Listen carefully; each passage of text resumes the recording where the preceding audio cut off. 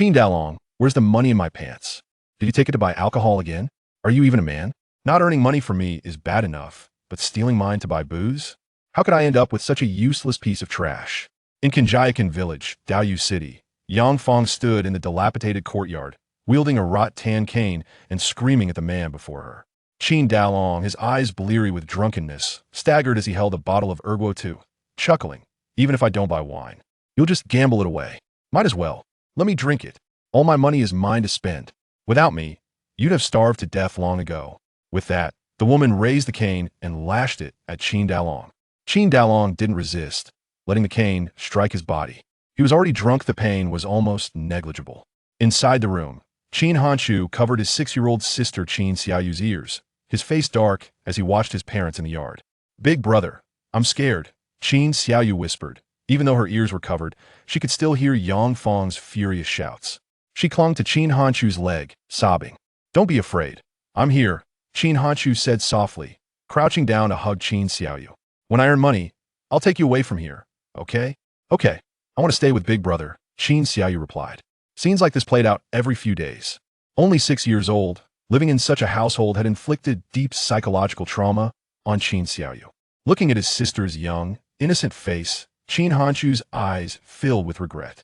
Heaven had granted him a second chance this time. He would protect Qin Xiaoyu and ensure the tragedy of his past life never repeated itself.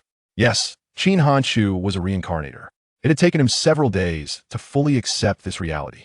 On December 10th of his previous life, for reasons unknown, Yang Fong had taken Qin Xiaoyu to someone else's house to gamble. That night, tragedy struck. By the time Yang Fong realized what had happened, it was too late. Qin Dalong, enraged, had gone to confront them, but years of alcohol had hollowed out his body. He not only failed to avenge his daughter, but was severely beaten himself. When Qin Hanshu returned from school, he learned of the incident. Beyond anger, his heart was filled with endless regret. If he hadn't been playing video games all night at the internet cafe, Yang Fong would never have taken Qin Xiaoyu gambling. He believed he was the one who had doomed his sister. Enraged, he stormed into the bachelor's house. Because of that incident, Qin Hanshu had taken a life and was sentenced to 10 years in prison. In prison, he taught himself and earned a college degree. Despite the degree, his criminal record made it impossible to find a good job. Eventually, Qin Hanshu became a web novel author. Writing novels did earn him some money.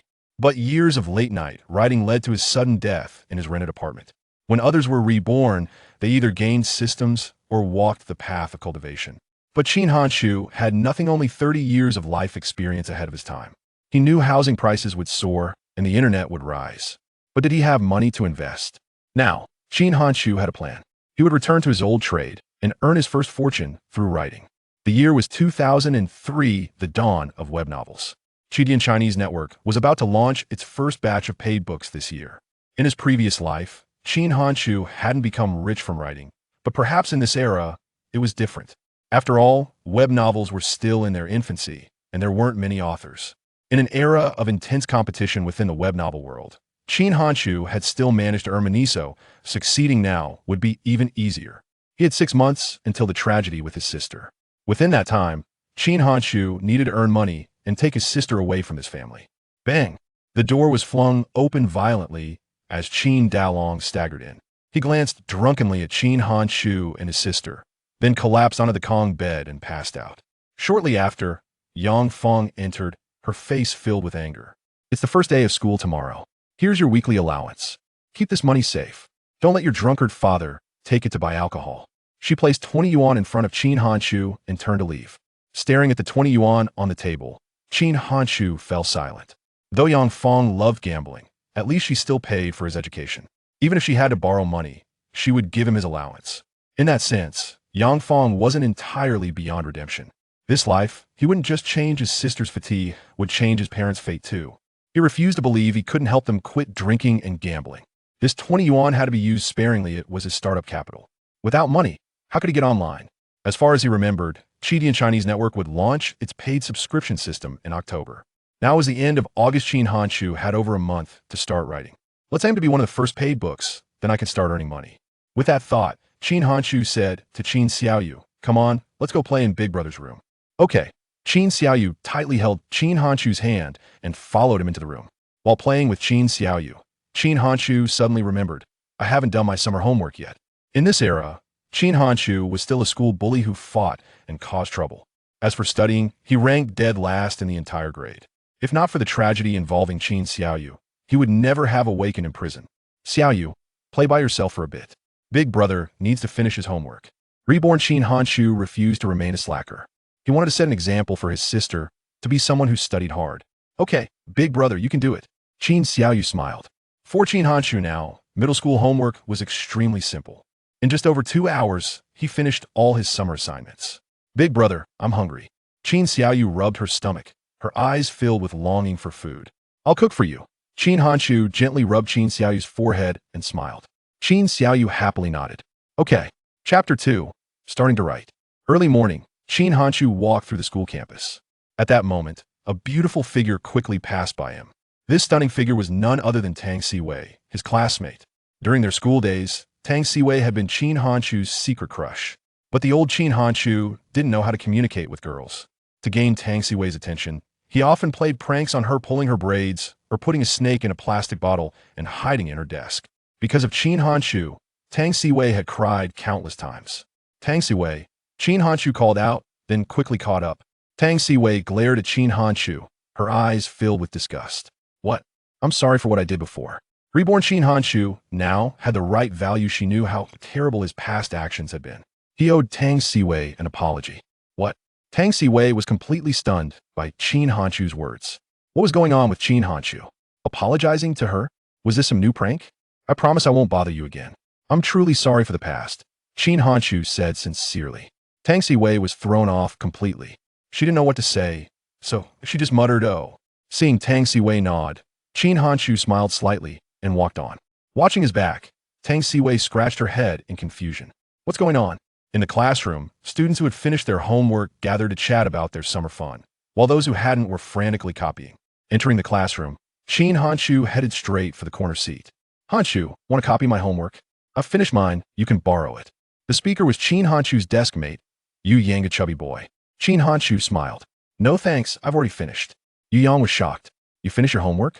Yeah, finished, Qin Hanshu nodded. Got it, someone else did it for you, right? Never mind, I still have 2 worksheets to copy, Yu Yang said, then continued copying. At that moment, Tang Siwei entered the classroom. She glanced in Qin Hanshu's direction, then sat in the front row. It's time to work. For the sake of earning money, charge forward. Taking out a notebook, Qin Hanshu began writing the outline for his novel. In this era, web novel regulation was very loose. Most novels contained explicit content. Some even used such content as their main selling point. In fact, this type of content was indeed popular. If you want to make quick money, writing such content would be perfect. But Qin Hanshu wouldn't do it. As a reincarnator, he knew the future web novel industry would become extremely strict. He didn't want his books banned. And there was an even more important reason: reputation. If he became a famous author one day, such explicit books would be a stain on his name. Therefore, he decided to win with content. As a reincarnator, Qin Hanshu had read countless legendary novels. Battle Through the Heavens, Shrouding the Heavens, Immortal Deviation had read them all many times. He could even reconstruct the general plot lines from memory. But Qin Hanshu refused to do so simply because of 4 words. Plagiarism is shameful. In the future, the greatest value in web literature would be IPs. Therefore, Qin Hanshu prioritized building a valuable IP. The best-selling IP genres were naturally fantasy, urban, xianxia, and historical. Qin Hanshu had been a fantasy author in his previous life. He was already highly skilled in this genre. To maximize IP value, he decided to focus more on character development and plot. Qin Hanshu, where's your math homework? Just as he was deeply immersed in planning, Tang Siwei's voice came from beside him. Here. Qin Hanshu picked up his cloth bag and handed his math homework to Tang Siwei. Tang Siwei pointed at Qin Hanshu's notebook curiously. What's this? Nothing, just some random scribbles, Qin Hanshu smiled. Tang Siwei took the math homework and turned to Yu Yang. Yu Yang, your math homework.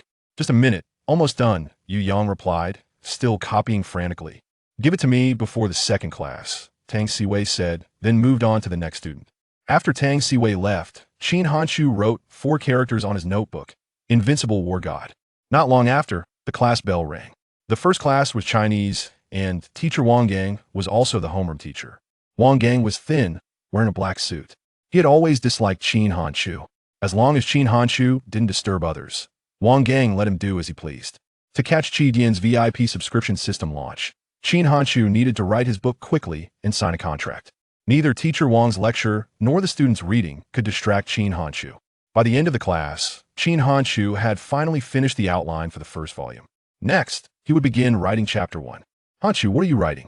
You haven't stopped for a whole class, Yu Yang asked curiously as soon as the teacher left. I'll tell you later, Qin Hanshu smiled. Is it a love letter? Who are you crushing on? Yu Yang teased. Qin Hanshu chuckled. Stop guessing. Did you finish copying your homework? Yu Yang suddenly jumped up. Almost forgot. I need to turn it in. After putting the notebook away, Qin Hanshu stood up and left the classroom. He needed to use the restroom during the break. Just as he reached the restroom door, a thin, small boy came out. Seeing Qin Hanshu, the boy's eyes filled with fear. He quickly pulled 5 yuan from his pocket. Big brother Qin, I only have this much today here. The boy was Wang Bin, from a very wealthy family. Despite his good background, Wang Bin was timid and easily bullied. 20 yuan a week wasn't enough for the old Qin Hanshu, so he often borrowed money from Wang Bin. After being beaten up by Qin Hanshu a few times, Wang Bin had become very cooperative. Whenever he saw Qin Hanshu, he would proactively hand over money as a loan. Keep it. I'll pay back the money I borrowed from you in the past. Qin Hanshu patted Wang Bin's shoulder and walked into the restroom. Wang Bin stood, frozen, refusing money. Was the sun rising in the west? Had he had a change of heart? When Qin Hanshu came out of the restroom, he found Wang Bin still there. Why haven't you left yet? Qin Hanshu asked curiously. Big brother Qin, are you testing me? Please take this money. If you don't, I'll feel uneasy, Wang Bin said nervously. Hearing this, Qin Hanshu laughed. The old Qin Hanshu must have scared this kid badly. Don't worry, I won't bother you anymore, Qin Hanshu said. Just keep the money. If you don't take it, someone else will borrow it anyway, Wang Bin said, fully aware of the rules. He wouldn't dare spend the money if it stayed on him. Chapter 3 The Astonished English Teacher. A gentleman cherishes wealth, acquiring it through righteous means. Though Qin Hanshu's physical form was merely 16 years of age, his soul bore the wisdom of an adult. He was acutely aware of what was permissible and what was not, even in the face of financial hardship. He resolved not to resort to such methods for gain. Let the money be set aside. If anyone asks you for it, simply inform them that you have already given it to me. Having spoken thus, Qin Hanshu made his way towards the classroom. Observing his retreating figure, Wang Bin murmured to himself, what has transpired? Has he truly renounced his former ways? The second lesson was English. The English teacher, a woman in her 40s, was of modest stature, exuding an air of delicacy. Each class, she wielded a teaching stick. Qin Hanshu harbored no fear towards other teachers, but this English instructor instilled trepidation within him. In other classes, he dared to doze off, but in English class, he refrained from such folly. As the teacher lectured, Qin Hanshu covertly scribbled notes for the first chapter. As long as he stayed awake, he hoped the English teacher would not notice his clandestine activities. Keep an eye on the teacher and give me a signal if she approaches, he whispered to Yu Yang. Yu Yang responded with a gesture, leaning against the wall to observe the teacher at the podium. Whenever the English teacher descended from the stage, Yu Yang gently nudged Qin Hanshu. Unbeknownst to them, the class was nearing its end. Suddenly, the English teacher turned her gaze upon Qin Hanshu. Qin Hanshu, please stand and read this passage. At that moment, Qin Hanshu was oblivious to her call. Yu Yang hastily nudged him, pointing to a section in the textbook and whispering, she wants you to read this part. Upon hearing this, Qin Hanshu sprang to his feet. During his time in prison, he had self-studied and obtained a level 4 English certificate. After his release, he continued his studies, successfully passing level 5. In this era, the English teacher's proficiency was merely at level 4, rendering Qin Hanshu superior in skill. Reading a passage from the English text was a trivial task for him. As he lifted the textbook, Qin Hanshu began to read fluently.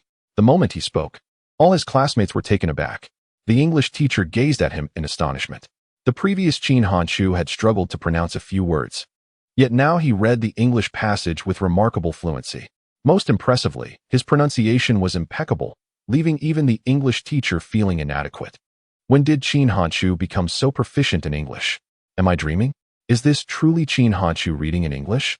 Can anyone elucidate this phenomenon? His classmates whispered amongst themselves, bewildered by his transformation. Tang Siwei also regarded Qin Hanshu with wide-eyed astonishment. Even she, an academic achiever, could not read with such fluidity. Today, Qin Hanshu appeared as though he had undergone a complete metamorphosis. Noticing the awestruck expressions of those around him, Qin Hanshu recalled his former self, a lackluster student. In an effort to temper their astonishment, he began to read with a feigned difficulty. Nevertheless, this only heightened their amazement. Compared to his past, Chin Hanchu's command of English had improved tremendously. This level of English is certainly no longer akin to scoring a mere dozen points. The English teacher prompted Chin Hanchu to read the text aloud, intending merely to enliven the classroom atmosphere, yet was pleasantly surprised by what unfolded. Upon the completion of the reading, the teacher clapped her hands in delight. Seeing this, the other students joined in applause. Remarkably, after a vacation, your English proficiency has improved so significantly. Please share with your classmates how you achieved this, inquired the teacher. After a brief moment of contemplation, Chin Hanchu recognized this as a splendid opportunity. He aspired to attend a prestigious high school, thus he needed to enhance his academic performance. During this vacation, I engaged in profound reflections on life. If I do not dedicate myself to my studies, my future will be bleak. To secure a beautiful wife in the future, I must attend university, he confessed, albeit somewhat bashfully. Could it be that a proverbial iron tree has blossomed? Chin Hanchu, a once lackluster student, now articulating such profound insights. Has he come to realize the importance of diligent study too late? Yu Yang looked at him in astonishment. We agreed to be at the bottom together, yet you secretly astonished everyone. The English teacher expressed her sentiments, remarking, I am delighted by your newfound awareness. It is never too late to learn. Should you have any uncertainties, do not hesitate to approach me. Thank you, teacher, Chin Hanchu replied. Aware of the teacher's deep sense of responsibility, she was the only one who had not given up on these underperforming students. Tang Siwei, please assist Chin Hanchu whenever you have the time, the teacher instructed. Tang Siwei nodded, understood, teacher. The teacher's words left the boys in the class feeling rather disheartened. Who would have thought that diligent study could yield such benefits?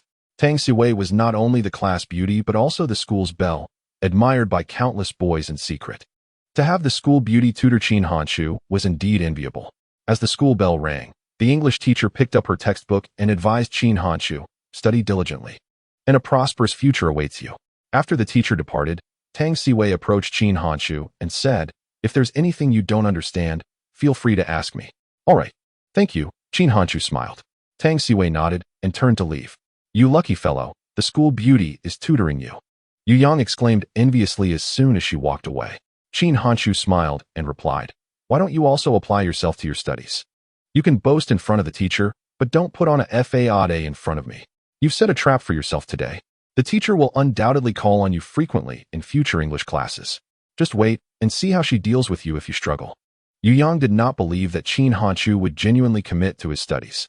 Throughout that lesson, Chin Hanchu was absorbed in writing, having scarcely studied English. Do you know what a genius is? Chin Hanchu asked. Yu Yang frowned. What do you mean? Are you trying to tell me that you are a genius? Hey, you guessed it right, Chin Hanchu replied in a teasing tone. A born fool, abbreviated as genius. Yu Yang laughed heartily. Chin Hanchu cast a dismissive glance at Yu Yang before choosing to ignore him entirely. Noticing the silence from Chin Hanchu, Yu Yang chuckled. Let me take a look at what you've written. Chin Hanchu replied sternly. In the future, I warn you, do not glance at my work without my permission. Observing the seriousness in Chin Hanchu's demeanor, Yu Yang felt a sense of unease. Despite their playful banter, if Chin Hanchu were truly provoked, he would not care whether they were classmates or not. The day swiftly passed, and before long, it was time for dinner. The cafeteria offered food that was not particularly appetizing, but it was economical. Just as they were eating, Chin Kai approached. Shall we go online? Chapter 4. The Quest for Free Internet. In 2003, computers had yet to become commonplace in towns and villages. Aside from a few affluent families, most people had little understanding of computers. Even the so-called internet cafes had only a handful of machines, and arriving late often meant no available seats. Typically, one person would play while several others watched. Chin Hanchu and Chin Kai had skipped their evening study session, but by the time they arrived, the place was already bustling. Reluctantly, they joined the queue for a seat. During this time, the game Legend was immensely popular, with more than half the patrons engrossed in playing it. A few adults were also present, watching adult films from Japan on a particular machine, drawing a crowd of captivated onlookers. Growing impatient, Chin Hanchu's eyes caught sight of a computer in the corner. He recalled that this machine had been broken for quite some time. The owner, a middle-aged man in his 40s, was not particularly knowledgeable about computers, which is why it remained unfixed. After leaving prison, Qin Hanshu had taken on various jobs to survive, acquiring skills in computer repair and surveillance installation. I only have 20 yuan. I must be frugal. If I can get something for free, all the better, he thought to himself. With that in mind, Qin Hanshu approached the owner. Xiao Qin not playing today? The owner was familiar with Qin Hanshu, a regular at the CAF. Is that computer in the corner still broken? Qin Hanshu inquired. I haven't had time to take it to the city for repairs, the owner replied. You're losing money every day without that machine. How about this? I'll fix it for you, and in exchange, I get to play for free for a month if I succeed? Qin Hanshu proposed with a smile. Come on, do you really think you can fix it? What if you break it even more? The owner retorted. Rest assured, even if I can't repair it, I won't make it worse, Qin Hanshu assured him. The owner pondered for a moment and said, All right, if you can fix it, I'll let you play for free for a month. But only for a maximum of 2 hours each day. Not a problem, Qin Hanshu replied confidently. But remember, if you break it, you'll have to compensate me. The owner warned. Agreed, Qin Hanshu replied eagerly as he returned to the inner room. The malfunction with the computer was that while the main unit powered on, the display screen remained unresponsive. In such cases, the first step is to check if the video cable is properly connected. After confirming the cable was intact, Qin Hanshu proceeded to open the computer case. The computer case was laden with dust, clearly having been neglected for quite some time. Unplugging the cables, Qin Hanshu carried the main unit before his boss. Could I have a hairdryer? He inquired. The boss, without asking for clarification, handed over the hairdryer. Stepping outside, Qin Hanshu used the appliance to blow out the dust from the interior of the case. Once the dust had been cleared, he removed the memory stick, wiped the gold contacts, and reinstalled it. Having completed these tasks, he returned inside with the case. After properly connecting all the cables, he pressed the power button. The screen lit up normally, signaling that the system was operational. A smile crept onto Qin Hanshu's lips as he called out, Boss, the computer is fixed. Wow, you actually know how to repair computers? Qin Kai, who had been engrossed in a movie, exclaimed in surprise upon hearing Qin Hanshu's announcement. A lucky fluke, perhaps? Others browsing the internet looked on in amazement at Qin Hanshu's unexpected prowess. Just then, the internet CAF owner hurried in. Upon realizing that the computer was genuinely repaired, he exclaimed, It's really fixed? You have some skills. How about a month of free play, 2 hours a day? You 1T renegotiate, will you? Qin Hanshu inquired with a grin. Do I dare to cheat you? Wouldn't want you to dismantle my CAF. The owner replied, fully aware of Qin Hanshu's audacious nature. Moreover, since Qin Hanshu had indeed repaired the computer, the owner recognized the value of avoiding expensive city repairs. If Qin Hanshu could assist with future issues, it would save him a considerable amount of money. All right, it's settled then. I'll make you the network administrator. Qin Hanshu chuckled. A month of free play? You're quite resourceful, Qin Kai remarked enviously. With a smile, Qin Hanshu then logged onto a certain Chinese website. At that moment, the site had just undergone its second version update, presenting a refreshingly clean interface. This layout had once been emulated by major portal sites. Currently, the platform had a limited number of authors, and no formal plans had been implemented yet. Qin Hanshu first sought the contact details of the website's editor and added them through a messaging app. After submitting a friend request, he proceeded to register for an account and applied for author access. He created a book and filled out the synopsis. Once everything was in order, he took out a notebook and began typing. Who would have thought you could type so swiftly? Someone remarked. In this era, many were still fumbling with the basics of typing. Qin Hanshu's fingers flew across the keyboard, producing a symphony of clicks and clacks. Years of writing experience allowed him to type with remarkable speed. Without needing to devise a plot, he could easily produce 3,000 words in an hour. His rapid typing astonished and envious onlookers, including Qin Kai. I told you, I'm going to be a writer, Qin Hanshu responded while typing. Are you serious? Qin Kai asked in disbelief. With a chuckle, Qin Hanshu ignored his friend's query. Hearing that Qin Hanshu was writing a novel, several young men gathered around, intrigued. They stood behind Qin Hanshu, observing the words he penned. Soon, these individuals became captivated by the content of his novel. Impressive. This story is quite engaging. Who would have thought you possessed such literary talent? Hurry up and write more. Amidst their discussions, Qin Hanshu donned his headphones, allowing the melody of absolute devotion to immerse him in the creative process of his narrative. An hour and a half later, he uploaded 4,000 words to the back end of a certain platform. Just then, his little penguin icon lit up. The editor had approved his submission. The editor, named Jian Feng, was one of the founders of the platform. As a reborn individual, Qin Hanchu was acutely aware of these people's future statuses. In time, they would become tycoons of online literature, yet at present, they were merely a group of entrepreneurs passionate about web novels. Hello, Jin Feng. My book Peerless War God has been uploaded. No sooner had he sent the message than he received a reply from Jin Feng. Great, I will review it and get back to you. In the bustling metropolis of Magic City, at the editorial department of the platform, after sending the message to Qin Hanchu, Lin Jianfeng logged into the management backend of the platform. He located Qin Hanchu's Peerless War God and began to read. After merely 500 words, Lin Jianfeng's eyes sparkled with excitement. The writing style and pacing of the novel were exceptionally impressive. He was convinced that this author was not a novice. Chapter 5. Astonishing acceptance rate in just 500 words. The author had clearly established the protagonist's background and the main storyline. Following those initial words, the narrative swiftly delved into the plot, unveiling the first conflict. Such a writing technique was even more refined than that of some seasoned authors he knew. Within just 2 chapters, Lin Jianfeng had resolved to sign Qin Hanchu's work. Opening the chat window with Qin Hanchu, Lin Jianfeng inquired, "Is this your new pseudonym? What was your previous one?" Although the platform had been established only recently, online novels had been evolving for some time. The early days of web novels were characterized by forums, where many enthusiasts serialized their works. A number of authors had begun to gain recognition during that period. They earned little to no money, driven solely by passion, and remained relatively obscure, names that might not ring a bell for most. Before long, Qin Hanchu replied.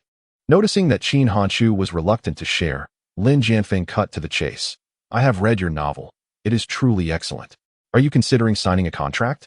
"Absolutely." Qin Hanchu replied. "I will send the contract document to your email. Please print it, sign it as instructed, and mail it back."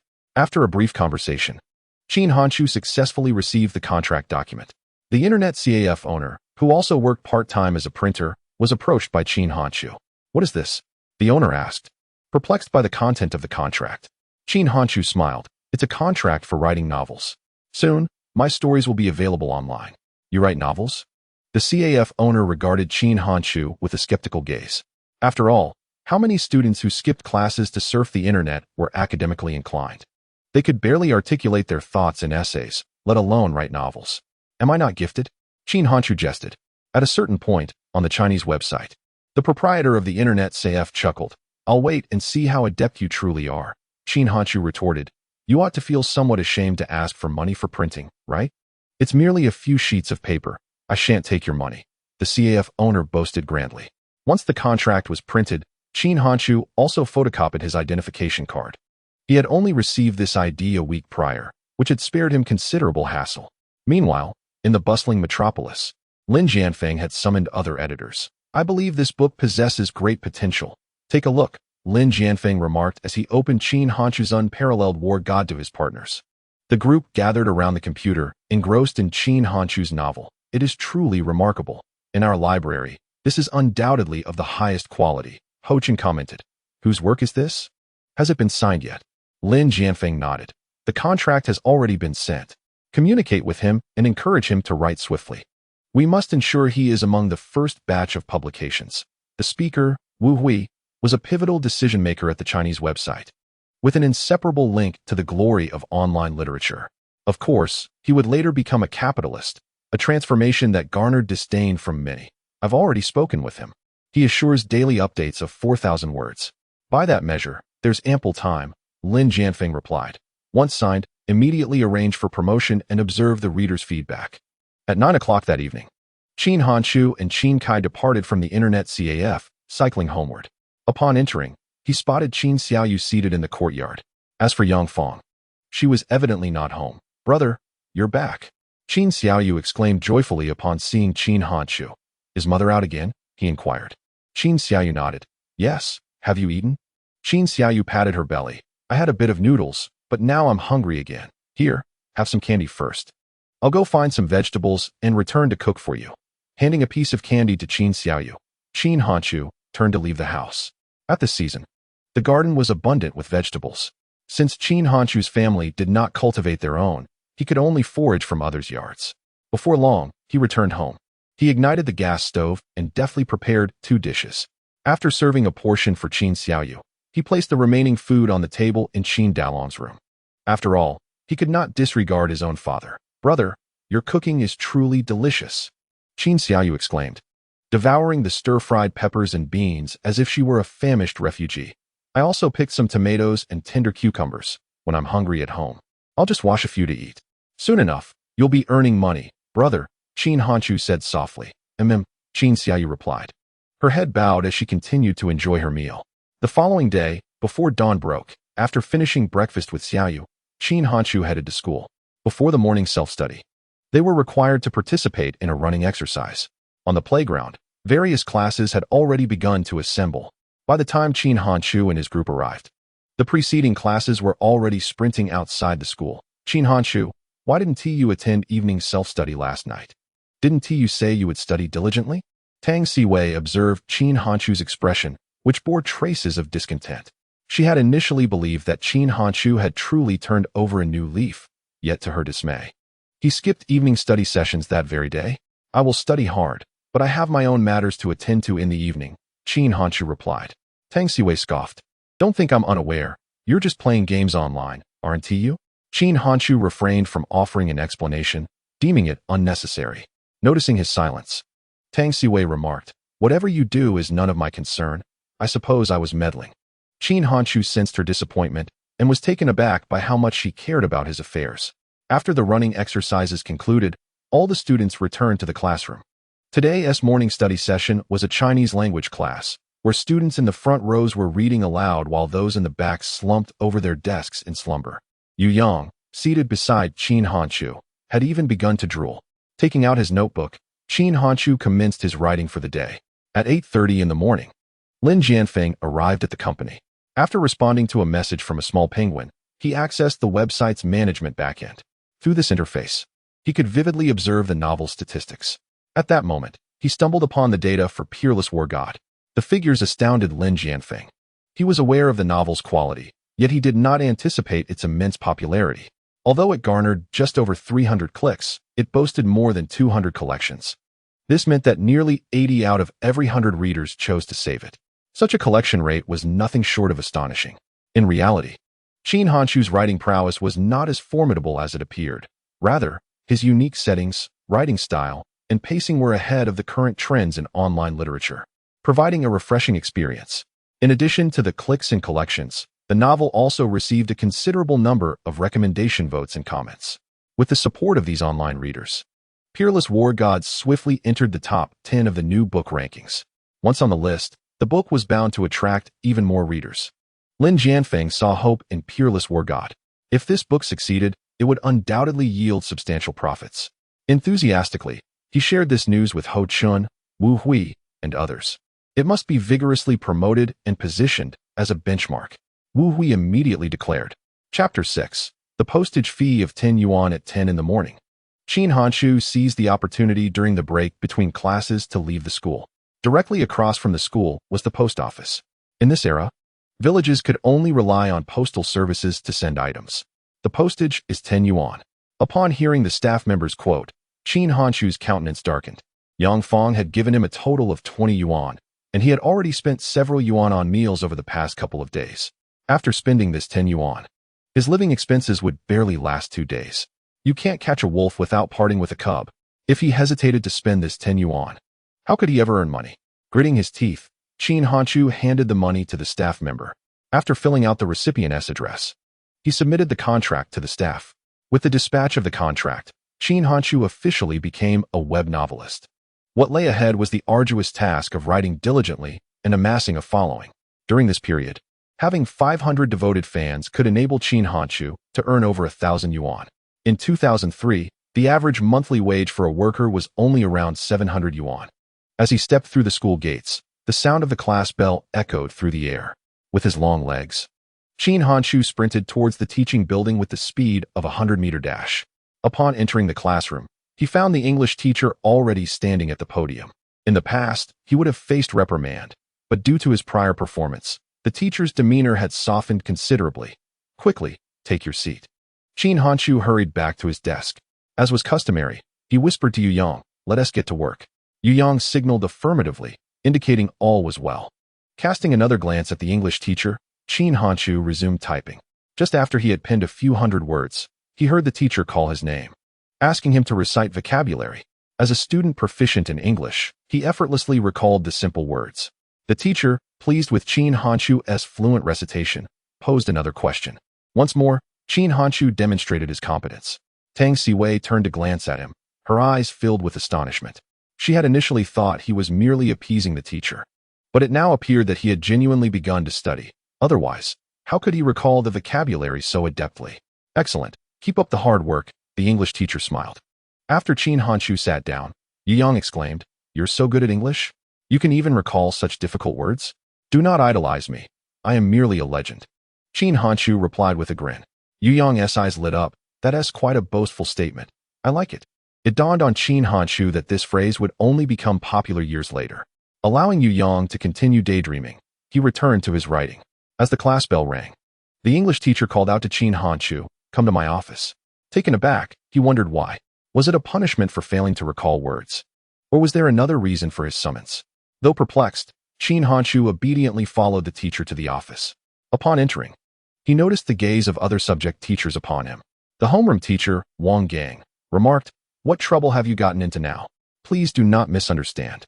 Qin Hanchu is not here for a reprimand," the English teacher quickly clarified. "Really?" Wang Gang replied, surprised. "Indeed, he can now read an entire English passage fluently.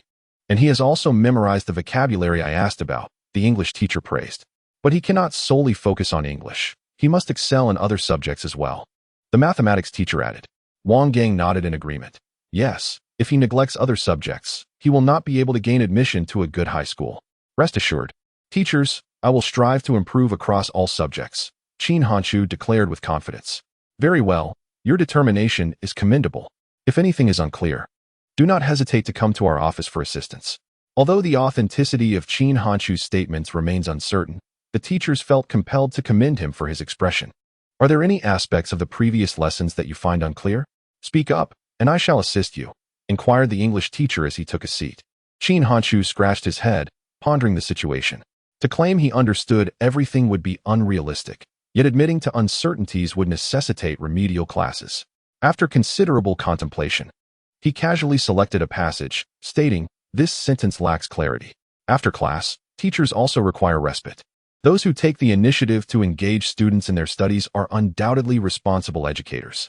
In the past, Qin Hanchu might have criticized teachers for squandering his leisure time, but he had since developed a sense of gratitude.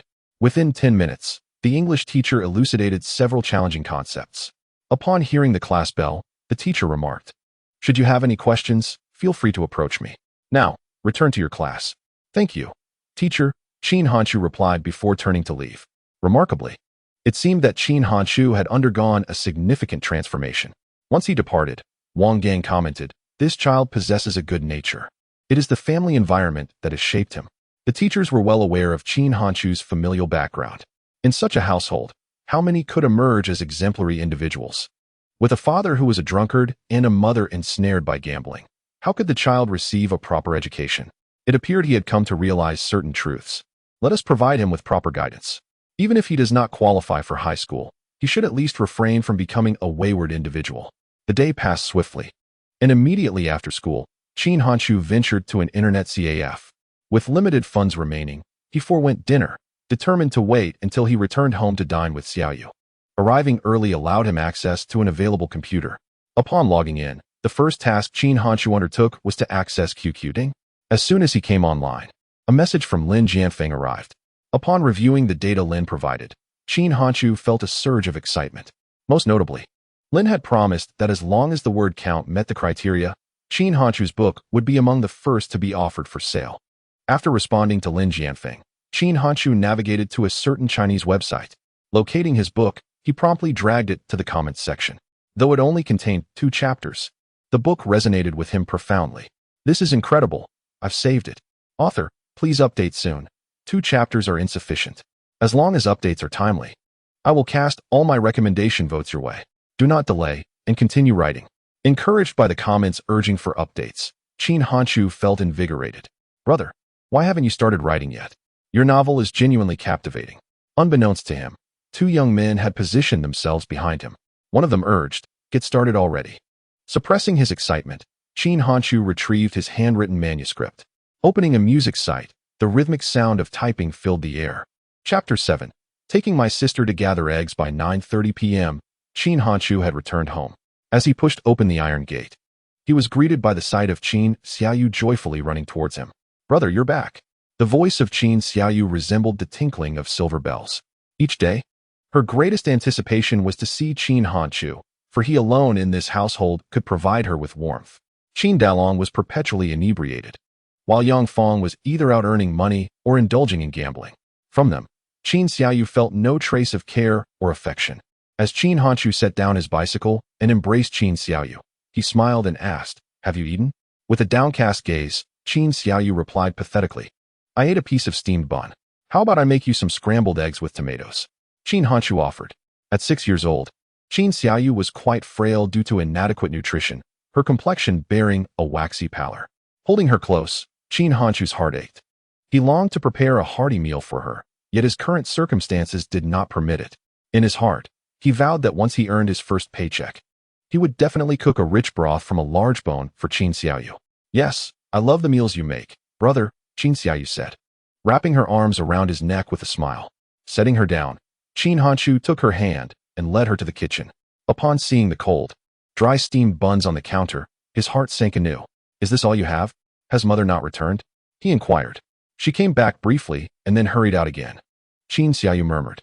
Hearing this, a surge of anger rose within Qin Hanchu. For the sake of gambling, they had no time even to prepare a meal for the child. Suppressing his fury, he gently tousled Qin Xiaoyu's hair and said, "Sit down and wait for me. Dinner will be ready soon." With that, he opened the cupboard. A sigh escaped him as he beheld the barren shelves. There were no eggs to be found. "Xiaoyu, how about I take you out to gather some eggs?" he proposed. In the countryside, many free-range chickens roamed, often laying their eggs in haystacks. Those who raised chickens sometimes neglected to collect them, leaving them behind. If luck was on their side, they might find one or two. That sounds great. Children of Qin Xiaoyu's age typically attended kindergarten. But Yang Fong was reluctant to spend money on that, so she kept her at home, concerned for her safety when playing outside. Qin Hanchu always reminded her not to leave the yard. Obediently, Qin Xiaoyu adhered to his warnings. Despite her boredom, she never ventured beyond the courtyard. Naturally, she yearned to play outside, so the prospect of collecting eggs filled her with joy. Qin Hanchu retrieved an old silver flashlight, taking Qin Xiaoyu's small hand as they ventured out. In that era, village streets lacked streetlights, and the night enveloped everything in darkness. The flashlight cast a warm yellow glow, illuminating the shadowy path ahead. "I remember that chickens frequently lay eggs around here," Qin Hanchu remarked. "Will we find a chicken? I want to eat chicken," Qin Xiaoyu exclaimed. Qin Hanchu ruffled her hair and replied, "If you want chicken, brother will earn money to buy it for you. But those chickens belong to someone else. If we take them, we would be thieves, and thieves are bad people. Do you want to be a bad person?" Shaking her head vigorously, Qin Xiaoyu declared, "No, I do not want to be a bad person." "That's right. Just hold on a little longer. Brother will soon be earning money," Qin Hanchu said with a smile. "As I grow older and earn money, I will buy delicious food for my brother," Qin Xiaoyu declared.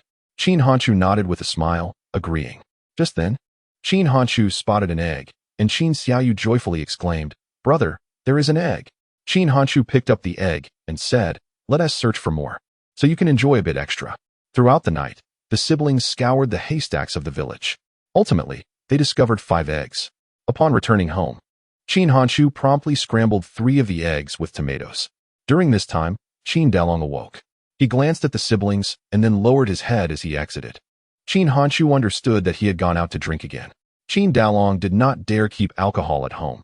If Yang Fong were to find it, she would smash it to pieces. Thus, he concealed his liquor. Just as the scrambled eggs were finished, Qin Dalong returned. With the opening of the door, a strong scent of alcohol wafted in. Qin Hanchu intended to invite Qin Dalong to join them for dinner, but upon catching a whiff of the alcohol, he felt a surge of disdain and decided to turn away, pretending not to see him. Once a good father, Qin Dalong had neglected everything since developing an addiction to alcohol. At this moment, although he had been drinking, the effects had yet to take hold, and his mind remained clear. Observing his daughter cowering behind his son, while his son wore a look of disgust, Qin Dalong felt a pang of guilt within. He entered the room with his head bowed and collapsed onto the bed. "Brother, why does Dad always get drunk?" Qin Xiaoyu asked, clutching the hem of Qin Hanchu's shirt. Suppressing his own feelings of revulsion, Qin Hanchu smiled and replied, "Father is unwell. Once we earn money, we will help him get better. I want Dad to play with me like other dads do." Qin Xiaoyu nodded in agreement. Qin Hanchu affectionately ruffled her hair and said, "Let us eat." As they sat down, Qin Xiaoyu placed several pieces of scrambled egg into her bowl. Noticing this, Qin Hanchu asked, "You can eat directly. No need to transfer it to your bowl. Dad is sick. He needs to eat some eggs too," Qin Xiaoyu insisted. Hearing this, Qin Hanchu felt a deep sense of appreciation. He did not hinder Qin Xiaoyu's filial piety and nodded, "All right, take it to Dad. If he is asleep, just leave it on the table." Qin Xiaoyu agreed, carefully carrying the bowl into Qin Dalong's room. Seeing Qin Dalong lying on the bed with his eyes closed, she placed the bowl of scrambled eggs on the table. "Dad, the scrambled eggs are on the table. Eat when you are hungry," she said before returning to Qin Hanchu's side. After she left, Qin Dalong opened his eyes, tears streaming down his cheeks. He had tried countless times to quit drinking, yet he found himself utterly unable to control his urges. Once addicted, it felt as if he was ensnared by a forbidden substance, powerless to escape. "Brother, your cooking is truly delicious," Qin Xiaoyu's voice floated in from the kitchen. Ever since the popularity of Little Red Riding Hood, various cuisines had become self-taught endeavors. Qin Hanchu had also learned many culinary techniques. In the rural landscape of 2003, Qin Hanchu's culinary skills were undoubtedly of an exceptional caliber. Though the dish of scrambled eggs with tomatoes may seem simple, many still find themselves at a loss when it comes to preparing it.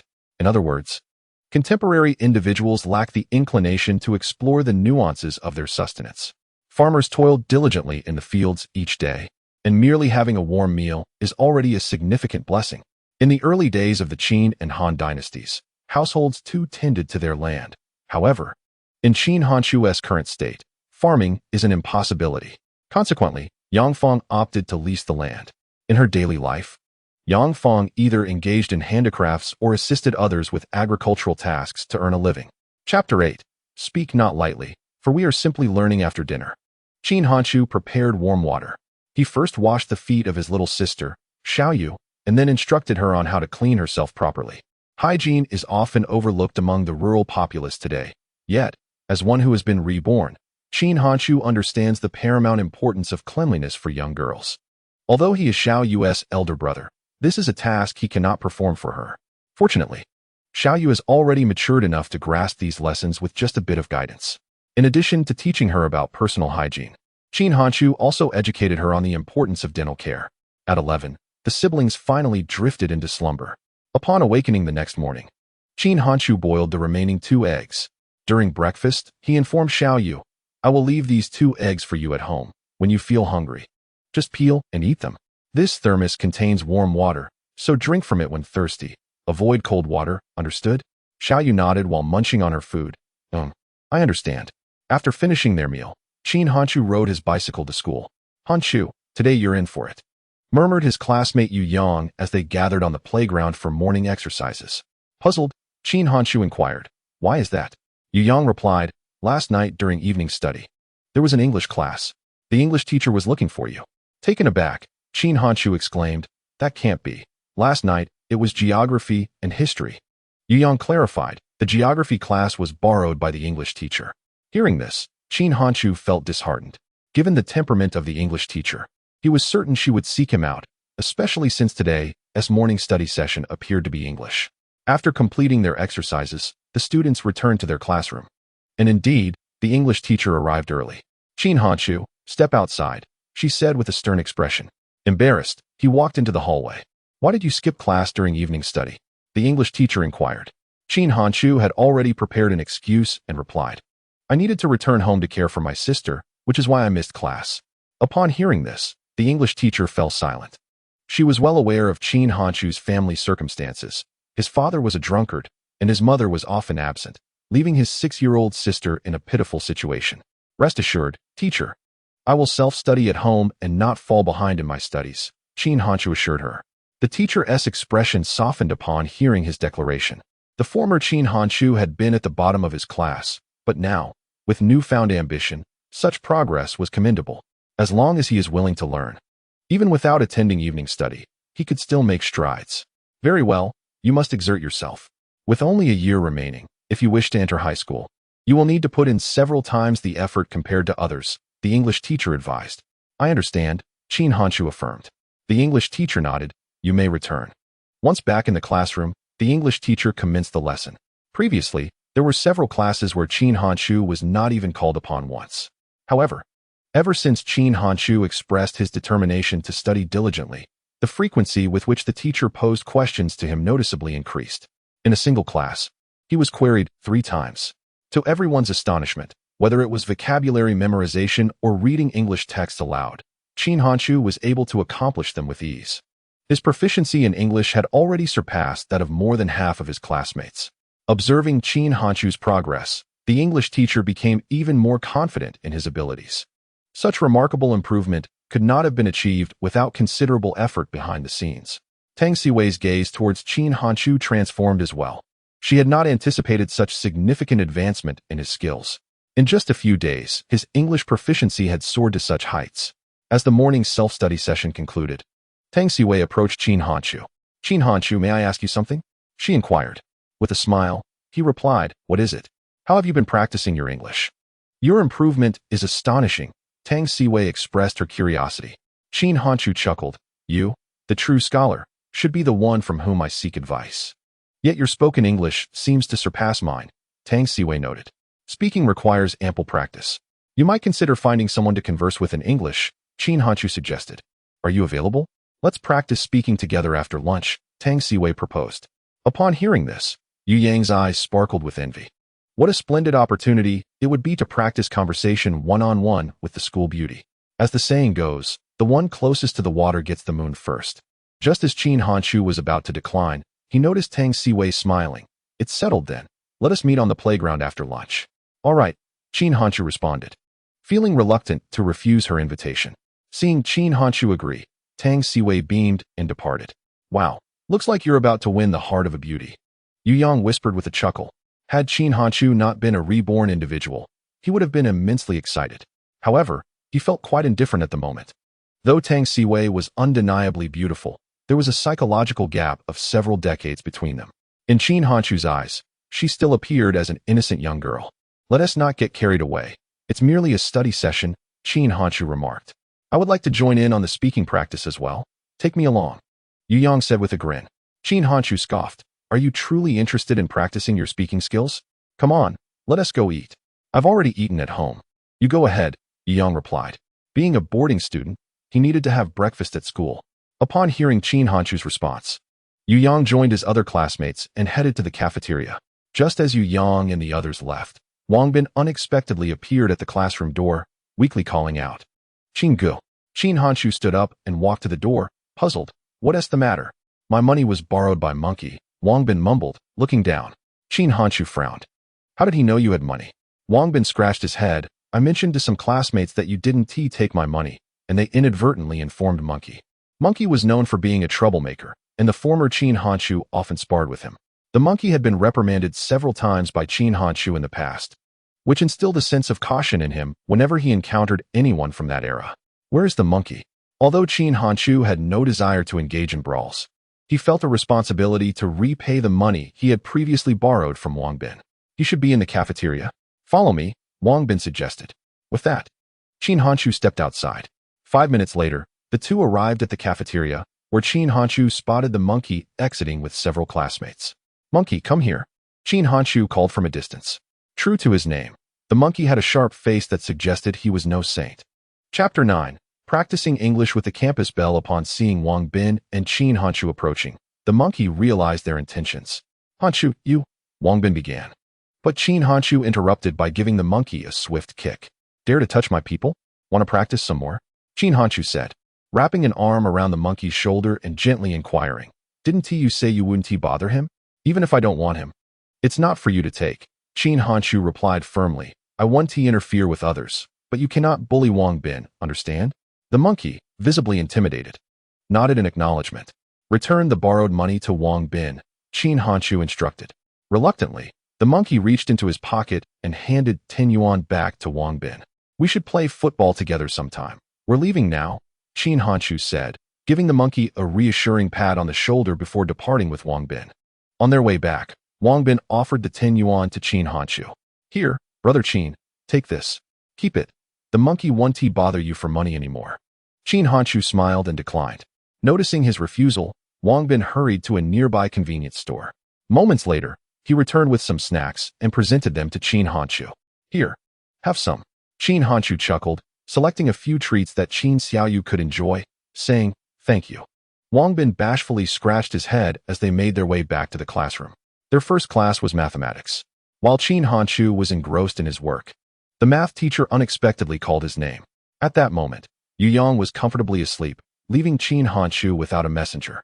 Fortunately, Chen Wan nudged Qin Hanshu's desk, jolting him back to reality.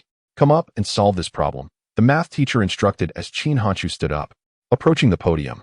He picked up the chalk and skillfully solved the problem. The astonishment on his classmates' faces was palpable. Had Qin Hanshu truly transformed? Not only had his English improved, but his mathematical abilities had also flourished. Previously, he struggled to even reach double digits in math. Now he adeptly tackled challenging problems. The math teacher, equally surprised, remarked, very well done, keep up the good work. Qin Hanshu smiled and returned to his seat. As he passed Chen Wan, he quietly expressed his gratitude. Thank you. Chen Wan, a girl with dark skin, may not have appeared striking at present, but she would blossom into a beauty in the future. As the saying goes, a girl transforms remarkably as she matures, and Chen Wan epitomizes the classic tale of the ugly duckling blossoming into a swan.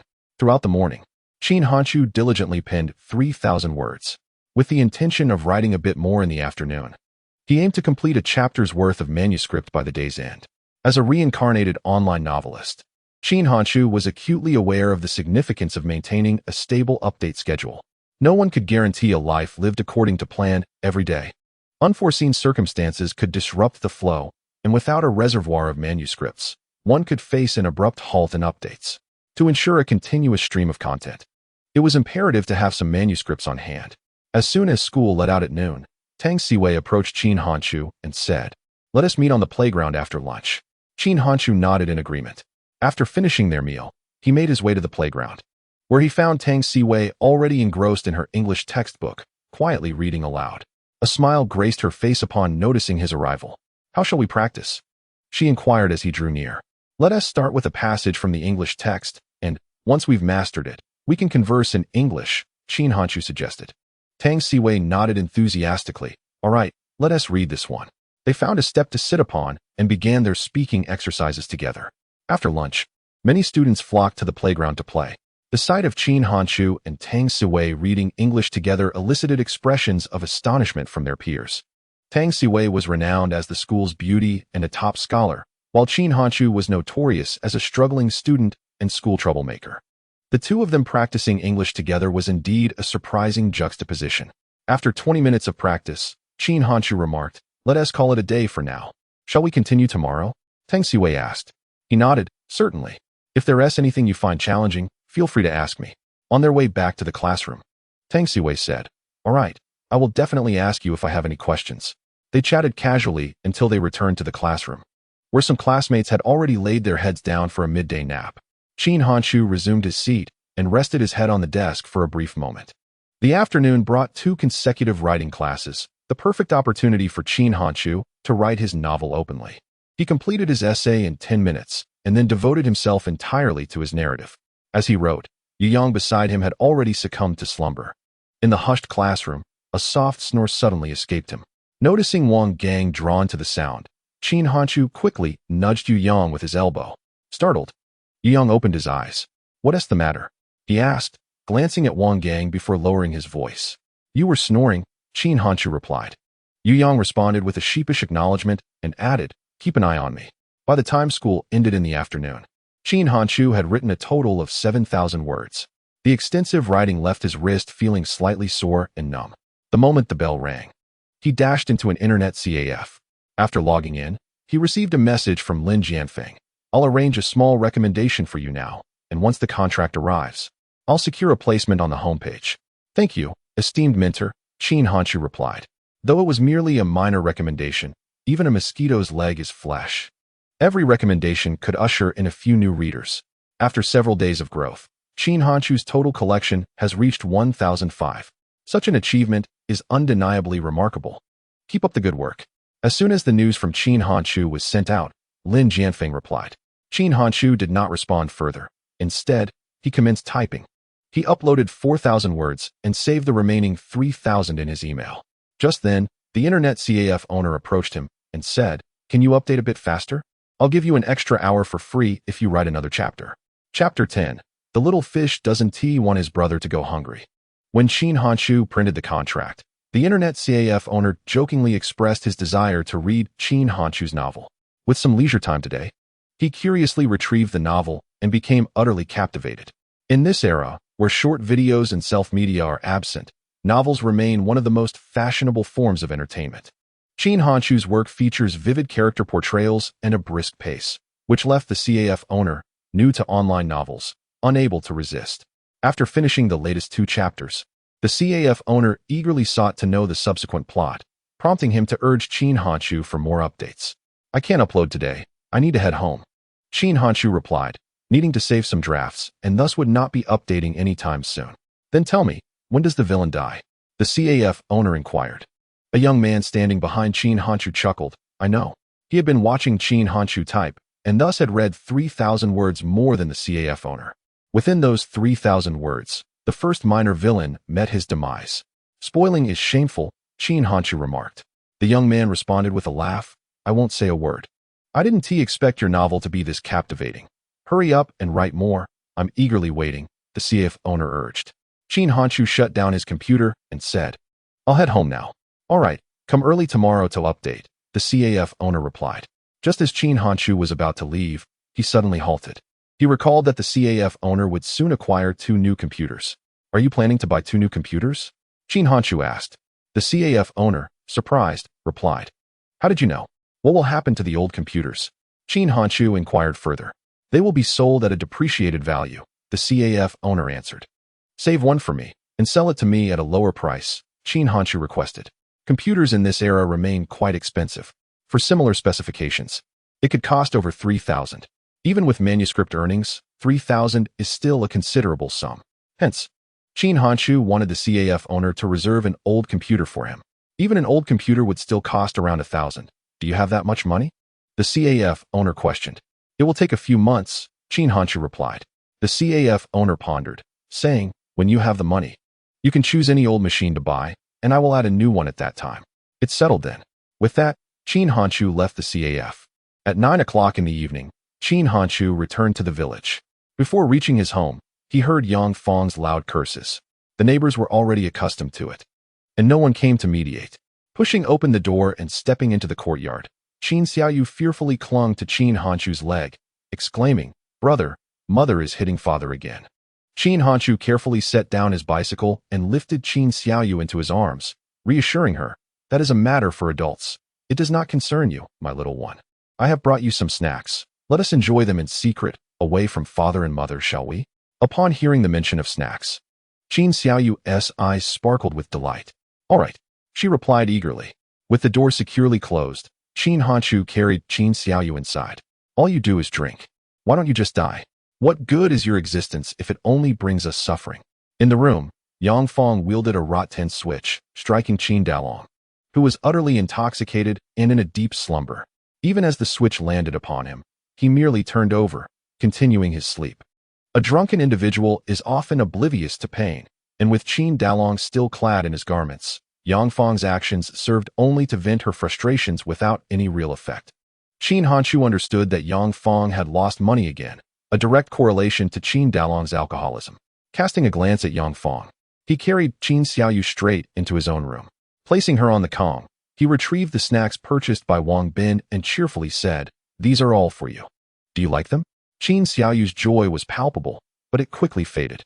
Noticing her change in demeanor, Qin Hanchu asked anxiously, "What is the matter, brother? Do you still have enough money to buy food after buying these snacks?" Little Xiaoyu expressed her concern for her brother not going hungry. She could forego the snacks if it meant he would not suffer. Although her words suggested one thing, her eyes remained fixated on the treats. Hearing her concern, Qin Hanchu felt a warmth blossom in his heart, and his eyes became slightly misty. Tearing open the packet of snacks, He held a piece of biscuit to her mouth, saying, "Do not worry, brother will not go hungry. These snacks were gifted to you by a kind older brother." "Really?" Qin Xiaoyu inquired. Qin Hanchu nodded affirmatively. "Go ahead and eat. Brother would never deceive you." With a soft hum, she opened her mouth, accepting the biscuit. As she munched on the biscuit, she offered a piece to Qin Hanchu, saying, "Brother should have one too." Qin Hanchu smiled. "Brother does not particularly enjoy biscuits. You should eat it." Understanding that her brother was saving them for her, she insisted, "If you want to eat, then I want to either." Seeing her determination, Qin Hanchu finally smiled and took a bite of the biscuit. While the chaos continued next door, the siblings shared a tender moment filled with laughter. After a few minutes, perhaps exhausted, Yang Fong ceased her tirade. Soon, Qin Hanchu heard the sound of the iron gate. Yang Fong had gone out again to gamble. After finishing the snacks, Qin Hanchu prepared warm water for Qin Xiaoyu. Following that, he guided her through her washing routine. Once everything was settled, the siblings climbed onto the Kong. The Kong was spacious, with Qin Xiaoyu sleeping on one side and Qin Hanchu on the other. As the lights dimmed, Qin Xiaoyu asked, "Brother, when can I go to school?" "Soon. In just 2 months, you will be able to attend school, all right?" Qin Hanchu replied. Qin Xiaoyu inquired, "How long is 2 months?" I am unsure how to explain it," Qin Hanchu replied. "Shall I tell you a story?" Qin Hanchu deftly redirected the conversation. With a smile, Qin Xiaoyu nodded, "Sure." Once upon a time, there was a forest home to 3 little pigs. Just as Qin Hanchu began his tale, Qin Xiaoyu drifted into slumber. Under the moonlight, Qin Hanchu gazed at Qin Xiaoyu's adorable visage, a tender smile gracing his lips. In this lifetime, he vowed to provide Qin Xiaoyu with a carefree existence. Half awake, Qin Hanchu was suddenly startled by Qin Xiaoyu's cries. With a jolt, he opened his eyes. Hearing her sobs, he hurried to her side. "Xiaoyu, do not cry. Did you have a nightmare? Brother is here." Qin Xiaoyu clung to Qin Hanchu's arm, her tears subsiding. He dared not withdraw his arm, fearing it would awaken her again. Thus, she held onto his arm throughout the night. By morning, Qin Hanchu's arm had grown sore. Seeing Qin Xiaoyu peacefully asleep, he quietly rose from bed. Chapter 11. Red Carp. In the ensuing days, Qin Hanchu's life became remarkably structured. Mornings were spent with Xiaoyu at breakfast, followed by school. Once at school, he immersed himself in both study and writing. Since Qin Hanchu expressed his determination to study diligently, all his teachers began to take an interest in him. Consequently, he found it challenging to focus solely on his writing. For the main subjects, he dedicated time to his studies. Furthermore, every day at noon, he practiced speaking with Tang Siwei. While Qin Hanchu felt indifferent, Tang Siwei's affection for him grew stronger. Her tone became increasingly casual when conversing with him. During this period, the data for his novel steadily improved. With a little boost from recommendations, his readership expanded significantly. By Saturday noon, he had amassed 6,000 collections, despite his novel only comprising over 20,000 words. Such an achievement, even 2 decades later on a Chinese literary website, would be considered exceptionally outstanding. Typically, only established authors could garner nearly 10,000 collections within such a brief time frame. On Saturday afternoon, after school, Qin Hanchu first visited an internet CAF. He had composed 4 chapters over the past few days, merely needing to copy them from his email for upload. Once completed, he quickly rode his bicycle home. Seizing the opportunity of the weekend, he intended to take Xiaoyu out for some fun. Upon returning home, as he entered, Xiaoyu rushed over with a small shovel, exclaiming, "Brother, I want to dig for sand." "All right, you dig for sand, and I will catch fish. Tonight, I will prepare a grand fish feast for you." Qin Hanchu replied with a smile. "Great," Xiaoyu joyfully responded. After setting down his bicycle, Qin Hanchu retrieved the fishing gear from their home. The Qin family village was near a reservoir, abundant in fish resources. Whenever there was a flood discharge, the men of the village would venture out to fish. Before Qin Dalong developed a penchant for alcohol, he too would participate in fishing.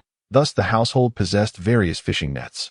In the early days of the Qin and Han dynasties, Qin Hanchu donned a cast net, while his sister, Qin Xiaoyu, carried a small shovel and a little bucket. The siblings ventured along the village path towards the river that lay beyond. In this era, the waters of the river were remarkably clear, with delicate sands strewn across its bed. Eventually, the sands of the riverbank gave rise to a number of local tycoons. As they amassed their fortunes, the once familiar river gradually faded from existence. Along the way, Qin Xiaoyu was brimming with joy, chirping incessantly like a lark. The sound of her voice filled Qin Hanshu with happiness and solace. Upon reaching a tranquil cove, he set his tools aside, while Qin Xiaoyu eagerly began to play with the sand. Don't run about, stay away from the cove, and keep an eye out for long snakes, Qin Hanshu cautioned. In the dialect of their northern village, snakes were referred to as long worms. Although the snakes in the area were harmless, Qin Hanshu felt it necessary to remind his little sister. In 2003, it was common to spot snakes slithering near the riverbank. Though merely 6 years old, Qin Xiaoyu, being a child of the countryside, was not particularly fearful of snakes. I have my little shovel, so I'm not afraid of them, she replied with a smile. With a grin in return, Qin Hanshu began to attend to his tasks. First, he took the fish trap to the river's outflow. This narrow stream, hardly 2 meters wide, revealed a school of fish leaping and splashing before he even approached. He recognized them as small whitebait, fish no larger than the palm of his hand. Ideal for frying to a crisp. Qin Hanshu had set the trap specifically for them. Arriving at the river, he placed the trap within the stream, securing its sides with stones to ensure that the fish could only swim into it. Once inside, they would become tonight's dinner. With the trap set, he proceeded upstream with his net, choosing a spot where the water flowed gently to lay it out. Thus, with the trap below and the net above, he was ready to cast his throw net. The throw net not only served to catch fish, but also created disturbances that would startle the fish into his traps. Skillfully gathering the net, Qin Hanshu exerted himself to cast it wide, the net unfurling into a circle, resembling a pot lid descending upon the water's surface. Not far off, Qin Xiaoyu called out with glee, "Brother, you're amazing." Her words brought a broad smile to Qin Hanshu's face. When he pulled in his first catch, he was delighted to find 5 crucian carp, each merely the size of his palm, perfect for frying. The cove where Qin Hanshu was fishing was substantial, harboring large carp left behind during flood seasons. If he could catch just one, he could prepare a delectable braised carp for dinner. Time flew by as he fished, and before he knew it, 2 hours had passed. His bucket was filled with 2 to 3 pounds of fish, including a crucian carp weighing over half a pound. This particular fish would not be fried, but rather reserved for a nourishing soup. The net and the trap have yet to be collected. These two are indeed the main forces. At that moment, Qin Hanshu suddenly sensed a disturbance within the net. He realized that he had caught a significant fish. "Little fish. I've caught a big one," Qin Hanshu exclaimed joyfully. Hearing this, Qin Xiaoyu ran over with great excitement. "Really? Let me see." Qin Hanshu carefully tugged at the fishing net, wary of letting the large fish escape. Soon, ripples danced across the water's surface, and a vibrant red carp emerged before their eyes. "Wow, how beautiful!" Qin Xiaoyu exclaimed. Leaping with joy, Qin Hanshu was equally astonished, never expecting to catch a red carp, a rarity indeed. Observing Qin Xiaoyu's delight, he understood that this fish was not meant for consumption. Dragging the fish onto the shore, he placed it into a water bucket. This fish weighed at least 3 pounds and would surely be delicious when braised. "Let us prepare it for dinner tonight," Qin Hanshu teased, glancing at Qin Xiaoyu. Upon hearing his intention to eat the red carp, Qin Xiaoyu immediately protested, "You can't eat it. Just look how lovely it is. If not this one, then what shall we eat?" Qin Hanshu chuckled. Qin Xiaoyu pointed to another bucket containing a white strip and a crucian carp. "We can eat those. All right. How about we take this red carp home and keep it in the aquarium?" Qin Hanshu suggested with a smile. Qin Xiaoyu nodded eagerly yes. "I'll go gather the nets and then head home. Otherwise, it might suffocate." Qin Hanshu replied, "I dug a pond. Can we place it there for now?" Pointing to her sand play area. The sand pit, being close to the river, was filled with water. Knowing that Qin Xiaoyu wanted to see the fish, Qin Hanshu smiled as he gently placed the red carp into the water of the sand pit. Chapter 12. The reunion dinner 10 minutes later. Qin Hanshu finished gathering the net and trap. To his delight, the net had also captured a carp. Although it weighed just over 2 pounds, it was sufficient for a braised dish. Carrying the fishing net and the water bucket, Qin Hanshu walked ahead, while Qin Xiaoyu followed closely behind with her small shovel and bucket, her steps light with joy, her clothes covered in sand from a day well spent. Upon returning home, Qin Hanshu cleaned out the unused aquarium. After cleansing it, he placed some aquatic plants and algae, complete with roots and soil, at the bottom before filling the tank with water. These plants and algae were essential for producing oxygen. Without them, the red carp likely wouldn't survive until dawn. All right, when you find yourself with spare time, blow into the water with a straw to create oxygen for it, okay? Having sorted everything out, Qin Hanshu smiled at Qin Xiaoyu. She nodded enthusiastically. Yes, I'll take good care of it. Qin Hanshu found a straw for her to playfully blow into the aquarium. Subsequently, he began to prepare the other fish for dinner. With a bountiful catch today and no refrigerator at home, they needed to consume the fish promptly to avoid waste. Since they couldn't possibly eat it all themselves, he decided to share some with others. Having found a bag, Qin Hanshu placed some white strips and crucian carp inside and ventured outside. As he stepped out, he spotted his neighbor, Aunt Wang, who was riding her bicycle with a hose strapped to it, evidently just returning from the fields. Good day, Aunt Wang, Qin Hanshu greeted with a smile. Aunt Wang, a few years older than Yang Fong, had a daughter who had grown up playing alongside Qin Hanshu. However, her daughter had entered high school last year, attending the best school in the city. Despite Qin Hanshu's less than stellar reputation in the village, he harbored no ill will towards Aunt Wang's daughter, which led her to have no objections about their companionship. What brings you out today? Aunt Wang inquired with a smile. I caught some fish today and thought to bring you some, Qin Hanshu replied, extending the fish towards her. Aunt Wang looked surprised. When had Qin Hanshu become so considerate? Moreover, she sensed something different about him today. There's no need. You should keep them for yourselves, Aunt Wang laughed. Qin Hanshu insisted, I caught plenty. There's enough for my family. My parents have been arguing incessantly, and it has affected your household as well. Consider this a small gesture of apology. Aunt Wang paused, taken aback by his words. Was this really Qin Hanshu speaking? His tone bore the weight of maturity. And when had he become so attuned to the nuances of human relationships? Very well, I shall accept them. But you must not follow in your parents' footsteps. You have a younger sister who relies on you, Aunt Wang advised as she took the fish from him. Qin Hanshu smiled and asked, by the way, how is Qin Han doing in school? Quite well, Aunt Wang responded. All right, I must return to prepare dinner, Qin Hanshu said, turning to head home. Watching his retreating figure, Aunt Wang sighed softly. He is a good child. It's just unfortunate his parents are lacking. Upon returning home, Qin Hanshu began to gut the fish. At that moment, Qin Dalong emerged from inside. Though still slightly intoxicated, his mind was clear. Stop drinking for now. Wait until I finish cooking, and we can eat first, Qin Hanshu said firmly. Qin Dalong halted mid-step, about to leave. Dad, we caught a beautiful red carp. Look, exclaimed Little Fish, calling out to Qin Dalong.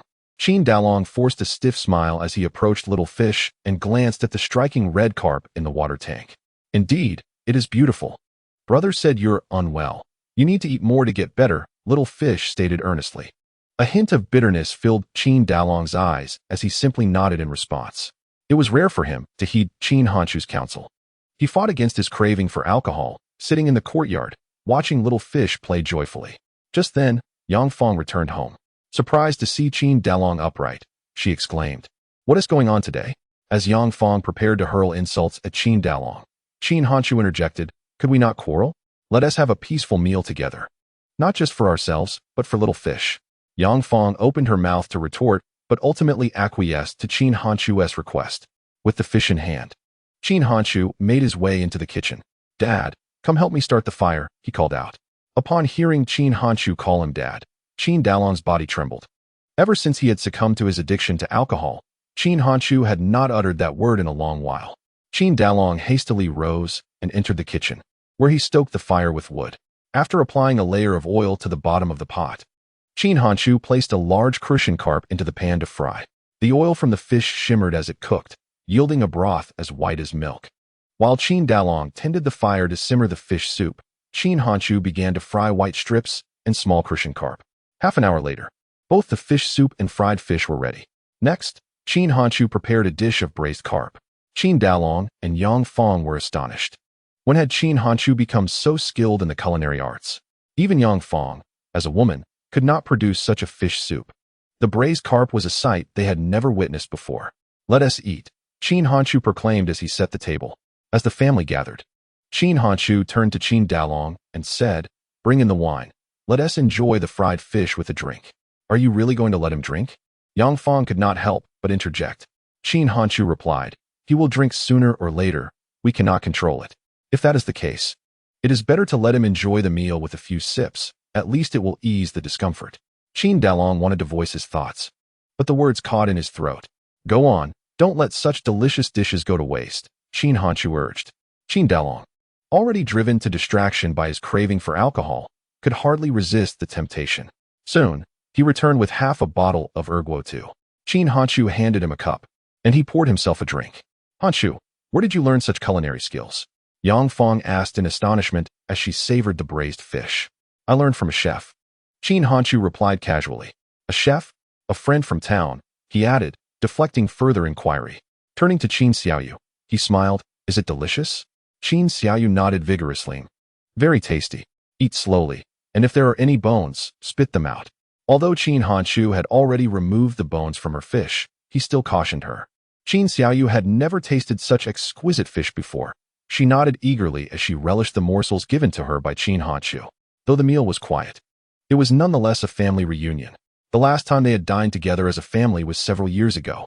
In the past 2 years, even during the Spring Festival, Qin Dalong had been drunkenly sprawled on the Kong, leaving only Yang Fong and the three of them to share the festive dinner. In little Xiaoyu's memory, this was the first true family reunion. It was evident that she was immensely happy. After finishing the meal, Qin Hanchu addressed Qin Dalong and Yang Fong. I will do the dishes. You two should either rest or play cards. His words sparked a flicker of guilt in Qin Dalong and Yang Fong. Though the feeling was fleeting, under the influence of alcohol, Qin Dalong collapsed onto the Kong and fell asleep. Meanwhile, Yang Fong, unable to resist her own urges, hurried off to play cards. As Qin Hanchu washed the dishes, Qin Xiaoyu stood beside the water tank, gazing at the fish within. She watched them while chatting with Qin Hanchu. After finishing the dishes, the siblings returned to their room. In the early hours, Qin Hanchu fetched a notebook and a pen, expressing to his younger sibling, "Shall I teach you how to write your name?" With a cheerful nod, Qin Xiaoyu agreed. Subsequently, Qin Hanchu commenced instructing her in the art of writing simple characters, starting with the one that possessed the fewest strokes and was the easiest to inscribe. The following day, at 5 in the morning, Qin Hanchu quietly rose.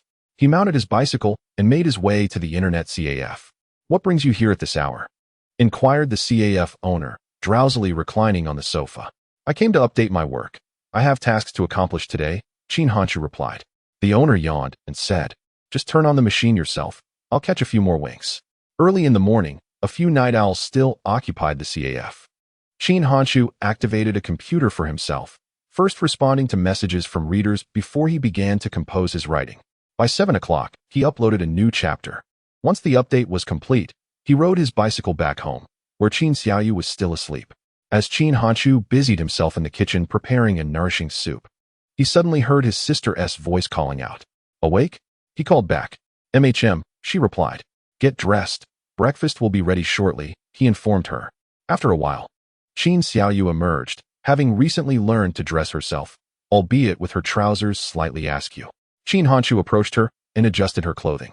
What are we doing today, brother? Qin Xiaoyu asked with eager anticipation. How about a hike up the mountain? Qin Hanchu suggested, serving the rice. Qin Xiaoyu nodded vigorously yes. While they were enjoying their meal, Yang Fong returned home, appearing in good spirits, likely having won some money. There's still rice in the pot. Eat a bit more before you rest. Qin Hanchu advised her. Yang Fong paused, sensing a change in Qin Hanchu. Nodding, she served herself a portion of rice. After quickly finishing her meal, she handed Qin Hanchu 25 yuan, saying, this is for next week's living expenses. He accepted the money with a nonchalant After giving him the money, Yang Fong returned to her room to sleep. After washing the dishes, Qin Hanchu took his sister on his bicycle and left home. Passing a small shop, he spent 1 yuan 50 to buy his sister a small bottle of Waha drink. 20 minutes later, they arrived at Fangjia village, nestled at the foot of the mountain. Traversing this village led them up the mountain path. Locking their bicycle to a tree, the siblings then ascended together. Time spent in joy passed swiftly. At noon, they returned home. After a morning of play, Qin Xiaoyu finished her meal and promptly fell asleep. Qin Hanchu also took an hour's rest before resuming his homework. Once he completed his assignments, he began writing his book. By the time Qin Xiaoyu awoke, he had finished a chapter. A week passed, and Qin Hanchu returned to his routine life, attending classes, writing, assisting Tang Siwei with her spoken English practice, uploading chapters at the internet CAF, and caring for his sister. Each day unfolded in this manner. Unbeknownst to him, the time for the monthly examination had arrived. Both teachers and classmates were curious about the results Qin Hanchu would achieve. After the exam, in the office. First, Let us retrieve the examination papers of Qin Hanchu from the early Qin and Han dynasties to assess the extent of this young man's academic improvement. Wang Gang remarked to the mathematics and English teachers that these three subjects are the core disciplines. By examining the results in these areas, one can ascertain the magnitude of Qin Hanchu's advancement. The trio located Qin Hanchu's papers and commenced their evaluation. After 5 minutes, the mathematics teacher exclaimed in astonishment. Qin Hanchu scored 90 points in mathematics. Previously, he had never surpassed 30 points in this subject. A score of 90 undoubtedly places him among the top 20 in the class. What an extraordinary leap. In English, he achieved a perfect 120. The English teacher gazed incredulously at the paper, pondering whether it could possibly be a case of cheating. Is this truly the work of Qin Hanchu himself? In the past, his scores relied heavily on luck with multiple-choice questions, often yielding less than 10 points. Yet this time, he attained a remarkable 120. Such a score positions him at the forefront of the class. This is not merely improvement. It is akin to ascending in a rocket. 120? How can this be? Could he have copied from someone else? Wang Gang and the mathematics teacher expressed their shock. The English teacher remarked, "It seems unlikely he cheated. His recent classroom performance has been exceptional. While this score is astonishing, it is not entirely implausible." "Mr. Wang, how did he fare in Chinese?" the mathematics teacher inquired. A few minutes later, Wang Gang took a deep breath and announced, he scored 105. The three were taken aback by this score. Qin Hanchu's performance had undoubtedly secured him a place within the top 20 of the class, and he was even nearing the top 15. While such results may not qualify him for the best high schools, entering a second-tier institution should pose no issue, with ample time remaining until the high school entrance examination. If he continues to exert effort, gaining admission to either number 1 or number 9 high school is not beyond the realm of possibility. These two schools are the finest in the city, annually sending students to prestigious universities such as Tsinghua and Peking. In just 1 month, Qin Hanchu had elevated his performance to this level. With perseverance, his achievements could further ascend. "Shouldn't we speak with his parents?" suggested the English teacher. Wang Gang concurred. "I believe it is necessary. After all, this is a positive development." As soon as school was dismissed that afternoon, Wang Gang sought out Qin Hanchu. "Qin Hanchu, please ask your mother to come to school tomorrow. I wish to have a word with her." Upon hearing that Wang Gang wanted to speak with Yang Fong, Qin Hanchu was somewhat puzzled. Was it regarding the evening study session? "Teacher, have I done something wrong?" he asked. "Not at all. You have performed excellently. Your examination results are commendable. I merely wish to have a brief conversation with your mother," Wang Gang replied reassuringly. Qin Hanchu felt confident about the recent monthly assessment. Were it not for the concern of alarming his teachers, he believed he could have scored over 130 in English. "All right, I will inform my mother. However, I cannot guarantee her availability," Qin Hanchu responded. "Just let her know that my intentions are positive and not critical. You must continue to strive for even better results," Wang Gang encouraged, patting Qin Hanchu on the shoulder. Chapter 14. The novel goes live. Upon returning home that evening, Yang Fong was predictably absent. Although the teacher wished to see her, Qin Hanchu had no intention of seeking her out. He would address the matter when the time was right. While he was engaged in helping Qin Xiaoyu with her nightly routine, the sudden sound of the iron door interrupted them. Moments later, Yang Fong entered with a solemn expression. Qin Hanchu discerned that she had lost money. "Mom, the teacher wants to see you." Despite knowing Yang Fong's displeasure, he felt it necessary to inform her. Whether she chose to go was her decision. "What trouble have you caused now? Can't you spare me some worry?" In the past, Qin Hanchu had often found himself in predicaments, leading Yang Fong to frequently be summoned for reprimands. With her mood already soured by the evening's losses, the news of the teacher's request incited her anger. Yang Fong's outburst startled Qin Xiaoyu, who instinctively hid behind Qin Hanchu. Anticipating this reaction, he calmly replied, "This time it is not a reprimand, and I am not the cause of your troubles. Whether you go is entirely up to you." Yang Fong retorted, "If it's not a reprimand, does that mean it's a commendation?" Choosing not to respond further, Qin Hanchu lifted Qin Xiaoyu into his arms and said, "Let us go to bed." Seeing her brother leave, Yang Fong found her words trapped in her throat. "Brother, you really haven't caused any trouble?" In the dimly lit room, Qin Xiaoyu whispered. With a smile, Qin Hanchu replied, "Your brother has achieved excellent grades. The teacher wishes to commend me." "Really? You're amazing, brother. I want to achieve good grades when I go to school too," Qin Xiaoyu giggled. "Indeed, you must study diligently. One day, I will take you to the big city." where there are zoos and amusement parks. Curious about these places, Qin Xiaoyu inquired, "What are zoos and amusement parks?" In a zoo, various animals are kept, elephants, monkeys, and even great tigers and lions. Is that true? Qin Xiaoyu exclaimed in wonder. When have you ever lied to me? I will take you to see the great tiger one day. Upon hearing this, Qin Xiaoyu quickly shook her head. No, the great tiger will eat people. Qin Hanshu chuckled at her response. The great tigers in the zoo are all contained in cages. They cannot reach you, little fish. As the siblings chatted softly, they eventually drifted off to sleep. The following morning, Qin Hanshu prepared breakfast as usual. After the meal, he departed the house under Qin Xiaoyu's watchful gaze. After the first class of the morning, Qin Hanshu glanced out the window and spotted Yang Fong riding her bicycle onto the campus. Leaving the classroom, he approached her. You'd better not have caused any trouble, or you will bear the consequences, Yang Fong said coldly upon seeing him. Without uttering a word, Qin Hanshu turned and led her to the office. Upon entering, he addressed Teacher Wang. Sir, my mother has arrived. Yang Fong stepped into the office. Her demeanor a bit shy as she greeted, Hello, teacher. Has Qin Hanshu gotten into trouble again? Wang Gang quickly replied with a smile, You are mistaken. Qin Hanshu has not caused any trouble. Not caused any trouble? Yang Fong had initially suspected that Qin Hanshu was deceiving her, but she was taken aback to discover that her visit was not indeed due to any mischief.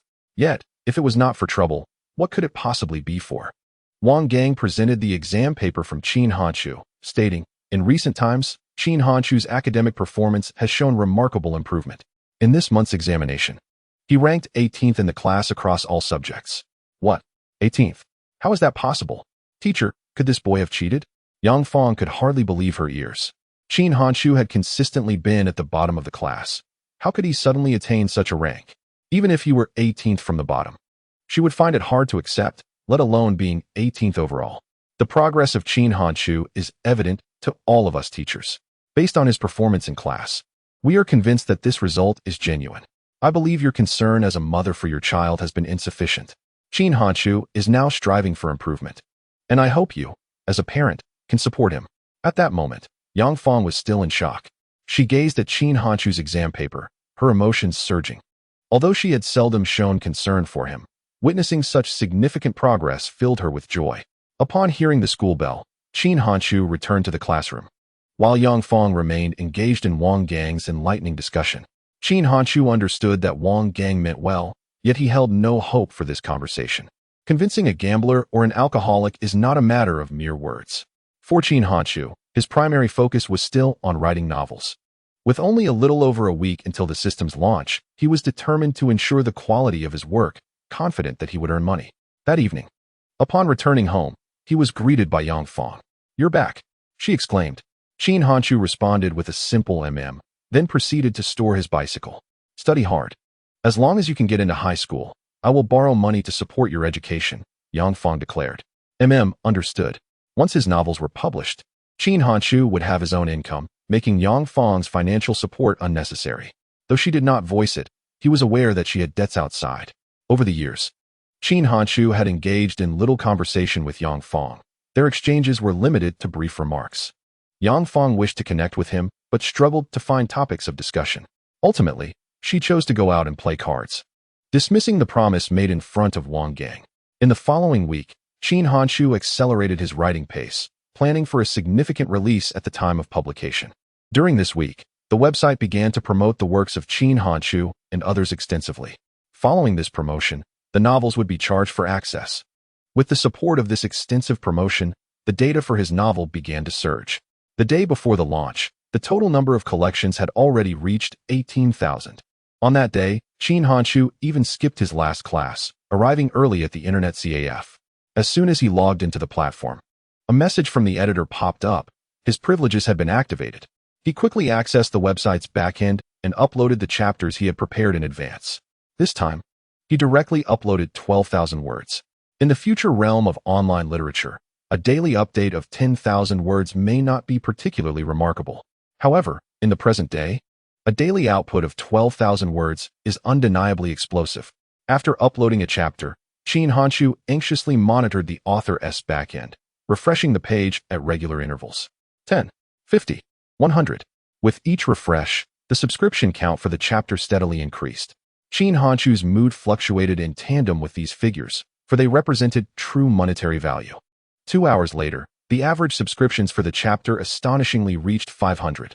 While 500 may not seem excessive, it was merely data from the span of 2 hours. Chapter 15, The Piracy Controversy. As time progressed, these numbers were certain to rise. In fact, achieving 500 subscriptions is already commendable.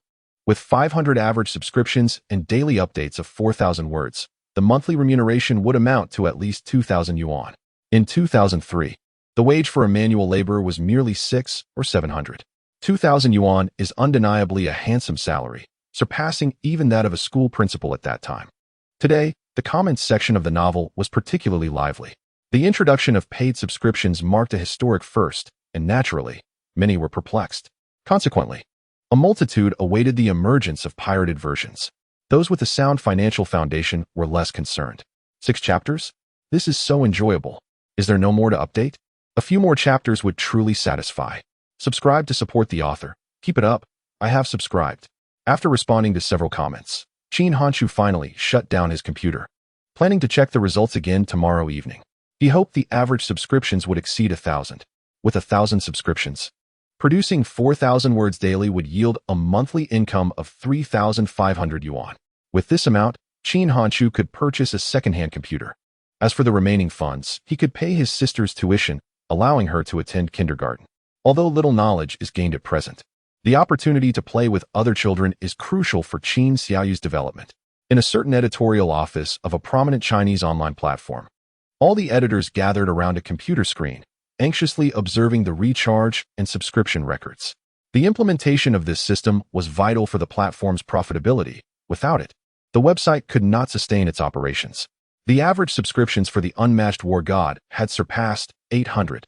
This book was phenomenal, boasting subscription rates twice as high as other titles. If this momentum continued, it was highly likely that the average would exceed 1,000. The editors' faces radiated excitement. Both The Unmatched War God and other paid works had achieved commendable results. The backend of the website was inundated with recharge orders, signifying the official generation of revenue. Yet, at that very moment, a crisis loomed silently. With the introduction of fees on the platform, piracy websites seized the opportunity. They initially subscribed to the novels, subsequently transcribing their content. Then, they would transfer the novels to their own websites. The following morning, all paid books had been pirated, and Qin Hanchu's work was no exception. Even many paid members became aware of the existence of piracy and distanced themselves from a certain platform, resulting in a significant decline in its traffic. When Qin Hanchu relaunched, the subscription count remained at a mere 1,000, an outcome that took him by surprise. He had anticipated a figure exceeding 1,500, yet it was only 1,000.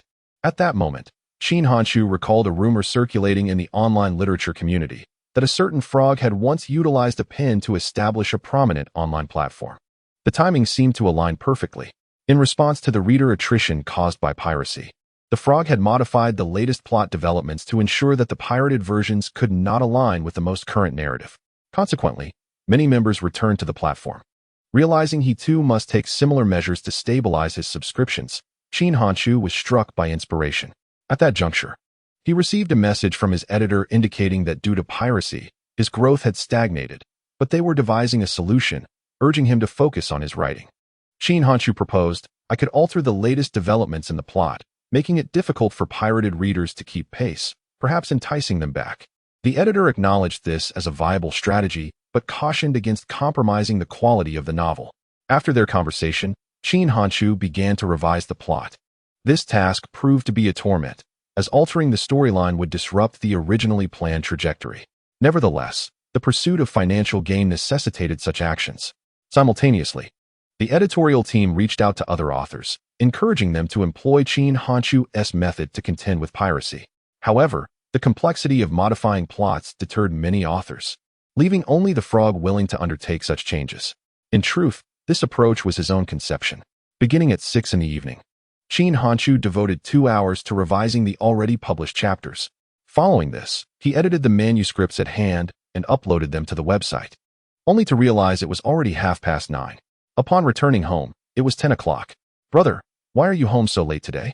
Qin Xiaoyu, perched on a small stool, joyfully rushed toward him upon his entrance. Something held me up. Have you been waiting outside? Qin Hanshu inquired as he set down his bicycle. Qin Xiaoyu nodded. Yes. The evening air is getting chilly. You shouldn't wait for me in the yard anymore. You might catch a cold. Do you understand? It was already October. Although the days remained hot, the nights had turned cool. Concerned for Qin Xiaoyu's well-being, Qin Hanshu felt compelled to advise her thus. I understand. She replied. Have you eaten? He asked. Yes, I had 2 eggs, she answered. Then hurry and wash up. I still have assignments to complete tonight. Qin Hanshu, however, was not attending to homework, but rather putting in extra hours to finalize the subsequent plot developments. The income from this book was pivotal to his future. Thus he resolved to exert every effort. After boiling water, Qin Hanshu accompanied Qin Xiaoyu in her evening routine. As Qin Hanshu tucked the blanket around Qin Xiaoyu, the clock neared 11 o'clock. Beneath the dim, yellow glow of the lamp, Qin Hanshu diligently penned the upcoming chapters in his notebook. It was not until midnight that he finally retired to bed, having rested for a mere 4.5 hours. The golden mechanical alarm clock rang out with its jarring chimes. Fearing that he might disturb his sister's slumber, Qin Hanshu swiftly silenced the alarm. Due to his late night, he found himself in a state of groggy awakening. With bleary eyes, he dressed and made his way to the courtyard. A splash of cold water on his face instantly revived him. He prepared a dish of stir-fried cucumbers and boiled some noodles. Once the meal was ready, he called Qin Xiaoyu to join him for breakfast. Brother, can you take me to play in the sand this Saturday? Qin Xiaoyu asked, her eyes brimming with anticipation as they ate. Qin Hanshu pondered for a moment before nodding in agreement. Sure. The moment she received his affirmation, Qin Xiaoyu beamed with delight. That is wonderful. We can play in the sand. Just as they finished their meal, a voice called from outside. Their brother, Qin Kai. After giving a few reminders to Qin Xiaoyu, Qin Hanshu pushed his bicycle out the door. How's your novel coming along? Qin Kai inquired. With a smile, Qin Hanshu replied, It's going well. Are you able to earn money from it since people pay to read novels? Qin Kai asked, curiosity evident in his tone. Yes, I can, Qin Hanshu responded. How much can you make? Qin Kai pressed further. Enough to buy some snacks, Qin Hanshu joked lightly. Although Qin Kai was his companion, Qin Hanshu refrained from disclosing the actual figures. Should Yang Fong discover that he could earn over 1,000 yuan a month, she would undoubtedly demand money from him. Chapter 16. The first payment for manuscripts. At that point, Yang Fong would gamble even more recklessly. Presently, she still took on work to earn money. Once Qin Hanshu began to earn income, it was likely that she would spend her days engrossed at the gambling table. Regardless of how much he earned, Qin Hanshu had no intention of revealing it to Yang Fong. After morning exercises, the students strolled toward the classroom together. Qin Hanshu quickened his pace to walk alongside Tang Siwei. Tang Siwei, I have some matters to attend to during lunch today, so I want to be able to practice speaking with you, Qin Hanshu informed her. Hearing this, a hint of disappointment flickered across Tang Siwei's face as she nodded in acknowledgement. All right, I understand. Nodding in response, Qin Hanshu hurriedly made his way to the classroom.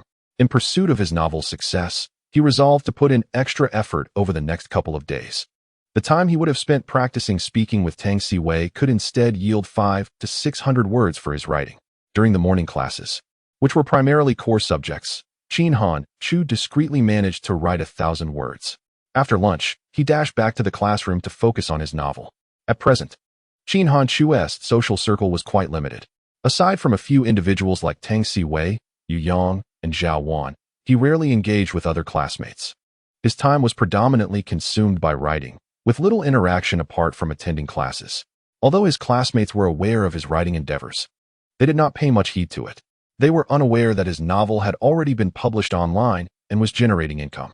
As the afternoon school bell rang, Qin Hanshu sprinted out of the school with the speed of a sprinter. Upon entering the internet CAF, the owner remarked, You're not being fair. Why did you change the plot? I had no choice. It's all for the sake of profit, Qin Hanshu replied. Free access to my internet. Yet I must still generate revenue for you. How unscrupulous. The internet CAF owner had just discovered a pirated version, only to find the plot incorrect, thus reluctantly contributing to a subscription.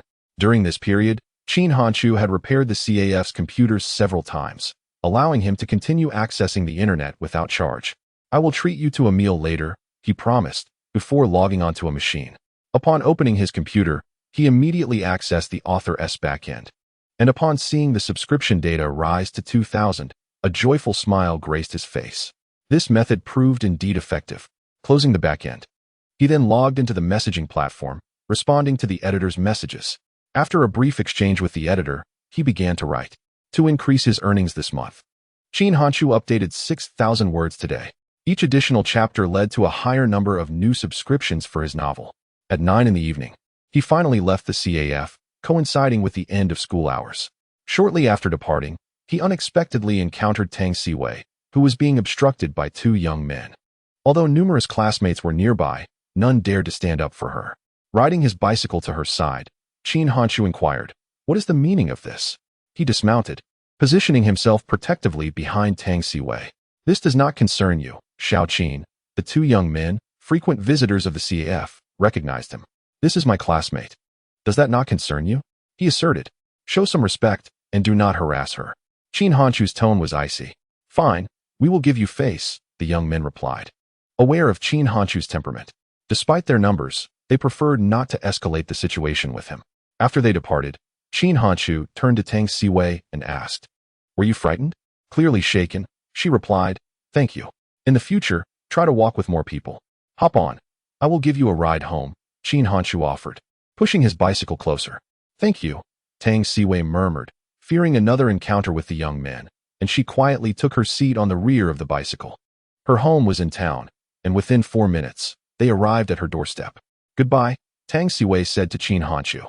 He waved and rode away, while she stood at the entrance, watching his figure fade into the night before finally entering her home.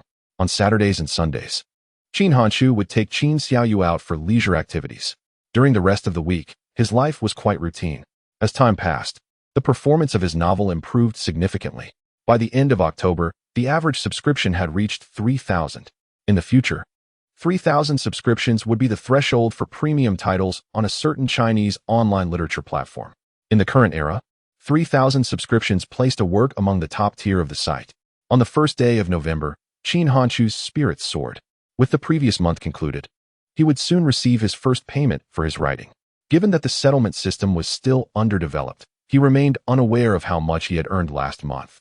After 3 days of anticipation, that evening, as he logged into the Little Penguin platform, a message from the editor popped up. "The payment has been calculated. You earned 7,500 yuan in royalties last month. We will remit the funds to you before the 10th. And I will remind you to check once the transfer is complete." Upon reading the message in the chat box, Qin Hanshu's heart raced with excitement. 7,500 yuan. In 2 decades, many people's monthly salaries do not reach this sum. Meanwhile, for most, it takes a year of frugality to earn such an amount. In less than a month, Qin Hanshu had earned the equivalent of an ordinary person's annual wage. With this money, he could take Qin Xiaoyu to reside in town and purchase a computer along with an internet connection. Elated, Qin Hanshu returned to the village. Before he even entered the door, he heard Yang Fang's furious voice. Though Qin Hanshu possessed the soul of an adult and would not be swayed, Qin Xiaoyu was still young and would undoubtedly be affected by such a toxic environment. Therefore, it was imperative to remove Qin Xiaoyu from this household. Upon entering, Qin Xiaoyu rushed into Qin Hanshu's arms, crying, "Little fish, why are you crying?" Qin Hanshu asked, his heart aching. "Mama scolded me," Qin Xiaoyu sobbed. Hearing this, anger surged within Qin Hanshu's face. "Why did she scold you?" "She hit Daddy, and I told her not to." Upon hearing this, Qin Hanshu picked up Qin Xiaoyu and walked into the room, confronting Yang Fang. He spoke in a low voice. "Why unleash your bad mood on Xiaoyu? My daughter. What's wrong with me saying a few words?" Yang Fang was so enraged that she no longer cared about right or wrong. As Qin Hanshu stood up for Qin Xiaoyu, she directed her ire at him as well. "Your daughter? How dare you say that? Aside from giving birth to her and providing her with food, have you ever shown her motherly affection? In a few days, I will take Xiaoyu to live in town. You two can do as you please in this house." Qin Hanshu formally informed Yang Fang. She paused for a moment, then seemed to have heard the funniest joke. "You'll take her to town? Do you have money? Do you have a place to stay? Without me, you two will starve." Yang Fang exclaimed angrily. "Not necessarily. Perhaps we will fare better." With that, Qin Hanshu carried Qin Xiaoyu back to his room. Chapter 17. Renting a house. Go ahead. I want to see how you survive. Qin Hanshu's demeanor only served to further infuriate Yang Fang, who was already seething. Leaving this house, it was easier said than done, although she was absorbed in playing mahjong. Without her financial support, How could Qin Hanshu and Qin Xiaoyu manage to eat? What would they rely on for sustenance if they left this home? In the room, Xiaoyu looked at Qin Hanshu and asked, "Brother, when are we moving out?" "In a few days, when I will take you to kindergarten in town. There will be many little friends to play with." Qin Hanshu smiled. Qin Xiaoyu nodded and buried her head in Qin Hanshu's embrace once more. Meanwhile, Yang Fong continued to hurl insults at Qin Dalong from the next room. Qin Dalong was utterly intoxicated, her vitriol akin to playing a lute to a cow. The following day, Qin Hanshu arrived at school early. Upon reaching the playground, Tang Siwei approached him, extending a bag of candies with a smile, saying, "This is a token of gratitude for you." "There is no need for such courtesy," Qin Hanshu declined. "I hear you have a younger sister. Let her enjoy these sweets." With that, Tang Siwei pressed the candies into his hands. Since they were now in his possession, Qin Hanshu felt it inappropriate to refuse and replied with a smile. "Very well, I shall convey your thanks to her. Do you have time this noon?" Tang Siwei inquired. Qin Hanshu smiled. "For this bag of candies, I must indeed make time." Tang Siwei beamed. "Then I must prepare a few more bags." "That would not be necessary. I do have some matters to attend to," Qin Hanshu responded. As they conversed, the sports committee member called for everyone to line up. To Qin Hanshu's surprise, Tang Siwei switched places with the person next to him. "May I take a look at your novel?" Tang Siwei asked. Qin Hanshu immediately shook his head. "No, it is intended for male readers. It would not be suitable for you." "What?" Tang Siwei exclaimed, her surprise evident. Qin Hanshu quickly clarified, "Do not misconstrue. I write fantasy, filled with combat and conflict." "No worries, I can still have a look," she insisted. Qin Hanshu firmly replied, "No, reading novels will distract you from your studies. With the high school entrance examination approaching, I cannot allow my work to hinder your academic performance." "Very well, I shall read it once I am accepted into high school. By the way, which high school are you planning to apply to?" As they jogged, the two engaged in a low conversation. At noon, Qin Hanshu met Tang Siwei at their usual spot. Beyond casual conversation, they quizzed each other on English vocabulary. The day passed swiftly, and Qin Hanshu found himself back at the internet CAF. Upon logging into his account, a stranger sent him a friend request. The individual was noted as an editor from a Chinese website. Qin Hanshu discerned that this person sought to lure him away. A newcomer might have accepted the request and been swayed by their enticing offers. However, as a reborn individual, Qin Hanshu would not consider other websites. Among the same batch of literary platforms, only one had survived and emerged as a leading benchmark in the industry. Declining the friend request, Qin Hanshu glanced at his data. Over time, his back-end statistics had steadily improved. As of today, his average score had reached 3,500. Given the current traffic of the website, his performance had plateaued. To achieve significant growth, he needed to wait for an upsurge in site traffic. Presently, his results were commendable. Saving 5,000 each month would yield 60,000 in a year. In 2004, 60,000 could purchase an old house in the city. As the real estate market flourished, this investment could potentially return 600,000. With the success of his novel, his monthly royalties would also increase. With ample spare funds, he could acquire several old properties in a major city. In the future, becoming a landlord and living off rental income would be quite satisfactory. Just as he began to write, the owner of the internet CAF sent a message. "Starting the day after tomorrow, payments will be made. You can check after 3 in the afternoon." "All right, understood." Upon receiving this message, Qin Hanshu felt an immense joy. After uploading the chapter, he approached the CAF owner and said, "I will be purchasing a computer the day after tomorrow. Just wanted to give you a heads up. Got some money now?" The CAF owner chuckled. Qin Hanshu smiled and replied, "Having my own computer will be more convenient." "Sure, bring the money, and you can choose one to take home. By the way, if your computer breaks down, you'll need to come to me for repairs. I can charge you a maintenance fee at most," the CAF owner replied. "No problem," Qin Hanshu agreed readily, then continued, "I need to trouble you with one more thing." The CAF owner responded, "Go ahead. Could you help me inquire if there are any independent houses for rent nearby? Also, how much is the current internet fee? How much would it cost to set up a line for a year?" Qin Hanshu inquired. "All right, I will look into it for you. As for the internet fee, it's 200 a month, which totals over 2,000 for the year," the owner explained. Qin Hanshu nodded. "Okay, please check the rental prices for me." "What are you up to, kid? Planning something?" Before the CAF owner could finish his sentence, Qin Hanshu interrupted, "Don't say such things. I am a principled young man." "Principled?" Uffed. The CAF owner scoffed. The following evening, Qin Hanshu returned to the CAF. As soon as he stepped inside, the owner greeted him, "Xiao Qin, I found a house for you. The rent is 50 a month, totaling 600 a year. Where is it located?" Qin Hanshu asked. The CAF owner called his wife over. "Honey, keep an eye on things here. I'm taking Xiao Qin out for a moment." They left the CAF together, walking for about 5 or 6 minutes before arriving at their destination. The house wasn't new, but it was tidy. The CAF owner knocked on the door, and a middle-aged woman emerged. "Senani, this is the tenant I told you about." The CAF owner pointed to Qin Hanshu. "A student?" Senani seemed surprised. Understanding her concerns, Qin Hanshu reassured her, "If it suits me, I will pay the entire year's rent up front." Hearing this, Senani felt more at ease. She certainly didn't want to be chasing after rent every few days. "Come in and take a look," she invited. As Qin Hanshu entered with the CAF owner, he looked around and said, "It's good. If all goes well, I can give you the money tomorrow afternoon." "All right, I will wait for you here tomorrow afternoon," Senani replied. They then discussed some details regarding the electricity bill. Once everything was settled, Qin Hanshu returned with the CAF owner. "Choose your computer tonight, and I will buy the new one tomorrow," the owner said during their walk. "Aren't you afraid I might flake on you?" Qin Hanshu teased. The CAF owner laughed. "What is there to fear? I believe you 1T let me down." Chapter 18. Everything is settled the next day was exceedingly significant for Qin Hanshu.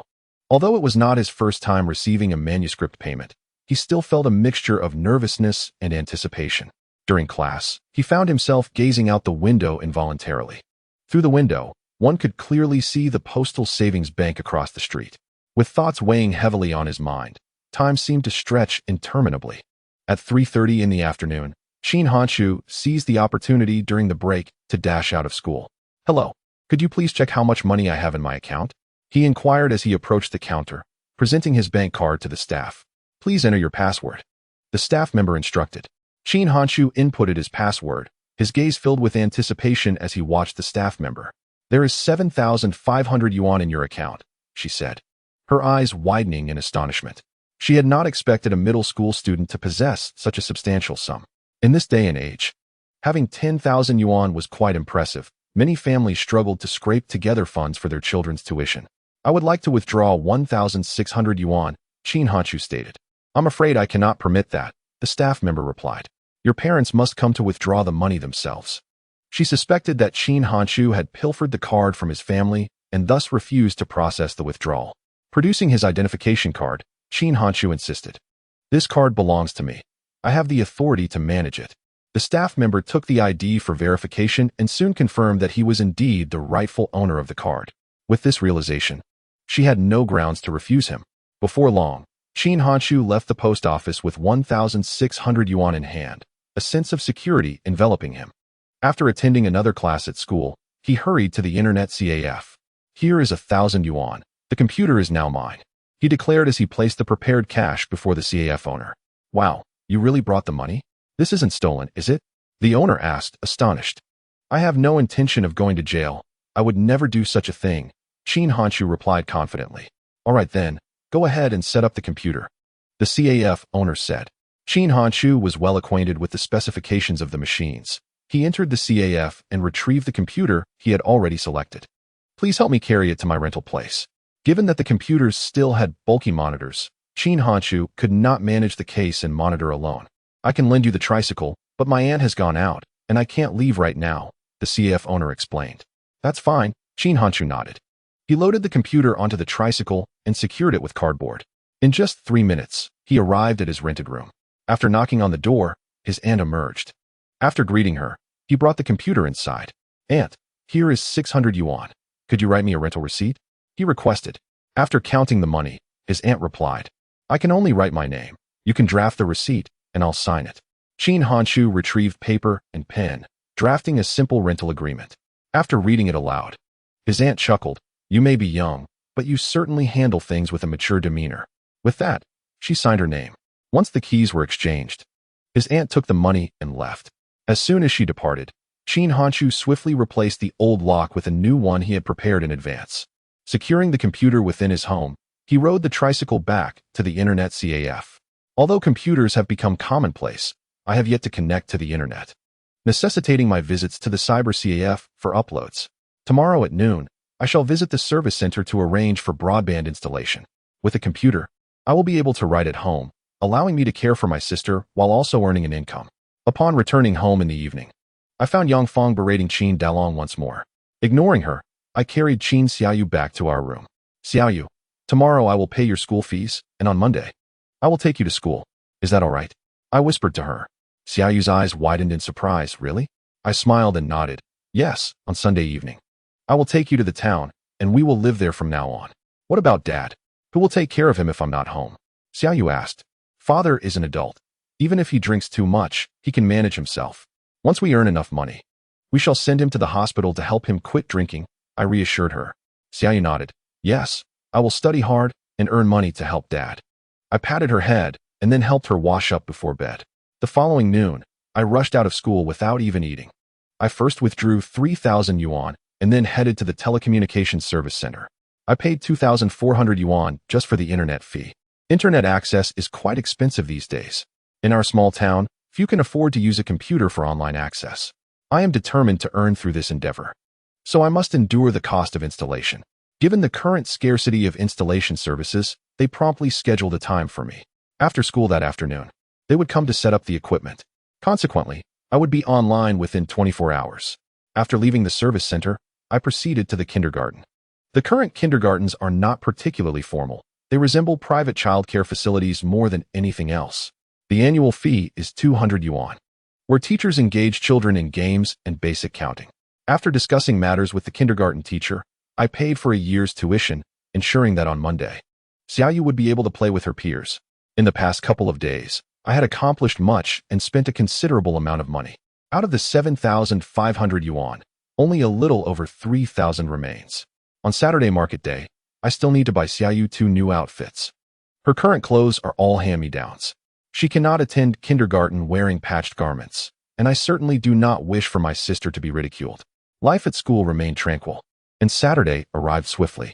This afternoon, my internet connection would finally be operational. Since I now have internet access, I am in no hurry to upload chapters. Cycling back home, I entered just as Yang Fong was rising. This afternoon, I will take Xiaoyu to live in the town. You need not worry about us. Just focus on living your own life, I stated. Yang Fong, initially believing I was merely speaking out of frustration, was taken aback to realize I truly intended to leave with Xiaoyu. What do you mean? Are you running away with your sister? Have you grown wings? She retorted angrily. I do not wish to argue with you. Qin Hanchu calmly expressed his desire to provide little fish with a warm and nurturing environment, ensuring her happiness and health as she grows. What will you provide for her? Can you earn a living? Do you have a place to stay? Yang Fong retorted angrily. Qin Hanchu reassured her, you need not worry about that. We will manage quite well. He added, by the way, every Sunday, I will bring little fish home. And I hope you can join us for a family dinner. Chapter 19. Moving Qin Hanchu's response left Yang Fong momentarily speechless. She finally grasped that he was not jesting. After a brief pause, she scoffed, fine, just leave. If you have the capability, don't take a single penny from this home. Once you leave, don't return. I will happily divorce this drunkard and find another man to marry. She continued, it would be best if he enjoys playing mahjong as well. With that, Qin Hanchu stepped inside the house. Inside, Qin Xiaoyu looked somewhat apprehensive. Qin Hanchu embraced her, saying, come, let us start our new life in town. Will mommy and daddy really get divorced? Qin Xiaoyu inquired. That is a matter for the adults and does not concern us. Divorce might even be a blessing. If dad lacks money for alcohol, he will have to earn it himself. With mom gone, the convenience store will no longer extend credit to him. As he spoke, Qin Hanchu carried Qin Xiaoyu out of the house. Qin Xiaoyu nodded, seemingly understanding, yet not fully comprehending. Brother, what about Little Red? She asked, pointing at the red carp in the water tank as they passed by. We will take her with us. Qin Hanchu set Qin Xiaoyu down and fetched a water bucket. After placing aquatic plants at the bottom, he added water and gently transferred the red carp into the bucket. Since he needed to ride a bicycle, the water could only cover the fish's body. Fortunately, the journey was not far, and the fish should be able to endure it. He hung the bucket on the handlebars before lifting Qin Xiaoyu onto the back seat. Yang Fong glared at Qin Hanchu's every move with anger. As she saw him prepare to leave on the bicycle, she exclaimed, let's see how long you can manage. Qin Hanchu did not respond. He pedaled away from that home with Qin Xiaoyu. 10 minutes later, they arrived at their rented accommodation. After setting Qin Xiaoyu down, he said, little fish, this is our home. Qin Xiaoyu gazed at the courtyard with curiosity, her eyes sparkling with joy. Qin Hanshu opened the iron gate and carried the water bucket inside, followed closely by Qin Xiaoyu. The courtyard also contained a water tank, where Qin Hanshu placed the aquatic plants at the bottom, filled it with water, and introduced Little Red into its new habitat. I will first bring the bicycle inside, he said, stepping back out of the courtyard. Just as he exited, he heard the sound of a neighbor's iron gate opening. To his surprise, he saw Tang Siwei emerge. At that moment, Tang Siwei also recognized Qin Hanshu and exclaimed, "I recognized your voice. I can't believe it's really you." Qin Hanshu replied in astonishment, "This is your home? Haven't you been here before? Have you forgotten?" Tang Siwei inquired. Although Qin Hanshu had escorted her home once before, it was nighttime, and he had not remembered the route. Moreover, the internet CAF owner guided him along a different path, leaving him unaware that he resided next door to Tang Siwei. "The night was too dark for me to recall the way," Qin Hanshu awkwardly remarked. Tang Siwei pointed at Qin Hanshu's courtyard and inquired, "How did you end up here?" "I rented this courtyard. My sister and I will be living here from now on," Qin Hanshu replied. "Really?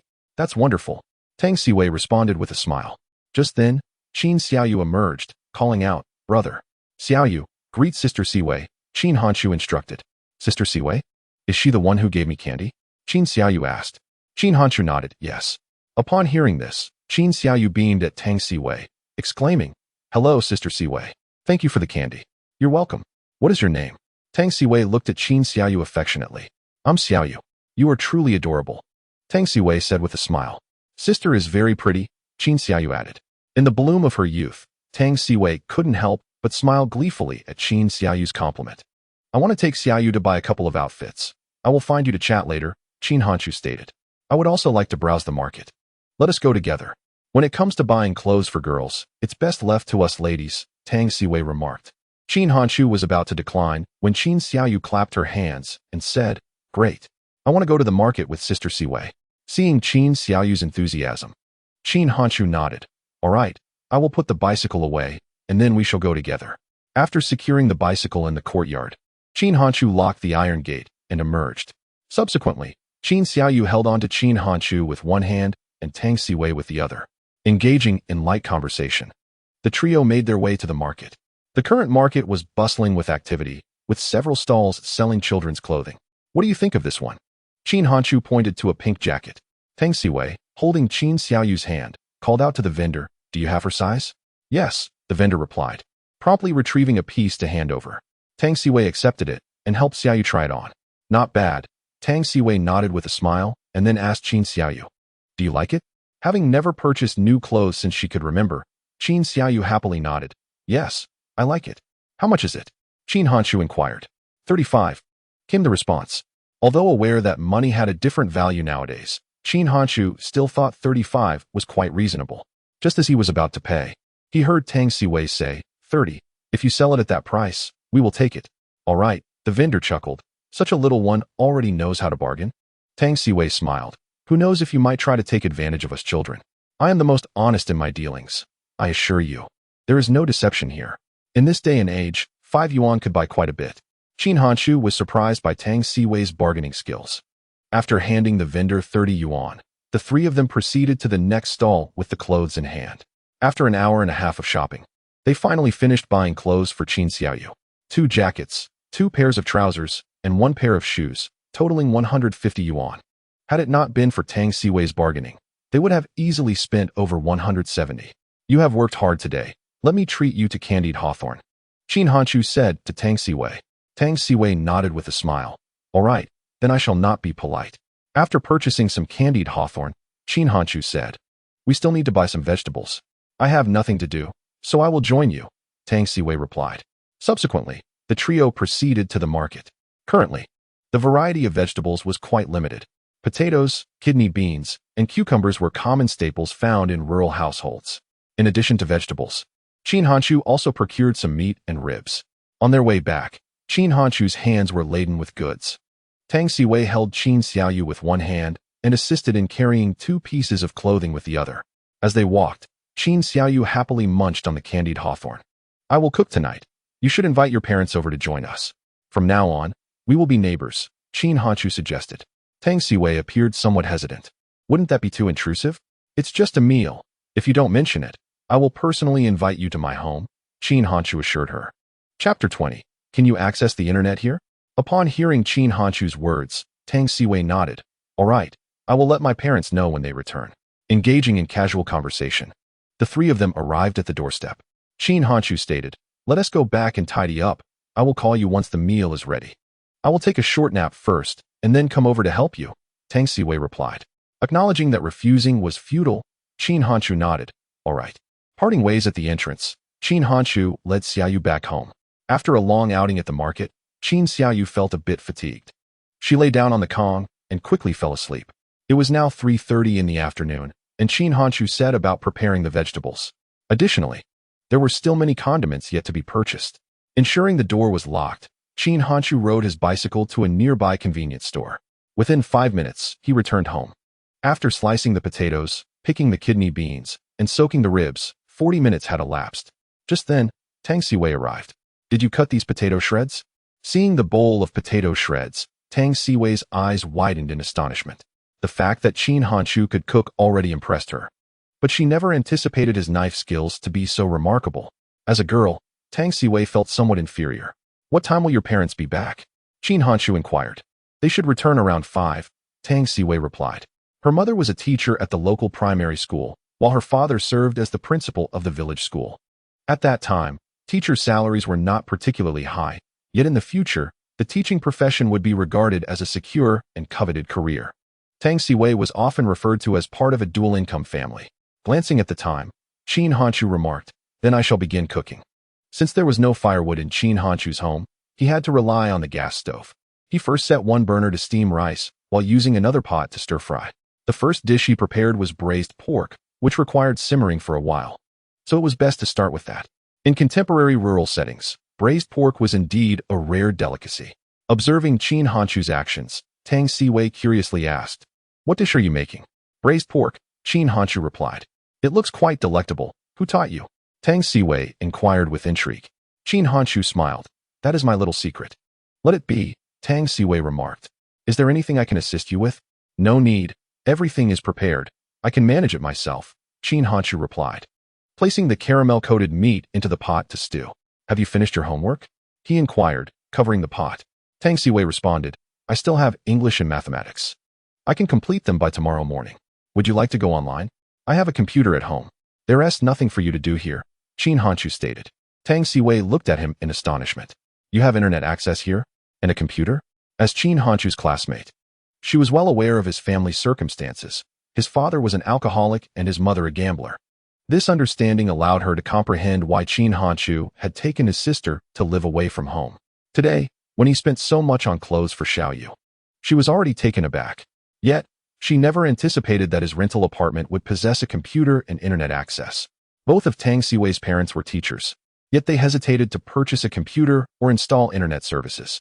A computer costs around $3,000, and internet service over $2,000 a year. For the average person, a computer is merely a tool for leisure. Spending over $5,000 for entertainment is a lifestyle reserved for the affluent. Where did Qin Hanchu acquire such wealth? Noticing Tang Siwei's astonishment, Qin Hanchu smiled.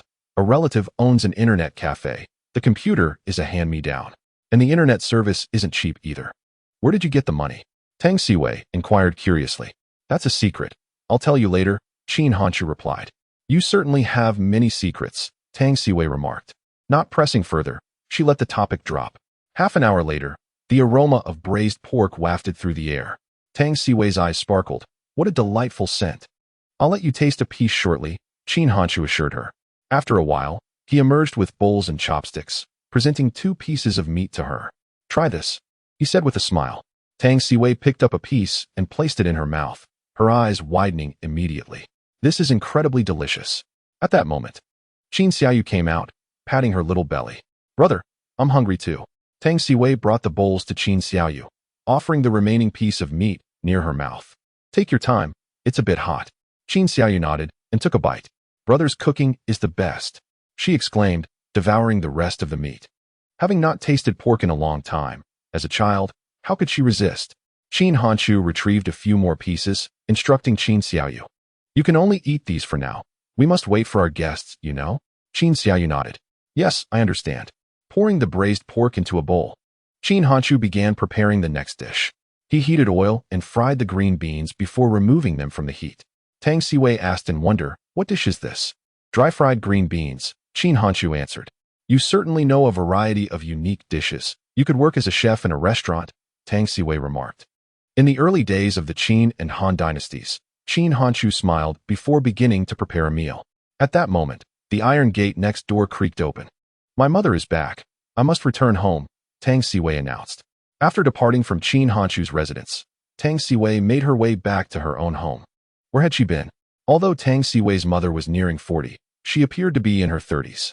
In the society of the future, there were many women in their 30s who remained unmarried.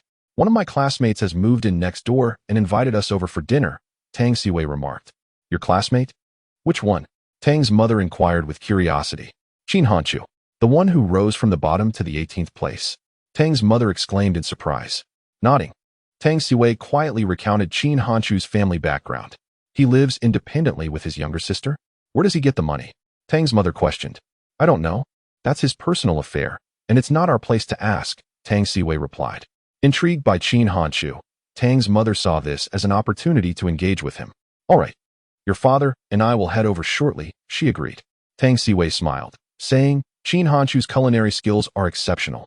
He has prepared several dishes for you. Could it possibly be better than my cooking?" Tang's mother scoffed. Tang Siwei chuckled. "I used to think your meals were delicious, but now they seem rather ordinary."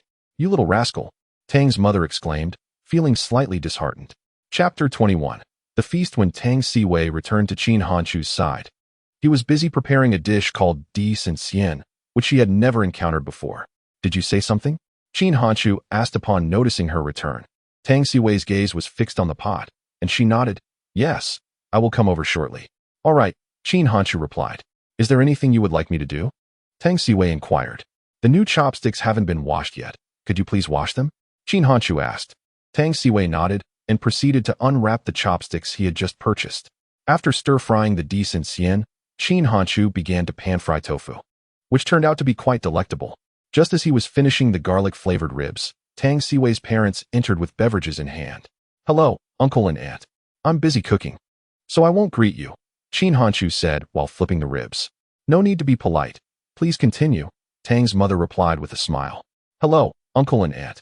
Qin Xiaoyu mimicked Qin Hanchu. "Hello, you are truly adorable," Tang's mother remarked fondly upon seeing Qin Xiaoyu. At that moment, Tang's father chimed in. "What a delightful aroma. What dishes are you preparing?" "Garlic-flavored ribs," Qin Hanchu answered with a smile. "Can ribs really be made with garlic?" Tang's father asked, intrigued. "It will be ready shortly. Please take a seat," Qin Hanchu assured them. A few minutes later, the garlic-flavored ribs were ready. Qin Hanchu first placed the ribs on the table, followed by the previously prepared dry-fried green beans, Di Sin Xian, tofu soup, sweet and sour shredded potatoes, and braised pork. Upon seeing the 6 dishes, Tang's mother and father were astonished. "Little Qin, did you make all these dishes by yourself?" Tang's mother asked in disbelief. Qin Hanchu smiled and nodded. "Yes. Please taste them and let me know how they are. I'll serve you some rice." "I'll help you," Tang Siwei offered as she stood up. Qin Xiaoyu smiled and said, "Uncle and aunt, please eat. Brother's dishes are truly delicious." Tang's father, possessing an innate penchant for culinary delights, could not resist exclaiming, "All right, let me have a taste." With that, he picked up a piece of garlic-flavored spare ribs and placed it in his mouth. His eyes widened in astonishment as he repeatedly praised, "This is genuinely delightful. I never knew spare ribs could be prepared this way." In this day and age, it is common for rural folks to simply stew spare ribs in soup. Although Tang's father had dined at restaurants, none in town offered such a dish. "You glutton." Tang's mother shot him a disapproving glance as Tang's father eagerly reached for a piece with tender cartilage and handed it to her, saying, "Try this piece. It's truly delectable." Enveloped by the savory aroma of the ribs, Tang's mother found it hard to resist. She took a piece with her chopsticks and tasted it. The moment it touched her palate, her expression mirrored her astonishment. No wonder Tang Siwei claimed that Qin Hanchu's cooking was exceptional compared to Qin Hanchu's meals. Hers were merely edible. "Is it delicious?" Tang Siwei inquired, approaching with 2 bowls of rice, her curiosity piqued. "Delicious," Tang's mother nodded vigorously. Tang Siwei served the rice to her parents before first offering a piece to Qin Xiaoyu and then indulging herself. "Oh, what a divine flavor. Tang Siwei could not help but exclaim. Qin Hanchu approached with a bowl of rice, smiling. No need for such exaggeration. It's not exaggerated at all. This is the most exquisite spare rib I've ever tasted, Tang Siwei replied. This statement held true. The ribs were undeniably delicious. Tang's father marveled. Your culinary skills could easily make you a chef. Qin Hanchu shared the rice with Tang Siwei and Xiaoyu before sitting down and suggesting, let us try the other dishes. Subsequently, Tang Siwei's family began to savor the remaining courses, each bite eliciting admiration. Tang's father held a bowl of rice in one hand and clutched the dishes with the other, eating heartily. Could you display a bit more decorum? Tang's mother reproached upon observing his voracious manner. Tang's father chuckled. Well, it's not every day one encounters such delicious food. Are you implying that the dishes I have prepared over the years are unpalatable? Tang's mother shot him a cold look. His expression instantly froze. And with a strong urge for survival, he replied, how could that be? Your cooking is my absolute favorite. The playful banter between Tang's parents evoked a sense of envy in Qin Hanchu. This was the warm atmosphere a family should embody. Xiaoyu, here is a drink for you. Tang Siwei opened a bottle of Waha, inserted a straw, and handed it to Qin Xiaoyu. Thank you, Sister Siwei, Qin Xiaoyu beamed. You're welcome. Tang Siwei smiled as she offered a bottle of Sprite to Qin Hanchu. Xiao Qin, if you go to school, what will Xiaoyu do? Tang's mother inquired. I have already enrolled her in kindergarten. She will start on Monday, Qin Hanchu replied. But if you leave so early, won't the kindergarten be closed? Qin Hanchu assured her, it's fine, she can sleep in a bit longer. I'll return after my early self-study to take her to school. There's no need for such trouble. If you trust me, just hand me a key to your home. I can conveniently drop her off at kindergarten while I'm on my way to work. Tang's mother remarked, and Qin Hanchu, feeling somewhat embarrassed, inquired. Am I being too much of a bother? What trouble could it be? I pass by the kindergarten on my way to work. Isn't it just the kindergarten beside the primary school? Tang's mother asked. Qin Hanchu nodded, yes. I work at the primary school, so it's on my way. Tang's mother responded. At that moment, Tang Siwei interjected, let my mom take Xiaoyu. After the morning self-study, it's only half an hour. It's quite rushed for you to run back and forth. You can come back with Siwei for lunch and dinner. It'll be safer for you both on the way. Last time, if it weren't for you, Siwei would have been bullied. Hearing this, Qin Hanchu nodded, all right. I will give you 100 yuan for living expenses each month. Why talk about money? Just prepare us a delicious meal every month, Tang's father chuckled. Tang Siwei nodded vigorously, that works. Knowing that Tang's mother wouldn't accept money, Qin Hanchu agreed. The five of them then enjoyed their meal while chatting. During the conversation, Tang's father and mother observed Qin Hanchu's demeanor. To their astonishment, his actions and words were remarkably composed, unlike what one would expect from someone his age. Though puzzled, they found it acceptable. It is not unusual for children from poor families to mature early. Given Qin Hanchu's background, his mature mindset was understandable. The meal lasted for 2 hours, and they polished off 6 dishes. Tang Siwei intended to stay and help Qin Hanchu with the cleanup, but was politely declined. After sending Tang's family off, Qin Hanchu and Qin Xiaoyu sat in the yard washing the dishes. Inside Tang's home, Tang's father remarked, Qin Hanchu is quite a good boy. He is sensible and cooks well. Look at you, with no ambition, as if you've never had a meal in your life, Tang's mother replied. Tang Siwei patted her belly and said, I'm too full. Let us go for a walk. Chapter 22. What a coincidence. The next morning, Qin Hanchu rose early to prepare breakfast. After eating, you can sleep a bit more. When Aunt Tang comes to pick you up, you'll go with her to the kindergarten. Don't bully others, but don't let anyone bully you either. If someone hits you, hit them back. If you can't, tell me. As he helped Qin Xiaoyu get dressed, Qin Hanchu cautioned. Qin Xiaoyu nodded. Okay, I understand. After finishing breakfast, Qin Xiaoyu declared, brother, I want to draw. I don't want to sleep. Qin Hanchu found some paper and pencils for her, then said, I'll lock the front door. Aunt Tang has the key and will come in to pick you up. Got it, Qin Xiaoyu replied. Just then, Tang Siwei's voice called from outside. Hanchu, are you ready to go? Bye. After speaking to Qin Xiaoyu, Qin Hanchu hurried outside. Good morning. He greeted Tang Siwei first and then locked the front door.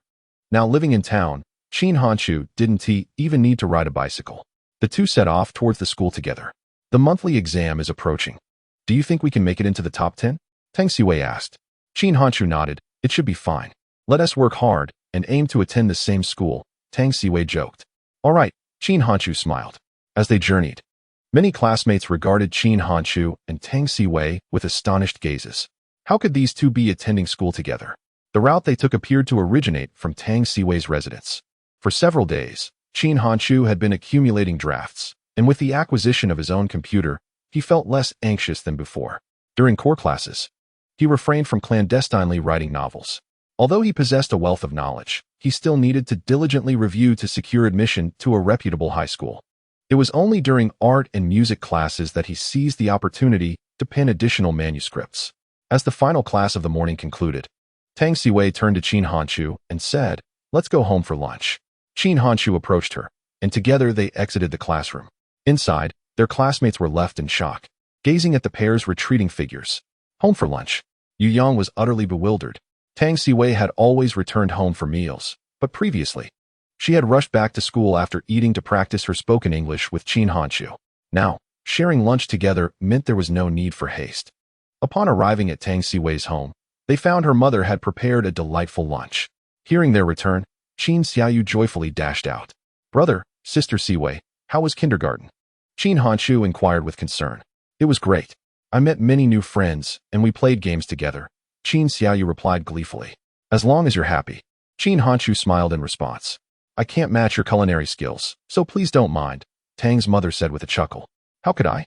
Aunt Tang's home cooking is truly delightful," Qin Hanshu quickly retorted. "You have such a sweet tongue. I enjoy hearing it," Aunt Tang laughed happily. After the meal, Qin Hanshu and Tang Siwei commenced conversing in English, posing questions to one another regarding vocabulary. Tang's mother was exceedingly pleased to witness their collaborative learning. After half an hour of study, Qin Hanshu took Qin Xiaoyu back home.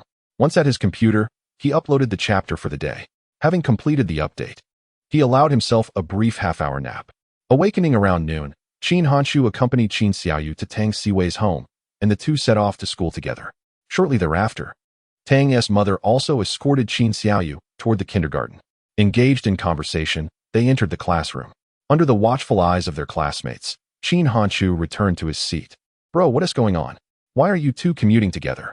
Yu Yang inquired curiously as Qin Hanshu settled in. "I moved to the town, and coincidentally, Tang Siwei lives next door," Qin Hanshu explained. "What a coincidence?" Yu Yang asked incredulously. "What do you think?" Qin Hanshu replied. "And what is the meaning behind having lunch at home?" Yu Yang pressed further. "Aunt Tang invited me to join for lunch. Plain and simple," Qin Hanshu clarified. Wow. Yu Yang's face was filled with admiration. From that day forward, Qin Hanshu also participated in evening study sessions. During these classes, he was able to write as well. As for Qin Xiaoyu, she was looked after by Tang Siwei's mother. Qin Xiaoyu was well-behaved, contentedly watching television at Tang Siwei's home without causing any disruption. After evening classes, Qin Hanshu and Tang Siwei walked home together. Accompanying Tang Siwei home, Qin Hanshu brought an added sense of security to her parents. At that moment, a figure emerged from the alley, blending with the students as she discreetly followed Qin Hanshu and Tang Siwei. This person was Yang Fong. Despite her entanglement with gambling, she remained a mother at heart. Even if her affections were scant, she could not be devoid of maternal love. Concerned for Qin Hanshu and Qin Xiaoyu after their night away, she decided to follow them to ascertain their well-being. Before long, she trailed Qin Hanshu to their rented accommodation. From a distance, she observed Qin Xiaoyu exiting Tang Siwei's home, joyfully returning with Qin Hanshu to their dwelling. Yang Fang's curiosity piqued.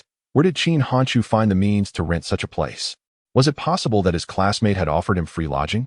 Was she also responsible for their meals? Had Qin Hanshu become a child groom? Upon returning home with Qin Xiaoyu, Qin Hanshu first assisted her with her evening routine. Once she was done, Qin Xiaoyu lay on her bed, engrossed in her drawings, while Qin Hanshu immersed himself in his work. By 11:30 that night, he successfully saved his manuscript to the computer, while Qin Xiaoyu had long since fallen asleep. After stretching languidly, Qin Hanshu began his own evening preparations. The subsequent days unfolded with a serene cadence, marked by a tranquil and warm daily life. During this period, the performance of his novel steadily improved. By Friday, the view count had reached 4,000, and it was highly likely that his earnings for the month would surpass 10,000. On the same Friday, the class held a monthly examination. By Saturday, the teacher announced the results. Qin Hanshu had risen from 18th to 9th place, while Tang Siwei remained the top student in the class. Qin Hanshu's progress astonished his classmates once again. Turning to him, Tang Siwei smiled and gave him a thumbs up, to which Qin Hanchu responded with a warm smile. As they left school together at noon, Qin Hanchu suggested, "Let us buy some meat. I'll prepare sweet and sour pork for dinner." Although she was unfamiliar with the dish, she had faith in Qin Hanchu's culinary skills, certain it would be delicious. "Great! I can't wait to enjoy another delightful meal tonight," Tang Siwei exclaimed with glee. While walking toward the butcher's shop, Qin Hanchu suddenly spotted someone selling vermicelli. With a smile, he said, "Let us buy some vermicelli first. I'll make you some hot and sour noodles when I have the time." That evening, Tang's father bypassed his own home, heading straight to Qin Hanchu's place. As soon as the dish was served, he eagerly took a bite. "Delicious," he praised, giving a thumbs up. "If you opened a restaurant, you would undoubtedly make a fortune. What are you doing? Acting like a child." Just then, Tang's mother entered and caught Tang's father in the act of devouring the sweet and sour pork. She glared at him, saying, "What are you doing?"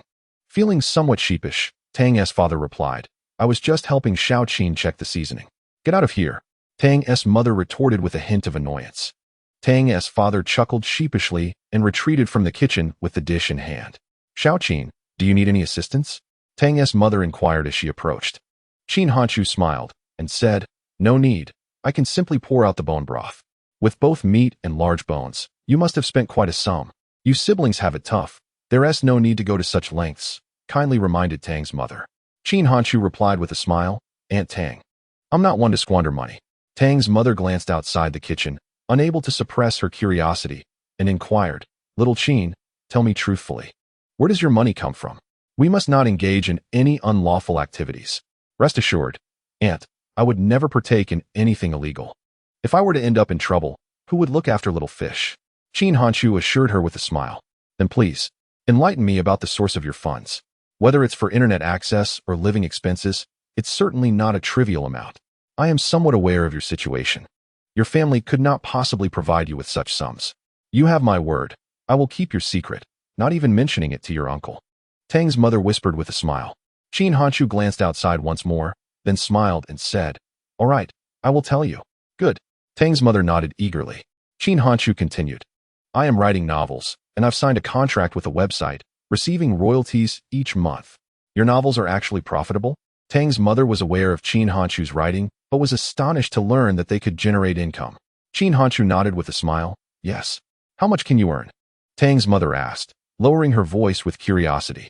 "About 600 a month." Qin Hanchu did not reveal the complete truth. One must not be overly honest. 600. Tang's mother exclaimed, astonished, as her salary as a primary school teacher was merely around 900. A middle school student like Qin Hanchu earning over 600 a month through writing was remarkable. Qin Hanchu made a shushing gesture and continued, "Aunt, you must keep this a secret. If my mother finds out I earn this much, she will surely demand money for gambling." Tang's mother quickly nodded and smiled. "Understood. This will be our little secret." "Mom, what are you two discussing?" "What little secret?" At that moment, Tang Siwei walked in, her curiosity piqued. "Nothing. I was just getting some chopsticks," Tang's mother replied, picking up the chopsticks and stepping outside. Tang Siwei entered the kitchen, asking with curiosity, "What were you talking about with my mom?" "What little secret?" "Nothing much. I just need to remove the large bones," Qin Hanchu said as he poured the bones from the pot into a basin to take outside.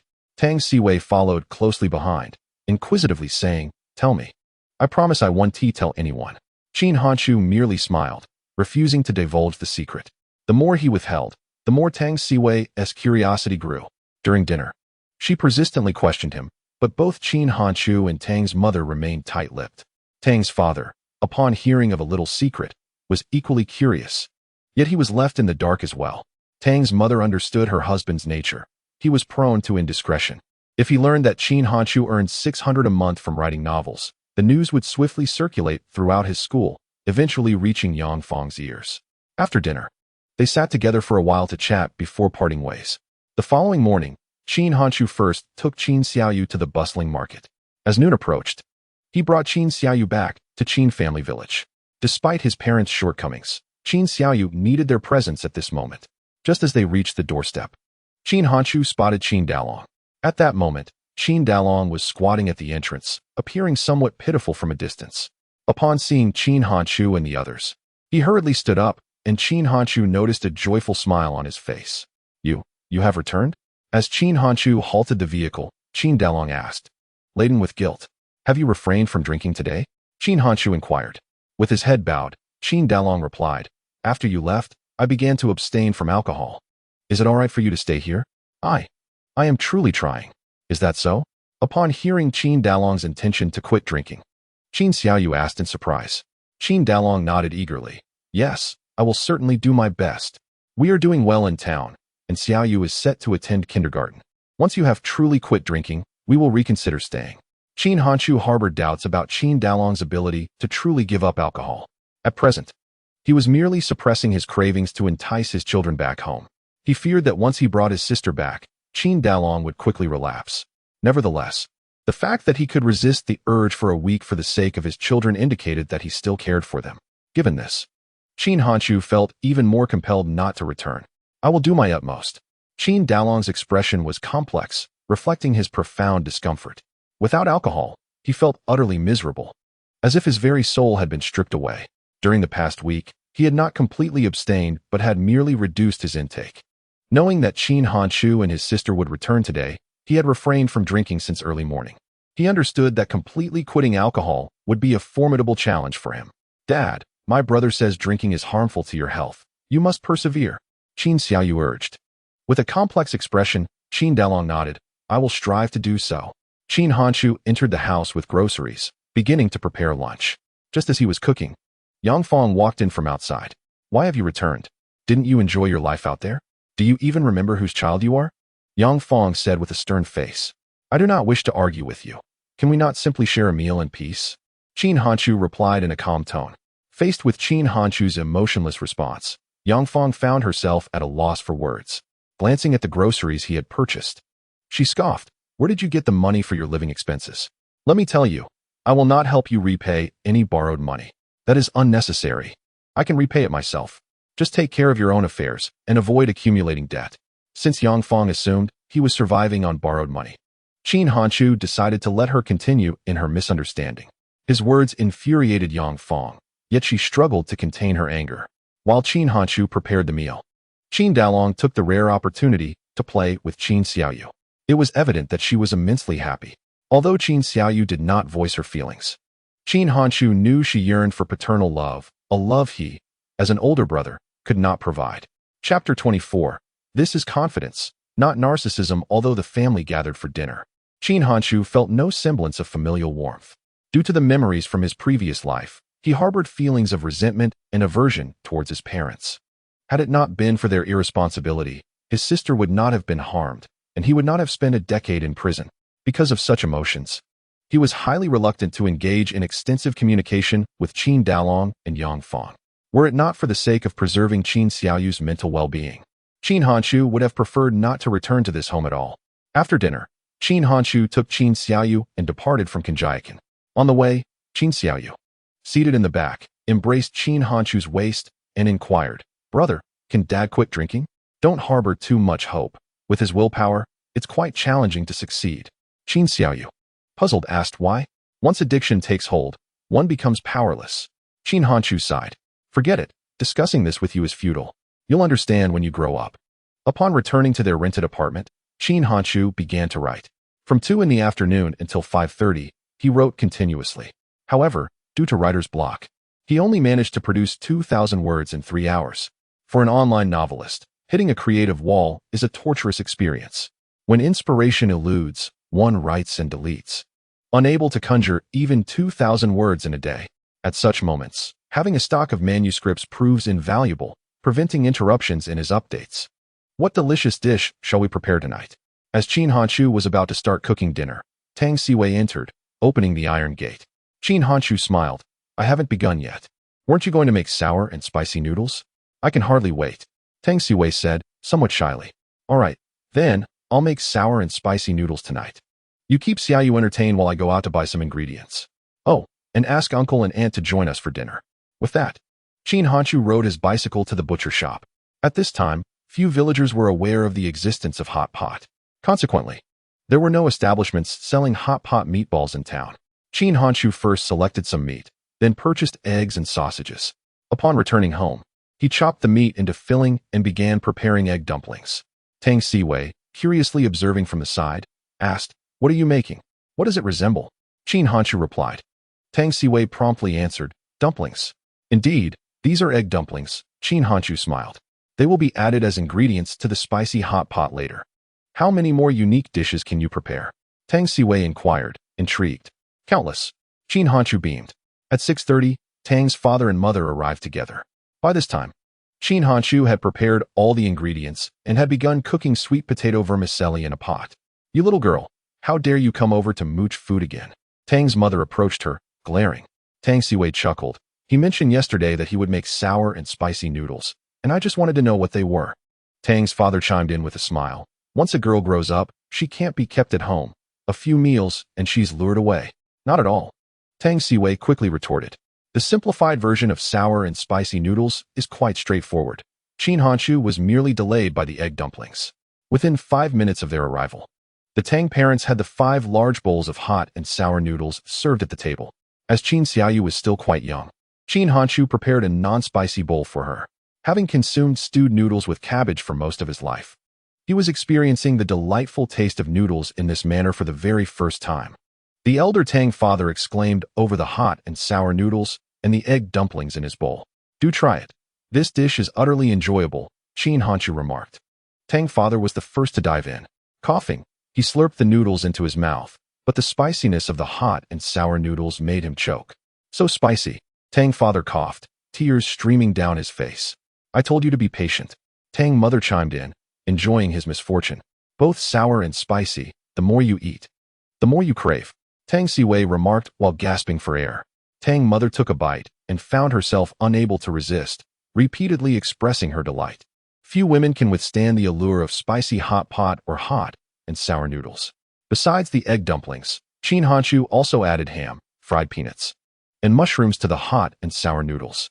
These ingredients melded beautifully with the spicy broth, enhancing the flavor even further. "This is absolutely delicious. Is there more?"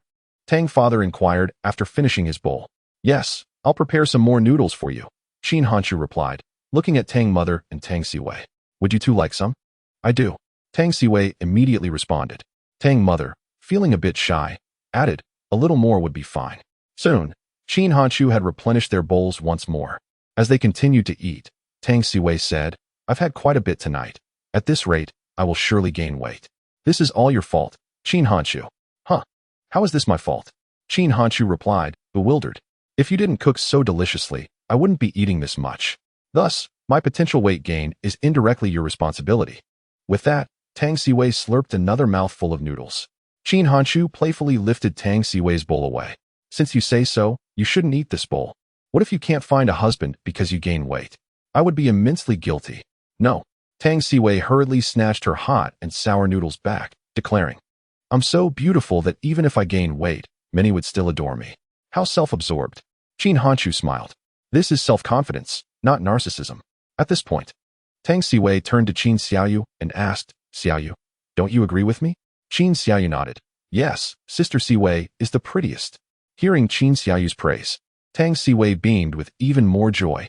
In the following days, everything was rather mundane. Qin Xiaoyu had fully adapted to her kindergarten life, and she was extremely happy every day. Every Saturday, Qin Hanchu would prepare a lavish feast for Tang Siwei's family. On Sundays, he would take Qin Xiaoyu home to dine with his parents. Just as Qin Hanchu had anticipated, Qin Dalong could hardly resist the torment of his alcohol cravings. Although he managed to stay sober on Sundays, Qin Hanchu could detect the scent of alcohol on him. However, he chose not to say much about it. The fact that he could maintain sobriety on Sundays was already commendable. To truly help Qin Dalong quit drinking, he would need to be sent to a professional hospital or institution. As December swiftly approaches, Qin Hanchu and Qin Xiaoyu have donned their warm clothing. One afternoon, filled with anticipation, Qin Hanchu made his way to the Postal Savings Bank. This time, he did not seek assistance from the staff, as the bank had installed machines. With a few deft maneuvers, the balance on his bank card appeared on the screen. A sum of 16,000 yuan brought immense joy to Qin Hanchu. After deducting the 3,000 already in his account, his earnings from last month had reached an impressive 13,000 yuan. Chapter 25. Qin Xiaoyu's fever. 13,000 yuan may not seem like a significant amount, but one must consider the current era. With this sum, Qin Hanchu could indeed be regarded as a young, affluent individual. He resolved to continue his efforts, aspiring to purchase a home in Kyoto by 2004. Although properties in the county are more affordable, their potential for appreciation is limited. If possible, acquiring a residence in Kyoto remains the priority. At present, a 100-square-meter home costs around 400,000 yuan. 20 years later, such a property would be valued at no less than 8 million yuan. Whether for personal residence or investment, this remains the optimal choice. After school, Qin Hanchu walked home with Tang Siwei. Let's buy some groceries before heading back, Qin Hanchu suggested. What are we buying? Tang Siwei inquired. Some pig's head meat for us to enjoy, Qin Hanchu replied. Curiosity piqued, Tang Siwei asked, where did you get your money?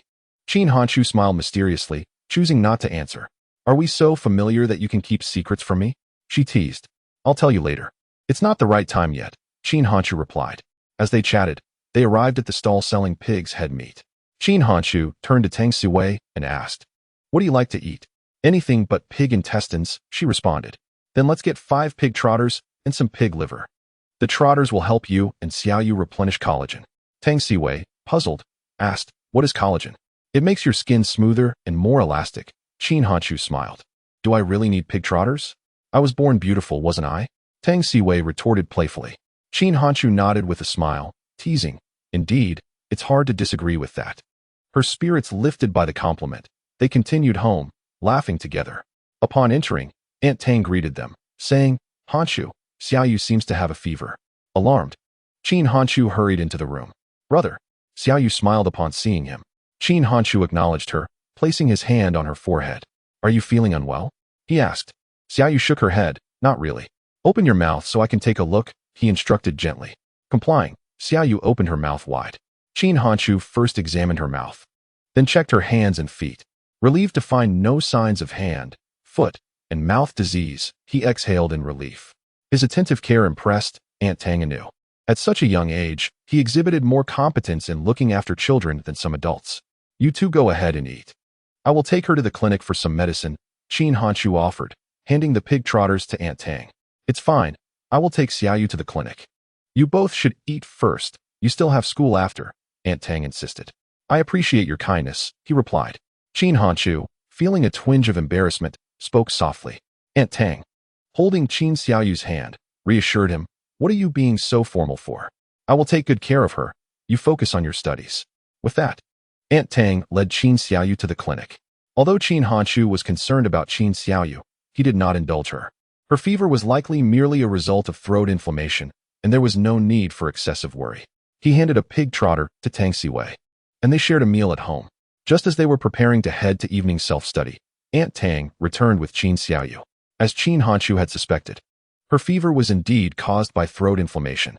Aunt Tang had procured some medicine for her at the clinic. Aunt, how much is this medicine? Qin Hanchu inquired. It's not expensive. You don't need to pay me, Aunt Tang replied. Qin Hanchu produced 10 yuan and insisted, this is a matter of principle. I cannot neglect the cost of medical care. Seeing his serious demeanor, Aunt Tang reluctantly accepted the money. Xiaoyu, you must avoid oily foods for now. You shouldn't eat the pig trotter I bought. Once you recover, your brother will get you some, Qin Hanchu gently advised. Okay, Qin Xiaoyu responded, though she felt a tinge of disappointment at not being allowed to enjoy the trotter. Listen, if you eat the pig trotter, your condition may worsen, Qin Hanchu cautioned. Qin Xiaoyu nodded. I understand. I want to eat it. Aunt, could you please prepare some rice porridge for her? Qin Hanchu requested of Aunt Tang. Of course. Leave it to me, she assured him. Having raised Tang Siwei, she was naturally adept at caring for children. After bidding farewell to Qin Xiaoyu, Qin Hanchu departed for school with Tang Siwei. Tonight we have English. Would you like to switch seats with my deskmate? Tang Siwei proposed as they walked. Wouldn't that be a bit inappropriate? Would your deskmate really want to sit with that rascal Yu Yang? Tang Siwei smiled. I'll talk to my deskmate about it. Upon arriving at school, she discussed the seat switching with her deskmate. Qin Hanchu was unaware of how she communicated, but in any case, her deskmate agreed. Just as Qin Hanchu settled beside Tang Siwei, the English teacher entered the classroom. She immediately noticed the change in seating, but chose not to comment. Suddenly, the classroom was plunged into darkness. WeVe lost power. The students erupted in cheers at this unexpected turn of events. Generally, a power outage during evening study meant an early dismissal. Qin Hanshu even heard Tang Siwei's voice joining the jubilant cries. Even this top student was eager to leave early. However, the students' excitement was somewhat premature. Just as their cheers reached a crescendo, the lights flickered back on, eliciting a chorus of disappointed sighs. Too much excitement, I suppose. Back to memorizing vocabulary, the English teacher chuckled. I thought we might get to leave early. Tang Siwei leaned closer to Qin Hanshu and whispered. Qin Hanshu smiled. Make a wish, and I shall help you see it through. To his surprise, Tang Siwei earnestly exclaimed. Let there be a power outage. No sooner had the words left her lips than the classroom was enveloped in darkness once more. They truly had lost power. The students, who had just been sighing in disappointment, erupted into cheers again. It really is a power outage, Tang Siwei exclaimed in astonishment amidst the darkness. Qin Hanshu had long anticipated this outcome, as the memory of his previous life surfaced during the first blackout. Hence, he was aware that an early dismissal was destined for that evening. I am quite remarkable, aren't I? I have granted your wish, Qin Hanshu remarked with a smile. A blind cat stumbling upon a dead rat, Tang Siwei retorted disdainfully. Everyone, remain still. I shall step outside to investigate. After a brief wait, the electricity had yet to return, prompting the English teacher to venture out. Shortly thereafter, the teacher re-entered, announcing the early release. In the enveloping darkness, the students exited the classroom with excitement. Be careful on the stairs. Watch your step, the English teacher cautioned. In the obscurity, Tang Siwei grasped Qin Hanshu's arm, expressing, I fear falling, so I shall hold on to you. Indeed, do take care, Qin Hanshu advised. Upon leaving the school, it became apparent that the entire town was plunged into darkness, rendering the journey home shrouded in shadows. Along the way, one could frequently hear the frightened screams of young girls. Some mischievous boys took advantage of the night to frighten the girls walking alongside them. Chapter 26. Then sleep a while longer in the past, Qin Hanshu and Qin Xiaoyu would share a bed. However, this night was different, as they found themselves nestled together under the same covers. At midnight, Qin Hanshu suddenly opened his eyes, sensing an unusual warmth radiating from Qin Xiaoyu. She had developed a fever once more. Hastily, he retrieved the thermometer from beside him. Xiaoyu, let us check your temperature, he said softly, placing the thermometer in her armpit. Cool, Qin Xiaoyu murmured with a hint of tears in her closed eyes. Don't let it fall out. After speaking, Qin Hanshu pulled the lamp cord, and with a click, the white light illuminated the room. Unbeknownst to him, the power had returned. 5 minutes later, he removed the thermometer, revealing Qin Xiaoyu's temperature to be 37.5 degrees Celsius, a level that did not necessitate medication. Proceeding to the kitchen, Qin Hanshu boiled a kettle of water. After diluting it, he carried a basin of warm water back to the bedside. Dipping a towel in, he began to sponge Qin Xiaoyu's body. After several rounds, her temperature finally began to subside.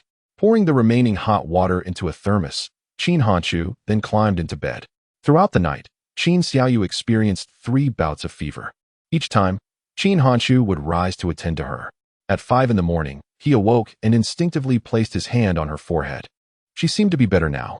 Retracting his hand, he stifled a yawn and sat up, exhausted from the night's events. He prepared breakfast just as Tang's mother's voice echoed from outside. Opening the door, Tang's mother entered and inquired, How is Xiaoyu? She had several episodes last night, but I managed to cool her down, Qin Hanshu replied. After such a restless night, there's no need for you to call her for breakfast. Once you leave, I will stay with her. When she wakes, I shall prepare something for her, Tang's mother assured. That would be most helpful, Qin Hanshu acknowledged, feeling a sense of relief knowing that Qin Xiaoyu would be in caring hands while he was away. Having you as a brother is undoubtedly a blessing earned from a previous life, smiled Tang's mother. After finishing their meal, Qin Hanshu accompanied Tang Siwei to school. As the early self-study session commenced, Qin Hanshu soon succumbed to drowsiness. Unbeknownst to him, he laid his head on the desk and drifted into slumber. He was not the only one asleep. Just 20 minutes into his nap, Wang Gang peered through the glass door of the classroom. Upon noticing Qin Hanshu dozing, his brow furrowed in concern. As the self-study session concluded, the boarding students departed for their meals, while Qin Hanshu remained at his desk, continuing to sleep. At that moment, Wang Gang entered the classroom. Knock, knock. Wang Gang rapped on Qin Hanshu's desk, prompting him to open his eyes. Seeing Wang Gang, Qin Hanshu immediately became more alert. Teacher, he said, though your grades have improved rapidly, you must not become complacent. Did you not sleep well last night? Wang Gang inquired. My sister had a fever last night, which disrupted my rest. Qin Hanchu replied. I see. Then you may sleep a little longer, Wang Gang responded. Students who excel in their studies are indeed treated with such leniency by their homeroom teacher, Chen Wan remarked. Qin Hanchu yawned. I must sleep a bit more. He rested his head back on the desk, drifting off once again. At that moment, Tang Siwei returned from outside. Noticing that Qin Hanchu was still asleep, she gently draped her coat over him. This scene evoked feelings of envy among many boys. It was not until the class bell rang that Qin Hanchu finally awakened. Realizing he was wearing Tang Siwei's coat, he turned to see her smiling at him. Seizing the moment before the teacher's arrival, Qin Hanchu hurriedly returned the coat to Tang Siwei, smiling as he said, Thank you. I was worried you might catch a cold. Nobody looks after little fish. Tang Siwei replied. Qin Hanchu chuckled softly, choosing not to elaborate further. As time passed, the weather grew increasingly cold, and before long, the final exams approached. After the examinations, a winter break of over 20 days awaited. When the final grades were released, Qin Hanchu had remarkably placed within the top 5. His progress during the semester was nothing short of meteoric, and his achievements were lauded by teachers across various classes, making him a well-known figure throughout the school. In Qinjia village, Yang Fong was engaged in a game of mahjong with her fellow villagers. Yang Fong, your son is truly impressive. I hear he ranked 5th in his class, remarked a man seated across from her. 5th? Surely, you've misheard, countered a woman to Yang Fong's left. This is what my son told me himself. It cannot be wrong. Qin Hanchu is now a model student in the eyes of his teachers, the man asserted. If this is true, he could certainly gain admission to Yizhou High School. Yang Fong, you should start preparing the tuition fees in advance. Securing a place there could lead to a promising future, and you would be able to enjoy the benefits as well. Hearing the praises of her son, Yang Fong felt a swell of pride, smiling as she said, As for Hanchu's tuition, it will depend on your contributions. Let me win a little tonight. That will depend on your skill, came the reply. Before the new year, Qin Hanchu received another payment for his writing, this time amounting to 15,000. With the previous savings included, Qin Hanchu now possesses over 30,000 yuan. For an ordinary person, this sum is considerable. However, for Qin Hanchu, it holds little significance. At this juncture, Ollie and Little Penguin have both secured funding, and it is utterly implausible for Qin Hanchu to soar amidst such favorable winds. The opportunities that Ollie and Little Penguin capitalized on have been missed, and he must now await the next wave of opportunity, anticipated to emerge post-2005.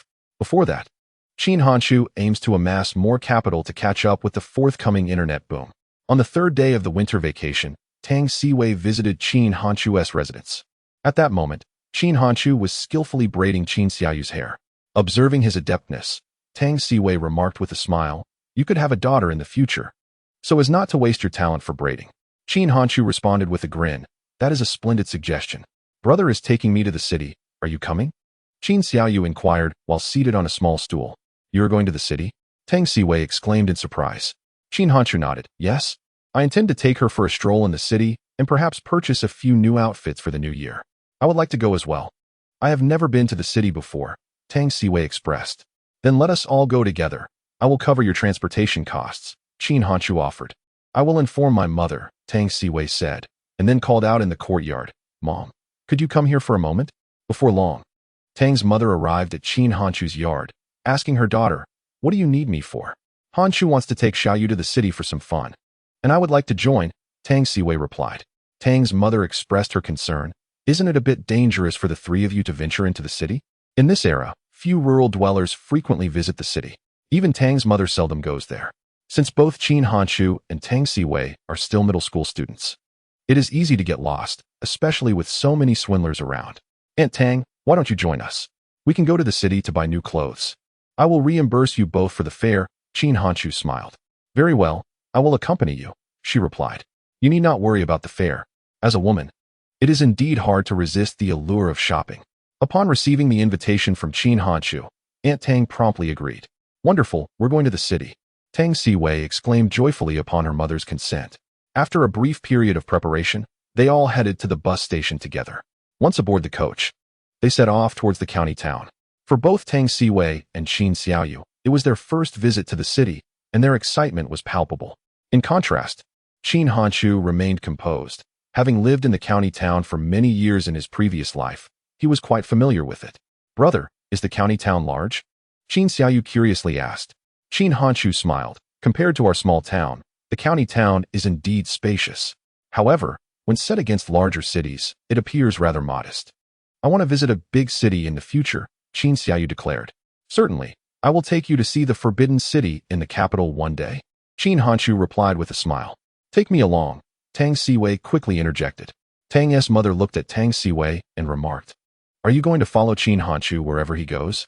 What are you implying? Tang Siwei retorted, her face turning crimson. Tang's mother was aware of her daughter's thoughts. She simply chose not to address them directly. An hour later, the four of them arrived in the city. Qin Hanshu hailed a taxi, and they swiftly reached the commercial street. With the new year approaching, the streets bustled with activity akin to a market day. Qin Xiaoyu and Tang Siwei gazed around in curiosity, their faces alight with joy.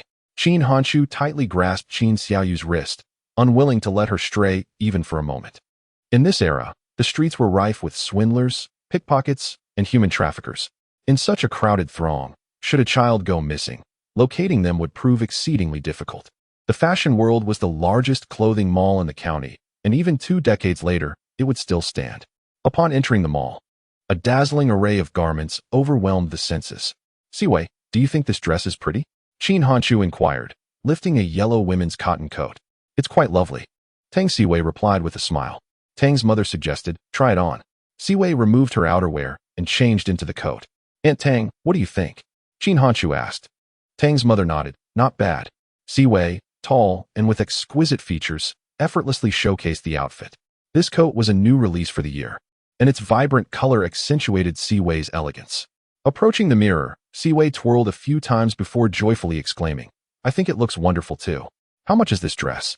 Noticing Siwei's fondness for it, Tang's mother inquired. 99 yuan. This girl is beautiful, and this outfit enhances her charm, the sales clerk replied with a smile.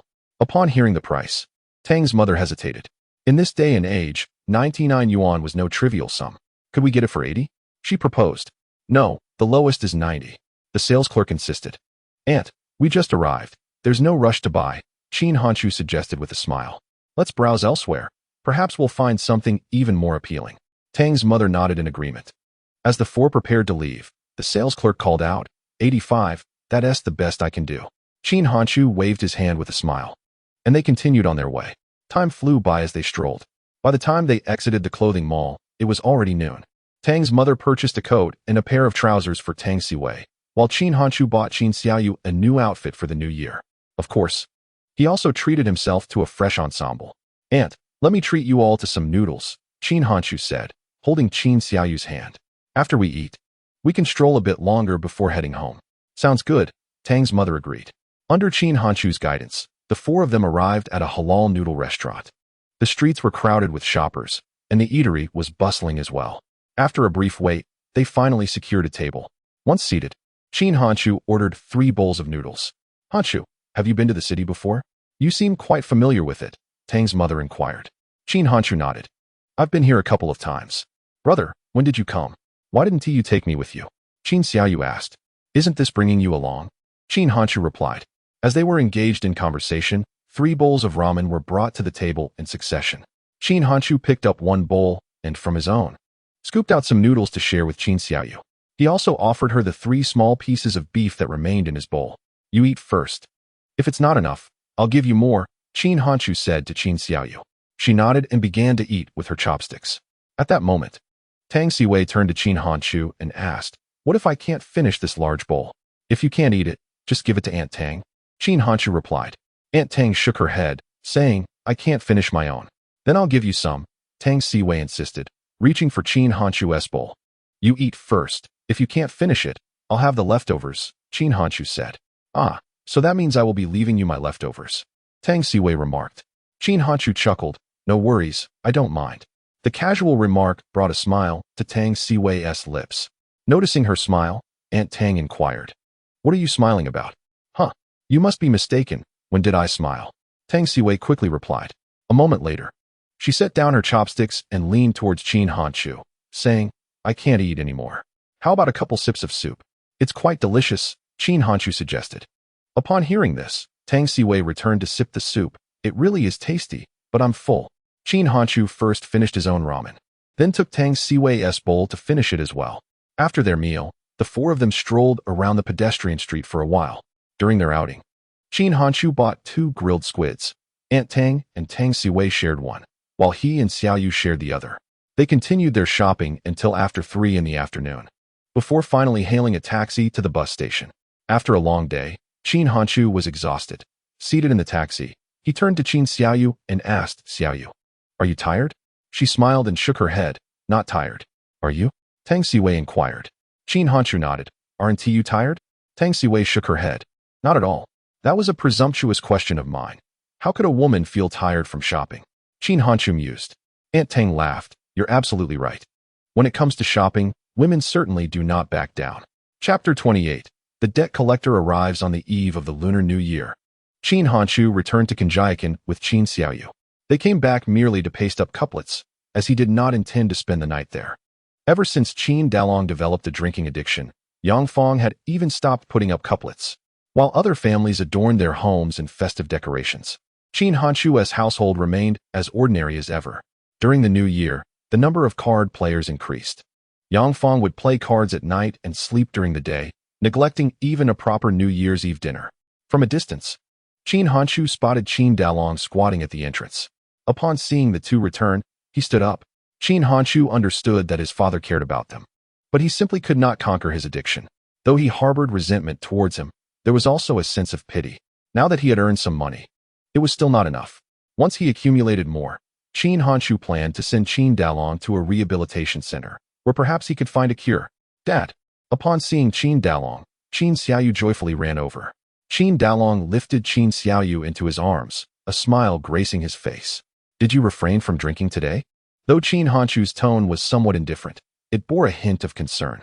Qin Dalong nodded in self-reproach. "I did not drink today. First, let us affix the couplets.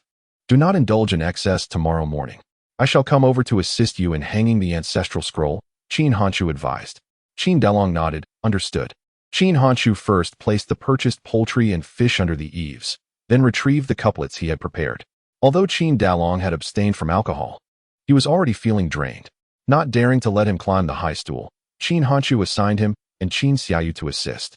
Just as they were affixing the couplets, Yang Fong returned from outside. Upon seeing Qin Hanchu and his son at work, a complex expression crossed her face. "Will you be dining at home tonight?" she inquired.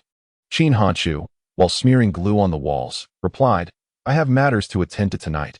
We will eat at home tomorrow." "As you wish," Yang Fong responded. At that moment, several individuals approached from a distance. Upon noticing them, Yang Fong's countenance darkened. "Are they here to collect debts?" Qin Hanchu asked. Yang Fong remained silent, but her expression answered him. "How much is owed this year?" Qin Hanchu inquired. "That is none of your concern," Yang Fong replied. Just as they were speaking, the debt collectors arrived at the doorstep. "The family is putting up couplets? Dalong is sober today. That is indeed rare." Fong, the new year is approaching. Shouldn't the debts be settled?" One of them remarked. "A good borrower is a good lender. If you continue to evade payment, who will dare lend you money in the future?" Yang Fong forced a smile. "Please grant me a few more days. I shall surely repay you after the new year." "Do you take us for fools? This year, your gains and losses remain uncertain.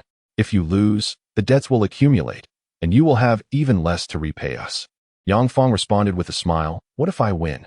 Then I shall repay you both principal and interest. Enough of your excuses. If you do not pay us to celebrate the new year, we shall ensure you do not have a comfortable one either," one of them declared. "I truly have no money left," Yang Fong insisted. "What kind of new year can one have without money?"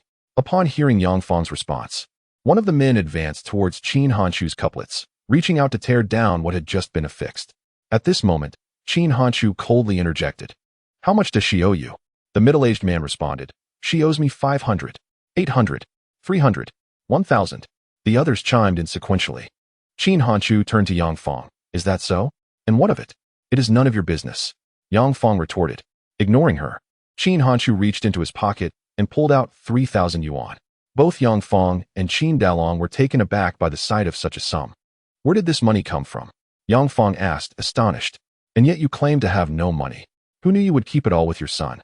With the money in hand, the group instantly brightened. "Do not be too hasty in your joy," Qin Hanchu cautioned. Hearing his words, the group frowned. "Listen carefully. From this day forth, No one is to lend money to my mother. Anyone who dares to lend her money will be left with a dead debt.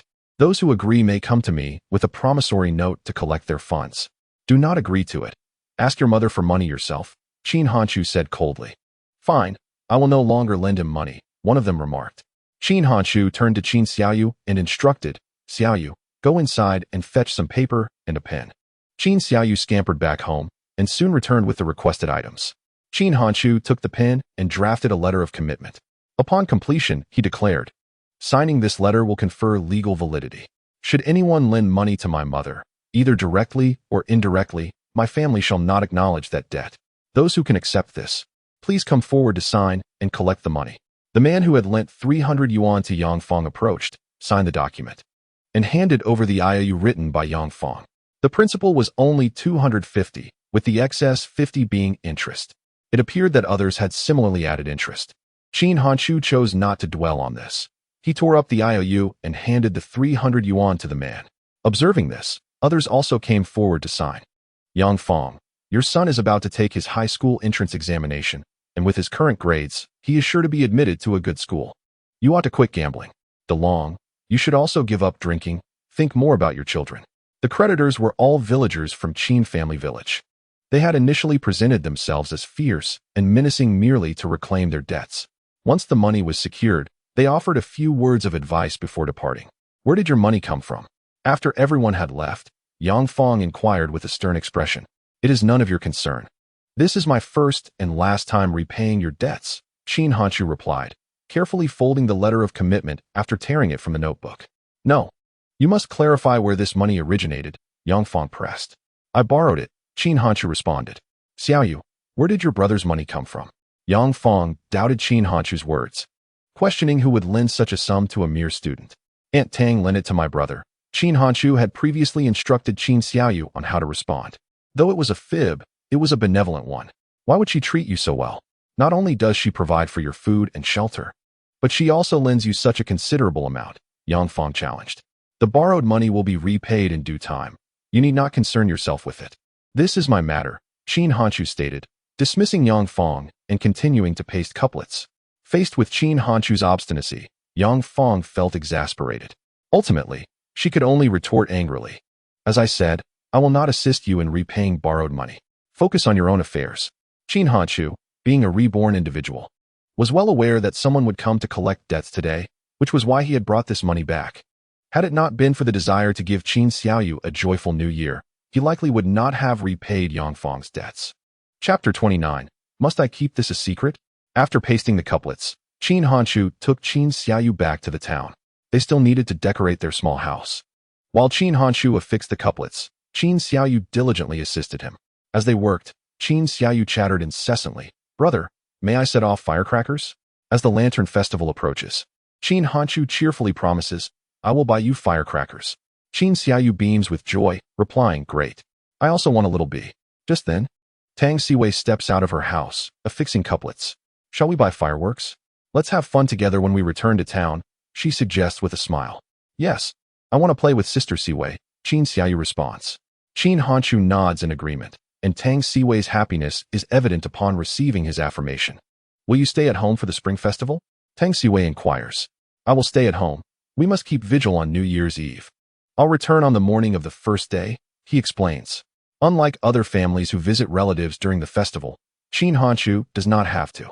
It is not that he lacks relatives, but rather that familial ties have long been severed due to Yang Fong's actions. The relatives, fearing Yang Fong's requests for loans, have distanced themselves from Qin Hanchu's family. Even his grandparents, under the influence of Qin Hanchu's uncle, have completely cut off contact with them.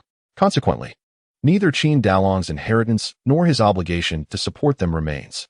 Of course, given Qin Dalong's current circumstances, no one expects him to provide for anyone in their old age. Then I'll come over tonight, and we can watch a movie together, Tang Siwei states. The following morning, Qin Hanchu returns to Qin family village with Qin Xiaoyu. Remarkably, Qin Dalong is obedient and has not drunk any alcohol that morning. Not only has he refrained from drinking, but he has also taken the initiative to find the family genealogy scroll. The father and son work together to hang the scroll.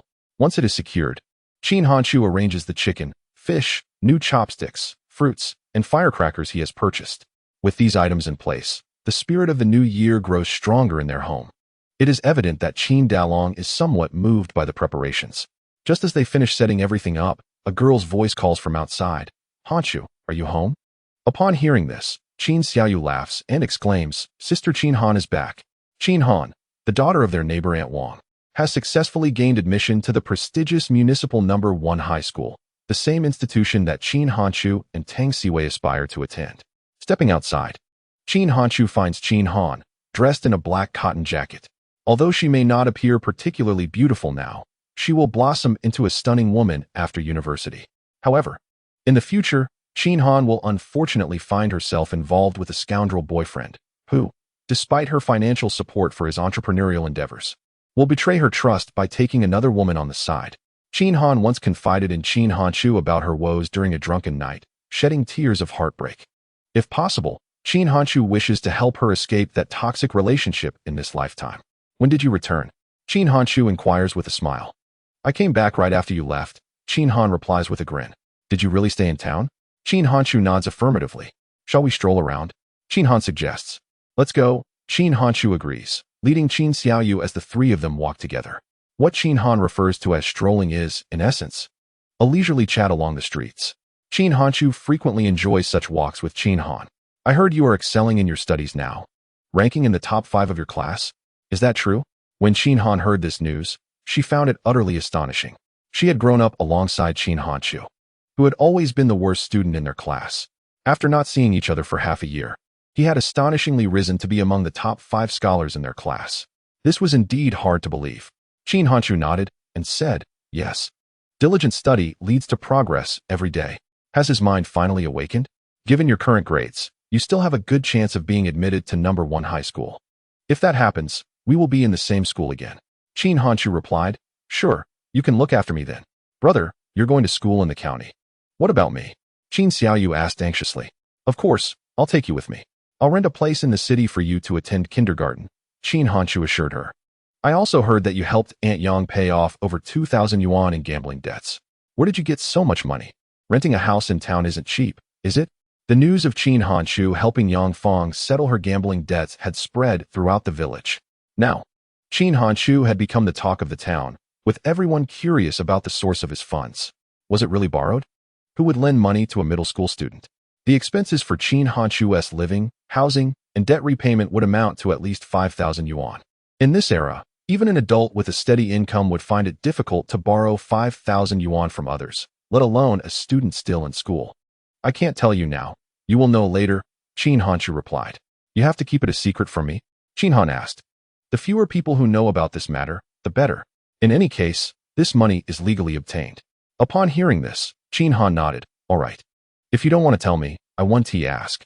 After wandering around the village, the two finally returned home, where it was nearly noon. At the entrance of Qin Han's house, the three temporarily parted ways. When Qin Hanchu returned home, Yang Fong was already picking vegetables. Upon seeing the two return, she emotionlessly remarked, "Everything is prepared, you can start cooking." Qin Hanchu merely nodded and began to prepare lunch. Today being New Year's Eve, they certainly needed to have something special. This year, Qin Hanchu had arranged a lavish spread for the festivities. In addition to chicken, duck, fish, and meat, he had also purchased some sausages and ham. After an hour of bustling about, 8 dishes were laid out on the dining table. With the midterm exams in 6 months, "Do you have confidence in getting into a good high school?" Yang Fong inquired while they ate. Qin Hanchu replied indifferently. "As long as you can get in, I will make sure your tuition is covered," Yang Fong said. "Will you win it at the gambling table or borrow it?" Qin Hanchu's words made Yang Fong's expression darken. With a stern face, she retorted, "Neither gambling nor borrowing. Where would I get so much money? From your alcoholic father, perhaps? Has he earned a single penny in all these years?" Upon hearing this, Qin Dalong lowered his head. Though he had once been a boisterous drinker, he now felt an overwhelming sense of guilt. In the past, Qin Dalong had been a skilled worker who earned a decent income in the village. However, after succumbing to alcoholism, he often showed up at construction sites utterly intoxicated. Gradually, no one wanted to hire Qin Dalong anymore. As for Qin Dalong, he has completely given up, spending his days languishing at home. "My father has become an alcoholic, and you share the blame. If it weren't for your gambling troubles, would he resort to drinking to drown his sorrows? Would he have succumbed to alcoholism?" Upon hearing Yang Fong shift the blame onto Qin Dalong, Qin Hanchu retaliated with indignation. Chapter 30. New Year's Eve before his imprisonment, Qin Hanchu harbored intense hatred for Qin Dalong. However, during his years behind bars, he came to understand many things. In his childhood, Qin Dalong was indeed a good father. He would go out to work and earn money, and he would take Qin Hanchu fishing or rabbit hunting. Yet, his earnings were insufficient to cover Yang Fong's gambling losses. It was from that time onward that Qin Dalong developed a penchant for alcohol, seeking solace in intoxication. The more Yang Fong berated him, the more he sought refuge in drunkenness. Perhaps due to his constitution, he quickly fell prey to alcoholism and became a drunkard. Faced with Qin Hanchu's accusations, Yang Fong was furious but at a loss for words. The primary responsibility for this family's current state lies with you. You need not concern yourself with tuition fees. If you can quit gambling, our household will undoubtedly improve. Qin Hanchu continued. Just then, Qin Dalong unexpectedly broke down in tears. Qin Hanchu's words provided an outlet for his long-held grievances. Initially, his descent into drunkenness was indeed due to familial pressure, but later, he found himself ensnared by the very addiction he had sought to escape. What does this mean? Is all the blame on me? Yang Fong shouted in a fit of humiliation and anger. Brother, I am frightened. Yang Fong's outburst startled Qin Xiaoyu, who sought refuge behind Qin Hanchu. Qin Hanchu looked at Yang Fong and said, "Let us eat. You two take care of yourselves. I will look after myself and little fish."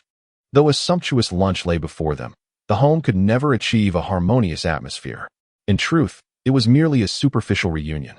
Qin Xiaoyu, still a child, had been frightened but soon found amusement at Qin Hanchu's antics. After their meal, Qin Hanchu played in the snow with Qin Xiaoyu for a while. Once the child was asleep, he busied himself preparing dumplings. Having lived alone in his previous life, he had to hone various skills. While he was making dumplings, Yang Fong entered and asked, "Do you need help?" Qin Hanchu initially intended to decline, but ultimately nodded in agreement. The mother and son worked silently, one rolling the dumpling skins while the other filled them, the atmosphere in the room decidedly uncomfortable. After a long silence, Yang Fong finally spoke, her eyes glistening with emotion. "You are right. Your father's condition is my responsibility. I never anticipated it would come to this. I do not expect you to earn much. Your sister and I only desire a healthy family environment. You know what needs to be done, so I shall not elaborate further." Upon hearing Yang Fong acknowledge her faults, Qin Hanchu's tone softened. Having been reborn, he longed to alter the course of his family's fate. He aimed to help his father quit drinking and his mother stop gambling. These were his future endeavors. Although the two currently seemed to exhibit signs of remorse, it would be challenging for them to achieve lasting change on their own. Therefore, Qin Hanchu held little hope at the beginning of the Qin dynasty. He still had to earn money and then send them to specialized institutions for rectification. After finishing the dumplings, it was already 4:30 in the afternoon. Upon entering the room, he noticed that Qin Dalong had awakened. At that moment, he was burning paper money, preparing offerings for the deities. Once everything was ready, Qin Hanchu and Qin Dalong made their way to the cemetery. "Do you wish to quit drinking?"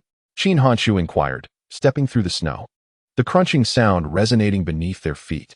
Qin Dalong nodded. "I want to quit, but I know it will be difficult. If I were you, I wouldn't be able to manage it either. However, one must strive. How can one know it is impossible without trying? When the urge to drink arises, think of Xiaoyu. Think of the future grandchild. After the new year, I will buy you some tea leaves. Whenever you wish to drink, have some tea instead." Qin Hanchu could tell that Qin Dalong genuinely wanted to quit drinking, hence his tone softened considerably. Qin Dalong nodded. "Yes, I will do my best." Upon reaching the cemetery, they coincidentally encountered their uncle who had come to pay respects. Seeing Qin Dalong there to welcome the deities, Qin Xiaolong was somewhat surprised. "Uncle," since they had met, Qin Hanchu felt it necessary to greet him. "I heard you are now among the top 5 in your class," Qin Xiaolong remarked. Qin Hanchu nodded. "Indeed. That's good. It's a sign of enlightenment. Keep up the hard work. You'll need to rely on yourself in the future. We will take our leave now." After Qin Xiaolong finished setting off firecrackers, he departed with his son. Following his exit, Qin Hanchu and his son also burned paper money and set off firecrackers before heading home. Upon returning, Yang Fong had already cooked the dumplings. The air was thick with the aroma of firecrackers and paper money, embodying the festive spirit of the new year. At that moment, the village was alive with the sound of firecrackers. Due to the earlier conversation, the atmosphere of the evening had noticeably relaxed. Yang Fong and Qin Dalong both wore smiles as they conversed with Qin Xiaoyu, who appeared exceedingly joyful. After dinner, Qin Hanchu handed 50 yuan to Qin Dalong, saying, "Tonight, give this 50 yuan to Xiaoyu as her New Year's money. This should be her first time receiving such." Upon hearing this, Qin Dalong's feelings of guilt deepened. His daughter was already 6 years old, and he had yet to give her New Year's money. This time, he needed his son to help fund it. Looking at the 50 yuan in his hand, Qin Dalong resolved to seek work in the coming year. He could not continue like this. After dinner, it was already 7 o'clock. In an hour, the Spring Festival Gala would commence. However, Qin Hanchu's home did not even have a television. The old one had been sold by Yang Fong. After tidying up, Qin Hanchu took Qin Xiaoyu to Qin Han's home. Upon entering, Qin Xiaoyu greeted Aunt Wang and her husband with New Year's wishes. After exchanging pleasantries, they proceeded into Qin Han's residence. "Come sit, Ingzi, Qin Kai, and the others will join us shortly for some card games," Qin Han said. All right. Ingzi and Qin Kai were childhood companions of Qin Hanchu from the same village. But he shared a closer bond with Qin Han. Before long, Ingzi, Qin Kai, and others arrived. After exchanging greetings, they settled onto the Kong. While Qin Hanchu and the others played cards, Qin Xiaoyu sat nearby watching television. In the early days of the Han dynasty, Qin Kai inquired, "Is that money truly borrowed?" He had already heard about Qin Hanchu's assistance in repaying debts for Yang Fong. With a smile while unveiling a plaque, Qin Hanchu replied, "Guess who has such generosity to lend you such a substantial sum?" Although Qin Kai was aware that Qin Hanchu was engaged in writing novels, he doubted that such literary endeavors could yield significant earnings. "Let us not discuss this matter. You will understand in due time," Qin Hanchu remarked, not wishing to deceive them, yet unable to divulge the truth. Noticing his reluctance to elaborate, the others refrained from further inquiries.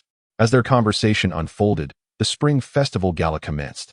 This year's hosts included Li Yong and Zhao Beol. The classic skit The Water Delivery Man featuring Uncle Ben Shan, Biaozi, and Teacher Xiumin captivated the audience. At that moment, the players engrossed in their card games found their attention diverted by the gala's performances. Yet, in subsequent years, the Spring Festival Gala devolved into mere background noise, with many individuals falling asleep in front of the television. Chapter 31. Breaking the habit while engaged in a game of cards, Qin Dalong finally emerged from his home. Shortly thereafter, he arrived at Qin Kai's residence, which was already bustling with guests, all partaking in card games and watching the gala. The sight of Qin Dalong momentarily stunned the adults present. "Dalong, what brings you here?" A rare visit indeed. Qin Kai's father was the first to recover.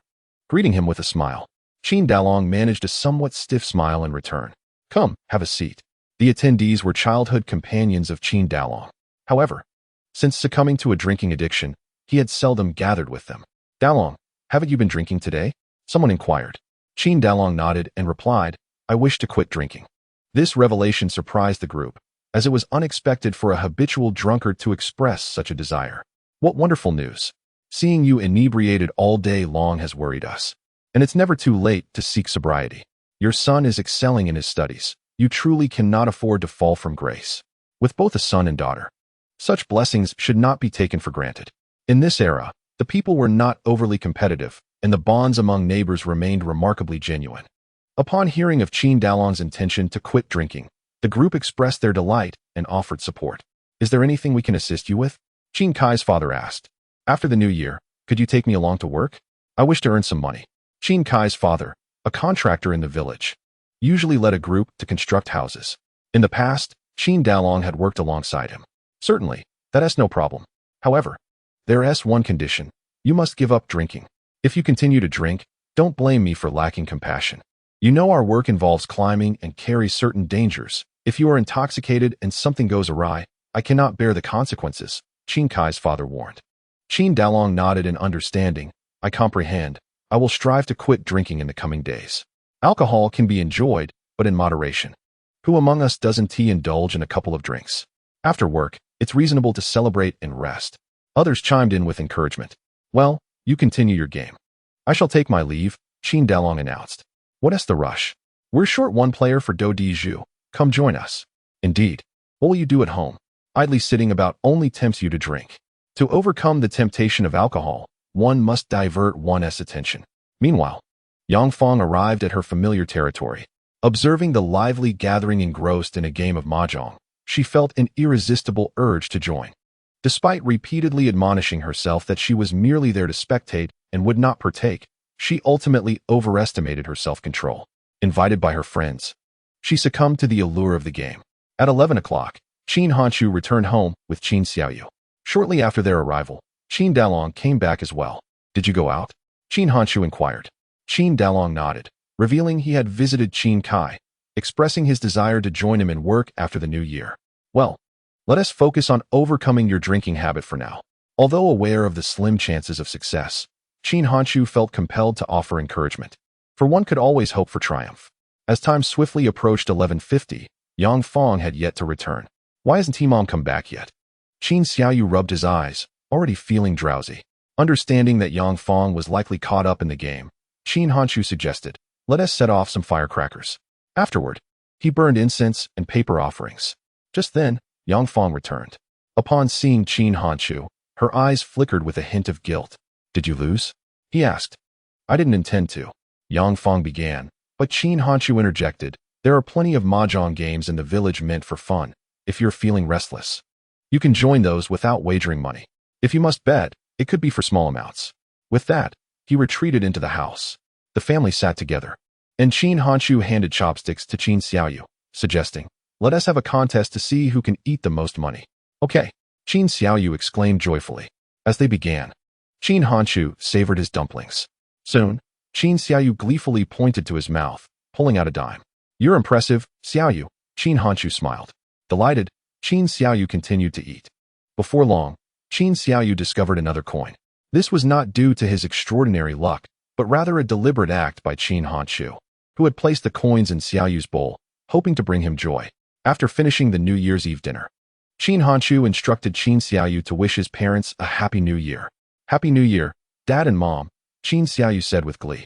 Qin Dalong presented the 50 yuan given by Qin Hanchu, saying, this is your lucky money. Glancing at Qin Hanchu, who smiled and encouraged him. Keep it under your pillow tonight. When we return to town, I'll buy you a little piggy bank so you can save it. All right, Qin Xiaoyu nodded happily. After dinner and New Year's greetings, Qin Hanchu helped Qin Xiaoyu wash up. As soon as he lay down on the couch, Qin Xiaoyu fell asleep. While Qin Hanchu and Qin Xiaoyu enjoyed a peaceful slumber, the two individuals next door found themselves restless, one grappling with a craving to play, and the other with the pangs of addiction. It remains uncertain how they spent the night, but they managed to endure until dawn. Qin Hanchu had planned to return to town early the next morning with Qin Xiaoyu. However, upon noticing that Qin Dalong had abstained from alcohol, he reconsidered his decision. Seizing the opportunity while Qin Dalong was still sober, he decided to let Qin Xiaoyu experience the warmth of paternal affection. He left Qin Xiaoyu by Qin Dalong's side and rode his bicycle back to town. Initially, he updated his chapters and extended New Year greetings to his readers in the comment section. After accomplishing these tasks, he began to write. For an online novel author, holidays are a luxury. To rest, one must first ensure that updates are completed ahead of time. As long as there are manuscripts to publish, rest is permissible. Conversely, without any drafts, even on New Year's Eve, one must immerse oneself in writing. By midday, Qin Hanchu had penned over 3,000 words. It was only as noon approached that he returned to Qin family village. In the first 2 days, Qin Dalong managed to resist the urge to drink. However, by the third day, he was like an ant on a hot stove, unable to focus on playing with Qin Xiaoyu any longer. The cravings for alcohol had rendered him irritable, and during their playtime, he would lash out without provocation. Qin Hanchu prepared tea for Qin Dalong to bolster his spirits, yet it proved ineffective. Ultimately, Qin Dalong succumbed to his addiction once more, becoming intoxicated and collapsing onto the Kong. Once the cycle of abstinence is broken, it is exceedingly challenging to recommit. On the evening of the third day of the new year, Qin Hanchu took Qin Xiaoyu back to town. For them, the spring festival had already concluded, and there was no further need to return to Qin family village. In the following days, Qin Hanchu devoted his primary efforts to writing. While he worked, Qin Xiaoyu occupied herself with drawing and writing. When Tang Siwei returned from visiting relatives, she invited Qin Xiaoyu to watch television. From the third day of the new year onward, Qin Hanchu maintained a nocturnal writing schedule. This frequency of updates significantly boosted his subscription numbers. Time seemed to fly by, and before long, it was the 15th day of the first lunar month. On that morning, Tang Siwei arrived at Qin Hanchu's place while he was having breakfast with Qin Xiaoyu. Have you eaten? Would you like something more? Qin Hanchu inquired. What are you having? Tang Siwei asked curiously. Scallion pancakes and egg custard. Qin Hanchu replied. Upon hearing this, Tang Siwei chuckled. I've eaten. But will there be enough for you both? There's plenty, don't worry, Qin Hanchu assured her, pleased with his response. Tang Siwei sat down to enjoy the scallion pancakes. Ever since you moved in, I've gained weight, she remarked. That's not my responsibility, Qin Hanchu quickly retorted. If I were to blame you, you would surely be amused, Tang Siwei teased. Indeed, Qin Xiaoyu chimed in with a laugh. Tang Siwei responded, see, even Xiaoyu thinks so. Are you planning to buy fireworks? Qin Hanchu shifted the topic. Tang Siwei nodded. Aren't you going as well? Yes, after breakfast, we shall go together. Qin Hanchu replied. At 8:30 in the morning, the three of them arrived at the market. On this day, half of the stalls were selling fireworks. Skyrockets, golden rain, little bees, and fire wheels were among the varieties most adored by children. In the early days of the Qin and Han dynasties, Qin Hanchu purchased 3 sets of skyrockets and 3 sets of DD gold, while Tang Siwei acquired 3 boxes of little bees and 2 boxes of fire wheels. Despite his wealth, Qin Hanchu was reluctant to spend extravagantly on such items, wishing instead to instill a sense of financial prudence in Qin Xiaoyu. As night fell at 7 o'clock, he called out to Tang Siwei from the courtyard, prompting her and Qin Xiaoyu to join him. The trio met at the entrance and proceeded together towards the main street of the town. The main street was spacious and devoid of flammable materials, bustling with youths and children enjoying the fireworks. Qin Hanchu lit an incense stick, and soon the 3 of them joined in the festivities. The little bees soared into the sky, whirling gracefully. Qin Xiaoyu watched with delight, her laughter ringing through the air. Qin Hanchu handed her a DD gold and helped her ignite it. In the dark of night, the DD gold emitted a radiant glow. Wow, so beautiful, exclaimed Qin Xiaoyu, her hands gently swaying in joy. Light one for me too, Tang Siwei chimed in with a smile. Amidst their laughter, the fireworks they had purchased quickly dwindled. At that moment, the town government unveiled 7 or 8 mud heaps, a classic representation of fireworks akin to small mounds of earth. As they were ignited, the fireworks erupted like a fountain, creating a breathtaking spectacle. Qin Hanchu and the 2 others stood nearby, smiling as they admired the scene. It was then that Tang Siwei stole a glance at Qin Hanchu's profile, and a unique smile graced her lips in response to the enchanting view. Wow, so beautiful, she remarked as the fireworks reached their zenith, shooting flames several meters high. This mesmerizing display lasted only a moment before the fireworks gradually faded, transforming into wisps of white smoke. Such splendid moments are fleeting, yet memories can endure forever. The following day marked the commencement of the school year, and adults busied themselves once more. With the high school entrance examinations looming in a few months, the academic pressure for the third-year students intensified. In pursuit of admission to prestigious high schools, Qin Hanchu dedicated increasing amounts of time to his studies. During this period, a significant event unfolded on a certain Chinese website, where, under the guidance of certain individuals, a plethora of online gaming novels emerged, greatly impacting the site's traffic. Qin Hanchu's work, being a frontrunner on the site, was minimally affected, but these new releases encroached upon the survival space of other titles. It was at this juncture that a novel titled Ascending Dragon burst onto the scene. The emergence of this book, coupled with the site's strategic adjustments, helped restore traffic levels. Qin Hanchu was well acquainted with the author of Ascending Dragon. In fact, he was familiar with the esteemed authors of the website, understanding their timelines very well. Figures such as Zhongxi, San Xiao, Shinji, Tudo, Zhurjin, and Wang Yu were all pioneers of the online literary genre. By virtue of his reincarnated identity, Qin Hanchu had also ascended to such heights. By April, his monthly manuscript fee officially surpassed 20,000 yuan. After months of accumulation, he had amassed nearly 70,000 yuan in savings. By June, Qin Hanchu's savings had reached an impressive 11,000. At this point, there remained merely half a month until the high school entrance examination. That evening, Qin Hanchu opened Baidu to search for information. Just then, a piece of news caught his eye. The Penguin Group had officially gone public on the Hong Kong Stock Exchange today. Upon reading this announcement, Qin Hanchu felt a surge of excitement. He hurriedly checked the stock price of the Penguin Group. He was aware that the price would not be exorbitant. Yet he was astonished to discover it was merely a little over 3 yuan per share. Although he was not an avid stock trader, He recognized the immense future market value of the Penguin Group. Until now, he had not ventured into any other investment avenues. The shares of the Penguin Group were undoubtedly a commendable choice. On Sunday, Qin Hanchu took Qin Xiaoyu to Tang Siwei's home. After boarding the bus, he made his way to the county town. Following a busy morning, he successfully opened a stock trading account.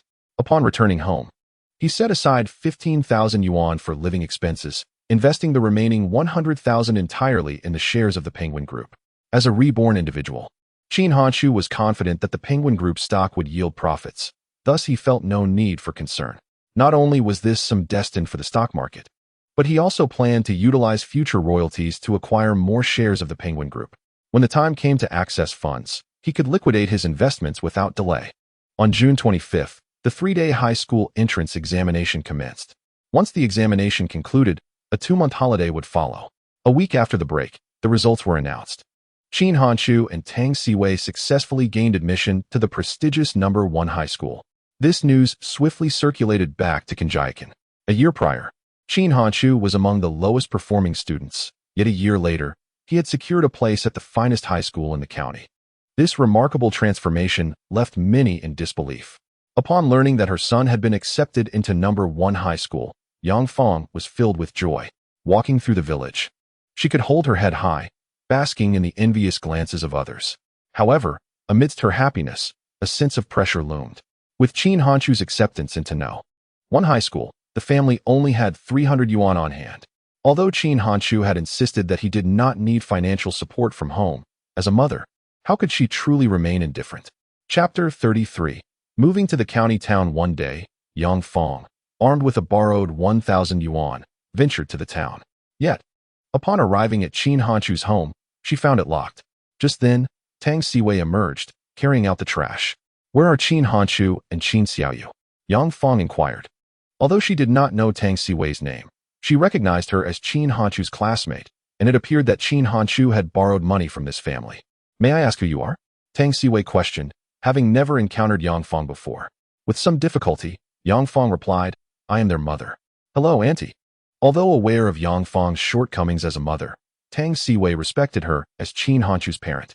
"Hello," Yang Fong responded, and then asked, "Where have they gone?" "Hanchu took Xiaoyu into the city," Tang Siwei explained.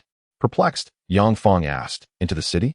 "Hanchu needs to find a place to live, and also a new kindergarten for Xiaoyu." Tang Siwei was well informed as Qin Hanchu had previously discussed these matters with her. "When will they return?" Yang Fong inquired. Tang Siwei shook her head and said, "It may take 2 or 3 days. Could you please assist me in delivering this money to him?"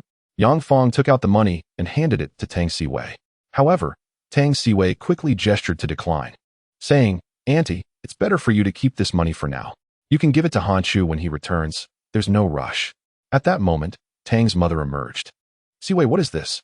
"Hanchu's mother," Tang Siwei replied. "Hello." Tang's mother smiled at Yang Fong.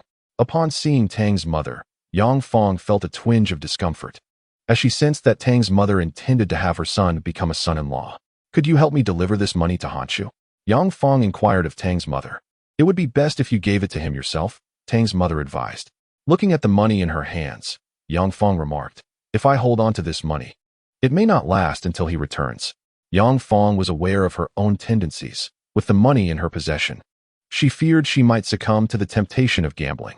Hearing this, Tang's mother said, "Very well, I shall write you a receipt, and you can sign it. I will ensure that this money is passed on to Hanchu. As for whether he accepts it, we shall see." "All right, thank you," Yang Fong replied. Tang's mother counted the money and then wrote a receipt for Yang Fong. With the receipt in hand, Yang Fong departed from the town. "This money is likely borrowed," Tang Siwei remarked.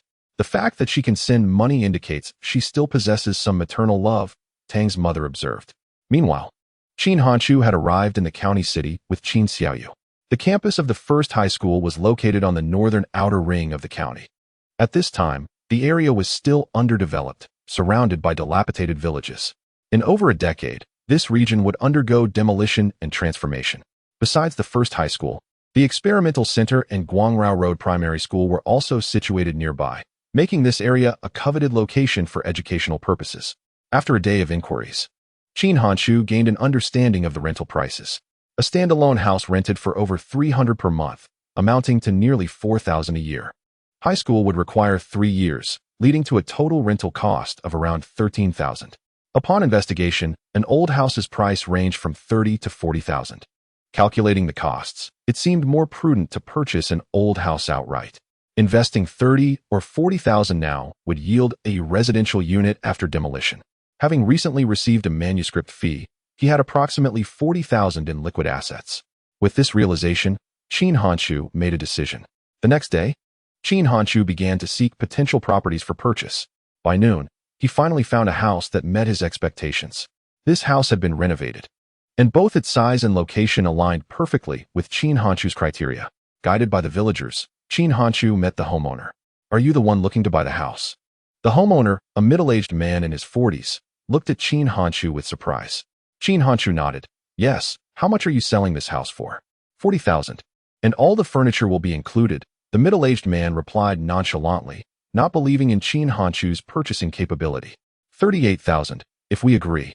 We can sign the contract and transfer ownership tomorrow," Shin Hanshu countered. "Are you certain?" The homeowner was taken aback, not expecting Shin Hanshu to genuinely wish to buy. Shin Hanshu affirmed, "Of course, I am not here to waste your time." The middle-aged man was eager to sell quickly as his family was in a hurry to emigrate. If Shin Hanshu truly wished to purchase the property, he could accept the sum of $38,000. "All right, as long as you can provide the payment for the transfer tomorrow, I shall sell it for $38,000, the homeowner stated. After arranging a time with the homeowner, Shin Hanshu departed the village accompanied by Shin Xiaoyu. As they walked along the road, Shin Xiaoyu patted her stomach and exclaimed, "Brother, can we eat now? I'm hungry." In response, Shin Hanshu said, "Certainly. What would you like to eat?" "I want fried noodles." Shin Xiaoyu giggled. Shin Hanshu nodded. "Very well, I shall buy you fried noodles." Upon boarding the bus, the two arrived in the city center. After their meal, Shin Hanshu took Shin Xiaoyu to a law firm. Purchasing a house is a significant matter, and in his previous life, Shin Hanshu had never acquired real estate, thus he was unfamiliar with the purchasing process. To avoid being taken advantage of, he decided to enlist the assistance of a lawyer. After discussing with the lawyer, Shin Hanshu and Shin Xiaoyu visited the county zoo. Upon exiting the zoo, they strolled through a supermarket. At 8 in the evening, they finally returned to the hotel. The following day, Shin Hanshu, accompanied by the lawyer, returned to the village. In the house, they met with the homeowner. Shin Hanshu pointed to the lawyer beside him and said, "This is Lawyer Wang. I have engaged him to assist me with the purchasing procedures." The homeowner chuckled. "I didn't expect you to be quite professional. It's my first time buying a house." "Having a professional alongside minimizes the chances of errors," Shin Hanshu replied. "Mr. Chun, please show me the property deed and your identification," Lawyer Wang requested of the homeowner. The homeowner wasted no time and promptly handed the documents to Lawyer Wang. He first verified the authenticity of the documents, then led the trio to the housing authority. The purpose of their visit was to ascertain whether the property was mortgaged or entangled in other ownership disputes. Once confirmed that there were no issues, Lawyer Wang produced the prepared contract. Both parties signed the contract, and thereafter, they proceeded to the property bureau to complete the transfer procedures. Once the transfer was successfully executed, Shin Hanshu escorted the homeowner to the bank. In the presence of the lawyer, Shin Hanshu handed the payment to the original homeowner, who also signed a receipt. Thus, the property officially belonged to Shin Hanshu. Next, he merely needed to pay the taxes to obtain the new property deed. A day later, accompanied by the lawyer, Shin Hanshu paid the taxes and processed the new property deed. Upon receiving the deed, Shin Hanshu finally felt a sense of relief. This was his first house, a home that belonged solely to him. With the property deed in hand, Shin Hanshu took Shin Xiaoyu to the Unicom Service Center.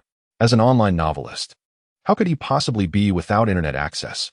In the subsequent 2 days, Shin Hanshu began to tidy up the new house. The furniture and television left by the previous owner were all usable, so he did not need to prepare anything further. After cleaning, Shin Hanshu purchased some potted plants. With the addition of these plants, the house gained a touch of vitality. Once the internet connection was established, Shin Hanshu returned to the town with Shin Xiaoyu. Upon returning home, Tang's mother and Tang Siwei approached him with money in hand. "This money is from your mother. I have already written her a receipt. If you intend to return it, please remember to bring back the receipt," Tang's mother smiled. As Shin Hanshu received the money, he nodded and replied, "I understand. Why did you take so long to return? Couldn't you find a rental?" Tang Siwei inquired. Shin Hanshu explained, after considering it, renting was not a suitable option. so I decided to purchase a courtyard directly. The process of obtaining the property certificate and arranging for internet access took some time. What? You bought a courtyard outright? How much did it cost? Tang's mother asked in astonishment. Qin Hanshu smiled and responded, 38,000, located in the village directly across from the school. 38,000. Tang Siwei exclaimed. To her, even 3,000 was a considerable sum, so hearing that Qin Hanshu spent 38,000 on a courtyard was unbelievable. Even her parents could not manage to purchase a home in the city with such ease. Do you really have that much money? Although she knew Qin Hanshu was earning from writing, she could hardly believe he had amassed such wealth. Saving 600 a month certainly wouldn't allow for such an expenditure. It's been going well, so I have some extra funds, Qin Hanshu replied. What exactly have you been doing to earn so much? Tang Siwei's curiosity only deepened regarding the source of Qin Hanshu's wealth. This time, Qin Hanshu did not hold back. He stated, I signed a contract with a website for my novels, which are available for paid reading, allowing me to earn money. Is your money really from writing novels? Tang Siwei had considered this possibility, yet she had always believed it improbable to earn such significant amounts through writing. She was astonished to discover that Qin Hanshu truly made his fortune from his literary endeavors. Keep it a secret. I don't want my family to know. Qin Hanshu made a shushing gesture. Tang's mother leaned in and asked, how much do you earn in a month now? About 7,000. In reality, Qin Hanshu's monthly earnings had surpassed 20,000, but he chose not to reveal the truth. 7,000. Tang's mother exclaimed, her eyes widening in disbelief.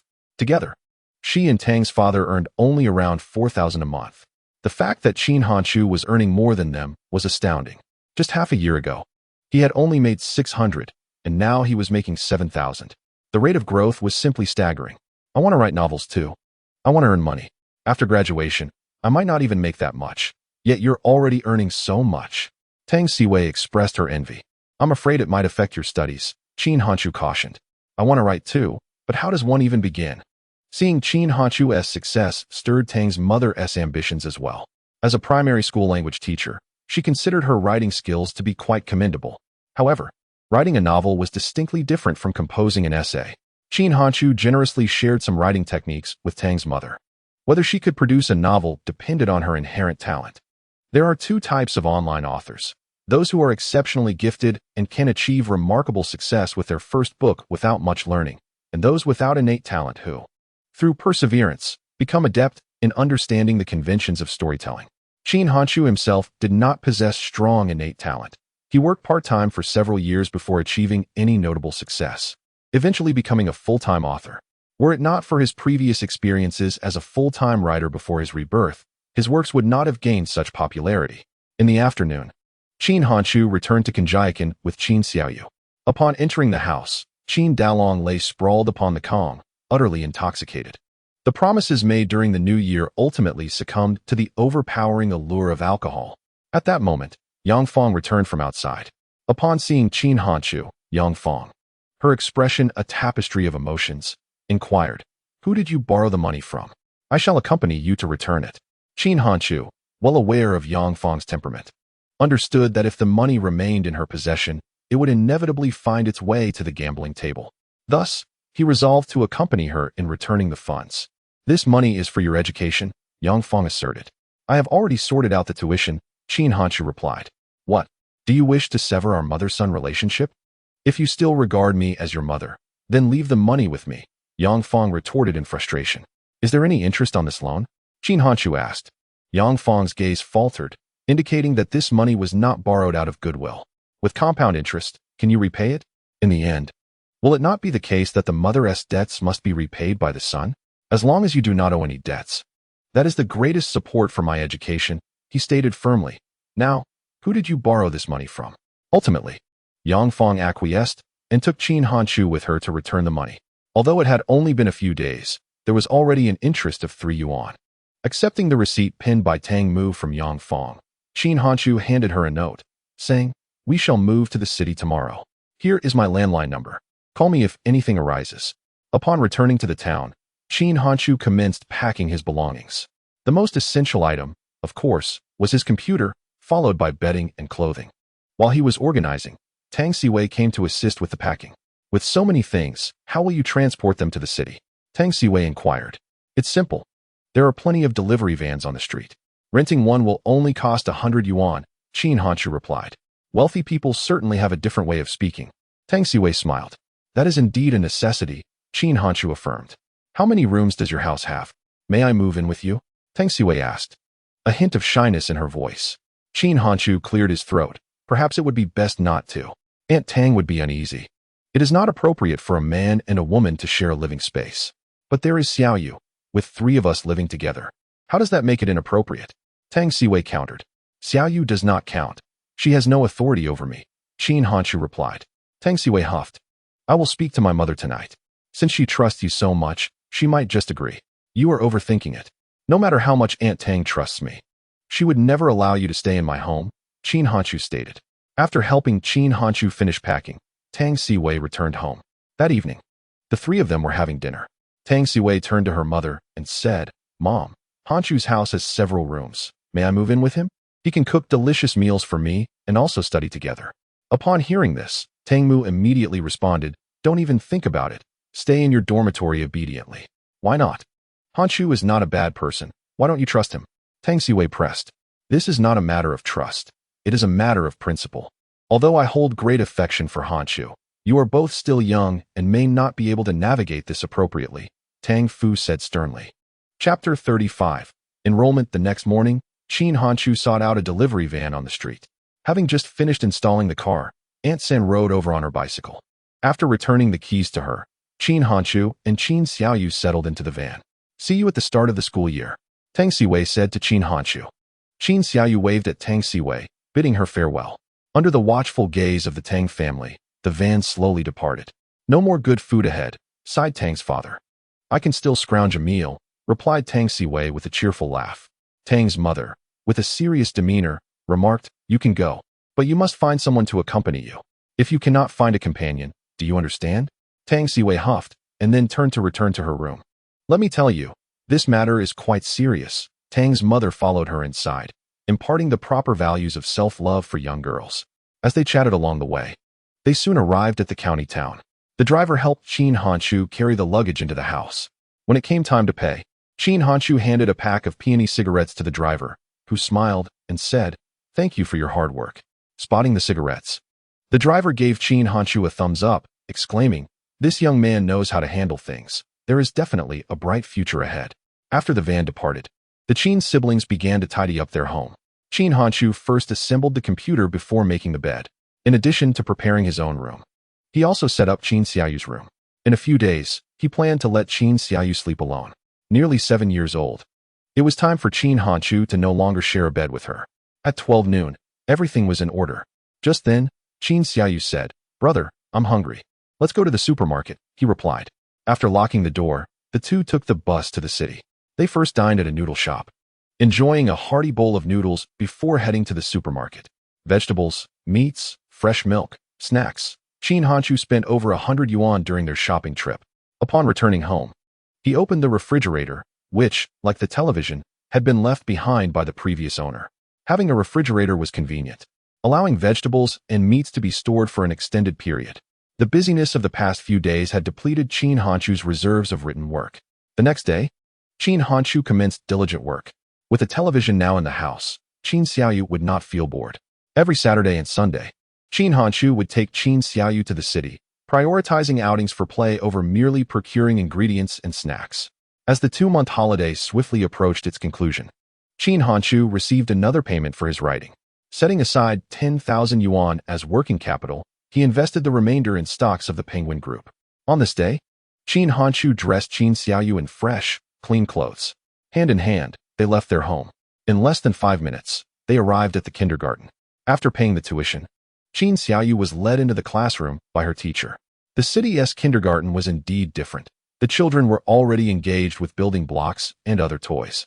Furthermore, the teachers instructed them in basic arithmetic and other foundational knowledge. Most importantly, the city kindergarten provided lunch and snack services, allowing Qin Hanshu to have his meal at school without the worry of rushing to pick up his child. At 5:30 in the afternoon, Qin Hanshu arrived at the entrance of the kindergarten, where a multitude of parents had already gathered. Shortly thereafter, the children emerged from the building accompanied by their teachers. Brother. Upon spotting Qin Hanshu, Qin Xiaoyu joyfully dashed over. Say goodbye to the teacher, Qin Hanshu instructed, holding Qin Xiaoyu's hand. Turning to her teacher, Qin Xiaoyu said, "Goodbye, teacher. See you tomorrow." The educators in the city exhibit a greater degree of professionalism and a more profound tolerance towards the children. Hand in hand, the siblings walked along the path. "Did you have fun?" Qin Hanshu inquired. Qin Xiaoyu nodded enthusiastically, "Yes. The teacher played games with us and even taught us to recite ancient poetry." Concerned about the possibility of encountering a temperamental teacher, Qin Hanshu asked, "Do teachers ever hit children?"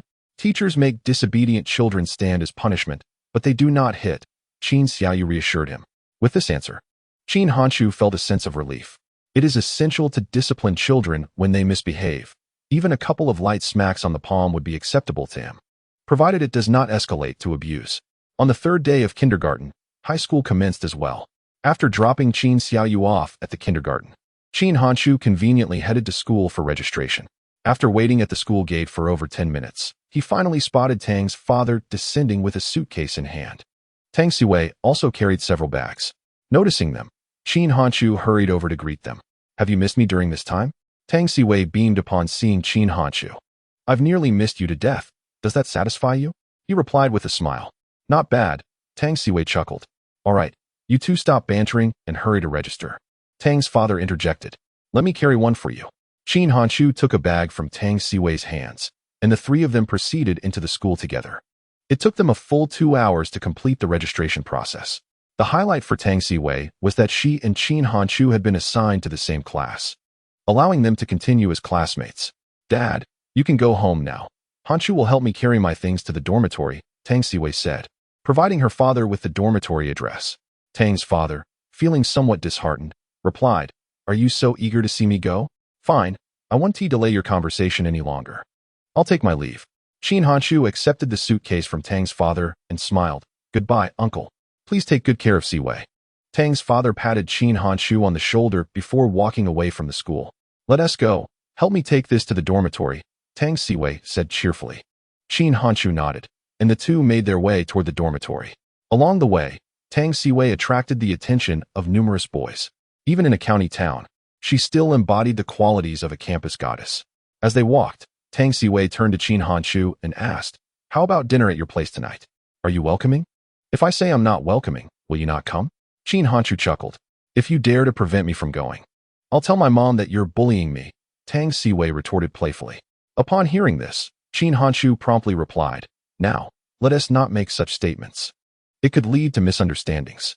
Engaged in conversation, the pair arrived at the girls' dormitory. Today marks the commencement of the new students' enrollment, allowing the dormitory supervisor to permit male visitors into the female dormitory. Upon locating Tang Siwei's dormitory, the two entered together. Inside, four girls were already busy arranging their beds. As Tang Siwei entered, she greeted the four with a warm smile. Qin Hanshu remained silent, merely offering a smile and acknowledgement. After placing Tang Siwei's luggage down, he whispered, "You should tidy up first. Let's invite your roommates to dinner tonight. What are your intentions?" Tang Siwei shot back at Qin Hanshu, her voice low. Chapter 36. Is the money sufficient? Her words left Qin Hanshu feeling somewhat bewildered. What intentions could he possibly have? "I'll head to the classroom first. We can discuss later." After bidding farewell to the others, he turned and departed. Upon arriving at the classroom, Qin Hanshu found 5 or 6 individuals already present. These were local students residing nearby, like him, who did not require dormitory accommodation, hence their early arrival. It was the first day of school, and the teacher had yet to assign seats, allowing everyone the freedom to choose. Qin Hanshu settled in the middle of the second row, temporarily reserving a seat for Tang Siwei. As time passed, more classmates entered the classroom. Half an hour later, over 20 students had taken their seats. At that moment, Tang Siwei walked in. "Finally, a stunning beauty has arrived. She is undoubtedly the campus belle," 2 boys whispered behind Qin Hanshu. Seeing Tang Siwei, Qin Hanshu raised his hand in greeting. With a smile, she approached and sat beside him, asking, "Were you waiting long?" "Not too long," he replied. "I wonder if we can be desk mates," Tang Siwei sighed. "Not likely," Qin Hanshu retorted, then inquired, "Have you mentioned anything to your roommates?" "Yes, I have," she replied. Qin Hanshu continued, "Do you need me to clarify my intentions?" Tang Siwei rolled her eyes at him, saying, "I was just teasing you. I'm not foolish. I know you're trying to help me get acquainted with my roommates more quickly." Their lighthearted banter elicited a chorus of heartbroken sighs from several boys nearby. By 10 in the morning, all students had arrived. Qin Hanchu and Tang Siwei had introduced themselves to the surrounding classmates. Just then, a woman in her late 20s entered the room. With flowing long hair and an impressive figure, she commanded attention. As she entered, the previously noisy classroom fell into a hushed silence. "Hello, everyone. I am your homeroom teacher and English instructor. My name is Yu Jing." While speaking, she wrote her name on the blackboard. After placing the chalk down, she continued, "For the next 3 years, we will live together like family. And I hope we can create wonderful memories together." After her heartfelt address, Yu Jing produced a roster and announced, "We will now begin roll call. Please introduce yourselves briefly when your name is called." Thus commenced the roll call and introduction segment, which took over half an hour to complete. In a class so vast, it is inevitable that one cannot remember everyone after a single introduction. However, certain individuals tend to leave a lasting impression. The first category includes the enchanting beauties, such as Tang Siwei, Jin Hailu, and Xia Qiangwei. The second category encompasses the handsome gentleman, exemplified by Jiang Tao and Jing Yuanfei. Qin Hanchu, with his above-average looks, falls into the category of being pleasing to the eye, though he does not qualify as a conventional heartthrob. The most memorable, however, are those with distinctive traits, whether in appearance or name. For instance, Wu Erqi and Du Ziyi stand out. The name Du Ziyi cleverly evokes the notion of hunger, a clever play on words. Wu Erqi, a chubby boy, resembles a delightful marshmallow, exuding cuteness. Subsequently, Yu Jing began rearranging the seating. Unsurprisingly, Qin Hanchu found himself separated from Tang Siwei. Tang Siwei's new deskmate was Jin Hailu, bringing together two of the class's most admired girls. Qin Hanchu noticed that Xia Qiangwei's deskmate was also an attractive girl. It was clear that Yu Jing intended to group the beauties together. A moment's reflection revealed to Qin Hanchu her rationale. Pairing the boys with these captivating girls would surely distract from their studies. Qin Hanchu's deskmate was none other than the lovable Wu Erqi. Those who gain admission to the prestigious First High School are generally commendable students. Nonetheless, in any educational institution, there exist both exceptional scholars and those who lag behind. As for where he would rank in class, that would only become apparent after the first mock examination. With the announcement that it was time for lunch, the afternoon was designated for free activities, and students were reminded to prepare everything needed for the following day when school would officially commence. Boarders were expected to participate in morning exercises and early study sessions, while day students needed to arrive before 7:45 a.m. After reiterating the schedule, Yu Jing declared the end of the day's classes. "Hanchu, let us head to the cafeteria to get meal cards," Tang Siwei called out to Qin Hanchu. After exchanging a few words with Wu Erqi, he joined Tang Siwei and Jin Hailu. "Are you two from the same place?" Jin Hailu inquired. Tang Siwei nodded. "Yes, we were in the same class in middle school." Engaging in conversation, the trio made their way to the cafeteria. The dining hall was bustling today, with many new students queuing to obtain their meal cards. As they stood in line, Qin Han's figure approached from a distance. "Hanchu," Qin Han greeted with a smile as he reached Qin Hanchu's side. "How did you know I was here?" Qin Hanchu asked, returning the smile. "I walked over from the new student area, so of course I knew you'd be getting your meal card," Qin Han replied with a grin. Qin Hanchu chuckled and introduced Tang Siwei and Jin Hailu to Qin Han. After the formalities, Qin Han glanced at the queue ahead and suggested, "Let us go. I'll treat you all to lunch today. We can get our cards afterwards when the line is shorter." "That might not be appropriate," Tang Siwei said. Feeling a bit shy, "There's nothing wrong with it. I'll prepare a grand dinner for you all tonight," Qin Hanchu assured them. Under his invitation, Tang Siwei and Jin Hailu followed Qin Han to the food counter. Moments later, the quartet found a place to sit together. In the early days of the Han Dynasty, Qin Hanchu inquired, "I heard you've moved into the city?" Qin Hanchu nodded. "Yes, I rented an apartment right across from the school." "And what about Xiaoyu?" Qin Han continued to ask. "I found her a kindergarten, where she has her meals during the day." Upon hearing Qin Hanchu's response, Qin Han expressed, "You are quite remarkable, balancing high school while taking care of your younger sister." Qin Hanchu sighed. "You know well what my parents are like. If I leave Xiaoyu at home, she might not even have a meal. Is the money sufficient? If it's not enough, let me know. I have a small savings. Though it's not much, it should cover our meals," Qin Han assured. "Rest assured, we need not worry about finances." Qin Han's words warmed Qin Hanchu's heart, prompting him to smile. Observing the kindness Qin Han showed towards Qin Han, Chu stirred a tinge of jealousy in Tang Siwei, while Jin Hai Lu's eyes sparkled with curiosity. What was the situation at Qin Han Chu's home that necessitated him bringing his sister to school? Though curious, Jin Hai Lu refrained from asking directly, showcasing her emotional intelligence. Chapter 37. Overindulgence. After lunch, Qin Han Chu departed from school alone. Many were to gather for dinner that evening, and he needed to prepare some ingredients in advance. Riding the bicycle left by the previous landlord, he ventured to a nearby farmer's market. Clams, carp, pork ribs, and eggplants. An hour later, he returned home with the ingredients. After organizing everything, he managed to steal a brief nap. Upon awakening, he began simmering the time-consuming braised pork before preparing cold dishes: cucumber with pig's head meat, sugar-dressed tomatoes, and mixed bitter chrysanthemum. By the time he completed these 3 dishes, it was already past 5 in the afternoon. He temporarily turned off the gas and left the house. At 5:30, kindergarten was dismissed. Brother. Upon seeing Qin Han Chu, Qin Xiaoyu joyfully ran over. After bidding farewell to her teacher, Qin Han Chu took her by the hand, and they headed towards the school. There will be many big sisters coming over for dinner tonight, so you must be good. All right. Qin Xiaoyu nodded, and understood. As they approached the school gate, Tang Siwei, Qin Han, and 6 others happened to emerge. Hello, sisters. Qin Xiaoyu greeted with a smile. Upon seeing her, the 8 girls delightedly began to play with her. Under Qin Han Chu's guidance, they made their way to his residence. Siwei, I bought some snacks. Please entertain them while I prepare dinner, Qin Han Chu said. Tang Siwei nodded. Sure. I'll come over to help you shortly. Back in the kitchen, Qin Han Chu commenced cooking. Amidst his culinary endeavors, melodious laughter resonated from within the house. A moment later, Qin Han entered the kitchen. Surprised by the dishes Qin Han Chu was preparing, she exclaimed, When did your cooking skills become so impressive? Impressive, right? Please don't idolize me too much, Qin Han Chu replied with pride. Qin Han glanced outside, then picked up chopsticks to taste a piece of braised pork. Wow, delicious. She marveled. With such culinary prowess, you will never lack for a partner.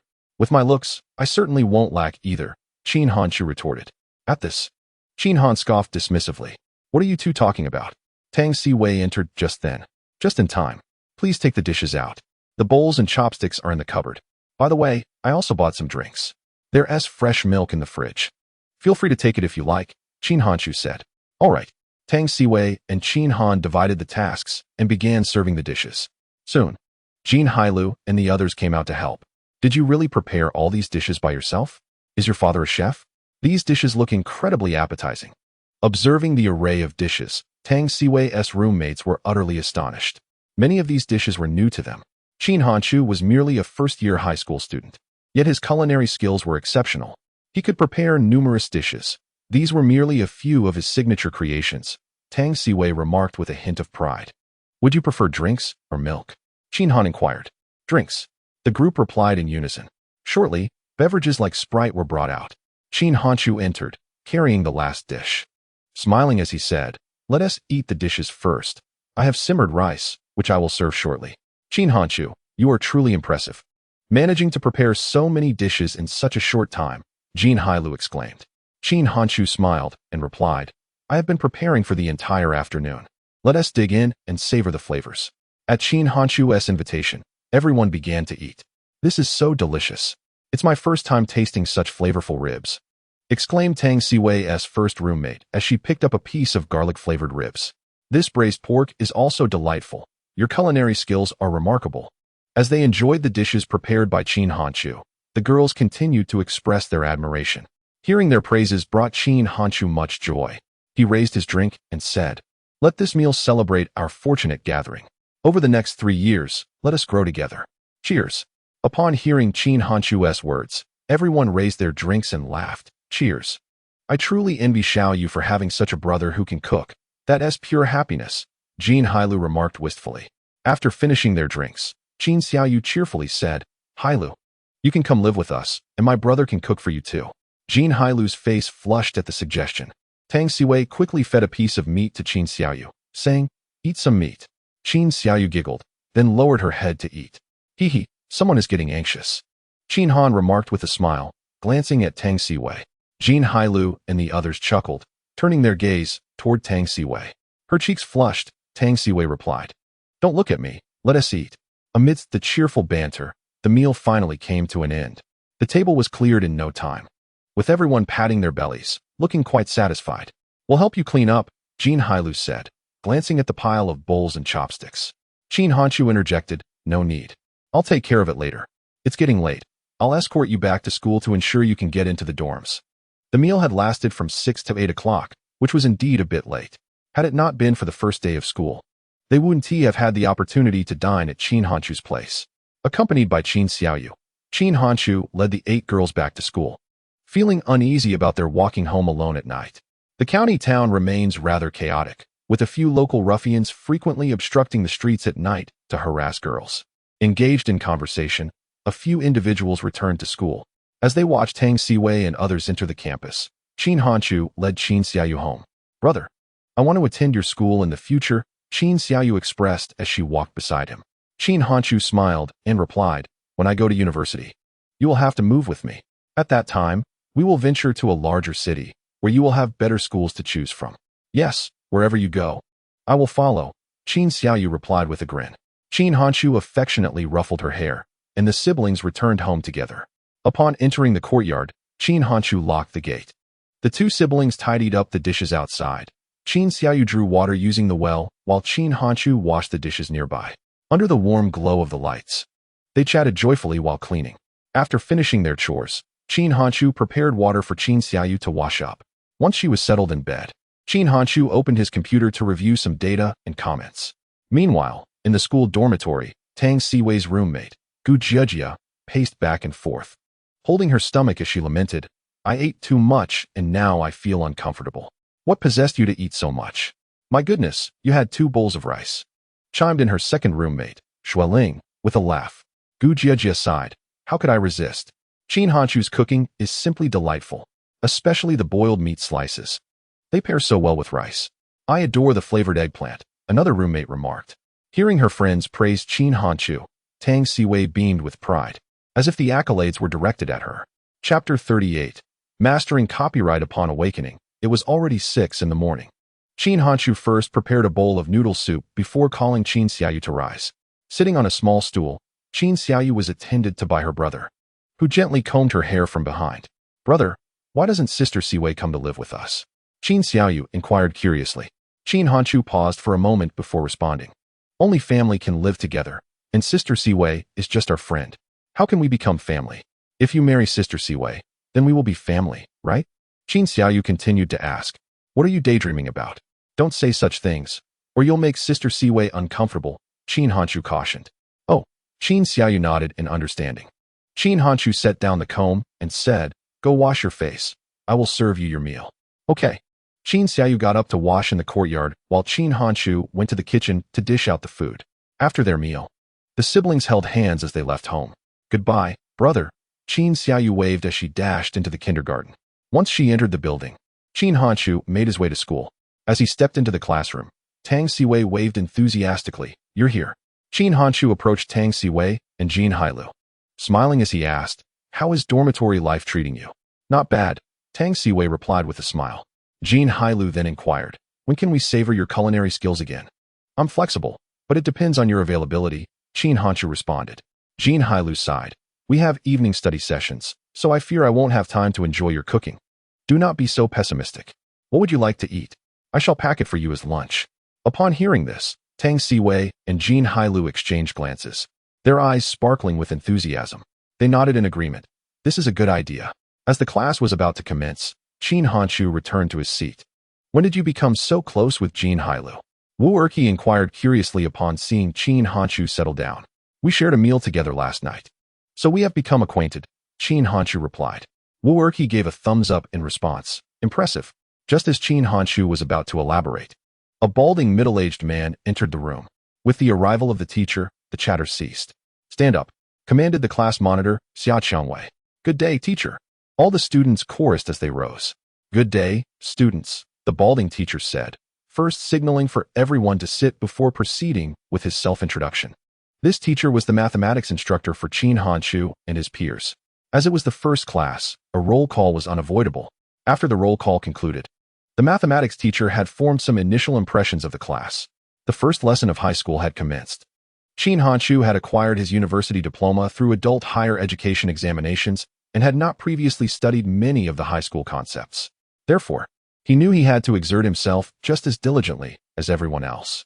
In this life, he wished to experience university life anew. The first day of high school swiftly came to an end. In the afternoon, Qin Hanshu picked up Qin Xiaoyu on his way home.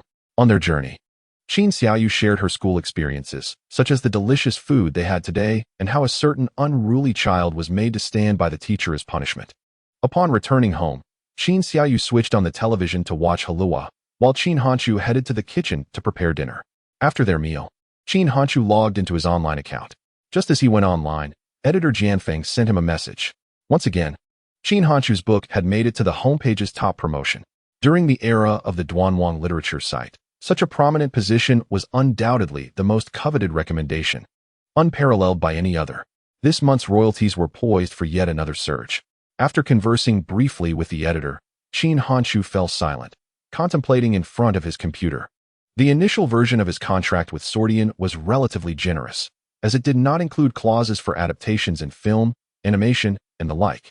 Or perhaps, at that time, Sordian had yet to grasp the significance of copyright. In October 2004, Sordian was acquired by Dashing Group. It was during this period that Sordian began to prioritize copyright matters. Subsequent contracts began to bind authors to adaptation rights. Due to these copyright issues, the renowned author Shinji later severed ties with Sordian and joined Zhongheng Chinese literature. Qin Hanshu understood very well that once Sordian was acquired by Dashing Group, they would certainly demand new contracts to be signed. Given the current success of Wushuang Zhanshan, such rights would undoubtedly become immensely valuable in the future. Qin Hanshu needed to retain control over the adaptation rights. At present, he had gained some level of worth, and Sordian would likely not be overly domineering. Half a month passed in the blink of an eye. On Friday afternoon, school dismissed for the holiday. Aside from local students, others were crowded onto buses heading home. Today, Tang Siwei did not leave, as Qin Hanshu had invited her parents over for a visit. At 5:30 in the evening, Tang Siwei's parents arrived at Qin Hanshu's residence. At that moment, Qin Hanshu was engrossed in preparing dinner. Upon seeing Tang Siwei enter with her parents, he stepped out of the kitchen to greet them. After a brief exchange of pleasantries, Qin Hanshu returned to his culinary endeavors. Half an hour later, a table laden with delectable dishes was presented. Mr. Tang chuckled. "It has been ages since I've savored Hanshu's cooking. It truly brings back fond memories. Let us indulge tonight. For Hanshu has prepared a guest room for you." Mrs. Tang added, "Hanshu, would you join me for a drink?" Mr. Tang, who seldom drank, echoed her sentiment. Smack. Just as Mr. Tang spoke, Mrs. Tang playfully slapped his arm, saying, "If you wish to drink, do so yourself. Don't lead Hanshu astray." "I was merely jesting, Mr. Tang replied, somewhat dejected. As the evening progressed and the wine flowed, Mrs. Tang turned to Qin Hanshu and inquired, "Hanshu, you mentioned wanting to discuss something with us. What is it?" Setting down his chopsticks, Qin Hanshu replied, "Aunt Tang, I wish to establish a company." What? You want to start a company?" The Tang family gazed at Qin Hanshu in astonishment. "I am not of sufficient age. Hence I seek your permission to use your name as the legal representative of the company. Rest assured, the company will engage in no illegal activities. Thus it will not implicate you." Trustworthy adults were few in Qin Hanshu's life. His own parents were unreliable, leaving him no choice but to consult Tang Siwei's parents regarding this matter. "I still believe you should prioritize your studies," Mr. Tang remarked. "Please hold your tongue, Mrs. Tang interjected with a stern glance at her husband, then turned to Qin Hanshu, asking, "Hanshu, could you elaborate on why you wish to start this company? What will it do?" "I shall not conceal from you. My novels have been selling quite well online, and I have garnered a certain degree of influence. With influence comes commercial value. My aim in establishing this company is to secure the rights to my novels, enabling me to utilize them for future commercial endeavors." Qin Hanshu explained, "What are copyrights?" While Mr. Tang was a primary school principal, he possessed little understanding of copyright in its true sense. Indeed, what does copyright mean? Is it truly valuable? Mrs. Tang inquired with curiosity. Tang Siwei, holding her bowl, also awaited Qin Hanshu's clarification. "Surely you have read Demigods and Semi-Devils?" Qin Hanshu posed to the couple. "Of course," Mr. Tang affirmed. Qin Hanshu continued, "This work is an adaptation of Mr. Jin's novel. To transform it into a television series, one must purchase adaptation rights from Mr. Jin. I have researched online and discovered that rights to over 10 of Mr. Jin's novels were acquired for 500,000 each. Although my novels may not yet warrant adaptation, the future is unpredictable. If I fail to register my copyright, there exists a significant risk of infringement, resulting not only in financial loss, but also in a silent suffering. Is this true? Adapting a novel into a television series requires compensation to the author? 500,000 for each? Mr. Tang was astounded. Such an amount was considerable for the average individual. Indeed, Qin Hanchu confirmed. What must I do? Mrs. Tang, having grasped Qin Hanchu's reasoning, was now on board with his intentions. I will enlist a lawyer to assist you in registering the company, after which we shall sign a comprehensive copyright delegation agreement. Beyond that, there will be little else to address. Wait until I come of age, and then transfer the company to me, Qin Hanchu said. Aunt Tang contemplated and nodded. Very well. I trust your character and will heed your arrangements. In that case, you must find a weekday to handle the formalities, Qin Hanchu replied. Certainly, I will coordinate my classes with the other teachers after returning, Aunt Tang responded. The following day, Qin Hanchu summoned the lawyer to his residence, where he detailed the process of registering the company to Aunt Tang. 3 days later, Aunt Tang arrived early in the county town.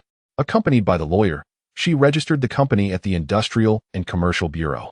The company bore a simple name, Little Fish Media.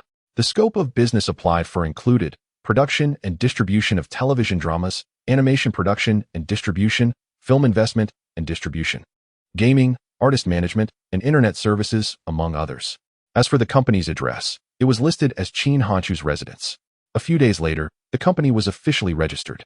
Concurrently, Qin Hanchu's entrusted lawyer had drafted a comprehensive copyright delegation agreement as per Qin Hanchu's specifications. In September 2004, Qin Hanchu's copyright was successfully registered and transferred to Little Fish Media.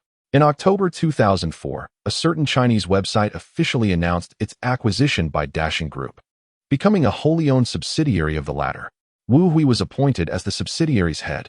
Shortly thereafter, editor Jianfeng approached Qin Hanchu, proposing that he sign a supplementary copyright agreement. Qin Hanchu replied directly, "The copyright of my novel has been purchased by my uncle's company, and I have signed a delegation agreement with him. All my novels and adaptation rights must first be sold to him." After transmitting the news, Qin Hanchu also sent over the previously prepared contract photographs. His rationale for this statement was to pave the way for reclaiming the company in the future. After all, he aspired to a long-term collaboration with the aforementioned website and needed to consider their reputation. In the editorial department of the Chinese website in the Magic City, Wu Hui exclaimed, "The copyright of Invincible War God has been acquired by Qin Hanchu's uncle."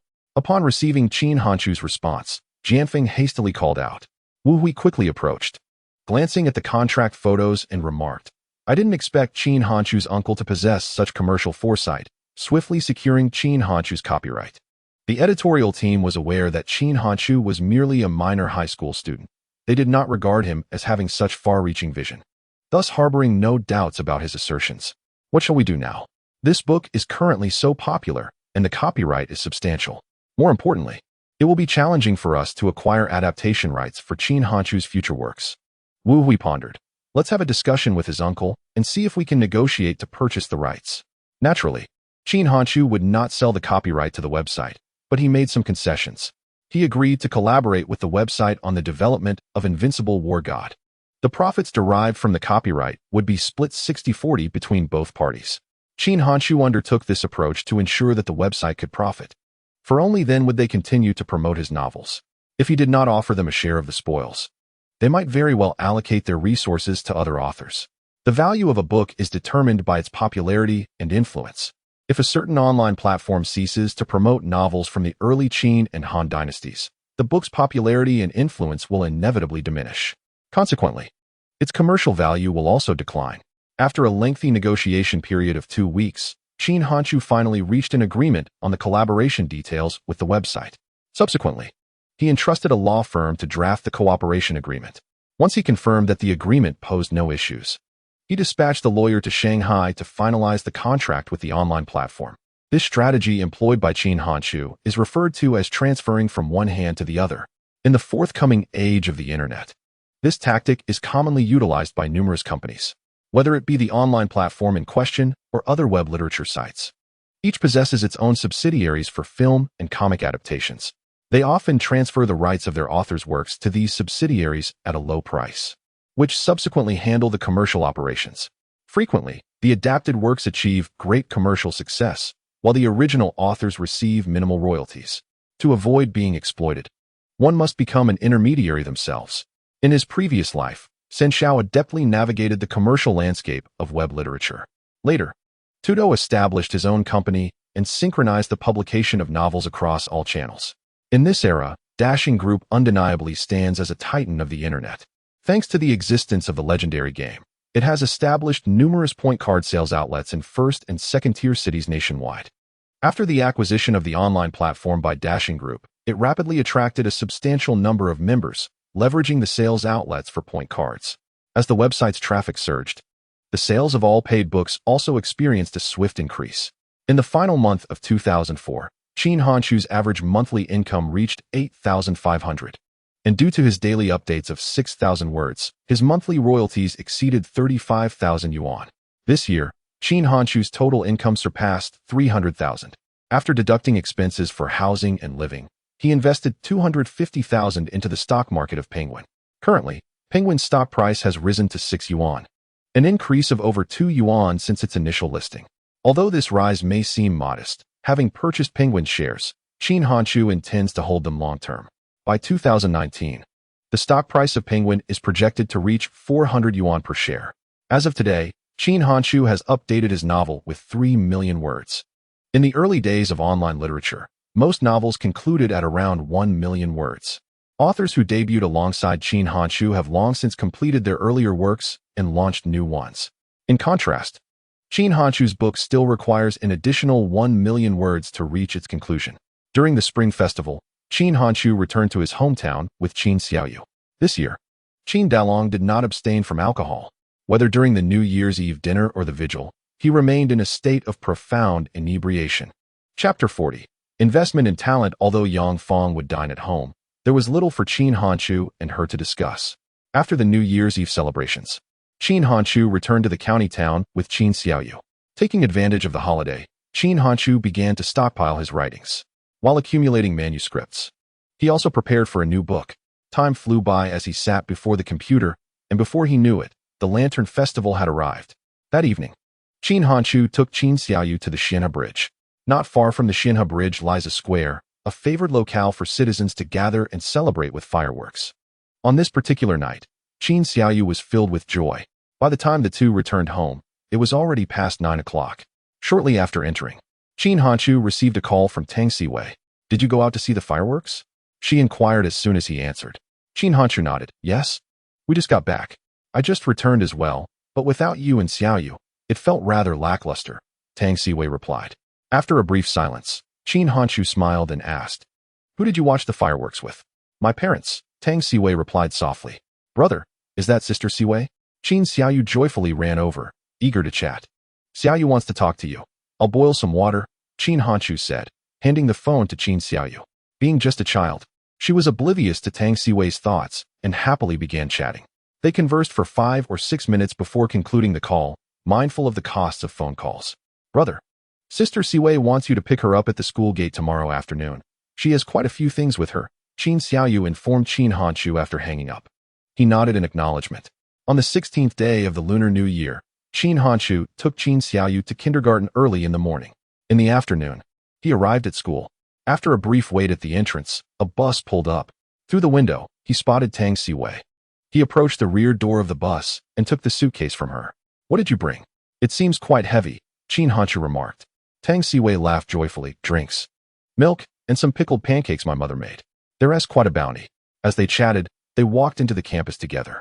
First, they dropped off her belongings at the dormitory before heading to class. "Hairu hasn't arrived yet," Tang Siwei commented as they entered the classroom. Qin Hanshu agreed. Perhaps the bus station was crowded. Inside the classroom, students were gathered in small groups, sharing stories from their winter break. Before they knew it, class time had arrived. As the bell rang, everyone returned to their seats. Tang Siwei was puzzled that Jin Hailu had yet to arrive. Apart from her, all the other students were present. Just then, Yu Jing walked in. To their surprise, Yu Jing did not call out Jin Hailu's name. Tang Siwei raised her hand and asked, "Teacher, Is there something going on with Jin Hailu? Over the course of the semester, Tang Siwei and Jin Hailu had become inseparable friends. Noting Yu Jing's omission, she sensed something was amiss. Upon being questioned, Yu Jing sighed. Her family wants her to withdraw from school. Why? The revelation shocked everyone. Gaining admission to a prestigious school like theirs was a dream for countless families. Why would Jin Hailu consider withdrawing after achieving that? It's a family matter. Not something I can disclose to you all. Now let us begin class. As soon as class ended, Tang Siwei followed Yu Jing out. In the early days of the Qin and Han dynasties, Tang Siwei went to inquire about Jin Hailu. After a considerable time, Tang Siwei returned with a solemn expression. Qin Hanchu rose and approached her, inquiring, "What happened?" "Speak outside," Tang Siwei replied. The two exited the classroom and found a secluded spot. Once assured of their privacy, Tang Siwei recounted the situation regarding Jin Hailu. To facilitate her elder brother's marriage, they are withdrawing Jin Hailu from school? Upon hearing Tang Siwei's account, Qin Hanchu found it utterly incredulous. Jin Hailu had consistently excelled academically, even surpassing Qin Hanchu, a reborn individual. With proper guidance, there was no doubt that Jin Hailu could gain admission to a prestigious university. Her family was in dire straits. Her parents had incurred substantial debts to arrange for her brother's wedding, Tang Siwei explained. After much contemplation, Qin Hanchu declared, "I shall speak to the teacher and visit Jin Hailu's home tomorrow." "Why are you going?" Tang Siwei inquired. "I intend to support her education," Qin Hanchu responded. Through half a year of interaction, he had developed a profound understanding of Jin Hailu's character and virtues. Given the opportunity, she was destined for a bright future. In his envisioned future, Qin Hanchu aspired to establish a company, and he needed a trustworthy individual to assist him. Jin Hailu was an excellent choice, and this could be seen as a valuable investment in talent. "You can't be serious," Tang Siwei began, but Qin Hanchu interrupted. "What are you thinking about all day? I simply believe she deserves a better future. Moreover, I am not offering this support for free. I am merely lending her money, which she will need to repay." "I support you. Go find the teacher," Tang Siwei said with a smile. Moments later, Qin Hanchu arrived at teacher Yu Jing's office. "Teacher, I would like to request a day off tomorrow," he stated. Yu Jing, puzzled, asked, "What is the reason for your absence?" "I have pressing matters to attend to." "It is indeed important," Qin Hanchu replied. Teacher Yu considered this and nodded. "Very well. I trust you are not lying." "Thank you." "Teacher," Qin Hanchu smiled. "Remember to catch up on classwork upon your return. Do not neglect your studies," Yu Jing advised. Nodding in acknowledgement, Qin Hanchu returned to the classroom. Upon seeing him, Tang Siwei eagerly asked, "Did you get the leave?" Qin Hanchu affirmed, "I will visit tomorrow morning." "Good luck," Tang Siwei encouraged. The next day, Qin Hanchu first made a stop at a law firm before boarding a bus to Shudian Town. An hour later, he disembarked in Jin Hailu's village. Although he knew Jin Hailu resided in this village, he was unaware of her exact location. However, this posed no significant challenge. With a nose and a mouth, how could he fail to find her home once inside the village? As he ventured into the village, he noticed two women chatting at the crossroads. "Hello, ladies. Could you please tell me where Jin Hailu's home is?" Qin Hanchu politely inquired. "Take the third alley ahead and turn right. Her house has a cow at the entrance." One of them replied. Grateful, Qin Hanchu followed their directions. Shortly thereafter, he arrived at Jin Hailu's residence. Knocking on the door, he called out, "Is Jin Hailu home?" Soon, the iron door was pulled open. Upon seeing Qin Hanchu, Jin Hailu was taken aback, frozen in place. "Qin Hanchu, what brings you here?" Chapter 41, What do you want? Just moments ago, Jin Hailu had recognized Qin Hanchu's voice. She initially thought she must have misheard. However, it turned out that he had indeed come to her home. "I came to see you," Qin Hanchu replied. Jin Hailu lowered her head and asked, "Do you all know that I plan to drop out?" Qin Hanchu nodded. "Yes, that's precisely why I'm here. It's futile. Even if the teacher came, it wouldn't help." As she spoke, tears streamed down Jin Hailu's cheeks uncontrollably. She yearned to continue her education, yet reality forced her to bow her head. Qin Hanchu handed her a tissue. "The teacher's presence may not matter, but mine does." "What do you mean?" Jin Hailu questioned, wiping her tears in confusion. "Are your parents home?" Qin Hanchu inquired. Jin Hailu shook her head. "They went out to borrow money." "Borrowing money for your brother's wedding?" Qin Hanchu asked. Jin Hailu nodded. "Yes." Qin Hanchu acknowledged her response with a sound, refraining from further questioning. "Come in and sit," Jin Hailu suggested. Qin Hanchu smiled, saying, "It's fine to sit here at the door. We can talk when your parents return. Why? Jin Hailu asked, puzzled. Jin Hanshu cleared his throat. I fear your parents might misunderstand. Jin Hailu chuckled through her tears. You think too much. Come in. It's chilly outside. At that moment, a couple of middle-aged individuals approached from a distance. They were indeed Jin Hailu's parents. Soon, they reached the entrance of the house. Hailu, who is this? Jin Hailu's father, with dark skin, curiously looked at Jin Hanshu. This is my classmate from the first high school, Jin Hanshu, Jin Hailu introduced. Hello, uncle and aunt. I came to discuss Jin Hailu's academic matters with you, Jin Hanshu said. Upon hearing this, Jin Hailu's mother replied, We've already clarified everything with your teacher. There's no need for further discussion. Please don't be hasty in your opposition.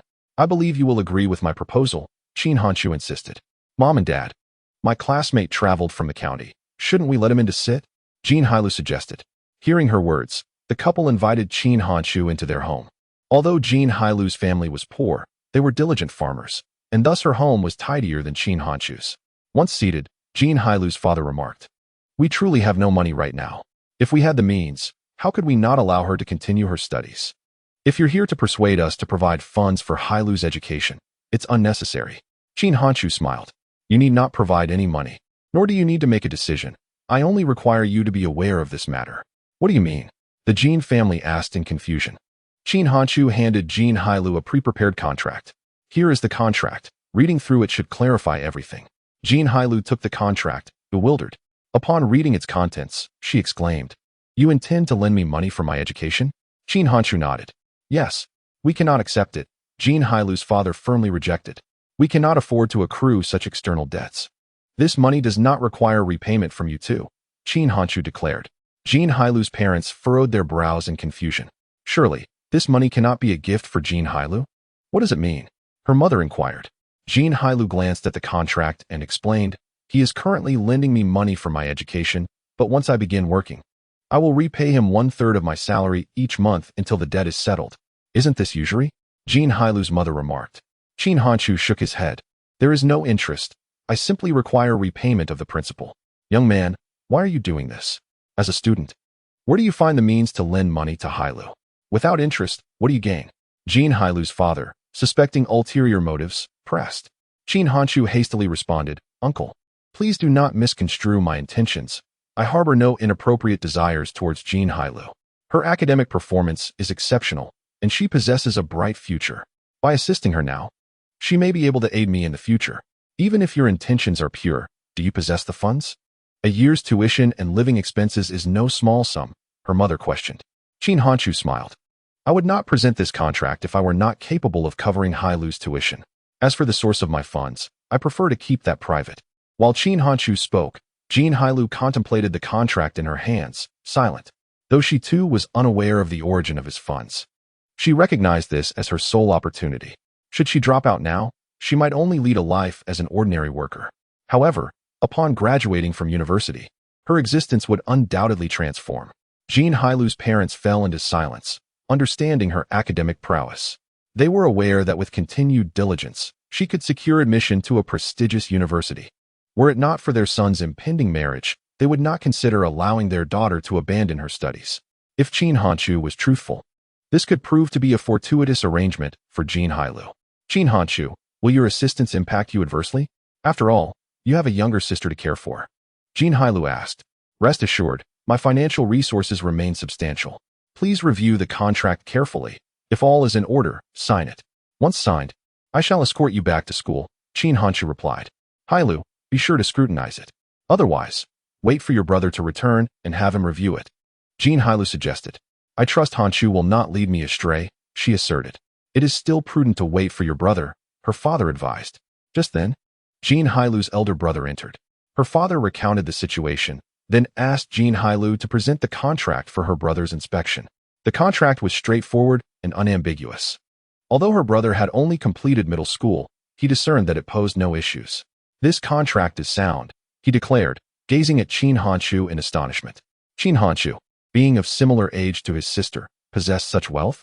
This 24-year-old youth was outdone in affluence by a mere 17-year-old. Truly, the comparison of individuals can evoke envy. Since you all deem it acceptable, I shall sign it. This debt is mine, and upon graduation, I will repay it with my earnings. After signing the documents, Jin Hailu handed the pen back to Qin Hanshu, who then collected the two contracts and remarked that they would be submitted to the lawyer for stamping, after which each party would retain a copy. Sounds good, Jin Hailu replied with a nod. Let us tidy up and head back to school, Qin Hanshu suggested. Jin Hailu cheerfully agreed and dashed back to her room to gather her books and belongings. Young man, is your family quite affluent? Could you possibly lend us 3,000 yuan? My son is short on funds for his wedding. Jin Hailu's father pondered for some time before addressing Qin Hanshu. Chapter 42. Taking a disciple in order to finance their son's wedding. Jin Hailu's parents scoured for loans, but returned empty-handed after a day of searching. Although unaware of Qin Hanshu's background, they surmised that his ability to support Jin Hailu's education indicated considerable wealth. Upon hearing their request, Qin Hanshu promptly declined, stating, I'm afraid I cannot lend you that money. 3,000 yuan is merely Hailu's tuition for a semester. You may record it as part of her fees, and she can repay you once she starts working. Jin Hailu's mother interjected, just put it towards Hailu's tuition. She can pay you back later. However, Qin Hanshu resolutely replied, there is no need to waste time. I will not lend money for your son's wedding, especially since I am not well acquainted with you. Faced with Qin Hanshu's firm stance, Jin Hailu's parents fell silent, feeling awkward. After a little over 10 minutes, Jin Hailu emerged with her backpack and suitcase. Qin Hanshu took the suitcase from her, saying, let us go. Hailu, your brother only needs 3,000 yuan to get married. Perhaps you could borrow it from your classmates. Jin Hailu's mother whispered to her. Jin Hailu felt conflicted. She did not wish to ask. Yet, she found it difficult to refuse her parents. Even if she were to ask, it would be futile, as her funds were limited. With that, Qin Hanshu walked away. Mom and Dad, he is not some wealthy heir. He has a 7-year-old sister to care for and truly does not have much money, Jin Hailu explained as she followed Qin Hanshu out. Her parents could only sigh in resignation. Qin Hanshu was not a pushover. He would not bear the burden of Jin Hailu's parents' preference for sons. They had already borrowed money for her education, which they could not repay, and now they sought to borrow for their son's wedding, expecting it to be accounted against Jin Hailu. At the village entrance, Qin Hanshu and Jin Hailu stood waiting for the bus. Qin Hanshu, may I ask you a question? Jin Hailu hesitated several times before finally voicing her inquiry. With a smile, Qin Hanshu responded, are you curious about the source of my funds? Jin Hailu nodded. While I have never inquired about your family background, from your conversations with Qin Han, I gathered that your family is not particularly well off. Yet, your living conditions do not seem to reflect that of a struggling household. I write novels online and have a steady income each month. The money I spend is earned through my writing. To be frank, my family is poorer than yours. My father is an alcoholic, perpetually inebriated, and my mother is a gambler who squanders any money we have at the gaming tables. We do not even own a television, Qin Hanshu revealed. Jin Hailu gazed at him in astonishment, exclaiming, are you saying that all your expenses come from your writing? Indeed, Qin Hanshu confirmed with a nod. Jin Hailu hurriedly asked, could you teach me? Is it possible for me to earn money by writing novels as well? If you can assure me that it won't interfere with your studies, I can impart some writing techniques to you. If you manage to earn money through novel writing, that would indeed be splendid. Jin Hailu nodded, expressing her gratitude. Thank you. I promise it won't affect my studies. Very well, then I shall accept you as my disciple, Qin Hanshu replied with a smile. While they were conversing, a bus approached from the distance. The vehicle had few passengers. After paying the fare, the two settled into the back seat. Along the way, Qin Hanshu began to share his novel writing skills with Jin Hailu. Her writing talent was undeniable, as long as she could assimilate Qin Hanshu's techniques. Earning a bit of pocket money should pose no challenge. An hour later, they returned to the county town. Qin Hanshu first treated Jin Hailu to some hand-pulled noodles before they proceeded to Yu Jing's office. Upon seeing Qin Hanshu with Jin Hailu, Yu Jing appeared somewhat astonished. Didn't you go out to run errands? Why have you returned with Jin Hailu? Teacher, Hailu has decided not to drop out. Qin Hanshu smiled. What is the story here? Did you visit Jin Hailu's home today? Yu Jing inquired, astonished. Qin Hanshu nodded, yes. Well done, young man. You achieved what I could not, Yu Jing remarked. He had spent a considerable amount of time on the phone with Jin Hailu's parents, but they had resolutely insisted that she withdraw from school. To his surprise, Qin Hanshu had managed to change that. Qin Hanshu smiled. The formalities must not yet be completed, I presume? Of course, Jin Hailu has yet to sign anything. So what shall we do? Since she is not dropping out, she should continue attending classes this afternoon. Yu Jing was now quite pleased. As Jin Hailu was one of the top students in the class, Qin Hanchu first accompanied Jin Hailu to return her belongings to the dormitory, and then they both headed to the classroom. At that moment, the afternoon break had just concluded. Tang Siwei raised her head and immediately spotted Qin Hanchu and Jin Hailu entering. Hailu. Upon seeing Jin Hailu, Tang Siwei excitedly stood up and rushed over to embrace her. Jin Hailu laughed, saying, "No need to be so excited. I thought." Before she could finish her sentence, Qin Hanchu interjected, "Do not utter the rest. It sounds ominous." Tang Siwei awkwardly closed her mouth. "All right, I'm just so happy." As the three conversed, the class bell rang. Just as Qin Hanchu settled back into his seat, Wu Erqi curiously asked, "Qin Hanchu, how come you returned with Jin Hailu?" "It's a secret," Qin Hanchu replied with a smile. "I disdain you," Wu Erqi said, feeling somewhat dejected. In the following 2 days, Jin Hailu used her spare time to write 2,000 words of her story's beginning. As soon as class ended that day, she approached Qin Hanchu, placing her notebook on his desk. "Please take a look when you have time." Qin Hanchu accepted the notebook, nodding, "No problem. I will review it for you." At that moment, Tang Siwei also approached, handing Qin Hanchu another notebook. "Please look at mine too. I think what I've written is fantastic. Just to clarify, if you both become successful, you must sell the rights to me," Qin Hanchu joked. "No problem. I'd be happy to give them to you," Tang Siwei replied with a smile. Qin Hanchu tucked away the 2 notebooks, promising to revisit them when time permitted. "Let us go. It's time for physical education," he announced, rising to his feet. With that, the trio ventured outside together. As they made their way, Qin Hanchu felt an abundance of hostile gazes directed at him. If looks could kill, he would have been riddled with holes. It was evident that the presence of the 2 beautiful girls beside him was inciting jealousy. "Is it dangerous to be with you too? Will I be besieged by swarms of admirers, forcing me to distance myself from you?" Qin Hanchu jested. "Don't take your good fortune for granted," Tang Siwei retorted with a huff. "Cough, that sounds a bit off," Jin Hailu remarked awkwardly. Engaging in light-hearted conversation, they arrived at the playground where many classmates were enjoying themselves. The girls preferred to stroll and chat, while the boys were engrossed in basketball and soccer. "I'm off to play basketball. You two enjoy yourselves," Qin Hanchu said before heading toward the court. Jin Hailu and Tang Siwei clasped hands and leisurely walked along the playground. Chapter 43. Yaya's voice. Once physical education concluded, Qin Hanchu returned to the classroom. While he was perusing Tang Siwei's novel, she and Jin Hailu entered together. Approaching him, Tang Siwei placed a bottle of Sprite on his desk, saying, "This is for you." Qin Hanchu accepted without hesitation, twisting off the cap and taking a sip. Noticing him engrossed in her writing, Tang Siwei curiously inquired, "How is it coming along? Is there potential?" "The prose is commendable, though it tends to be a bit verbose. I'll make some edits for you to compare," Qin Hanchu replied. Tang Siwei nodded. "All right, my allowance depends on your efforts. But let me make this clear. You must ensure your grades don't slip. If your studies suffer because of this, I want to take responsibility." With an arm draped over Qin Hanchu's shoulder, she assured, "Don't worry, I won't let you down. I'll keep her in check," Jin Hailu added. "That works," Qin Hanchu chuckled. As they conversed, Wu Erqi sauntered in from outside. "Ladies, shall we share a chat?" he teased upon seeing Tang Siwei and Jin Hailu nestled close to Qin Hanchu. "Are we discussing how to lose weight?" Tang Siwei quipped. Wu Erqi, looking dejected, replied, "Let us not talk about that. We're still good friends."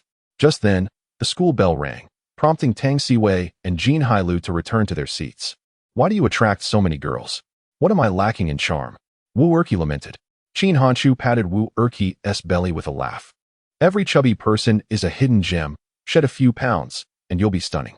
Wu Erqi asserted, "I've gained this weight through skill. How could I possibly lose it?"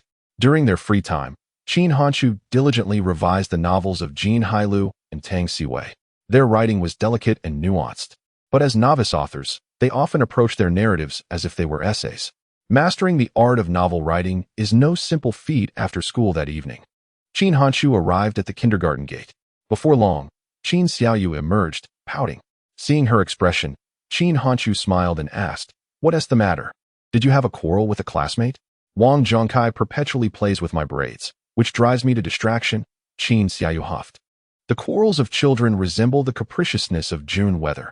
Today they declare they will no longer play together, yet tomorrow they are back to their fiery camaraderie. Engaging in conversation with Qin Xiaoyu, the two made their way home. As per usual, Qin Xiaoyu settled in to watch television, while Qin Hanshu ventured into the kitchen to prepare dinner. In addition to making the evening meal, Qin Hanshu also fashioned a batch of wontons. After their dinner, he opened his computer. He first glanced at the data related to his novel, then perused the news on the NetEase portal.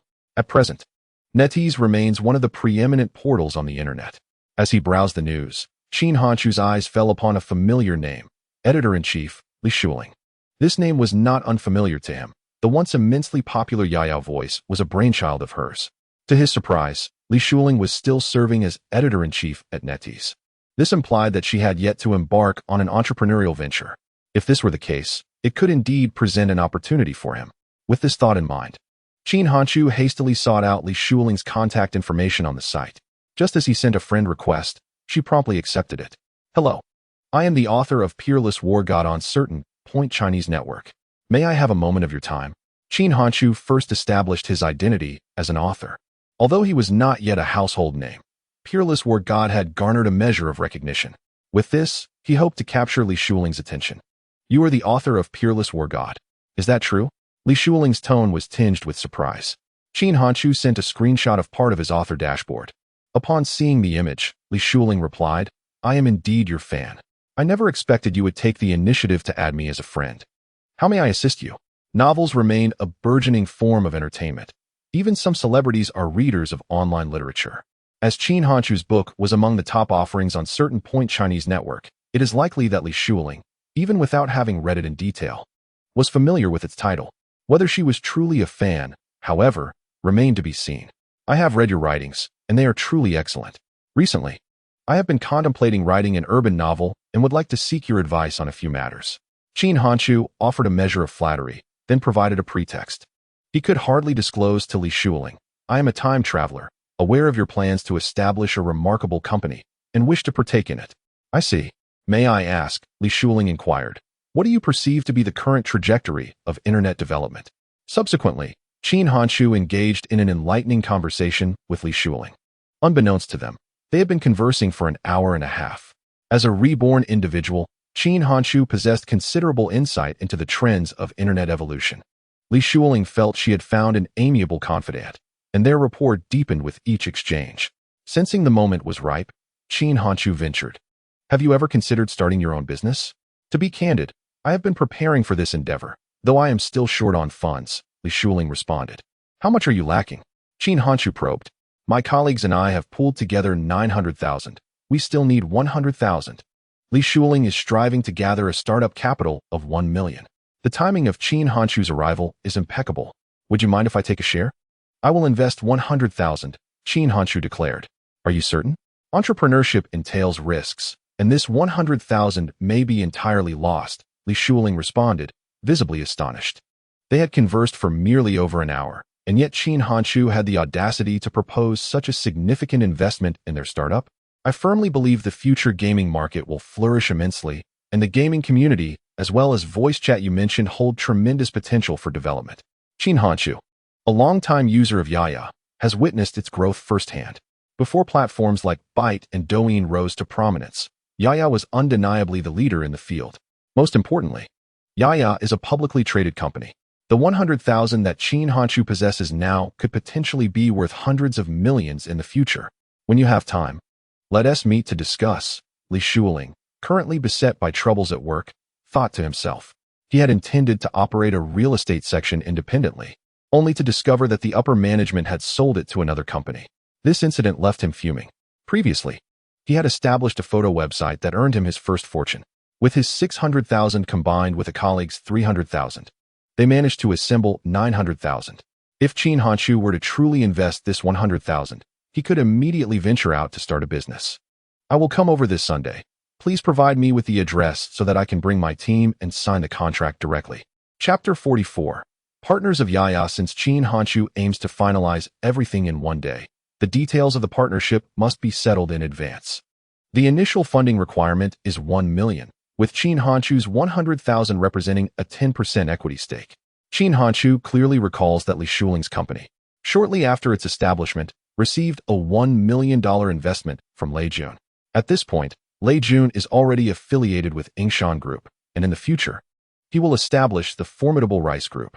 Although Lei Jun's $1 million would dilute Qin Hanchu's equity, it also provides Yaya with a chance for expansion. Even the diluted shares still hold a value in the hundreds of millions. The following evening, Qin Hanchu invited his trusted lawyer to his home. Lawyer Wang, would you like something to drink? Qin Hanchu inquired. Wang Zheng smiled and replied, no need, I'm not thirsty. Qin Hanchu placed a bottle of mineral water in front of Wang Zheng and continued, this Sunday, I am heading to Yangqing to sign an investment agreement, and I would like to ask you to accompany me. Investment? A look of astonishment once again crossed Wang Zheng's face. Qin Hanchu is merely a high school freshman. He first purchased a house in the county and then established his own company.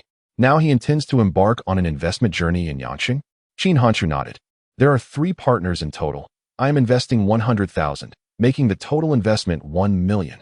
The astonishment in Wang Zheng's eyes deepened. He had not anticipated that Qin Hanchu was so affluent. 100,000 is no small sum. In this era, being able to produce such an amount in one go is a hallmark of wealth. In Wang Zheng's mind, he had already regarded Qin Hanchu as a scion of a wealthy family. What type of industry are you investing in? I will do some research when I return. Wang Zheng placed great emphasis on the matters concerning Qin Hanchu. Given the current trajectory, Qin Hanchu undoubtedly represents a client of considerable potential. Internet companies, particularly those engaged in gaming resource websites and software development, should pay special attention to financing projects. Should there be any new investments or initiatives in the future, it is imperative to safeguard my interests and rights. Engaging in conversation with Qin Hanchu left Wang Zheng reflecting on the nature of existence. Could this truly be a high school freshman? Some of the terminology and considerations were entirely foreign to him. Wang Zheng meticulously took notes, intent on reviewing relevant legal provisions upon his return. At 10 o'clock in the evening, he finally departed from Qin Hanchu's residence. The following days would require him to prepare diligently for matters concerning Qin Hanchu. For this collaboration, Qin Hanchu compensated the law firm with 2,000 yuan, and he also covered the travel expenses. Time passed swiftly, and soon it was Saturday. That morning, Qin Hanchu arrived at school with a thermos. Ladies, I have prepared wontons for you. Please enjoy them while they are warm, he said with a smile as he placed the thermos in front of Tang Siwei and Jin Hailu. How delightful! Tang Siwei exclaimed with joy. Jin Hailu, observing Qin Hanchu's expression, inquired, is something bothering you? Qin Hanchu nodded with a smile. I have a small favor to ask of you both. What is it? Tang Siwei asked with curiosity. I need to make a trip to Yangqing tonight, and would appreciate your help in looking after Xiaoyu. Qin Hanchu replied. Is that all? No problem. Tang Siwei readily agreed, saying, I'll call my mom once I get to your place. I'm in too. I'll keep Siwei company, Jin Hailu added. Seeing their agreement, Qin Hanchu expressed his gratitude. Thank you. I've prepared snacks and drinks for you. Feel free to indulge. What has taken you to Yangqing? It's quite far. You must be flying there, right? Jin Hailu asked curiously. I'll tell you when I return. You both need to focus on your studies, as I plan to recruit you as employees in the future. Qin Hanchu chuckled. Are you in need of a boss lady? Tang Siwei joked. Would you like to take on that role? Qin Hanchu laughed. That would require a queue. Even if there is a queue, I should be at the front of it. Tang Siwei retorted. After school at noon, Qin Hanchu escorted Tang Siwei and Jin Hailu out of the school. Passing by the kindergarten, he directly picked up Qin Xiaoyu. Having previously informed her, Qin Xiaoyu was aware that Tang Siwei and Jin Hailu would be accompanying her. Sister Siwei, Sister Hailu. Qin Xiaoyu joyfully greeted them, taking their hands as they walked forward. Observing the trio ahead, Wang Zheng felt somewhat superfluous, since it was not the first visit for Tang Siwei and Jin Hailu. Qin Hanchu did not need to offer many reminders. An hour later, they arrived at the bus station. As soon as they disembarked, Wang Zheng approached with a briefcase in hand to greet him. After exchanging pleasantries, the two boarded the coach bound for Island City. After a 2-hour journey, they finally arrived at the airport in Island City. Qin Hanchu first took Wang Zheng to dine outside the airport before they proceeded to the departure lounge. At 7:30 in the evening, the two embarked on a flight to Yang City. The journey from Island City to Yang City required a 3-hour flight. Upon exiting the Yang City airport, it was already midnight. Qin Hanchu accompanied Wang Zheng to check into a hotel, and when they awoke, it was already 6:30 in the morning. After a simple breakfast, they set off for their designated meeting point. As one of the 4 largest cities in Huaguo, Yang City was bustling with activity. Along the way, Wang Zheng gazed curiously at the scenery outside the taxi window. Not far from the NetEase headquarters, there was a CAF where Li Shuling had arranged to meet Qin Hanchu. Upon entering the CAF, they found Li Shuling already seated with a young man. Who was her partner? Are you Li Shuling? I am Qin Hanshu. Qin Hanshu approached with a smile and extended his hand. Li Shuling and her partner were taken aback by Qin Hanshu's youthfulness. They had not anticipated that he was merely a high school student. You are so young. Are you in college? Li Shuling exclaimed in surprise. Qin Hanshu smiled. I am in my first year of high school. Unbelievable. To have such insights into the internet at such a young age, Li Shuling remarked, astonished. Qin Hanshu gestured towards Wang Zheng beside him. This is my attorney, Wang Zheng. Upon hearing this, Li Shuling and her partner shook hands with Wang Zheng. Qin Hanshu's demeanor made Li Shuling feel as though she was conversing with a peer, completely dispelling any notion of him being a mere high school student. After taking their seats, Li Shuling produced the prepared contract. According to the investment amount, Qin Hanshu was entitled to a 10% equity stake. However, due to his inability to participate in the company's operations, he relinquished 15% of the equity. This meant that Qin Hanshu would hold an 8.5% share. Wang Zheng took the contract and meticulously examined it. After a full hour, he finally informed Qin Hanshu. There are no issues. With no concerns remaining, the three of them proceeded to sign the contract. Once the signatures were affixed, they all went to the bank to complete the transfer. In Chapter 45, titled Left Arm and Right Arm, it was revealed that Qin Hanshu had not previously possessed the requisite 100,000 yuan in liquid funds. To facilitate this investment, he had liquidated assets from the stock market the previous Friday, realizing a sum of 100,000 yuan. He had purchased this stock when Penguin first went public. During this period, the initial investment had appreciated from over 3 yuan to more than 6 yuan, effectively doubling his profit. Thus, Qin Hanshu withdrew this profit to invest in Li Shuling's company. In the presence of Wang Zheng, Qin Hanshu transferred the funds into Li Shuling's account, and she and her partner provided him with a receipt. With the funds successfully transferred, Li Shuling began preparations for the venture, which included registering the company and seeking a rental space for an office, among other tasks. Furthermore, their resignations would require time for approval, meaning the company would not be formally established until April. Qin Hanshu was not anxious. This was a long-term investment. He planned to cash out when Byte and Another Hand were poised to rise, as by then, the popularity of Yaya would likely be on the decline, with its live broadcasting business potentially acquired by Baidu. In the early days of Qin Hanshu's rebirth, he was not a professional in the realm of commerce, thus preferring to avoid overly intricate ventures. The depths of capital were perilous. Even a reborn individual might falter if ensnared too deeply. His aspirations were modest, to become a discreetly affluent individual and to lead a life of his own choosing. At 1 o'clock in the afternoon, Qin Hanshu and Wang Zheng departed from Yang City via airplane. While aboard, Wang Zheng inquired, "Aren't you afraid of being deceived? The company hasn't even been registered yet. Although there is a contract, they could employ numerous methods to make your 100,000 yuan vanish. Investment carries risks. Being deceived merely indicates a flaw in my judgment." Qin Hanshu replied, unfazed by the possibility. As someone from the future, he did not harbor fears regarding this matter. Should Li Shuling truly resort to such tactics, it would tarnish her reputation for life, and furthermore, it constituted an illegal act. At present, he lacked the audacity to engage in such behavior. Had Qin Hanshu not been reborn, he certainly would not have so casually entrusted 100,000 yuan to a stranger. Wang Zheng, upon hearing Qin Hanshu's words, felt a profound admiration for him. Such investment boldness at such a young age. Naturally, Wang Zheng also felt a twinge of envy, believing that Qin Hanshu's parents must be quite affluent to provide him with such substantial funds. When they returned to Island City, it was already past 4 in the afternoon. The two took a taxi and managed to catch the last bus to the county town. By the time they arrived in the county, it was already 7 in the evening. Qin Hanshu first escorted Wang Zheng to his residence before instructing the taxi driver to take him home. Upon entering his house, it was already 8 o'clock. As soon as he stepped inside, Qin Xiaoyu ran over with a smile and leaped into Qin Hanshu's embrace. Tang Siwei and Jin Hailu soon followed. "Have you eaten? Shall I prepare a bowl of noodles for you?" Jin Hailu offered. Indeed, Qin Hanshu had not yet dined, but he felt reluctant to impose on Jin Hailu. "No need. I can manage instant noodles myself," he replied. "After a long day, take a moment to rest. I will cook for you," Jin Hailu insisted before heading to the kitchen. "Go on and rest. I will assist Hailu," Tang Siwei added, also making her way into the kitchen. Seeing that both had entered the kitchen, Qin Hanshu felt no further need to be polite. He took Qin Xiaoyu back to his room and logged into the author's backend. During this period, his data had seen a significant uptick, and this month's royalties should witness an increase.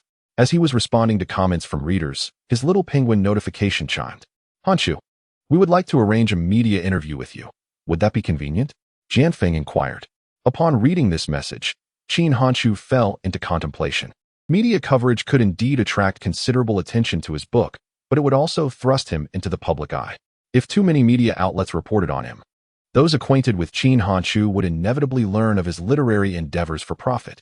Although news travels slowly in rural areas, there was no guarantee that the village's youth would not come across this information. Nevertheless, the advantages of this opportunity were substantial for Qin Hanshu.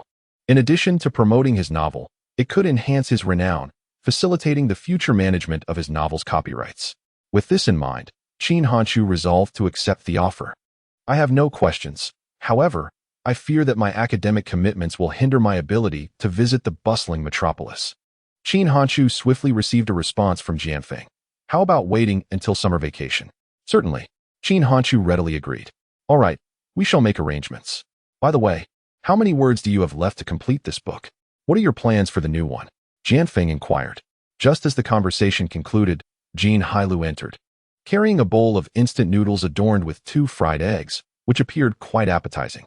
It's time to eat, Tang Siwei announced, holding a pair of chopsticks. Qin Hanshu departed from his computer and took the chopsticks from Tang Siwei's hands. Thank you, lovely ladies. Would you care to join me? Qin Hanshu asked. We are quite full, Qin Xiaoyu interjected from the side. You go ahead, Jin Hailu replied. Observing Qin Hanshu beginning his meal, Jin Hailu and Tang Siwei seated themselves beside him. Is everything going smoothly? Tang Siwei inquired. Qin Hanshu nodded. Yes, matters have been resolved. Didn't you say you would tell us later what you were up to? Tang Siwei asked curiously. Qin Hanshu smiled and replied. I invested in an internet company in Yangqing. I believe it possesses considerable potential. You ventured into investment? Jin Hailu and Tang Siwei were utterly astonished. Isn't it a bit early to be dabbling in investments while still in the first year of high school? Qin Hanshu nodded. Indeed. That is why I encourage you both to study diligently, so you can assist me in managing the company in the future. How much did you invest? Jin Hailu asked. Intrigued. 100,000, Qin Hanshu replied. 100,000. Jin Hailu exclaimed, their shock palpable. To them, this sum was astronomical. At their age, Qin Hanshu was already engaging in such investments. It was truly remarkable. This matter must remain confidential. Only the 3 of us can be privy to it, Qin Hanshu insisted. At that moment, Qin Xiaoyu chimed in. Brother, it's 4 people, including me. Yes, and you too. But do not speak of family matters outside, Qin Hanshu cautioned. Understood, Qin Xiaoyu said with a smile. Boss, I wish to follow you in the future. Tang Siwei giggled. What about letting me be a manager? Jin Hailu smiled. Then I shall sell myself to repay debts. Rest assured, I will treat you both well, Qin Hanshu assured them. What kind of talents do you need? Jin Hailu inquired. Qin Hanshu pondered before responding. Finance, legal affairs, media operations. I enjoy mathematics, so I will study accounting. Jin Hailu declared. Tang Siwei added, I will pursue law. Qin Hanshu chuckled as he savored his noodles. Very well. You two shall be my right and left arms. Chapter 46. Securing the domain name that evening. Qin Xiaoyu shared a room with Tang Siwei and Jin Hailu. The following morning, Qin Hanshu rose early to prepare breakfast. After their meal, the 3 accompanied Qin Xiaoyu to kindergarten. Upon returning to school, their arrival sparked a flurry of gossip. Despite Qin Hanshu's attempts to clarify, such matters tend to exacerbate rather than alleviate misunderstandings. Compared to Qin Hanshu, Jin Hailu and Tang Siwei appeared to take it all in stride. Time passed swiftly, and soon it was already April. On this particular day, Qin Hanshu received the shareholder agreement sent by Li Shuling. Initially, he allowed Wang Zheng to peruse the document, ensuring there were no hidden pitfalls before signing and returning it. Although minors cannot register a company, they are permitted to hold shares in one. Thus, this matter did not require Aunt Tang's involvement. Before long, the gaming website, Duo1, established by Li Shuling, went live. With its robust guild system and an abundance of gaming strategies, Duo1 quickly attracted a multitude of gaming enthusiasts. It was at this juncture that Li Shuling called Qin Hanshu. Lei Jun from Yenshan Group expressed interest in investing $1 million. Qin Hanshu was already aware of this development. With late June's 1 million infusion, Qin Hanshu's equity would inevitably be diluted. Ultimately, his share would diminish from 8.5 to a mere 6. Qin Hanshu understood that this was not his true stake. In the future, Duowon would undergo several rounds of financing, further diluting his equity. Ultimately, retaining even 2 would be commendable. One should not underestimate this 2 stake. Once Duowon reaches a valuation of 10 billion, it would translate into a worth exceeding 100 million for Qin Hanshu. An investment of 100,000 yielding over 100 million is indeed an astonishing return. While Qin Hanshu was cognizant of the internet's growth trajectory, he refrained from divulging too much to Li Shuling, wishing for Duowon to evolve along its predetermined path. In the ensuing period, Qin Hanshu refrained from making further investments. Despite the establishment of 360 in 2005, he found himself unable to partake. In its nascent stages, 360 had already secured substantial funding, far exceeding Qin Hanshu's financial capacity. Although no investment opportunities presented themselves, he remained industrious. On this day, a novel money-making method struck him, one that promised extraordinary profits. He had once perused an article detailing how numerous domestic enterprises expended lavish sums to acquire domain names. In the future, 360 would spend over 100 million to purchase a domain name. The domain for 360 had long been registered, leaving Qin Hanshu no room for consideration. However, domains like Godong and Dami had yet to be claimed. With this in mind, Qin Hanshu resolved to preemptively register these domains. Furthermore, Xiaoyu Media required a domain as well. That evening, Qin Hanshu dedicated 3 hours to registering domains such as Godong, Dami, and 37. These domains were highly recognizable, particularly one that had once graced the news headlines. Purchased by the so-called national husband, Sikong, for a staggering 60 million. Successfully registering the domain was merely the first step. The creation of associated websites was imperative. Prolonged possession could easily be construed as malicious registration, and Qin Hanshu had no desire to become embroiled in legal disputes. It was also time to recruit a few employees. Since Xiaoyu Media had been established, it could not remain a mere shell company. Qin Hanshu decided to hire several employees to embark on entrepreneurial endeavors. Now, he needed to contemplate what the company would focus on and the type of employees required for this venture. In the forthcoming week, Qin Hanshu found himself frequently contemplating this matter. The emergence of short videos coincided with the rise of smartphones, rendering them somewhat unsuitable for the present. After much reflection, Qin Hanshu resolved to establish 2 forums and a website. The website would serve as the official platform for Xiaoyu Media, while the forums would be dedicated to book enthusiasts and Penguin Space. The book forum would congregate avid readers, and although Qin Hanshu's current readership is modest, with the addition of those indulging in pirated copies, at least 1 million individuals are following his novels. Once the forums are established, they are certain to attract a substantial number of literary fans. As for the Penguin Space Forum, it would be a venue for sharing tips on beautifying one's penguin space. In June 2005, the Little Penguin would unveil the functionalities of the Penguin Space, igniting a fervor that lasted for several years. Countless netizens were preoccupied with adorning their virtual abodes, which led to the emergence of various third-party decoration software. The proliferation of these applications even compelled the Penguin Company to involve law enforcement. In his previous life, Qin Hanshu was released from prison during the pinnacle of Penguin Space's glory, a time when it fostered 10 prominent family rankings, such as the Bloodless family and the Morning Love family. Upon his release, Qin Hanshu had also engaged with the space, having purchased a tutorial on the design template from the leader of the Bloodless family, De94. At that time, he self-studied through the tutorial and became proficient in 2 software applications. While he may not have mastered them, he was capable of independently creating space templates. He even passed the designer review in the Bloodless family community.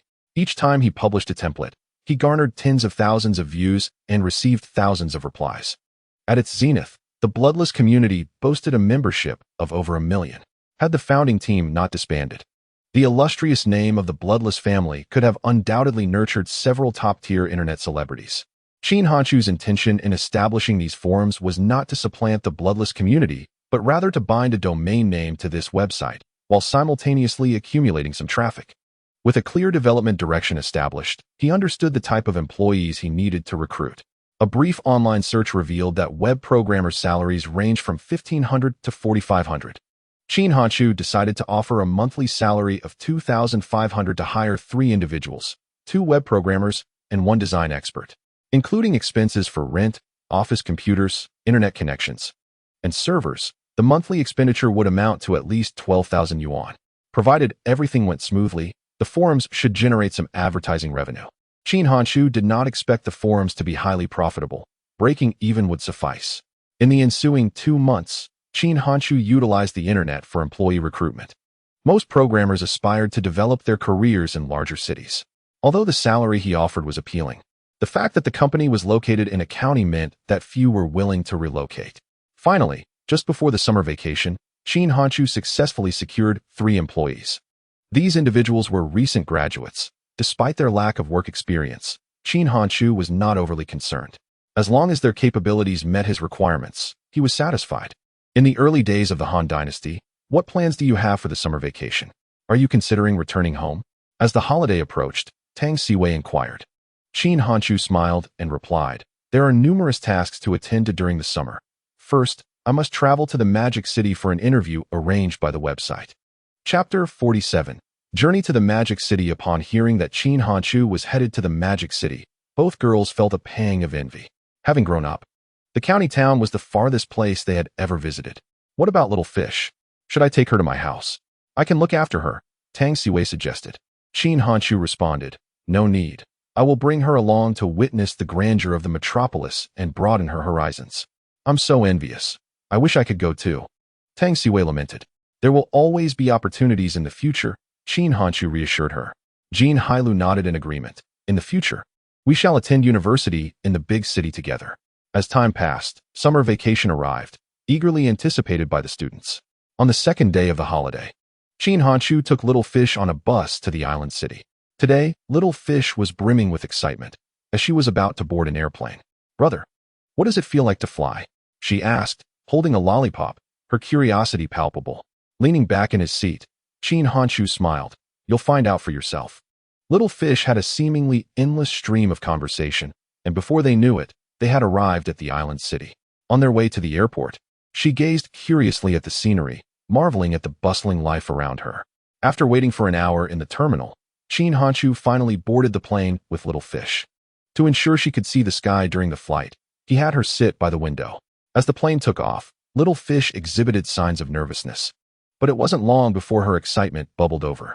"Brother, we're flying in the sky," she exclaimed joyfully. Qin Hanshu quickly made a shushing gesture and gently reminded her. "We must keep quiet on the plane so as not to disturb others." Little Fish chuckled shyly, then whispered, "Brother, look at how small the buildings are. People look like ants. Do you know why that is?" Qin Hanshu asked. Little Fish nodded, replying, "Of course, it's because we are flying so high." Her first airplane ride left Little Fish exhilarated for quite some time. She spent the journey leaning against the window, gazing at the fluffy clouds outside. To her, it was all utterly astonishing. In this era, flying could be considered a luxury reserved for the affluent. A ticket from the island city to the Magic City cost over 500. Fortunately, Qin Hanshu's fare was reimbursed by the website, and Little Fish's ticket was a child's fare, which Qin Hanshu could manage. Upon landing, Qin Hanshu exited the airport with a beaming Little Fish. At that moment, he noticed his pickup sign. "Are you Mr. Qin Hanshu?" asked the employee holding the sign. "Yes," Qin Hanshu nodded. "Please follow me. I will take you to your hotel first, then show you around the company." Under the guidance of the employee, the siblings got into the car. The current iteration of the Chinese website was a subsidiary of the Dashing Group, thus enjoying considerable financial resources. They arranged an exceptionally upscale hotel for Qin Hanshu at the outset. After depositing their luggage at the hotel, the 3 of them proceeded to the office building of a certain online platform. Previously, this platform operated from a rented apartment, but now it boasted a genuine office building. Having a benefactor certainly has its advantages. Within the office, Qin Hanshu encountered Wu Hui, Jianfeng, and others. "Who is this?" Jianfeng inquired curiously, glancing at Qin Xiaoyu. "My sister. Just bringing her out to broaden her horizons," Qin Hanshu replied. After a brief exchange of pleasantries, Jianfeng guided Qin Hanshu on a tour of the office building. The process was somewhat tedious, yet Qin Hanshu felt obliged to comply. Upon completing the tour, it was time to clock out for the day. At the invitation of Wu Hui and the others, Qin Hanshu, accompanied by Qin Xiaoyu, attended a dinner gathering. During the dinner, Wu Hui and his colleagues discussed the contents of the upcoming interview. They had prepared answers for certain questions, hoping Qin Hanchu could read them accordingly. This interview served as a promotional endeavor. Wu Hui's expenditure on journalists and television stations was undoubtedly aimed at publicizing the website. Qin Hanchu had no objections, as there was no need for him to resort to deceit. Over the following 2 days, he participated in interviews with newspapers and television stations at the office of the online platform. While Qin Hanchu was being interviewed, Qin Xiaoyu remained by his side.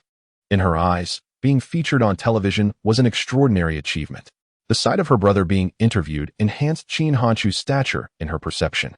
Once the interviews concluded, Qin Hanchu's tasks were deemed complete. Since they were already present, they certainly wouldn't leave just yet. The next morning, Qin Hanchu took Qin Xiaoyu to the Shanghai Zoo. At the zoo, she marveled at tigers, monkeys, and a myriad of other creatures. She was as joyful as a jubilant lark, hopping about while chattering incessantly. Witnessing Qin Xiaoyu's delight filled Qin Hanchu with satisfaction. He wished for her happiness to endure. While they were enjoying their outing, a group arrived at the online platform. This group comprised staff from a prominent gaming company, whose purpose was to acquire the rights to the game Unparalleled Warlord. Unfortunately, the game rights were not under the purview of the online platform. The agreement Qin Hanchu signed with them only encompassed film, animation, and publishing, excluding games. Upon learning that the gaming company sought to purchase the rights to Unparalleled Warlord, Wu Hui and his colleagues felt a pang of regret. Had they secured the gaming rights earlier, they could now simply await their share of the profits. Joyful moments always seemed to pass swiftly. At 5:30 in the evening, Qin Hanchu returned to the hotel with Qin Xiaoyu on his back. After a day filled with fun, Qin Xiaoyu had already fallen asleep from exhaustion. As they entered the hotel lobby, the receptionist pointed toward the lounge area and said, "Mr. Qin, those individuals are here to see you." Qin Hanchu glanced towards the lounge, a hint of confusion in his eyes. The gaming company's staff were taken aback by the receptionist's words, astonished to discover that the author of Unparalleled Warlord was such a young lad. "Are you the author of the Unmatched War God?" the manager of the game company inquired, casting a glance at Qin Xiaoyu and lowering his voice. Qin Hanchu nodded. "Yes, and you are?"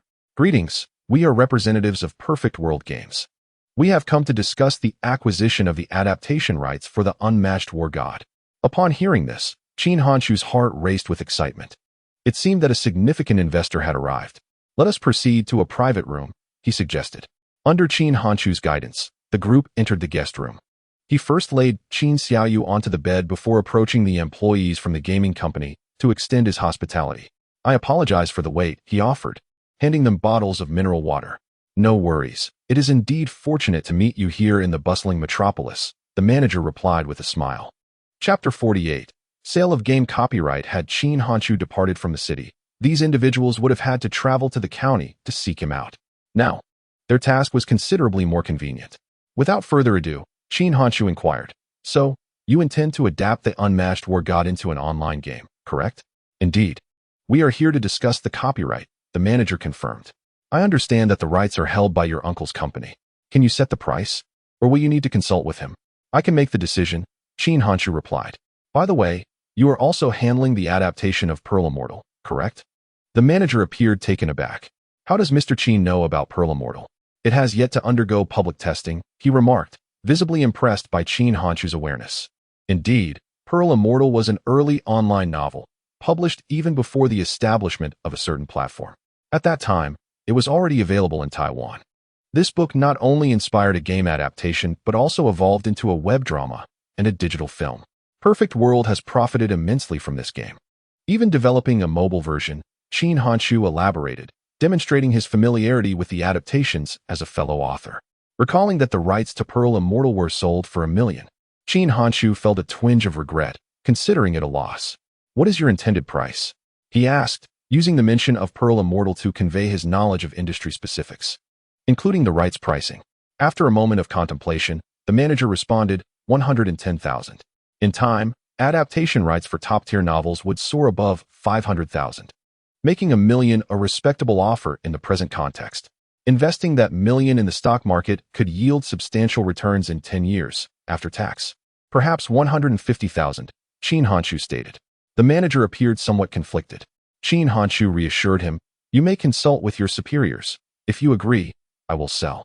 The manager nodded, then produced a recently released mobile phone. Observing the device, Qin Hanshu considered acquiring one himself for its convenience. After approximately 5 minutes, the manager returned. "We accept your proposed price," he announced. "The copyright resides with my uncle's company, so the contract must be signed with the legal representative of the company. I will be waiting for you in the county town." Qin Hanshu responded, "Very well, we shall draft the contract upon our return and then proceed to sign with you." The manager rose and handed a business card to Qin Hanshu, saying, "By the way, this is my contact information." After sending off the representatives from the gaming company, Qin Hanshu finally revealed a joyful smile. Just as he had previously contemplated, Qin Hanshu intended to invest 120,000 into the stock market of Penguin. The remaining 30,000 would serve as the operational funds for the company. The next day, Qin Hanshu spent 700 yuan to purchase a small telephone in the bustling metropolis. "Brother, what is this?" Qin Xiaoyu inquired curiously as she watched Qin Hanshu fiddling with the small phone.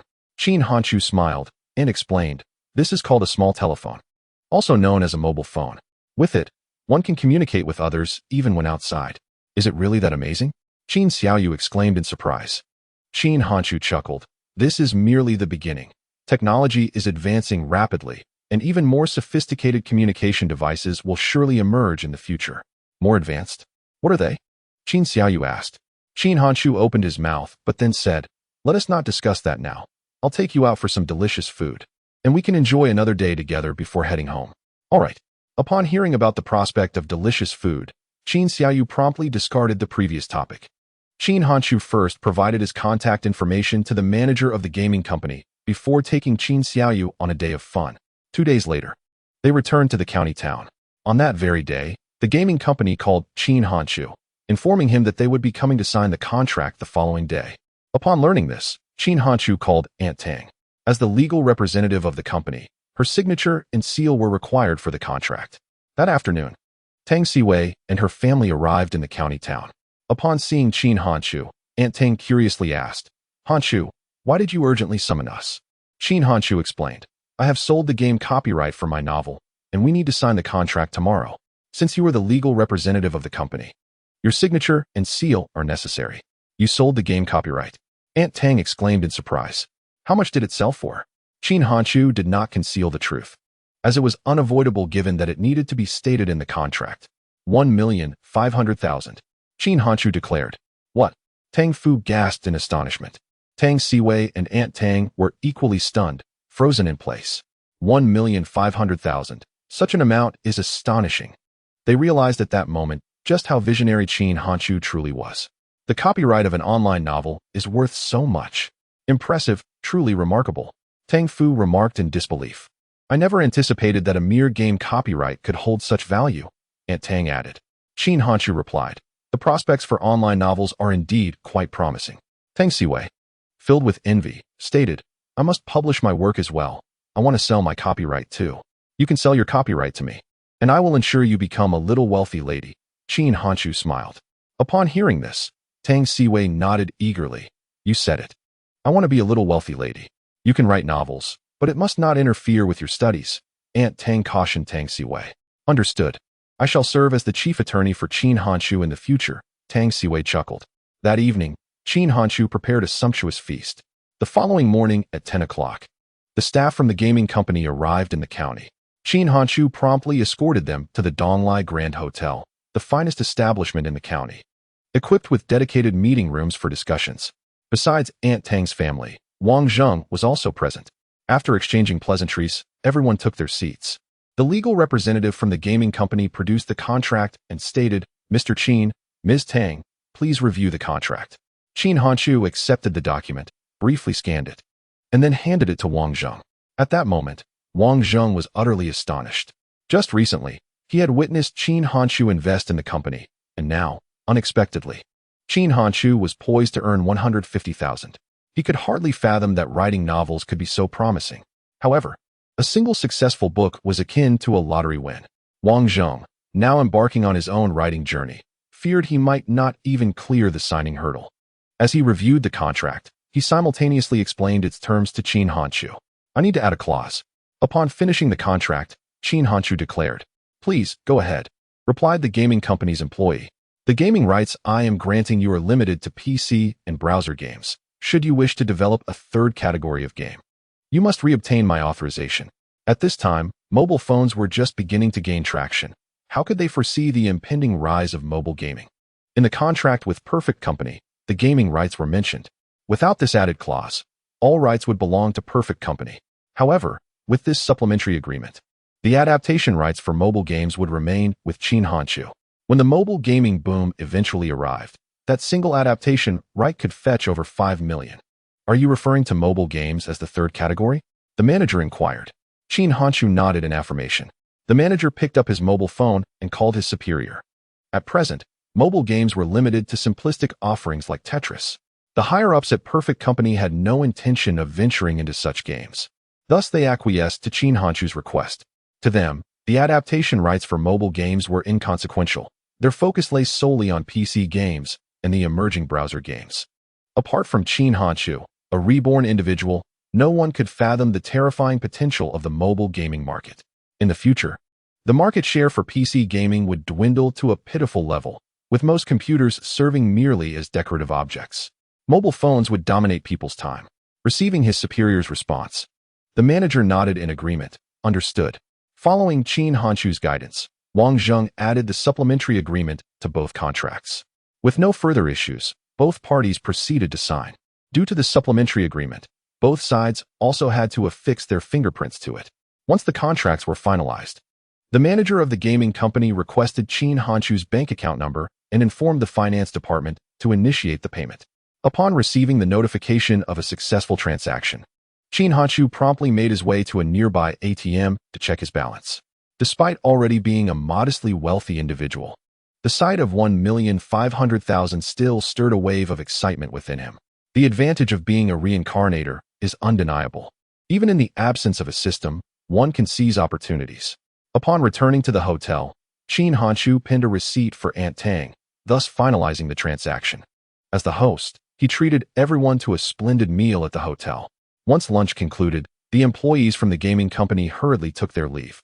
Handing 1,000 yuan to Wang Zheng, he bid farewell and departed. After Wang Zheng's exit, Qin Hanchu presented the pre-prepared sum of 10,000 yuan to Aunt Tang. Aunt Tang, this money is for you. Upon seeing such a substantial amount offered by Qin Hanchu, Aunt Tang hurriedly waved her hands in protest. What are you doing? I cannot accept your money. With a gentle smile, Qin Hanchu replied, as the legal representative of the company, it is only fitting that I compensate you as the major stakeholder. That's not acceptable. Aunt Tang attempted to refuse again, but Qin Hanchu firmly asserted, Aunt Tang, business matters should be treated as such. I cannot allow you to work without remuneration. This is my heartfelt gesture, and you must accept it. If you do not, I shall be compelled to seek assistance elsewhere. Mother, please do not be so courteous with him, Tang Siwei chimed in with a smile. After a moment of hesitation, Aunt Tang finally accepted the money, stating, just this once, do not let it become a habit. That is not negotiable. As long as you remain the legal representative of the company, I must continue to pay you, Qin Hanchu insisted. See, this is my future boss, quite generous indeed. Tang Siwei chuckled. Do not mock me, Qin Hanchu replied. Hanchu, what do you think we should do with our money? Tang's father, sensing Qin Hanchu's acumen for business, inquired curiously. With a smile, Qin Hanchu suggested, we could start by purchasing a property in the city. When the old town undergoes redevelopment, property values are bound to appreciate. How about we also buy a house in Hanchu's village? Tang's father proposed to Aunt Tang. Aunt Tang nodded in agreement. All right, let us acquire a property as well. With the 10,000 yuan from Qin Hanchu, Aunt Tang now had some disposable income.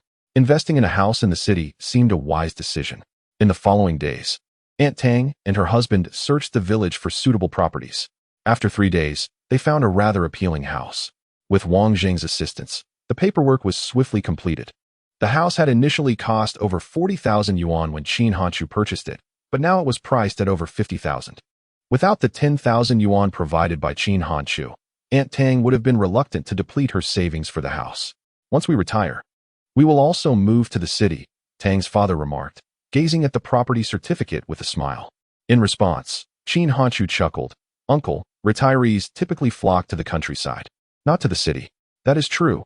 We shall designate it as a dowry for Siwei, Tang's father laughed. This is agreeable, Tang Siwei replied with a smile. Aunt Tang, Since you are not residing in this house at the moment, may I rent it from you? Qin Hanchu suddenly recalled something and asked. Aunt Tang, puzzled, replied, Why would you want to rent a house? I have hired 3 employees and am preparing to establish a few websites to venture into entrepreneurship.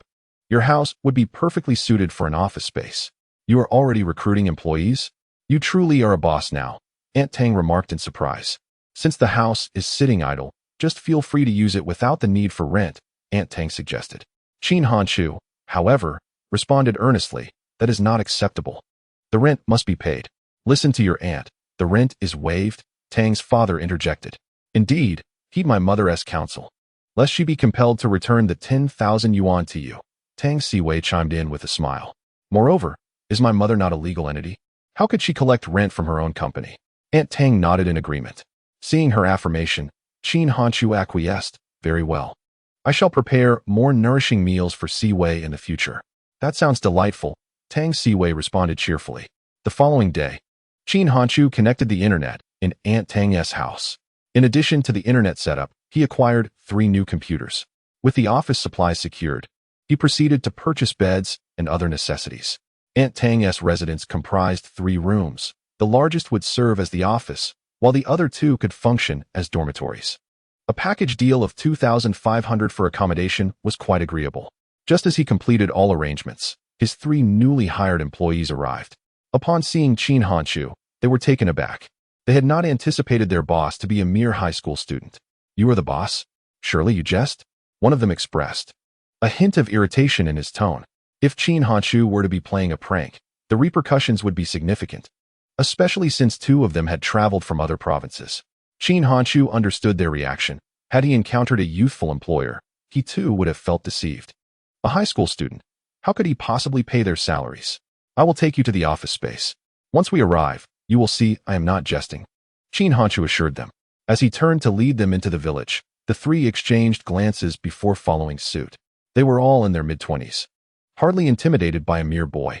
Soon, they entered Aunt Tang's house, where they were greeted by the sight of 3 brand-new computers and various living essentials. Setting aside all else, the mere presence of these computers indicated a substantial investment. Now, is this sufficient assurance? Qin Hanchu inquired. The 3 fell into a brief silence, and one of them hesitantly asked, You can indeed pay our salaries, right? Follow me, Qin Hanchu replied, recognizing their apprehension. His youthful appearance did little to instill confidence in them. Under his guidance, the 5 of them arrived at the bank. Qin Hanchu checked his balance and then smiled at the trio. Rest assured about your wages. Despite my youth, I would never withhold your pay. At that moment, the 3 were utterly astonished. They could hardly believe that a high school student possessed over 60,000 in his account. Little did they know, this card held the least amount of funds among Qin Hanchu's possessions. He was wary of revealing his true balance, for as the saying goes, do not flaunt your wealth. Should the 3 harbor ill intentions, he would find himself in peril. In this era, one must harbor no ill intentions while remaining vigilant against the intentions of others. What does your family do? One of them inquired curiously. This is unrelated to work. There is no need for you to know, Qin Hanchu replied. The man appeared somewhat embarrassed, recognizing that prying into another's privacy is not a courteous act. His curiosity was excessive. What kind of family would allow a high school student to manage such substantial finances? Upon returning to Aunt Tang's residence, Qin Hanchu instructed, Please provide me with your identification cards for registration. The 3 complied, understanding that documentation is necessary for any job. Qin Hanchu first opened his computer to find an animated film for Qin Xiaoyu to watch, and then proceeded to record the identity information of the 3 individuals. First and foremost, I am grateful for your willingness to assist me here. While I cannot guarantee much, I assure you that your wages will be disbursed promptly. Qin Hanchu returned their identification cards and handed them a pre-prepared plan. This outlines your work responsibilities. Please review it. Have you purchased the domain and server? Inquired a young man named Wang Qi, who wore glasses and a checkered shirt. Qin Hanchu responded, The domain is ready. I am unfamiliar with servers. So please inform me of your preferences, and I shall make the purchase. Are there specific requirements for traffic capacity? Asked another youth named Chen Dong, who was somewhat chubby and appeared shy. Qin Hanchu pondered before replying, The smoother, the better. After conversing for over 2 hours, the 4 finally settled on the direction and details of their work. Under the guidance of the 3, Qin Hanchu rented a moderately priced server. with the option to upgrade to a higher-end server should the traffic from the 3 websites exceed expectations. Let us conclude for today. I invite you all to dinner as a gesture of hospitality, Qin Hanshu declared, glancing at the time. The 3 brightened at the prospect of a meal. Xiaoyu, shut down the computer. It's time for dinner, Qin Hanshu instructed. By now, Qin Xiaoyu had gained some understanding of computers. With dexterous movements, she skillfully closed the web pages and powered down the machine. Half an hour later, the 5 arrived at a hotel. After placing their orders, they settled into a private room.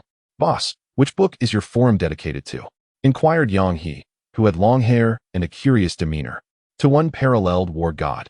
Qin Hanshu replied. Are you also a fan of Unparalleled War God? Wang Qi exclaimed joyfully. You truly are a devoted reader, establishing a forum for this book. Chen Dong remarked. Qin Hanshu smiled, and then stated, I am not merely a fan. I am the author of Unparalleled War God. What? Wang Qi and the others stared at Qin Hanshu in astonishment. They had not anticipated that the author of Unparalleled War God would be a boy on the brink of entering his 2nd year of high school. Are you serious? You are the author? Wang Qi asked, brimming with excitement. Qin Hanshu nodded with a smile. I absolutely adore your writing. I never expected to meet you. Rest assured, I will ensure this forum thrives, Wang Qi declared enthusiastically. Upon learning that Qin Hanshu was the illustrious author of the Unparalleled War God, the 3 individuals experienced a marked shift in their attitude towards him. Being young and having found a common topic of interest, they quickly engaged in lively conversation. Their meal extended for 3 hours, and it was not until after 9 o'clock in the evening that they returned to their village. The following morning, Chen Dong and his companions commenced their work. The author forum that Qin Hanshu constructed was not merely a simplistic bulletin board. He aspired to incorporate a serialized novel feature. With this addition, Qin Hanshu's readers could pen their own narratives, potentially uncovering several gifted writers among them. Through the diligent efforts of the trio, the forum was finally launched a month later, aptly named Sword and Shield, with the domain mirroring that of the illustrious Douyin. The forum's interface was refreshingly clean and sophisticated, with the striking Sword and Shield logo prominently displayed, a design that Yang He had refined through numerous iterations. Following the forum's launch, Qin Hanshu promoted it within the chapters of his novel. Within merely 5 minutes of the chapter's release, Sword and Shield welcomed its first wave of registered members, surpassing 100 in number.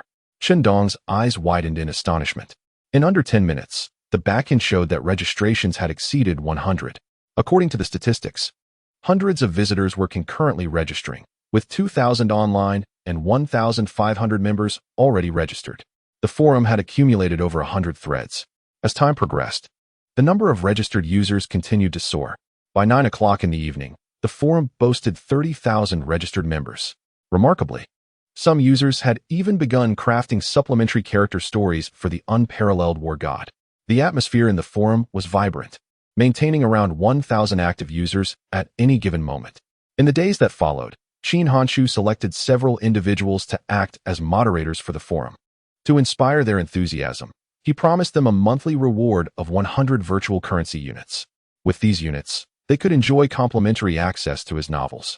Once the forum was firmly established, Chen Dong and his companions set about creating a second forum, named Xiaomi Garden, with its domain corresponding to the future rice conglomerate. This summer, Qin Hanshu found himself exceedingly busy. In addition to ensuring daily updates, he collaborated with Chen Dong and his team to discuss the forum's features and aesthetics. Each night before retiring, he would log into the Sword and Shield forum to peruse the character stories penned by his readers. When he encountered exceptional pieces, he would enhance them and provide commentary. Among these aspiring writers, Qin Hanshu identified a particularly promising talent. Intending to nurture this individual, he offered constructive feedback on their posts, aiding them in developing a deeper understanding of writing for online novels. Chapter 51. Xiaomi Garden. Many newcomers possessed fragile egos, convinced that their own novels were the pinnacle of excellence. Whenever someone offered constructive criticism, they would vehemently defend their work. However, one particular poster stood apart. He graciously accepted Qin Hanshu's guidance and made the necessary adjustments. Recognizing the potential in this individual, Qin Hanshu reached out via private message to obtain their contact information. After adding each other as friends, Qin Hanshu conversed with him for several days. Under Qin Hanshu's guidance, he began to compose his own novel.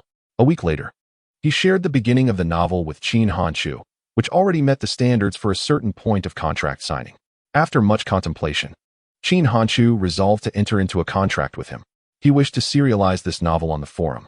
The contract proposed by Qin Hanchu was a guaranteed payment of 10 yuan per 1,000 words. This meant that as long as he produced content, remuneration would follow. Once the forum enhanced its payment system, Qin Hanchu could even feature his novel for sale, allowing readers who enjoyed it to subscribe for a fee. Should the earnings surpass the guaranteed amount, payments would be distributed according to actual income. Regarding the copyright of the novel, the revenue would be split 70-30, with the author receiving 70% and Qin Hanchu 30. 5 days later, Qin Hanchu sent the contract template to the other party. For days subsequently, he received the signed contract. Upon seeing the signature and pen name, Qin Hanchu was taken aback. Wang Zhong Shinji? Wasn't he this the future top-tier master? According to the normal timeline, Shinji would begin his literary career in 2006, with his first book achieving notable success at a certain point. Had he entered the industry early? It was uncertain whether he would attain such great success in his own forum. Qin Hanchu did not wish to hinder him, thus he engaged in a conversation. Should he wish to leave, he could do so at any time, as long as he provided a conclusion to the novel. With the contract signed, Shinji's novel commenced serialization on the forum. At this point, the forum boasted 80,000 members, with thousands engaging in discussions daily. The instant Shinji's novel was released, it captured the hearts of these readers. The presence of this novel significantly enhanced the forum's activity. At Qin Hanchu's behest, Chen Dong added 2 advertisements to Shinji's novel page. The novel garnered over 5,000 clicks each day, and the 2 advertisements generated approximately 40 yuan daily. This revenue was sufficient to cover Shinji's payment for his work. Overall, it could be deemed a balanced budget. Amidst the busyness, time swiftly passed. Before long, the school season arrived. With the commencement of classes, Qin Hanchu officially became a second-year student. As before, he waited at the school gate for Jin Hailu and Tang Siwei. Initially, he assisted them in transporting their luggage to the dormitory before the trio proceeded towards the classroom. "You seem to have lost weight," Jin Hailu remarked as they walked to class. Qin Hanchu sighed. "How could I not? Over the past 2 months, I have been not only writing novels, but also engaging in various company matters. Is there anything we can assist you with?" Tang Siwei inquired. "No need. You both should focus on your studies and not be distracted by my affairs," Qin Hanchu replied. "When will our novel be uploaded?" Jin Hailu asked curiously. Qin Hanchu hesitated. "How can you guarantee daily uploads without a computer? I currently lack the time to assist you in entering it into the computer." "Indeed, what should we do then?" Tang Siwei lamented. "Perhaps we could ask Yang He and the others to help you with the uploads? Once you have disbursed the manuscript fees, extend some benefits to them." Although Qin Hanchu holds the position of boss, it is inappropriate to burden Yang He with tasks beyond his responsibilities. "Very well, please convey this message to him." Tang Siwei nodded with a smile. "Certainly, I shall speak with them this evening," replied Qin Hanchu. Jin Hailu then suggested, "Shall we also submit to a certain Chinese website? Let us consider Jinjiang Chinese Network, which caters specifically to female readers. Granting the copyright to the site could enhance the chances of sales through its operations." Given that Qin Hanchu is affiliated with a certain Chinese website, it is unlikely that Jinjiang, a female-oriented platform, would extend him any favors. If the copyright is not authorized to the site, there exists a substantial possibility that they would not offer significant recommendations. After all, Jin Hailu and her companion are novices and lack the clout to negotiate with the site. That evening, Qin Hanchu informed Chen Dong and the others about the matter. Without hesitation, they agreed. As graduates in computer science, their typing speed is remarkably swift. They can input 4,000 characters in just over an hour. With Qin Hanchu's assistance, Jin Hailu and Tang Siwei successfully signed a contract with Jinjiang Chinese Network, thereby embarking on their new venture under Qin Hanchu's guidance. Time swiftly passed, and a month had elapsed. On this particular day, Qin Hanchu issued the second round of salaries to Chen Dong and his companions. That very afternoon, the Xiaomi Garden Forum officially launched. On the first day of its inception, Yang He unveiled 10 sets of decorations for Penguin Space. In addition to the decoration images, he also composed a tutorial for customizing Penguin Space, with substantial contributions from Qin Hanchu. Following the launch of Xiaomi Garden, Qin Hanchu placed banner advertisements on the Sword and Shield Forum. Soon, a multitude of space enthusiasts flocked to Xiaomi Garden. Upon witnessing the exquisite templates crafted by Yang He, they were thoroughly impressed. In no time, Yang He's designs adorned the spaces of thousands. Each template bore the insignia of Xiaomi Garden, and the right-click feature included quick links. As these individuals utilized the templates, they simultaneously promoted Xiaomi Garden.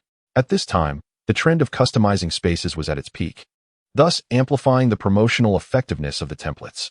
2 months later, the number of registered members on Xiaomi Garden astonishingly reached 100,000, even surpassing the previously established Sword and Shield forum. Qin Hanshu advertised the novel Shinji within Xiaomi Garden, thereby converting space enthusiasts into readers of the narrative. Though both websites boasted over 100,000 registered members, the companies still faced financial losses.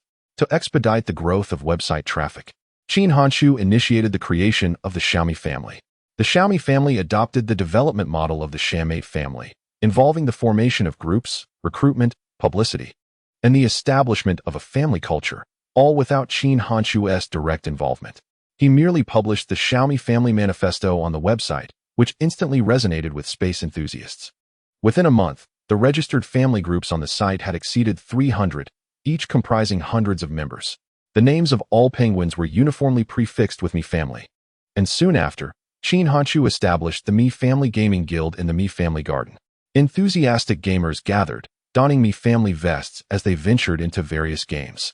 Before long, Mi Family gained immense popularity online, attracting an increasing number of netizens to the Mi Family Garden. Chapter 52. The Alcohol Rehabilitation Hospital. As the influence of Mi Family expanded, the number of registered members in the Mi Family Garden surged rapidly. By early 2006, the registered membership reached 600,000. In addition to the gaming section, the Mi Family Garden also opened sections for films and emotional discussions. More and more netizens surfed the Mi Family Garden during this period. Qin Hanshu also placed advertisements for his novels on the homepage of the Mi Family Garden. Through this advertisement, the readership of his novels soared once again, making his book the first to achieve a consistent sales figure of over 15,000 copies. Qin Hanshu's monthly royalties stabilized at around 40,000 yuan. Furthermore, the Sword and Shield forum also activated its functionalities.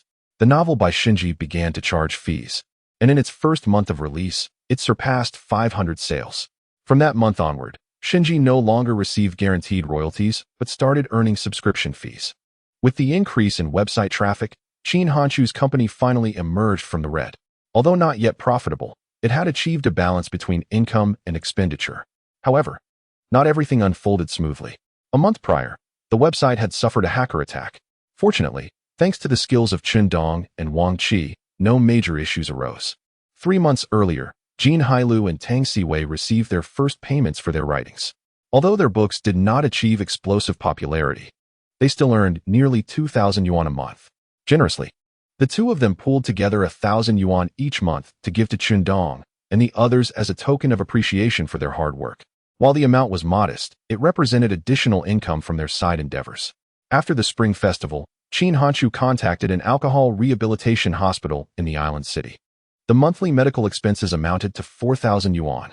Although somewhat expensive, Qin Hanshu decided to admit Qin Dalong. The longer he waited, the worse Qin Dalong's health became. In his previous life, Qin Dalong had passed away before the age of 50. That fateful night, he had fallen while intoxicated, striking the back of his head. In his drunken state, he felt no pain. He returned home and continued to sleep, ultimately succumbing to excessive blood loss. On that day, Qin Hanshu arrived home with personnel from the rehabilitation hospital. Upon seeing the hospital vehicle, curious villagers gathered around. What is going on? Doesn't it say Alcohol Rehabilitation Hospital on the vehicle? Are they taking Qin Dalong to the hospital? Does Yang Fong have the money for this? They speculated.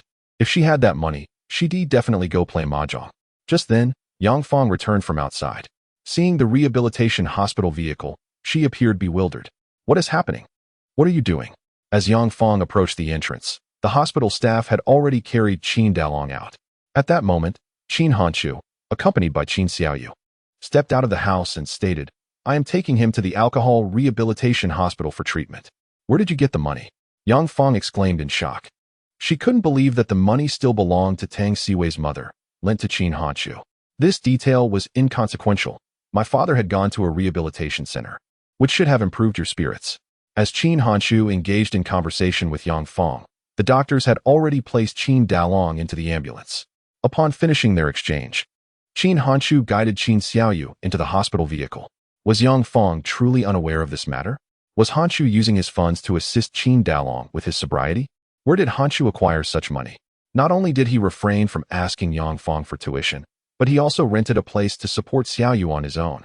It was rumored that he even enrolled Xiaoyu in an elementary school in the city, allegedly borrowing from a teacher in the town. I found this hard to believe. How much could a teacher's household possibly have? The expenses for Qin Hanchu's education, living, and rent must be considerable. I heard that he had been writing novels since middle school. Could he have earned money from them? Is it truly possible to make a living writing? If he had indeed become a writer, he would have gained recognition by now. Could it be that a wealthy woman has taken an interest in Qin Hanchu? Although he had been interviewed by a television station, it was, after all, a channel from the metropolis. Nowadays, rural areas could only receive signals from the nearby cities, leaving them unaware that Qin Hanchu had appeared on television and in newspapers. The source of Qin Hanchu's finances had always piqued the villagers' curiosity, leading to a plethora of speculations. Some believed he had engaged in illicit activities, while others suggested he was being supported by a wealthy woman. As she watched the ambulance fade into the distance, Yang Fong stood frozen in place. Now, this household consisted solely of her. A profound sense of loneliness enveloped her. That afternoon, Qin Hanchu completed the hospitalization procedures for Qin Dalong, paying 5 months' worth of treatment fees before departing the rehabilitation center with Qin Xiaoyu. On their way back to the county town, Qin Xiaoyu anxiously inquired, "Brother, will the hospital give Dad injections?" "No," Hanchu replied. "But our father's suffering surpasses the discomfort of an injection. There would be no leniency for Qin Dalong in the rehabilitation center. For him, the hospital was no different from a prison. In the village, he could still buy alcohol on credit, but in the rehabilitation center, no one would offer him a drink. Even if he threw a tantrum, it would be futile. If he provoked the staff, he would undoubtedly face confinement or even be restrained to the hospital bed. Though the measures may seem harsh, they are worthwhile if they help him overcome his addiction." "Why?" Qin Xiaoyu asked. "When I prevent you from having popsicles in the summer, don't you suffer?" Qin Hanchu inquired. Qin Xiaoyu nodded vigorously. "Yes, it's hard. That's more or less the idea," Hanchu replied. Hearing this, Qin Xiaoyu sighed, "Alas. Poor Dad." The sight of Xiaoyu sighing brought a smile to Qin Hanchu's face. "In just a few months, you will be starting elementary school. In a couple of days, I will take you to the supermarket to buy a lovely backpack," he said with a smile. Qin Xiaoyu enthusiastically nodded. "Yes, I want a pink one." As they chatted, Qin Hanchu's phone rang. Upon answering, Yang He's voice came through.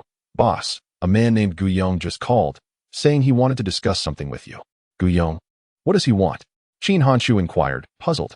"He mentioned something about He technology." Yang He replied. He technology. The name Guyong was not familiar to Qin Hanchu at the onset of the Qin and Han dynasties. However, when it came to He technology, he certainly had some recollection. Wasn't He technology the company behind Youku Video? Although Youku Video had experienced a decline, it remained a prominent video sharing platform. "Please provide me with his contact information," Qin Hanchu requested. After obtaining Guyong's contact details from Yang He, Qin Hanchu dialed the number.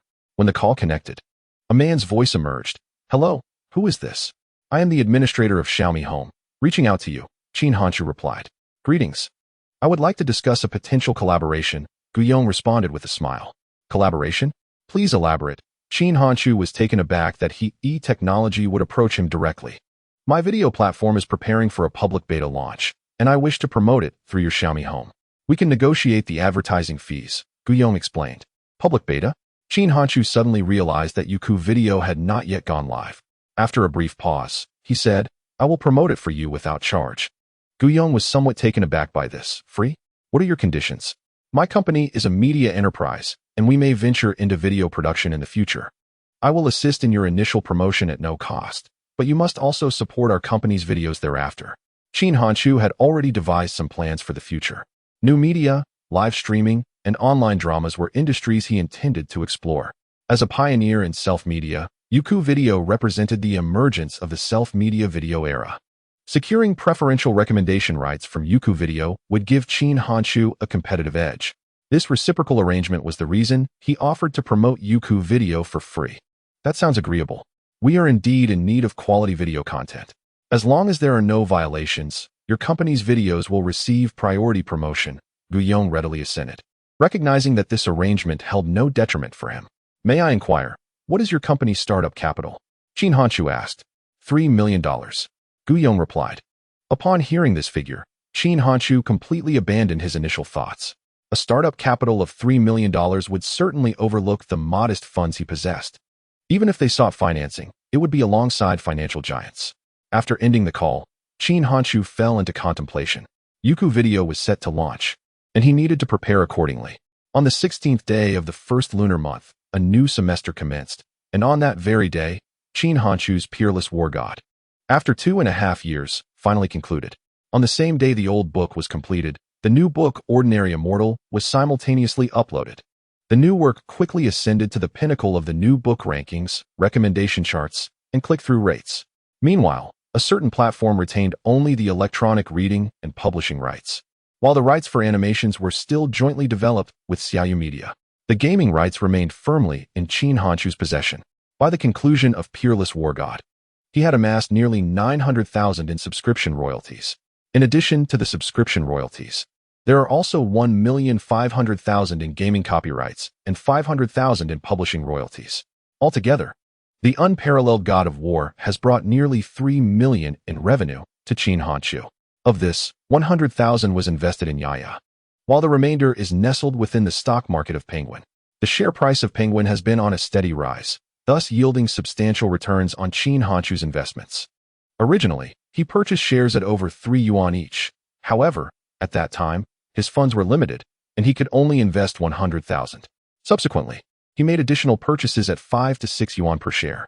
As of today, the price has ascended to 8 yuan per share. If Qin Hanshu were to liquidate all his stocks now, he would possess at least 4 million in cash. In class, Qin Hanshu is diligently focused on his studies. Although his grades are not the highest in the class, he consistently ranks within the top 10. After school, he is a caring older brother to Qin Xiaoyu, preparing meals, doing laundry, and teaching her basic mathematics and literacy. From 7:30 to 11 in the evening, he dedicates his time to writing a new book. It is only on Sundays that he visits the company. At this point, the two forums have become well established. Shundong is responsible for maintaining and enhancing the forum's functionality, while Wang Qi manages the daily operations, such as post approvals. As for Yang He, his primary task revolves around space templates. Currently, Xiaomi Garden is flourishing with talent. Since the introduction of the title of space designer, an increasing number of professionals have become space designers for Xiaomi. With their contributions, the space templates have become increasingly exquisite. Furthermore, the online gaming section of Xiaomi Garden has been significantly improved. Games such as Gene Dance, Magic Domain, Penguin Speed, Bubble Cart, Journey, and Quest have all featured Xiaomi's presence. Notably, Gene Dance has become a hot spot for Xiaomi, with numerous players donning Xiaomi avatars on every server. On February 5, 2006, Qin Hanshu logged onto Penguin. As soon as he entered, a message from Shinji appeared. "I've written another book. Could you take a look?" Upon seeing this, Qin Hanshu realized Shinji was ready to depart. "Sure," he replied. Shortly thereafter, Shinji sent a document titled Buddha is Origin, a title familiar to Qin Hanshu.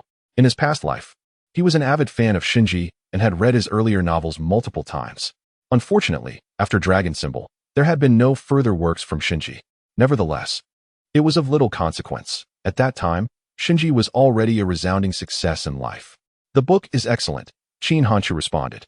"Can we sign a contract?" "I can write both books simultaneously," Shinji inquired. Qin Hanshu paused briefly before suggesting, "I recommend that you sign this book with a certain point. There, you can achieve better results and gain more readers." After a lengthy silence, Shinji finally replied, "Would that be inappropriate? You were the one who introduced me to this field, and I find writing in the forum quite comfortable. There is nothing wrong with it. I genuinely hope for your better development. Once you become a great author, remember to send some popularity our way." Qin Hanshu jested. "Yes, I will continue writing my old works." Encouraged by Qin Han's initial support, Shinji signed a contract for his new book at a certain point. On the day of its release, Qin Han promoted Shinji's work within his own novel. On the Jiandun forum, Shinji had already garnered a modest following, and with Qin Han's promotion, his new book swiftly ascended the new releases chart, claiming the top position. Qin Han's own new book was overshadowed as a result. Fortunately, Shinji's book maintained its position for 2 days. However, 2 days later, Qin Han's new book reclaimed the first spot. One Sunday, Qin Han took Qin Xiaoyu to Island City. At the Alcohol Rehabilitation Hospital, Qin Han met with Qin Dalong. After a period of treatment, Qin Dalong had shown significant improvement. During their previous visits, he had exhibited a volatile temper, but this time, his emotions were remarkably stable. Xiaoyu. He smiled upon seeing his daughter. Qin Xiaoyu looked up at Qin Han, who encouraged, "Go on, let your father hold you." Hearing this, Qin Xiaoyu joyfully leaped into Qin Dalong's embrace. Holding her close, Qin Dalong's face radiated happiness. "How do you feel?" Qin Han inquired as he approached his side. "Very well." Qin Dalong replied with a smile. "I'm not feeling as uncomfortable now. Rest well. Once you have completely quit drinking, I will take you home," Qin Han responded. "I've already quit," Qin Dalong insisted. "We need not waste money here." In Qin Dalong's eyes, Qin Han perceived a sense of urgency. He understood that Qin Dalong had not fully conquered his addiction. If he were to leave the rehabilitation center now, it would undoubtedly lead to failure. Chapter 54. Leasing land. After departing from the rehabilitation hospital, Qin Han took Qin Xiaoyu to the underwater world in Island City. There, she encountered a plethora of marine creatures. And throughout their journey, her joy was palpable. However, joyous moments often pass swiftly. By 3 in the afternoon, the siblings boarded the return bus. And due to exhaustion from their adventures, Qin Xiaoyu fell asleep on the ride home. Qin Han, feeling somewhat fatigued himself, prepared only 3 packets of instant noodles for dinner. After their meal, Qin Xiaoyu began watching her animated series, while Qin Han resumed his writing. Although he had invested in a company, writing remained his primary endeavor. In the days that followed, everything progressed in an orderly fashion. Despite the conclusion of his previous work, he continued to receive approximately 30,000 yuan in royalties each month. After 2 months in the new book phase, Qin Han's latest work finally debuted. On its first day, it achieved an impressive average of 1,500. By the second day, it soared to 3,000. At this rate, it stood a chance of surpassing 10,000 in its first month. This success was primarily attributed to his solid foundation of readership, with the second factor being the robust support from a certain platform.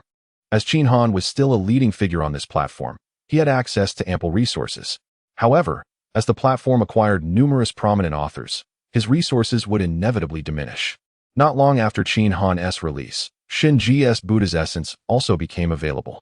Thanks to the support of Jin Dun's readers, Xunji's performance was likewise commendable. In merely a week, Jun Ding had surpassed 2,000, a remarkable achievement among novice authors. Following the success of Xunji's book, he began to introduce his fellow writers into the Jin Dun community. Qin Hanshu also established a new section for Xunji on the Jin Dun forum, aptly named Xunji Camp. As for Qin Hanshu's section, it was renamed Hu Ben Camp, reflecting his pen name, Han Tianzi, as Hu Ben Army was the most formidable military force of the Han dynasty.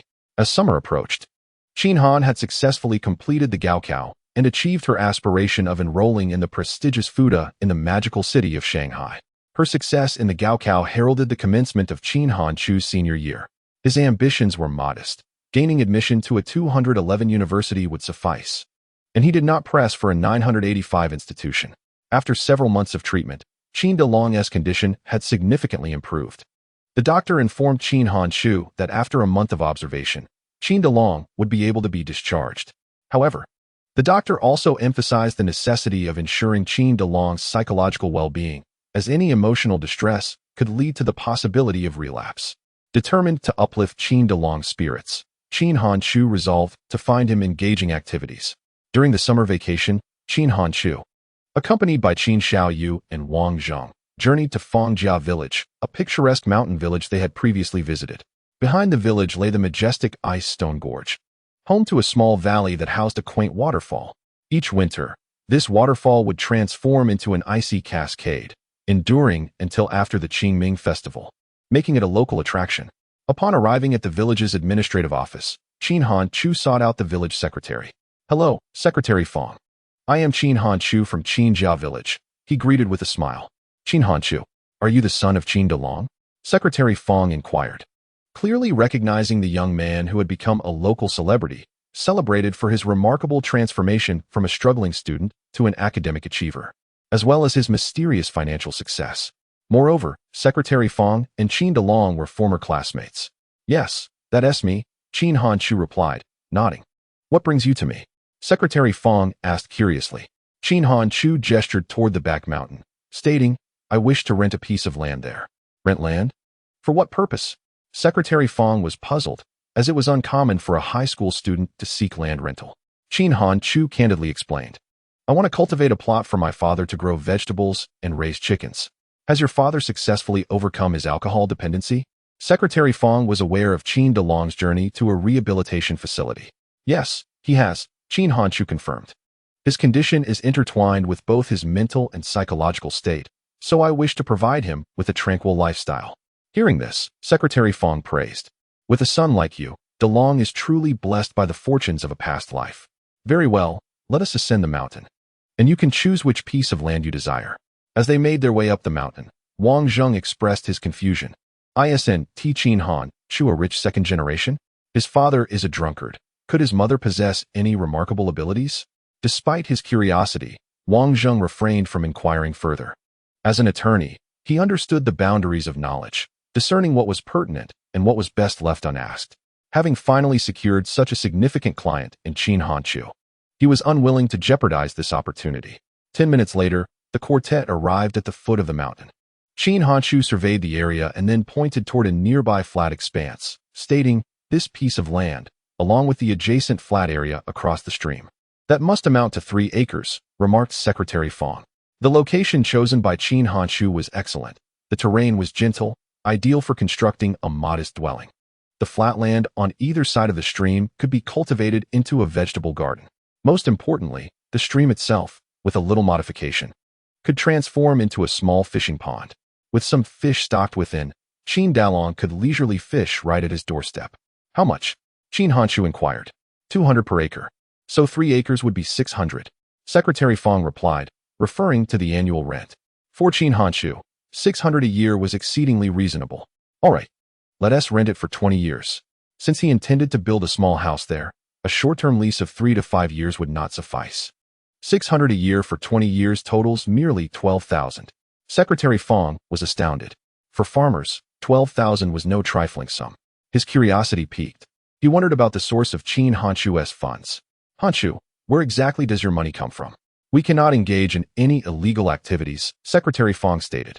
Qin Han Chu smiled reassuringly. Rest assured, I will not partake in any unlawful endeavors.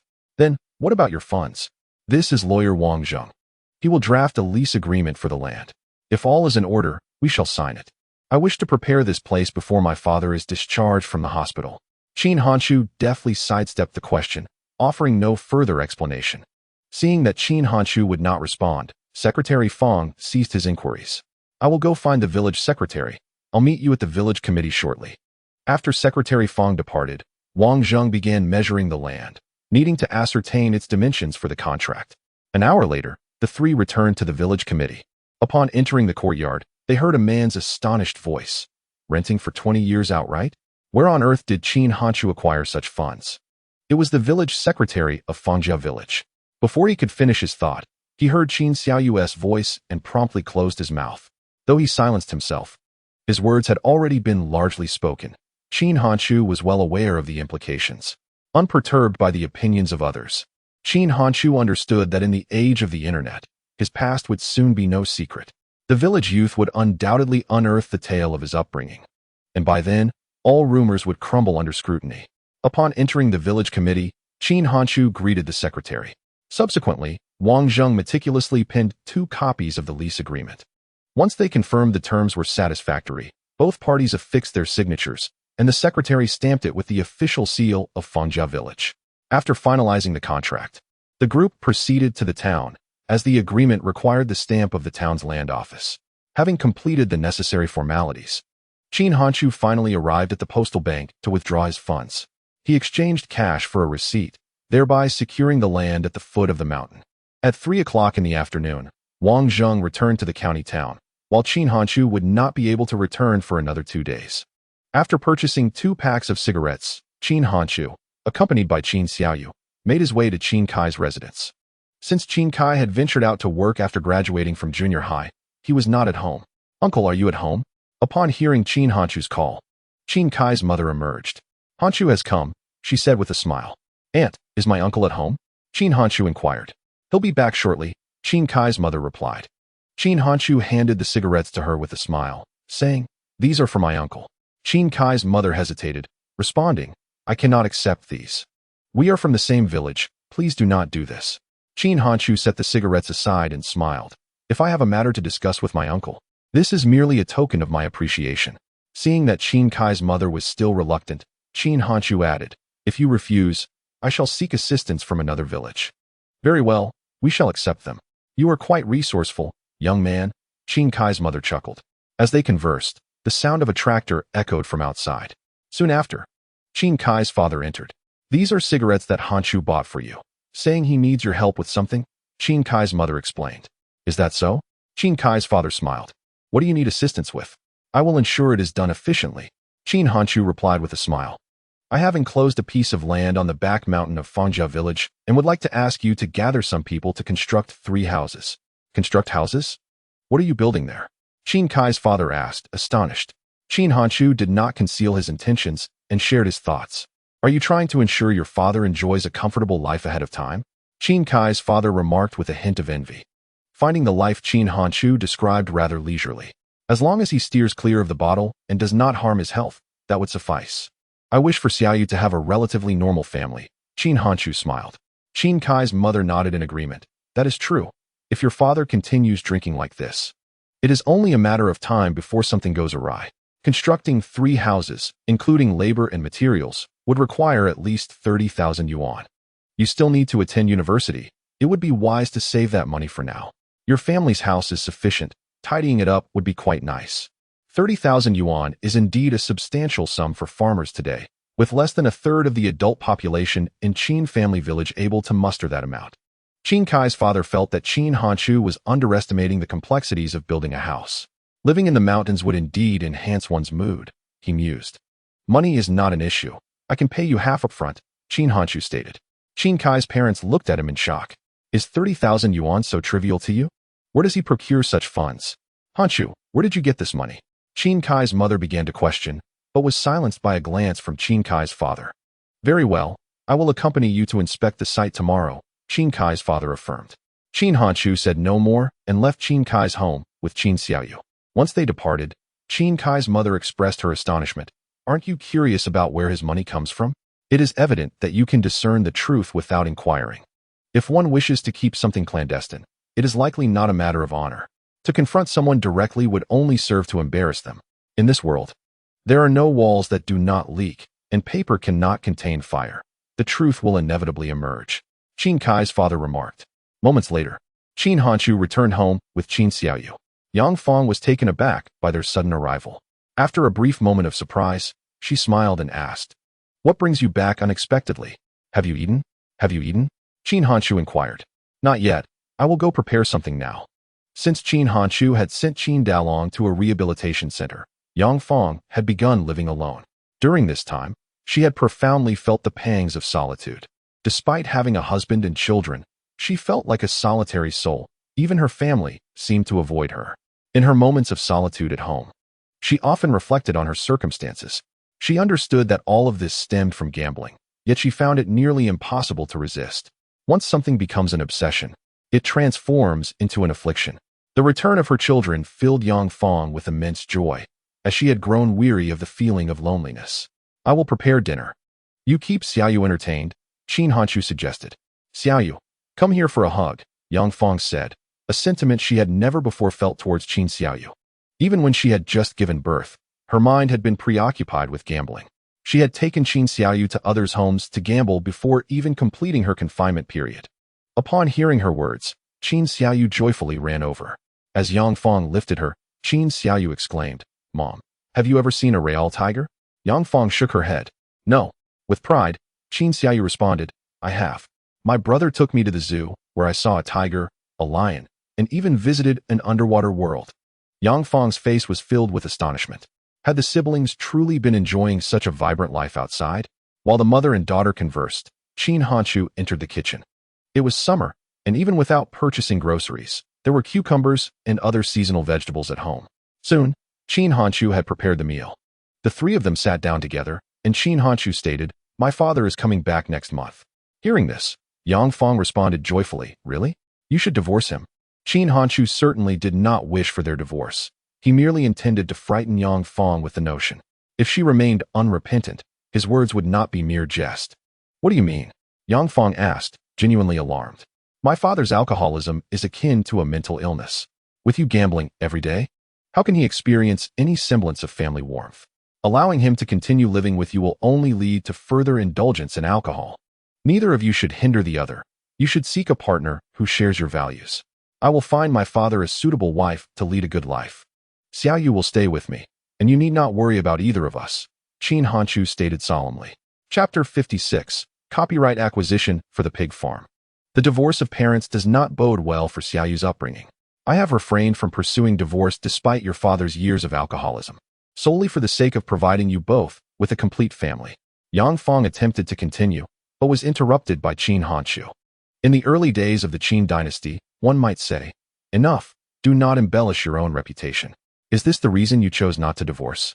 I, Yang Fong, sought to explain, yet Qin Hanchu offered no opportunity, continuing instead.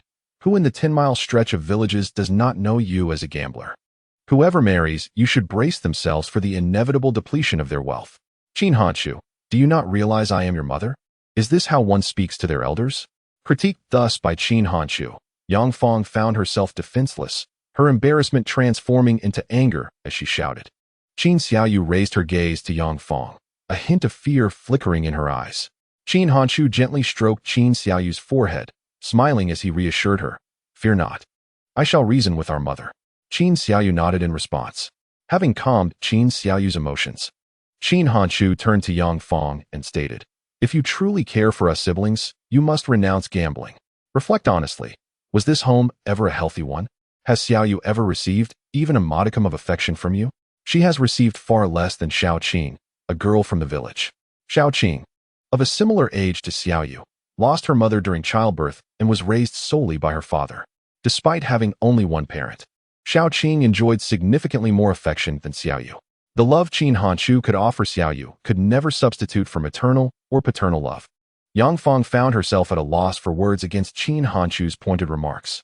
Either quit gambling or divorce my father. Choose one, he asserted. At that moment, Yang Fong had lost her temper, falling into silence. In due time, I shall purchase a computer for you. You may play mahjong on it. If you can rid yourself of this vice, I will not insist on your divorce from my father. However, if you cannot, it would be best for you and my father to remain out of each other's lives. In a previous life, had Yang Fong not taken her sister to gamble, a tragic event would not have transpired. This lingering resentment towards Yang Fong had always dwelled within Qin Hanchu. If she truly could not abstain from gambling, he would indeed facilitate a divorce between Qin Dalong and Yang Fong. Nevertheless, as Yang Fong is his biological mother, Qin Hanchu could not abandon her. As she ages, he would ensure she lives without want. As for filial piety, it is inherently relative. Yang Fong has never shown affection for her children, so how could she expect their devotion in return? A mother-child relationship devoid of emotion resembles a mere transaction. You raised me. I shall see you to your end. With that, Qin Hanchu fell silent, choosing instead to share a meal with Qin Xiaoyu. Yang Fong too remained quiet, sensing Qin Hanchu's resolve. Deep within, she felt a twinge of fear. The thought of divorcing Qin Dalong unsettled her. If divorced, who would accept her, a gambler? As Qin Hanchu remarked, perhaps only another gambler would overlook her flaws. But would two gamblers find joy in each other? Would they not be locked in a daily struggle over meager stakes? Yang Fong understood Qin Dalong's character well. A teetotaler, he would undoubtedly be a good husband. Now that he had successfully overcome his addiction to alcohol, she was even more reluctant to leave him. The following day, Qin Hanchu rode his bicycle, carrying Qin Xiaoyu, to Fangjia village. Before long, Qin Kai's father arrived. This is the spot where I intend to construct 3 houses, Qin Hanchu indicated towards the flat land. This place is quite nice, with clear mountains and beautiful waters. Qin Dalong remarked, surveying the surroundings. Approximately how many materials will be needed? I shall place the order today. I must return to the county tomorrow.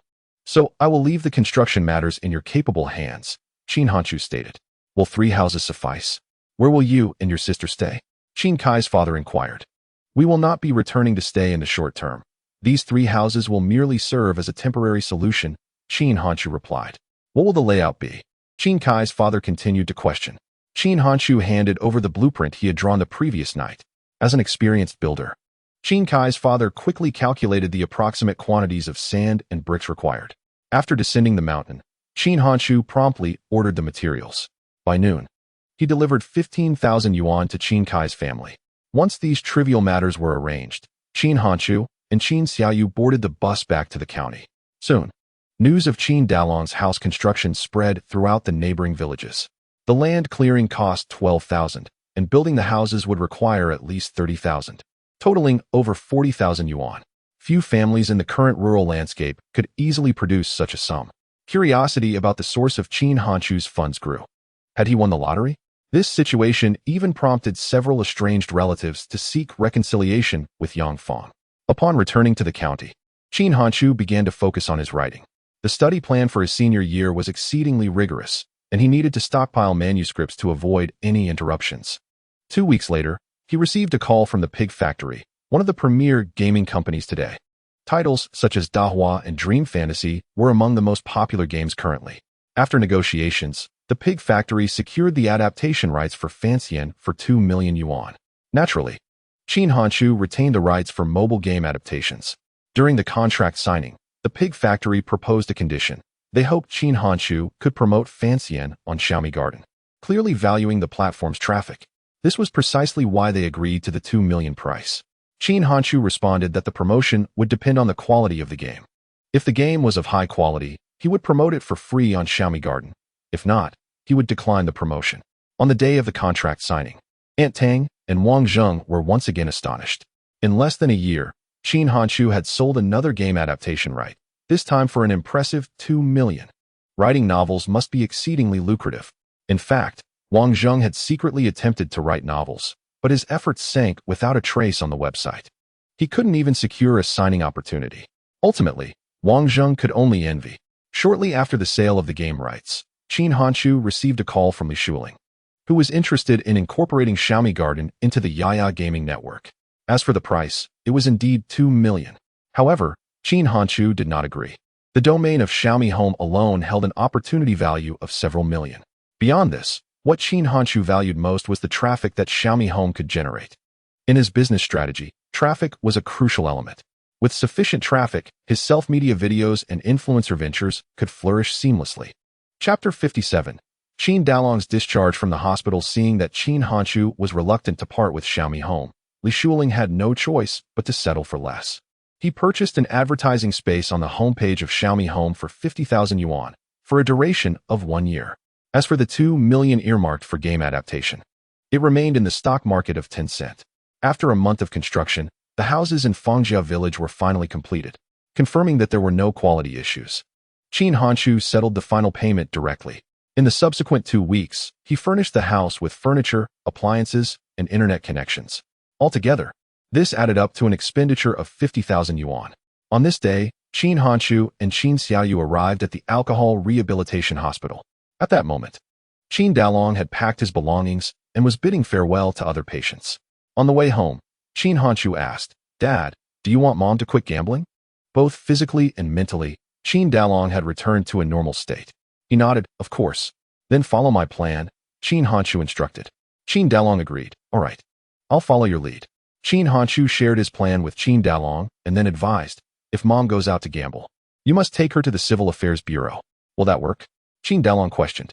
"It must work. If she cannot quit gambling, then divorce is inevitable," Qin Hanshu replied. Qin Dalong was concerned that Qin Xiaoyu might struggle to accept their parents' separation. "I'll listen to my brother," Qin Xiaoyu said. Upon hearing her words, Qin Dalong nodded. "Okay, I will heed your advice." 2 hours later, the three of them disembarked in Fangjia village. Standing by the roadside, Qin Dalong wondered, "Hanshu, did we get off at the wrong stop? Isn't this the entrance to Fangjia village?" "We did not miss our stop. I have prepared a surprise for you," Qin Hanshu replied. Qin Dalong, puzzled, asked, "What surprise?" Qin Xiaoyu giggled. "Brother said to keep it a secret." Qin Hanshu smiled as he held Qin Xiaoyu's hand and walked towards Fangjia village, with Qin Dalong trailing behind in confusion. After walking for over 20 minutes, the trio arrived at Qin Dalong's new residence. Qin Hanshu stated, "This is the new house I built for you. From now on, you can order food and raise some free-range chickens. By the way, I also prepared 2 computers for you, so you can play mahjong online with Mom." "Is this new house really built for me?" Qin Dalong could hardly believe it. How much money did Qin Hanshu actually have? Just for his medical treatment. He had already spent over 30,000. This house must have cost at least 30 or 40,000. Together, that amounted to nearly 80,000. I've also secured the land across the small creek for you. You can cultivate vegetables or melons as you wish. This little river can be used for fishing. You can leisurely fish whenever you like. In short, you can enjoy yourself however you please. Qin Hanshu smiled. Qin Dalong was momentarily taken aback before he spoke. Living here makes it inconvenient for you to work. You need not toil for money. Your well-being is all that matters. Consider it an early retirement. Simply enjoy life here. If you truly wish to engage in work to pass the time, I shall procure a motorcycle for you, making travel equally convenient. At present, Qin Hanshu was not in need of finances, nor did he expect Qin Dalong to generate income. As long as Qin Dalong could lead a normal life, that would suffice. Hanshu, tell me honestly, where did your money come from? Qin Dalong inquired earnestly. I established a company. The funds are all earned through my own efforts. Rest assured, I have neither stolen nor engaged in any unlawful activities, Qin Hanshu responded. Upon hearing this, Qin Dalong was rendered speechless. He had never imagined that Qin Hanshu had already founded his own company. You have a company? Qin Dalong pressed further. But Qin Hanshu replied, it's a long story, and I cannot explain it all at once. Just know this. And please do not divulge it to my mother or anyone else. Why not? Qin Dalong was puzzled. Isn't it commendable to achieve success? Why would Qin Hanshu wish to keep it concealed? Seeing Qin Dalong's confusion, Qin Hanshu elucidated. If others discover that I run a company, they might target my mother. She already has a penchant for gambling. If someone ensnares her in a trap, no amount of money I earn would suffice to cover her losses. You are absolutely right. Qin Dalong nodded repeatedly, recognizing the validity of Qin Hanshu's concerns. Once caught in a scheme, losing tens of thousands in a single night could easily occur. Qin Hanshu first took Qin Dalong on a brief tour, then pointed at the computer and said, this device is called a computer. It allows access to the internet. You can watch movies, chat, and play games online. Over the next few days, I will teach you how to use it. If you find yourself bored, you can try out a game. I've downloaded a game called Magic Domain and will show you how to play it tonight. While games can be enjoyable, one must not become too engrossed. I certainly do not wish to help you overcome an addiction to the internet again. Upon hearing this, Qin Dalong chuckled awkwardly. Internet addiction is manageable. After a while, one inevitably grows weary of it. As long as Qin Dalong doesn't go days without sleep, it will be fine. Brother, mother is here. At that moment, Qin Xiaoyu called from outside. Exude some masculine authority. If you assert yourself, my mother will surely heed you. Only a feeble man would choose to evade responsibility. Qin Hanshu began to instill a sense of strength in Qin Dalong, encouraging him to fortify his inner resolve. Though Qin Dalong's penchant for alcohol was primarily attributed to Yang Fong, it was also related to his own fragile disposition. In response to Yang Fong's gambling, Qin Dalong had taken but one measure, to have a second child. He believed that with a second child, Yang Fong would become less engrossed in mahjong. However, to his dismay, Yang Fong showed no signs of restraint. Consequently, the birth of Qin Xiaoyu became a tragic affair.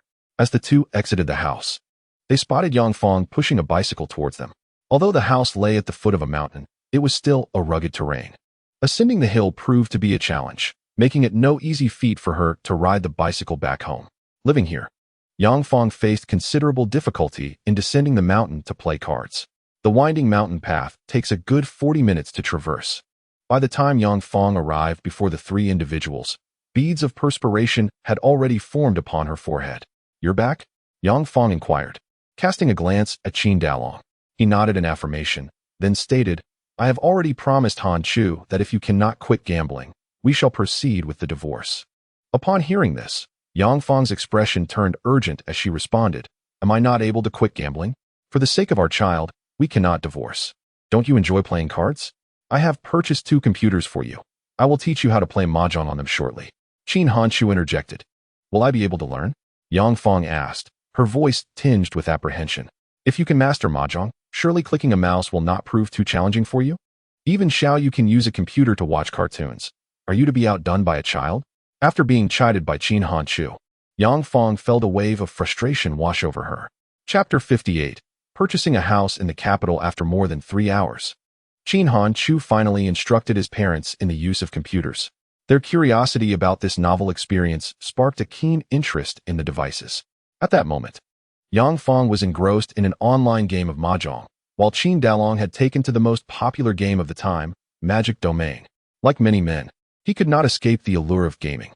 Once he became familiar with the gameplay, his interest intensified. That evening, Qin Hanchu and Qin Xiaoyu remained on the mountain for the night. The following morning, Qin Hanchu noticed a marked improvement in the relationship between Qin Dalong and Yang Fong. It seemed that something had transpired the previous night to foster their bond.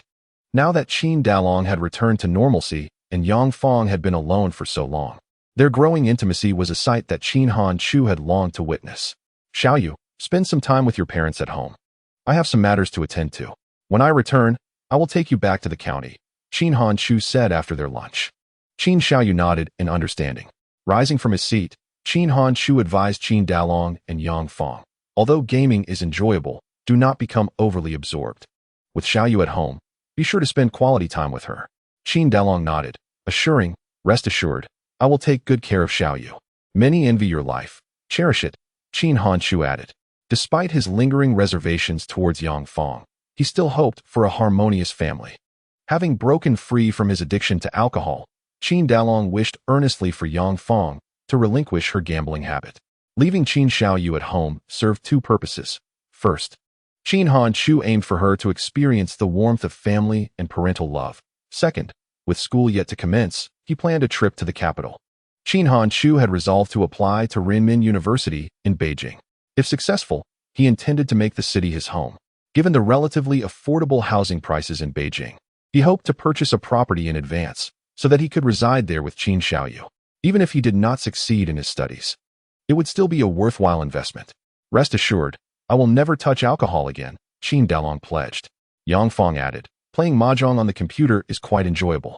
I will refrain from gambling outside. In response to their assurances, Qin Hanchu merely smiled.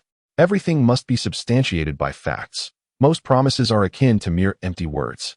The next day, Qin Hanchu took Wang Zheng and departed from the county town. Wang Zheng had received a call from Qin Hanchu at the last minute and was oblivious to the purpose of their journey. Once seated on the bus, he finally inquired, Hanchu, where are we headed? What is our task? We are going to Kyoto to purchase a property, Qin Hanchu replied. Buy a house. Wang Zheng was momentarily taken aback, but then nodded in understanding. As Qin Hanchu's personal lawyer, Wang Zheng had some insight into his finances. It was evident that Qin Hanchu possessed sufficient means to acquire property in Kyoto. At 3 o'clock in the afternoon, the two emerged from the airport in Kyoto. In an era devoid of navigation aids, many who ventured into unfamiliar cities often found themselves disoriented due to their lack of local knowledge. Numerous individuals fell victim to scams and deceit. Although the bus station and train station were merely a street apart, taxi drivers could easily take you on a convoluted route for an hour. Prior to arriving in Beijing, Qin Hanchu had already prepared a strategy. Under his guidance, they first took the subway and then transferred to a bus.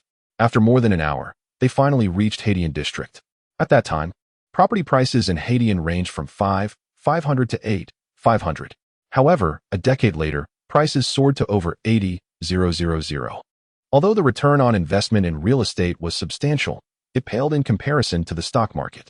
The property appreciation rate was tenfold, yet the stock market boasted returns in the hundreds.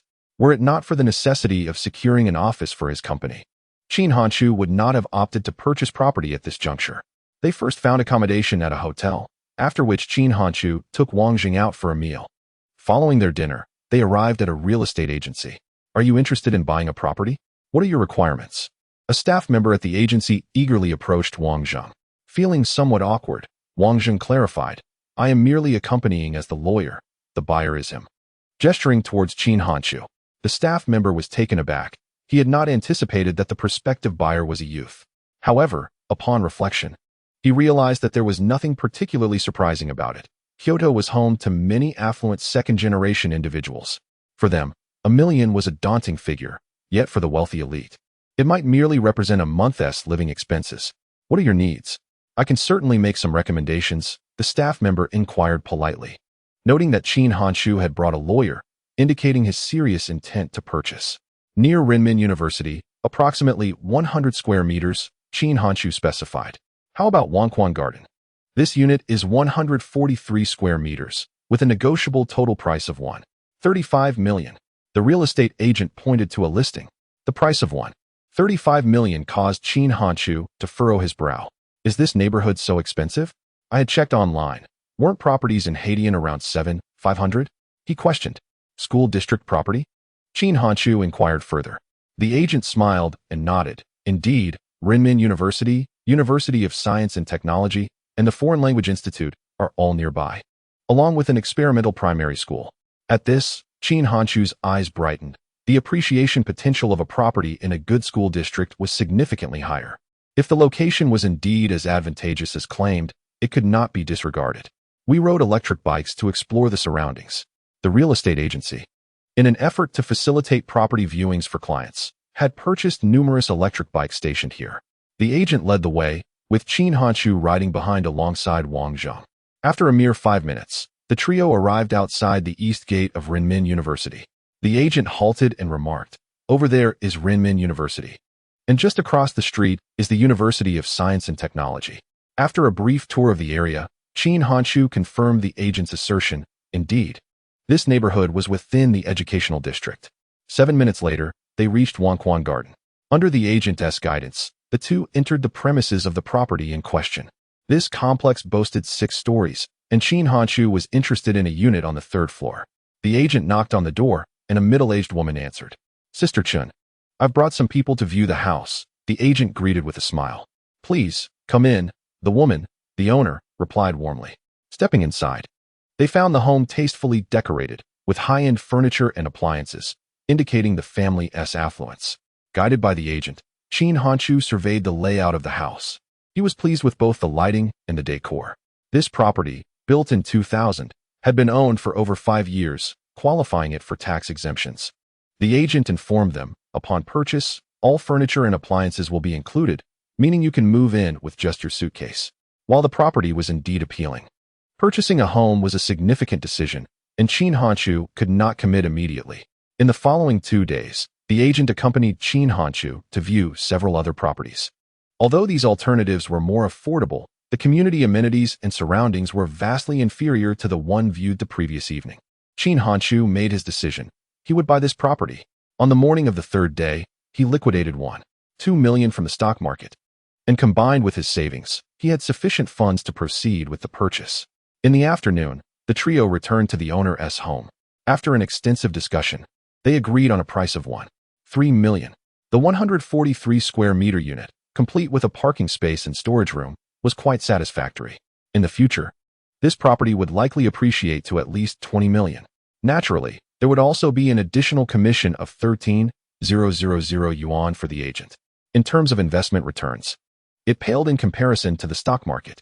However, this would serve as Chin Hanchu's home during his university years, and most importantly, he wished for Chin Xiaoyu to receive her education in Kyoto. Once the terms were settled, the agent took them to verify the status of the property and its mortgage. Confident that everything was in order, they then convened to sign the contract. "Here is the contract, please review it. If all is satisfactory, we can proceed with the signatures," the agent said, visibly pleased. Securing this deal would earn him a substantial commission. Wang Zheng reviewed the contract and then turned to Chin Hanchu, saying, "Everything looks good." Upon hearing this, the owner's expression brightened. However, Chin Hanchu interjected, "Please ensure all included items are listed." This request caused a moment of awkwardness for Wang Zheng, who, as a professional, had overlooked this detail. When Chin Hanchu purchased his first home, he hadn't been concerned about such matters. Due to the fact that the furniture in the county town consists of inexpensive items, even if the homeowner were to have a change of heart, the losses would not be significant. However, the situation is markedly different now. The family's furnishings and appliances are of premium quality, with even second-hand items valued at over 20,000 yuan. As long as no contract is signed, these possessions remain outside the confines of any agreement. Should the landlord choose to remove them, Chin Hanchu would be left powerless. Yet, once these items are included in the contract, the scenario shifts dramatically.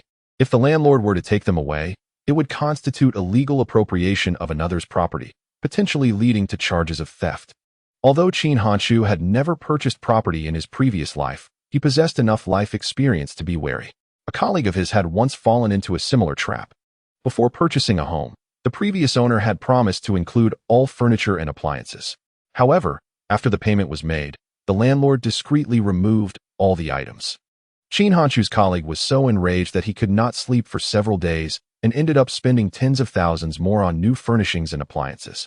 He suffered both financial loss and emotional distress. Upon hearing this, the homeowner's expression darkened with a hint of malice. She indeed harbored intentions to deceive Chin Hanchu. But she had not anticipated that someone so young could possess a mind more astute than that of a lawyer. Although she felt discontent, the landlord could not bring herself to retract her words. After signing the agreement, Chin Hanchu provided a deposit of 30,000 yuan, leaving the homeowner's residence.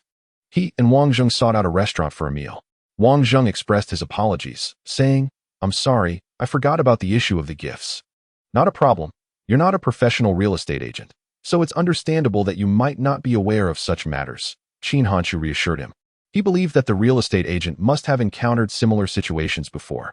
His silence indicated that he had privately settled matters with the landlord.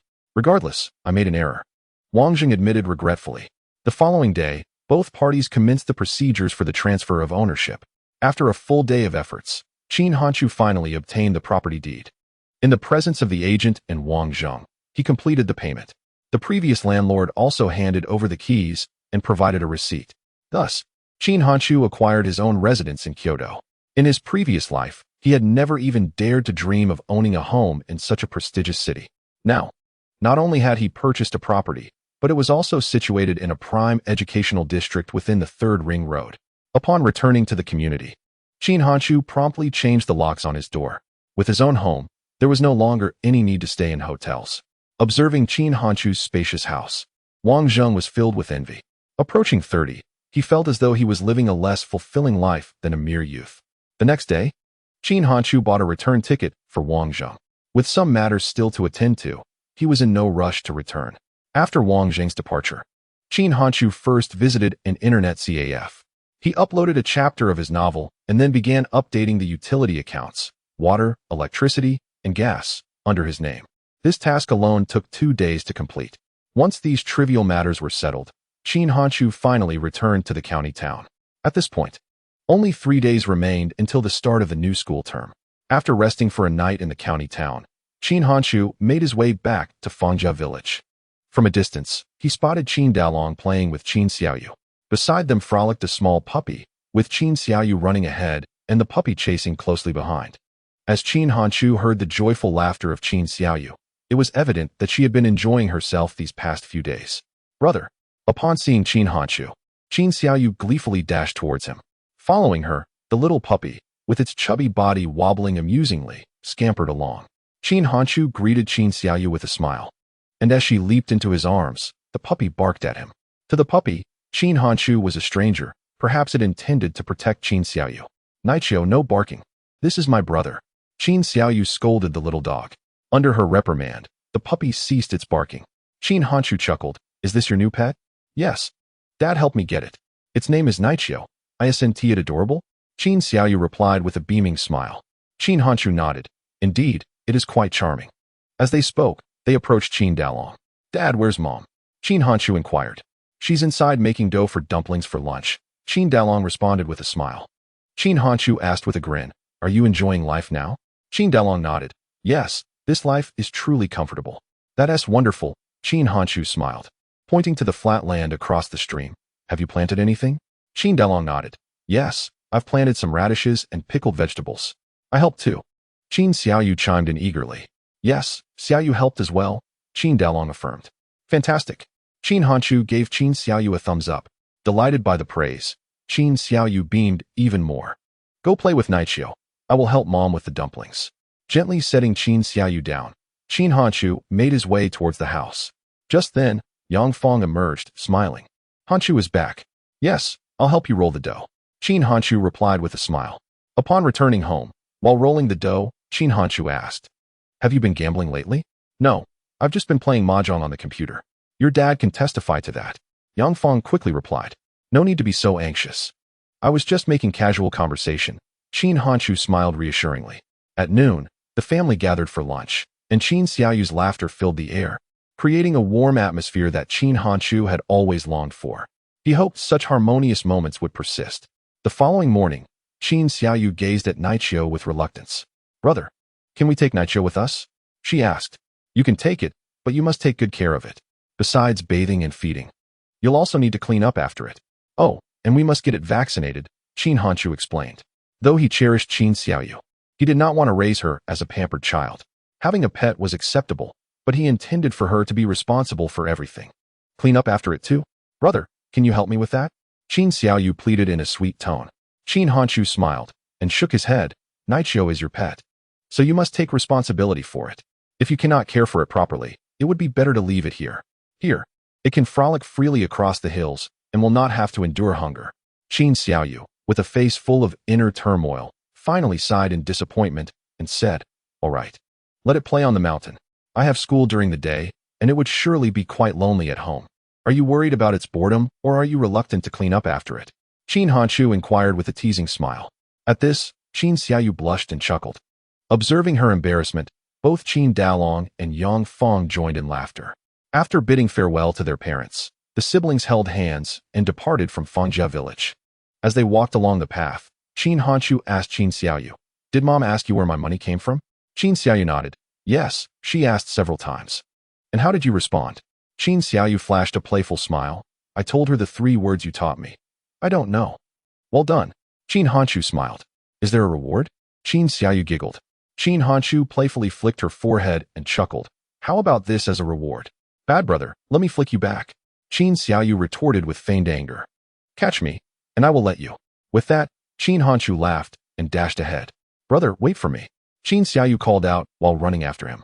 In their playful chase, the siblings soon reached the roadside, just as a bus approached from a distance. Qin Hanchu waved, and the bus came to a halt.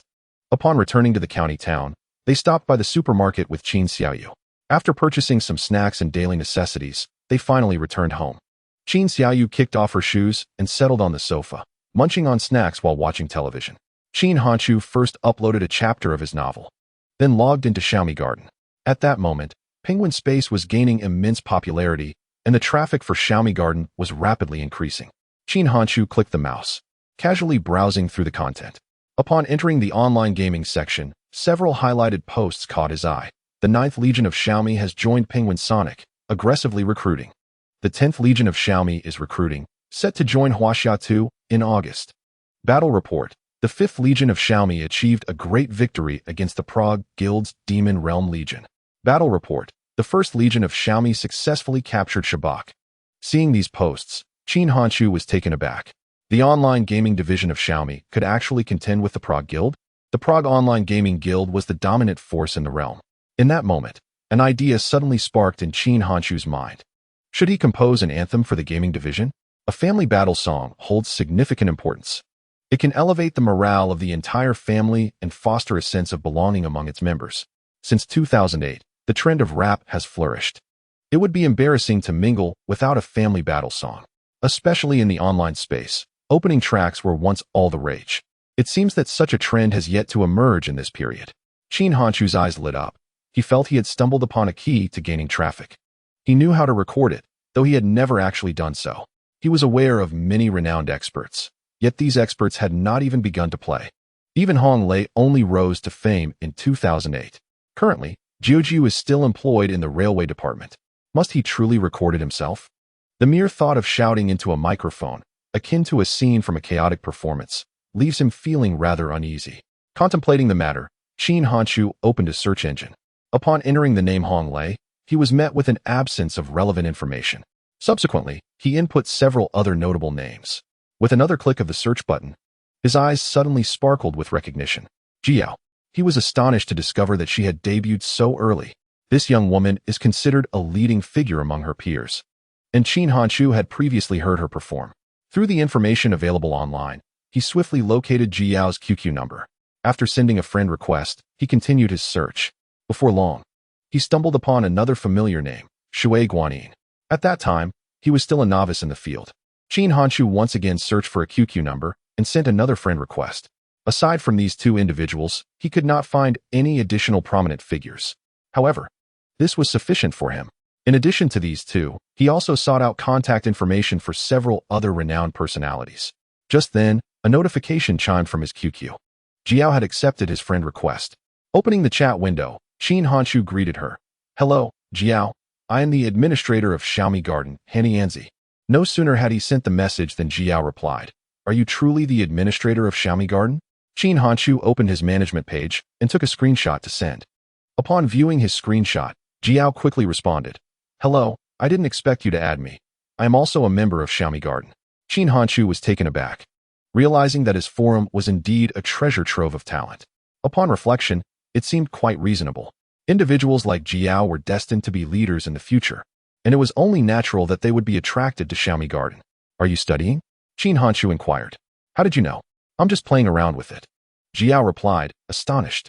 I saw your videos on a video sharing platform. I believe you have great potential and would like to sign you on as a contracted artist for Xiaomi Garden. After signing, I will manage your commercial endeavors to help you earn money, Qin Hanshu elaborated. Really? I can make money? At that moment, Jiao, still a young girl, had never considered such a possibility. Of course. Are you willing to sign the contract? If so, I will send it to you. Upon signing, you will become a contracted artist of Xiaomi Media, and I will grant you an exclusive title as a microphone artist on Xiaomi Garden. Qin Hanshu stated. I agree. Jiao promptly replied. Just then, another notification chimed from his QQ. Upon opening it, he discovered that Shui Guanyin had also accepted his friend request. Chapter 61. Family Battle Song. After an hour of discussion, both Jiao and Shui Guanyin agreed to sign the contract. With their affirmative responses in hand, Qin Hanshu immediately called Wang Zheng. Taking note of Qin Hanshu's requirements, Wang Zheng began drafting the artist contracts. This contract encompasses not only the profits from the rap performances, but also includes the artist's live shows, online videos, and performances. The term online performances refers specifically to live streaming. However, due to the absence of a clear concept of live streaming at present, Qin Hanshu found it inconvenient to directly mention it. After making a phone call, Qin Hanshu conversed with a few others. With an expenditure of merely 10,000 yuan, he secured their authorization.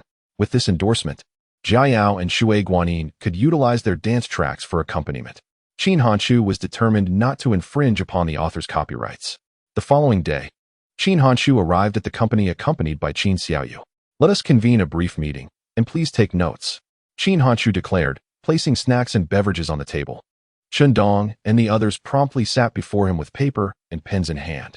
First, enjoy a drink, he offered, distributing beverages among the trio. After moistening his throat, Qin Hanshu addressed Chen Dong and Wang Qi. I have a new task for you. We need to add a music player to the Xiaomi Garden webpage. In addition to the music player, we must create a section dedicated to rap performances, which should support music playback. Furthermore, we are to establish the Xiaomi Mall, which must accommodate online banking and prepaid card payments. This meeting lasted a full hour. The rap performances would serve as a new revenue stream for Xiaomi Garden. Aside from advertising income, Jiao and Shui Guanyin were poised to become the inaugural live streaming celebrities under Qin Hanshu's management. Days later, as the school term commenced, the demands of senior year studies intensified. In pursuit of admission to Renmin University, Qin Hanshu devoted greater effort to his studies. He maintained a daily update of 2 chapters for his novel while also managing company affairs. On the 3rd day of school, the contracts for Jiao and Shui Guanyin arrived at the company. After signing and stamping, they officially became contracted artists of Xiaomi Media. With the successful signing, Qin Hanshu presented them with 2 sets of rap lyrics he had composed. Jiao's lyrics embodied a gentle style, while Shui Guanyin's exuded a commanding presence. Although Qin Hanshu was not a rap artist himself, he had listened to a considerable amount of rap. Under his guidance, both artists rapidly enhanced their rap skills. A month later, the revamped Xiaomi Garden was launched. The new version incorporated a music player, secondary category pages, and a secondary page for the Xiaomi Mall. The updated music player featured the family battle songs recorded by Jiao and Shui Guanyin. When members accessed the webpage, the browser would automatically play the battle songs. In an internet CAF in a certain location, a young man opened Xiaomi Garden. As the webpage completed loading, a powerful musical accompaniment resonated. Following that, Shui Guanyin's assertive tone echoed.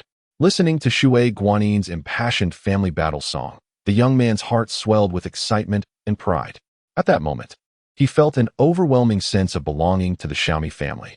He took immense pride in being a member of the Xiaomi community. The family battle song represented the culture of a family. To put it more plainly, It served to instill a sense of unity among family members. Through music and lyrics, every member could develop a unique emotional connection to the online family, even fostering sentiments of shared triumphs and losses.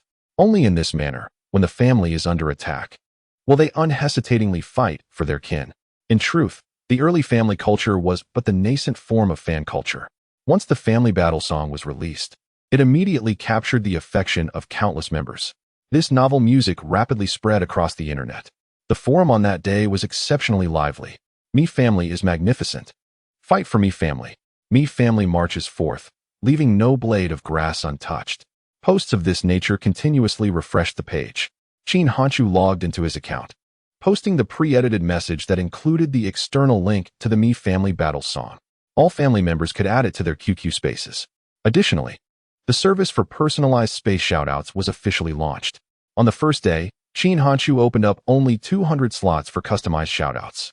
In less than 10 minutes, these slots were snatched up entirely. Each space shoutout was priced at 60 yuan, totaling 12,000 yuan for 200. Chin Hanchu signed a 64-36 revenue-sharing contract with Jiayao and Shui Guanyin, allowing them to earn 60 as their income. This meant that for every shoutout produced, they would net a profit of 36 yuan. Each shoutout required merely 20 minutes. Producing 10 in a day would see the orders fulfilled in just over 10 days. Earning 600 yuan in such a brief period was, for them, utterly inconceivable.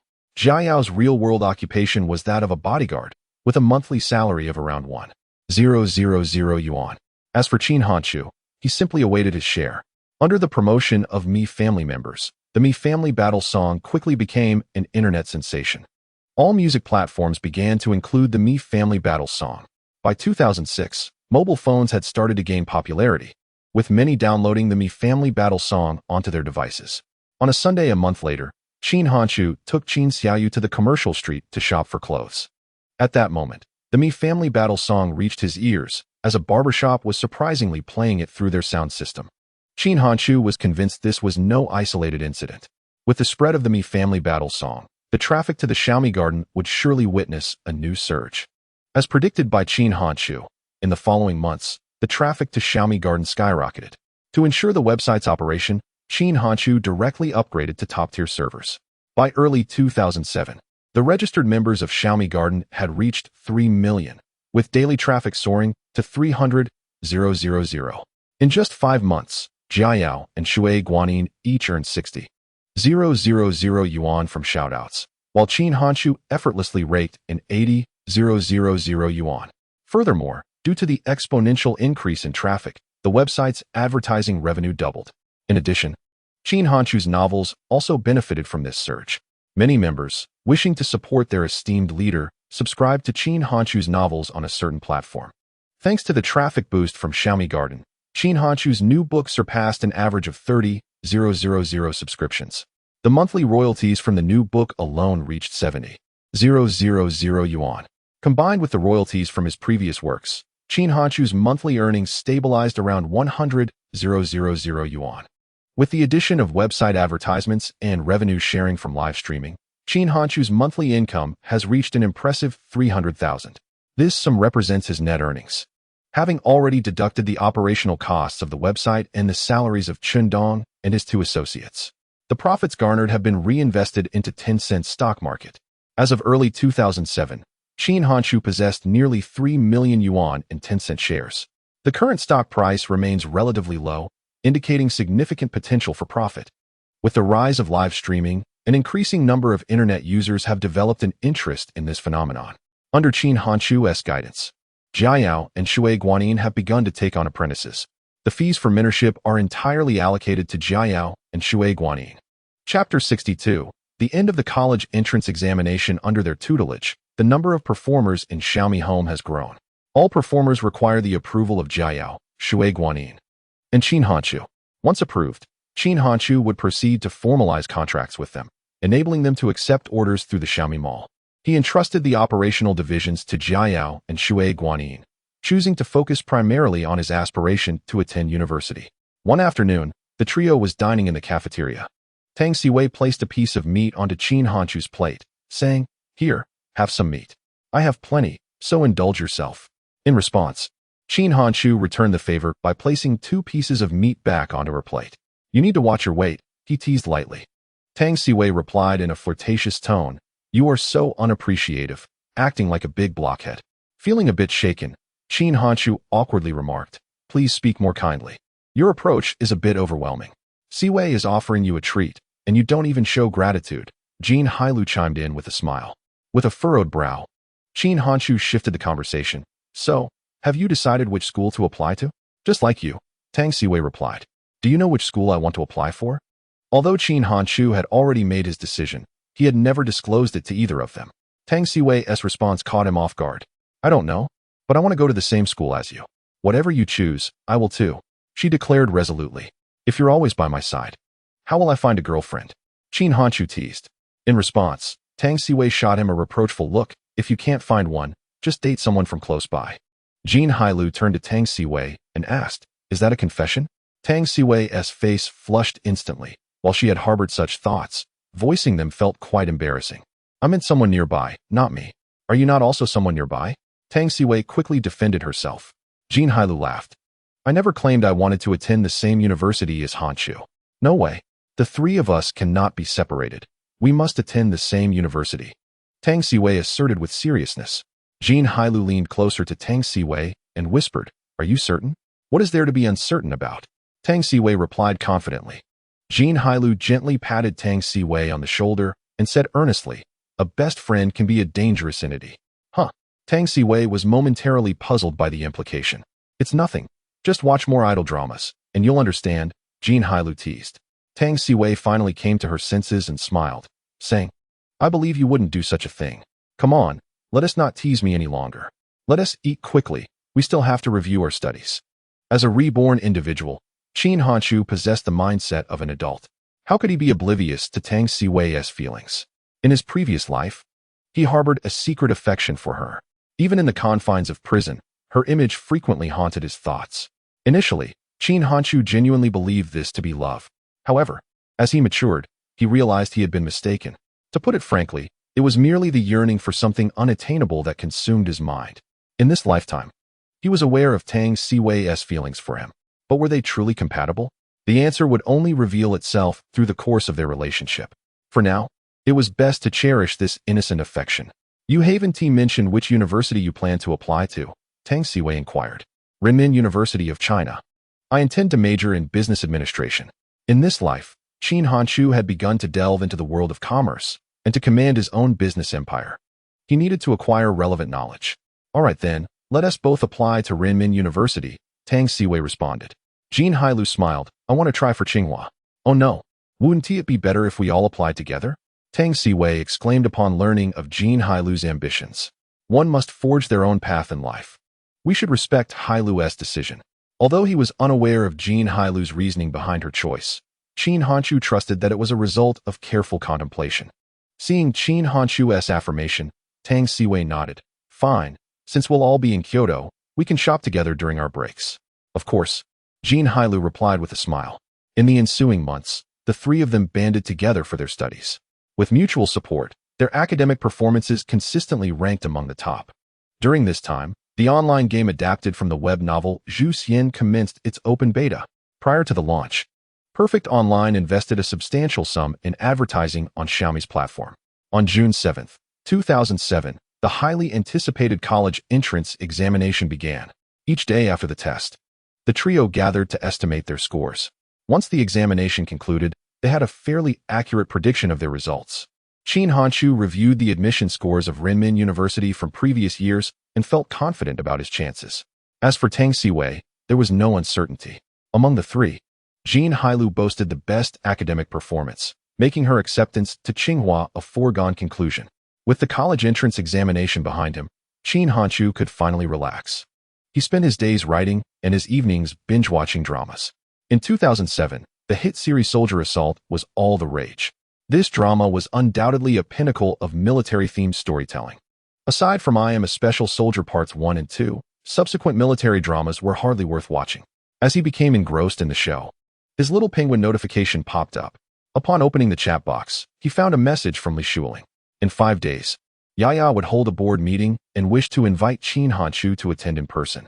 Since investing in Yaya, Qin Hanshu had been participating in meetings via video calls.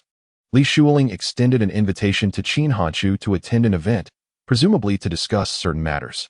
With ample time at hand, he decided to partake in the gathering. After responding to Li Shuling's message, Qin Hanshu placed a call to Tang Siwei. As for Jin Hailu, she could only be informed the following day. Since there was no telephone at Jin Hailu's residence, contacting her would require reaching out to her neighbor. It was already quite late, and Qin Hanshu preferred not to disturb anyone. 3 days later, Jin Hailu and Tang Siwei arrived in the county town. Is Xiaoyu off to school? Tang Siwei inquired upon noticing that only Qin Hanshu was present. Qin Hanshu nodded. Yes, she tends to watch television at home, so I enrolled her in a learning class. We're here now, so she can just play at home, Jin Hailu added. Indeed, it's merely a learning class. We can teach her at home just as well. Tang Siwei concurred.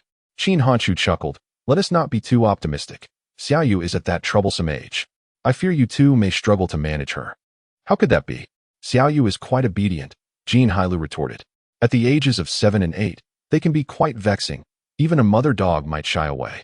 She has developed a penchant for arguing back, and getting angry yields no results.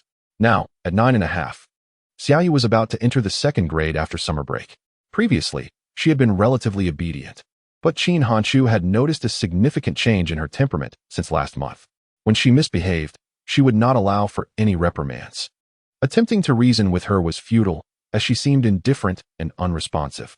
When confronted with genuine anger, she would resort to illogical arguments. Chapter 63.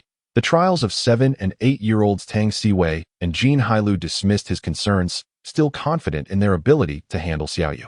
At noon, the 3 of them arrived at the learning class together. Upon seeing Tang Siwei and Jin Hailu, Qin Xiaoyu joyfully rushed over. Sister Siwei, Sister Hailu, are you here to take care of me? Yes, your brother has errands to run, so we've come to keep you company, Tang Siwei replied with a smile. Wonderful, Qin Xiaoyu exclaimed, bouncing with joy. Since you're here, do I still have to attend the learning class? If you don't wish to attend, you needn't go. We can tutor you at home, Jin Hailu laughed.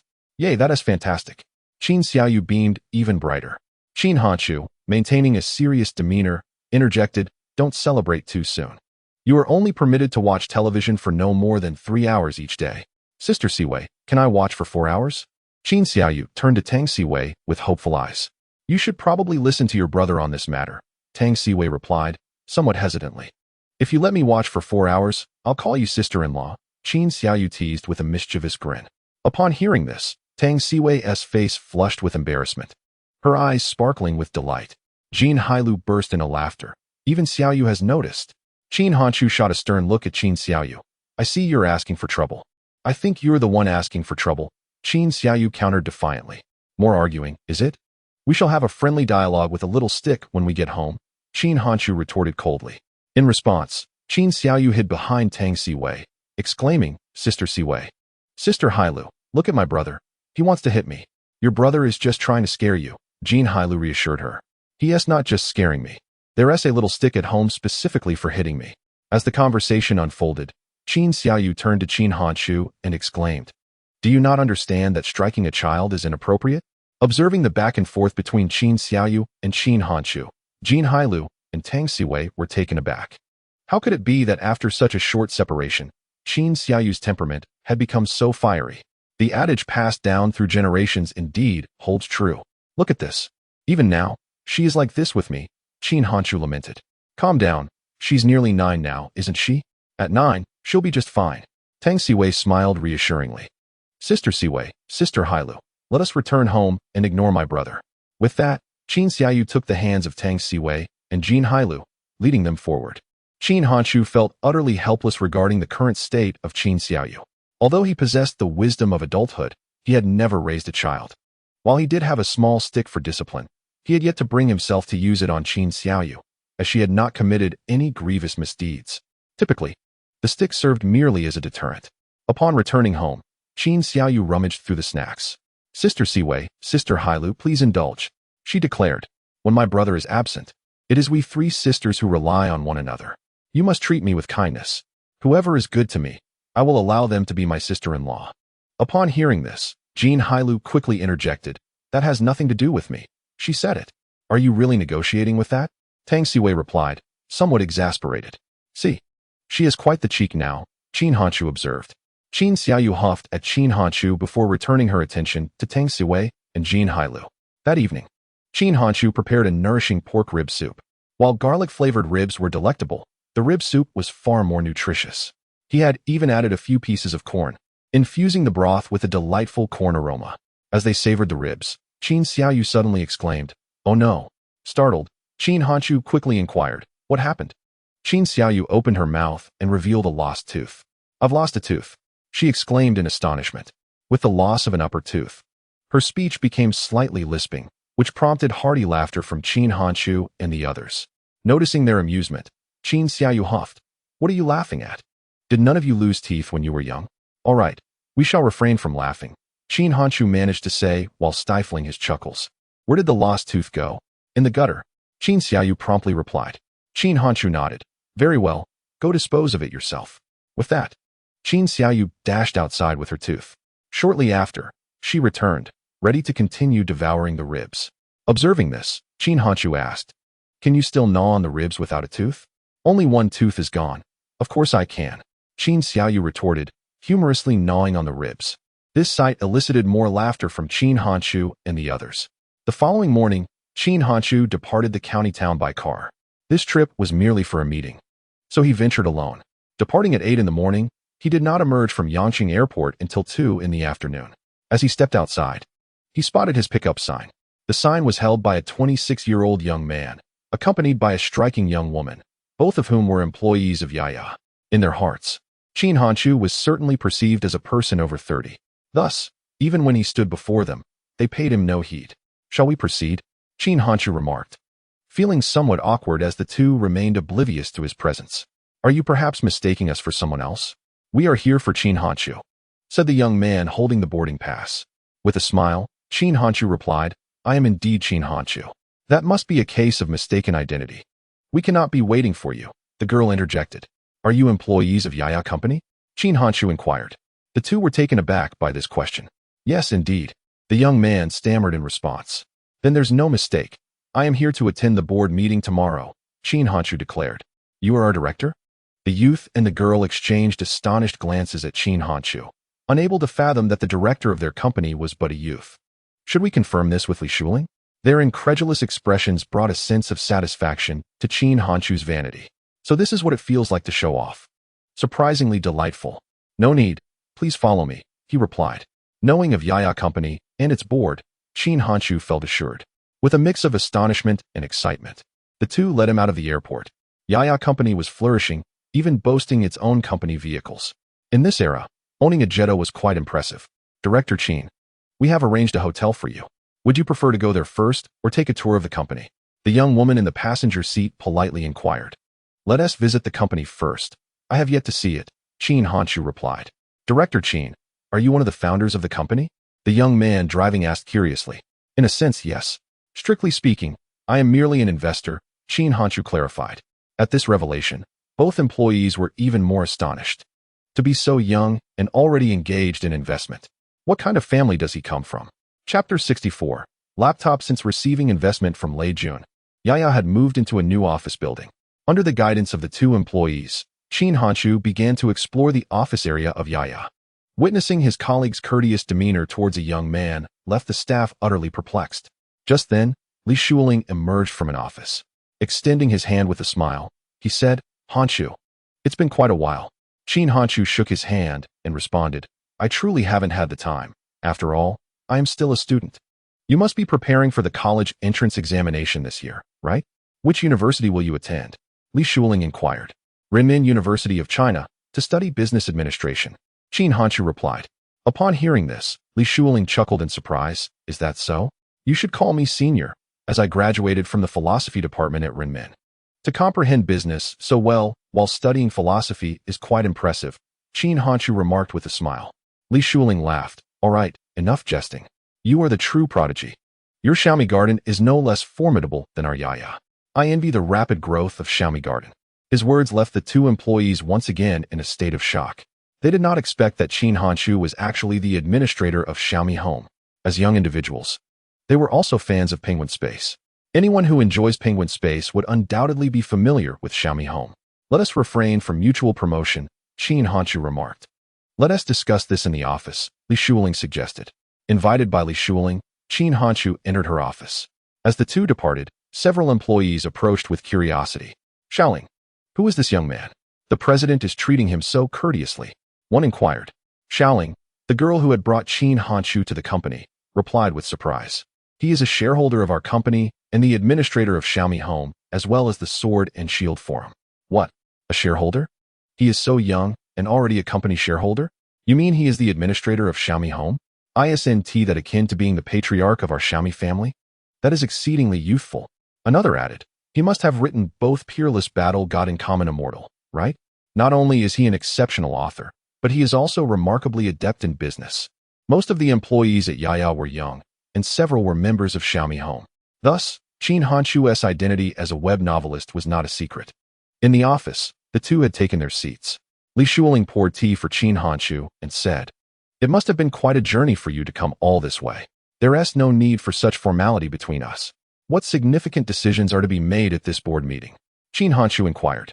Li Shuling, not wishing to conceal anything, had intended to discuss matters with Qin Hanshu beforehand. We are looking to develop a voice chat software, which is why this meeting has been convened, Li Shuling explained. Upon hearing this, a smile graced Qin Hanshu's face. Finally, Yaya Voice is set to make its mark in history. Although he was well acquainted with Yaya Voice, he feigned ignorance and asked, Is it just like other voice chat applications? It was one of the earliest voice software. Prior to Yaya, most legendary guilds had their own channels. In fact, it had also received investment from Lei Jun, who had even invited Li Shuling to co-invest. However, Li Shuling did not pursue it at that time. Only later, when it achieved commendable success, did Li Shuling recognize the promising prospects of voice chat software. Yaya, having accumulated a robust player base through its gaming portal, quickly captured the market upon its launch. This decision is excellent. Yaya possesses a solid player resource, and the software is bound to flourish, Qin Hanshu affirmed. His words earned him a thumbs up from Li Shuling. Impressive. You grasped the connection so swiftly. Are you hoping to assist with promotion? Qin Hanshu inquired. Li Shuling chuckled. Indeed, the influence of your Xiaomi Home is quite substantial. If you would be willing to promote it, the development of Yaya Voice would be considerably smoother. That is not an issue. Once the software enters public testing, I will provide you with the best advertising space. Moreover, our Xiaomi Home will also join, Qin Hanshu declared. Upon hearing this, Li Shuling was overjoyed. That is wonderful. I'll promote Yaya for free, but you must offer me something in return, Qin Hanshu teased with a mischievous smile. What? Li Shuling asked, intrigued. Qin Hanshu replied. First, you need to provide me with 3 short channel slots. 3. Why so many? Li Shuling asked, perplexed. One channel is dedicated to online gaming, another to Xiaomi Entertainment, and the last serves as the family headquarters, Qin Hanshu elucidated. All right, provide me with the account numbers you desire, and I shall reserve them for you later. Li Shuling readily acquiesced. Qin Hanshu pondered for a moment, then suggested, What do you think of 55, 66, and 77? That sounds good. After all, you are a company director, and such privileges are to be expected. Li Shuling found no reason to decline. First and foremost, as a company director, Qin Hanshu naturally possessed certain privileges. Additionally, he relied on Xiaomi's platform to promote Yaya Voice, thus a degree of deference was warranted.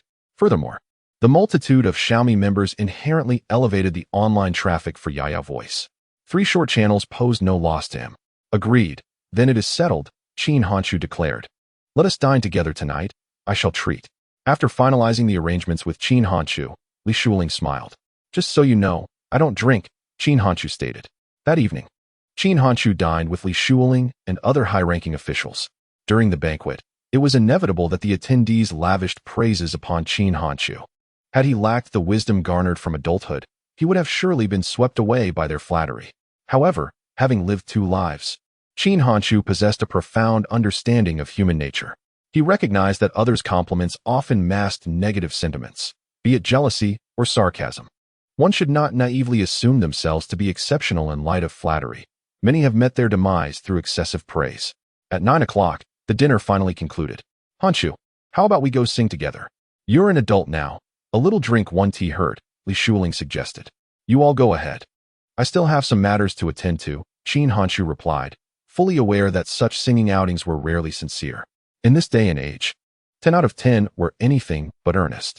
Maintaining his unblemished character, he could not afford to indulge the princess-like sister. Upon witnessing Qin Hanchu's refusal, Li Shuling said, "Very well, I shall see you tomorrow." After parting ways with Li Shuling, Qin Hanchu strolled along the streets of Yanqing. Suddenly, he halted in his tracks. Beside him stood a Dell laptop specialty store. In his county, he had never encountered laptops. Thus, he had never contemplated acquiring one. However, being out in the world, a laptop proved quite convenient. Pushing open the door, Qin Hanchu entered the store. "Good day. Are you looking to purchase a computer?" The female sales representative inquired politely. Qin Hanchu nodded and asked, "What do you recommend?" "This model, the 1420, has just been released and boasts excellent specifications," the salesperson indicated while introducing the laptop beside her. Chapter 65, Board Meeting.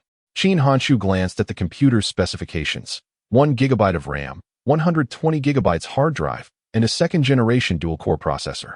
Such configurations were indeed remarkable in the current era. Upon inspecting the price, $6,788, he realized it was still a daunting figure for the average person. However, for the present Qin Hanchu, it was a mere trifle. Despite his affluence, he still believed in bargaining. Ultimately, Qin Hanchu acquired the classic Dell laptop for the price of 6,500 yuan. Upon returning to the hotel with his laptop, Qin Hanchu connected the hotel's internet cable to his device. With the laptop in hand, he could avoid the second-hand smoke of internet cafes. More importantly, his home computer was free from the numerous viruses that plagued public terminals. Qin Hanchu had no desire to fall victim to virus-induced account theft. He opened the Xiaomi Home forum and navigated to the Xiaomi Mall. Aside from the orders for the microphone services, the mall featured custom space templates.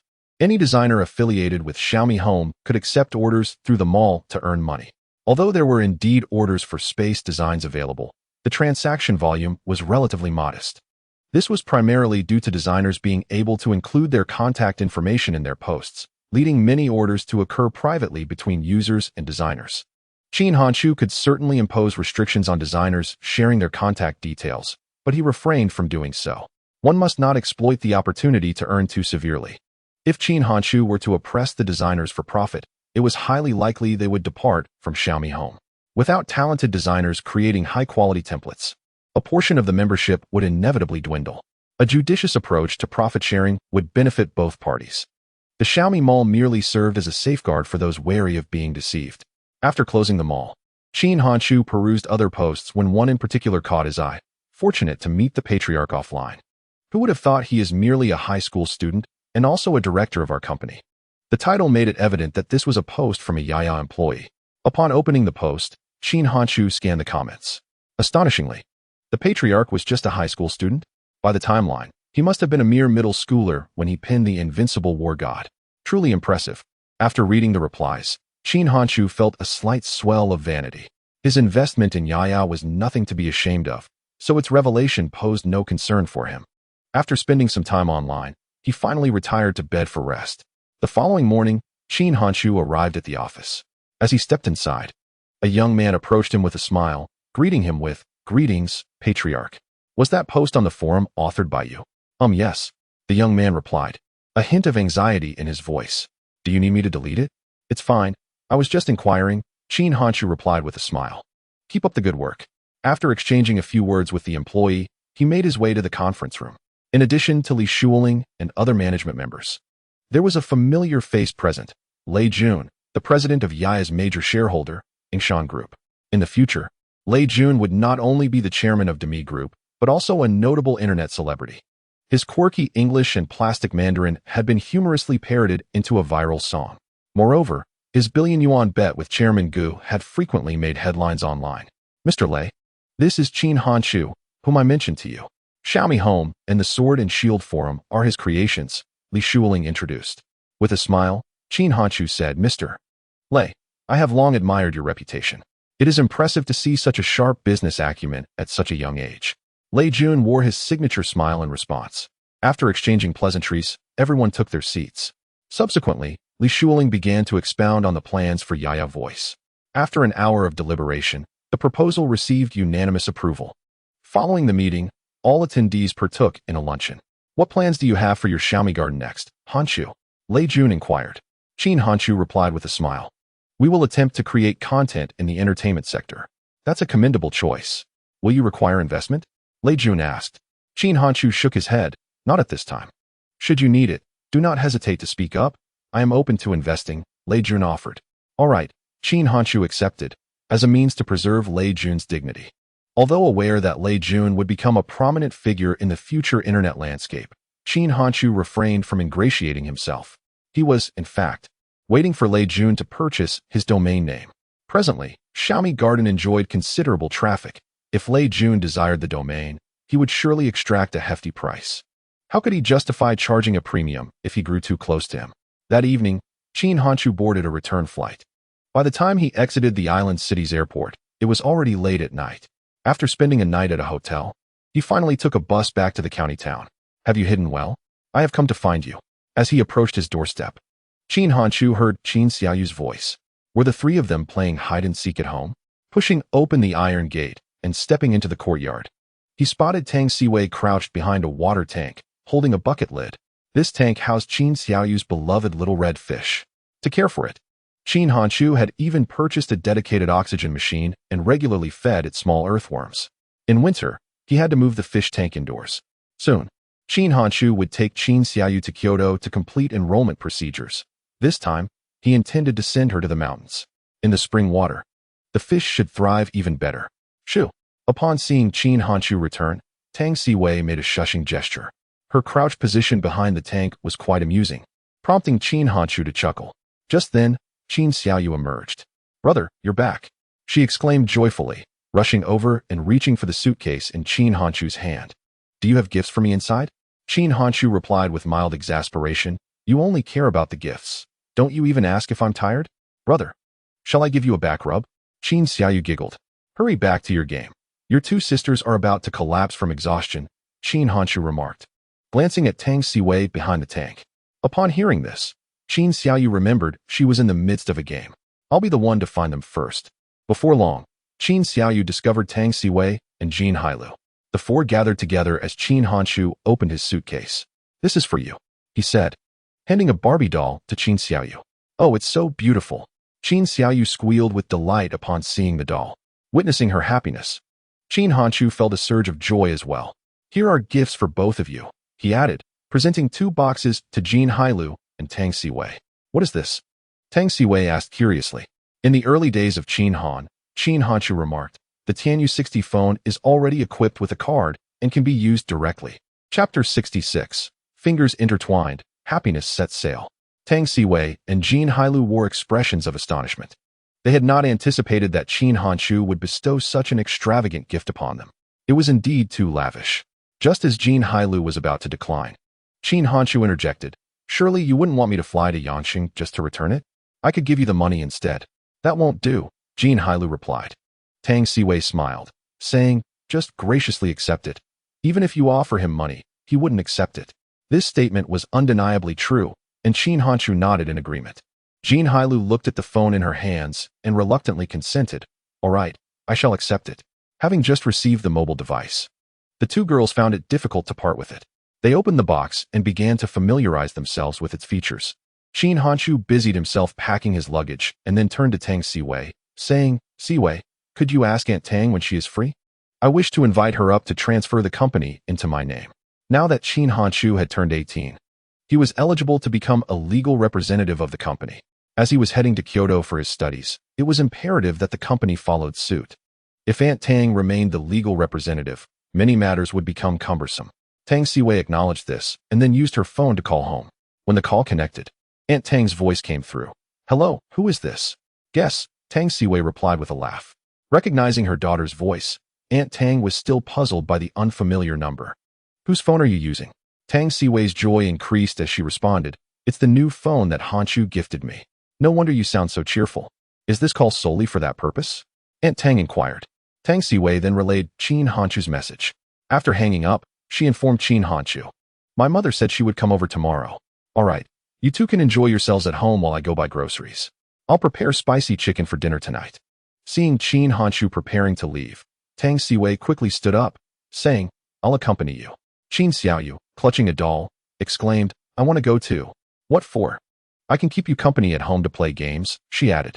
Just as Qin Xiaoyu finished speaking, Jin Hailu intervened. Now, Qin Xiaoyu was quite the clever one. She giggled, fine, you two go on your date.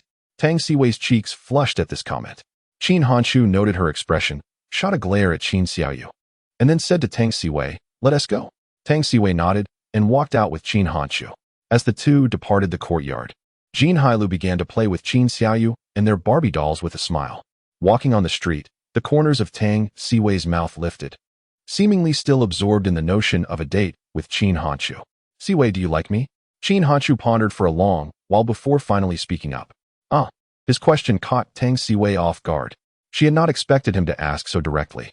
Flustered, she found herself at a loss for words. Although she genuinely liked Qin Hanshu, as a girl, she felt a tad shy to admit it.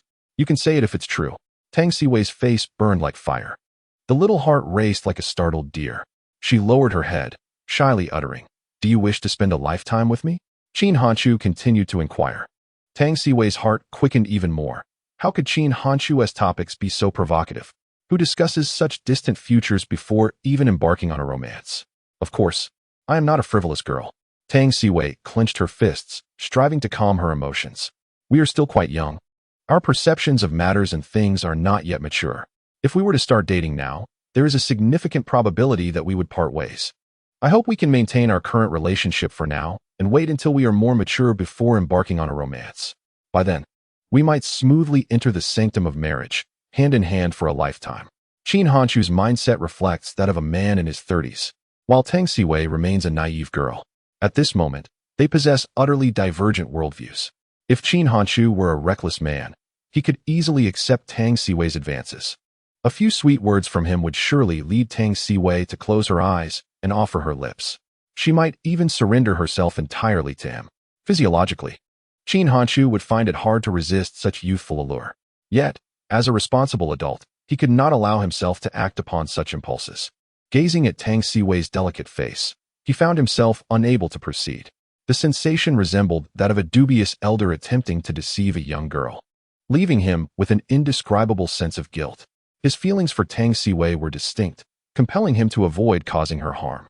He desired to wait until Tang Siwei's psyche and thoughts matured before pursuing a relationship with her. Even if they were to eventually part ways, it would still be a beautiful memory. Tang Siwei pouted and glared at Qin Hanshu. Are you planning to flirt with other girls at university? What? Qin Hanshu was taken aback, hurriedly clarifying. No, I would never think like that. I don't believe you. You must be curious if there are better options in college. Tang Siwei retorted. Am I that kind of person? Qin Hanshu chuckled in disbelief. Just then, Tang Siwei suddenly looked astonished, glancing behind him. Puzzled, Qin Hanshu turned around. But there was no sign of Qin Xiaoyu.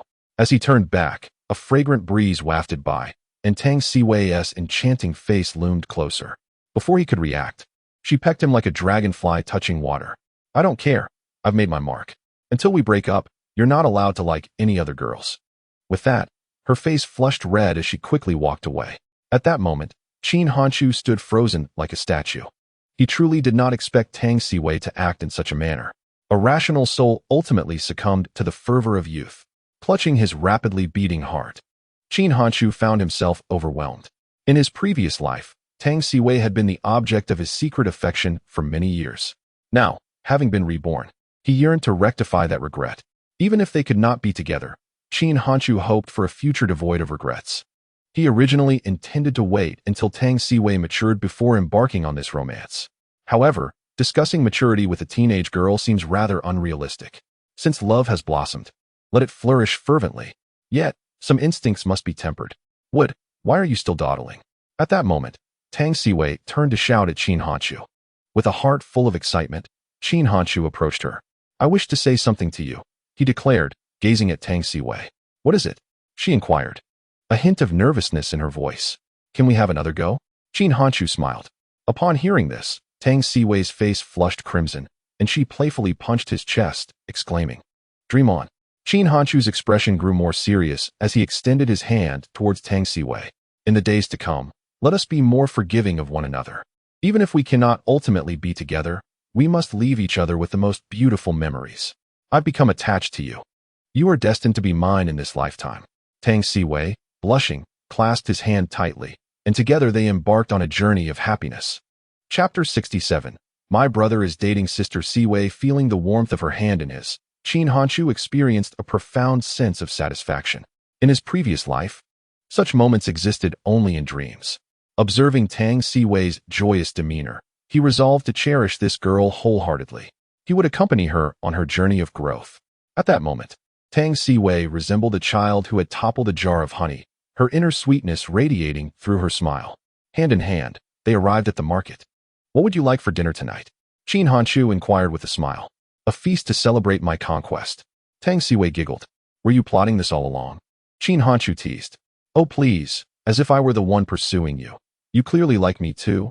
Tang Siwei laughed, wrapping her arms around his. How can you tell? Perhaps I simply cannot resist your charm, he replied. If Hailu kissed you, would you agree to date her? Tang Siwei asked mischievously. Qin Hanchu felt a pang of tension. Was this a trick question? Hailu is more rational. She probably wouldn't do something like that, he stated. Tang Siwei looked at him, smiling as she asked. Am I not rational? You need to be more in tune with your emotions, he responded. Which personality do you prefer? I can try to change, she said, her tone turning serious. Raising Tang Siwei's hand, he replied, what I cherish is you, so simply be yourself. Hearing this, Tang Siwei's smile grew sweeter. I didn't expect you to be so sentimental. If you dislike it, I shall refrain from such talk in the future, he countered. No, I enjoy it.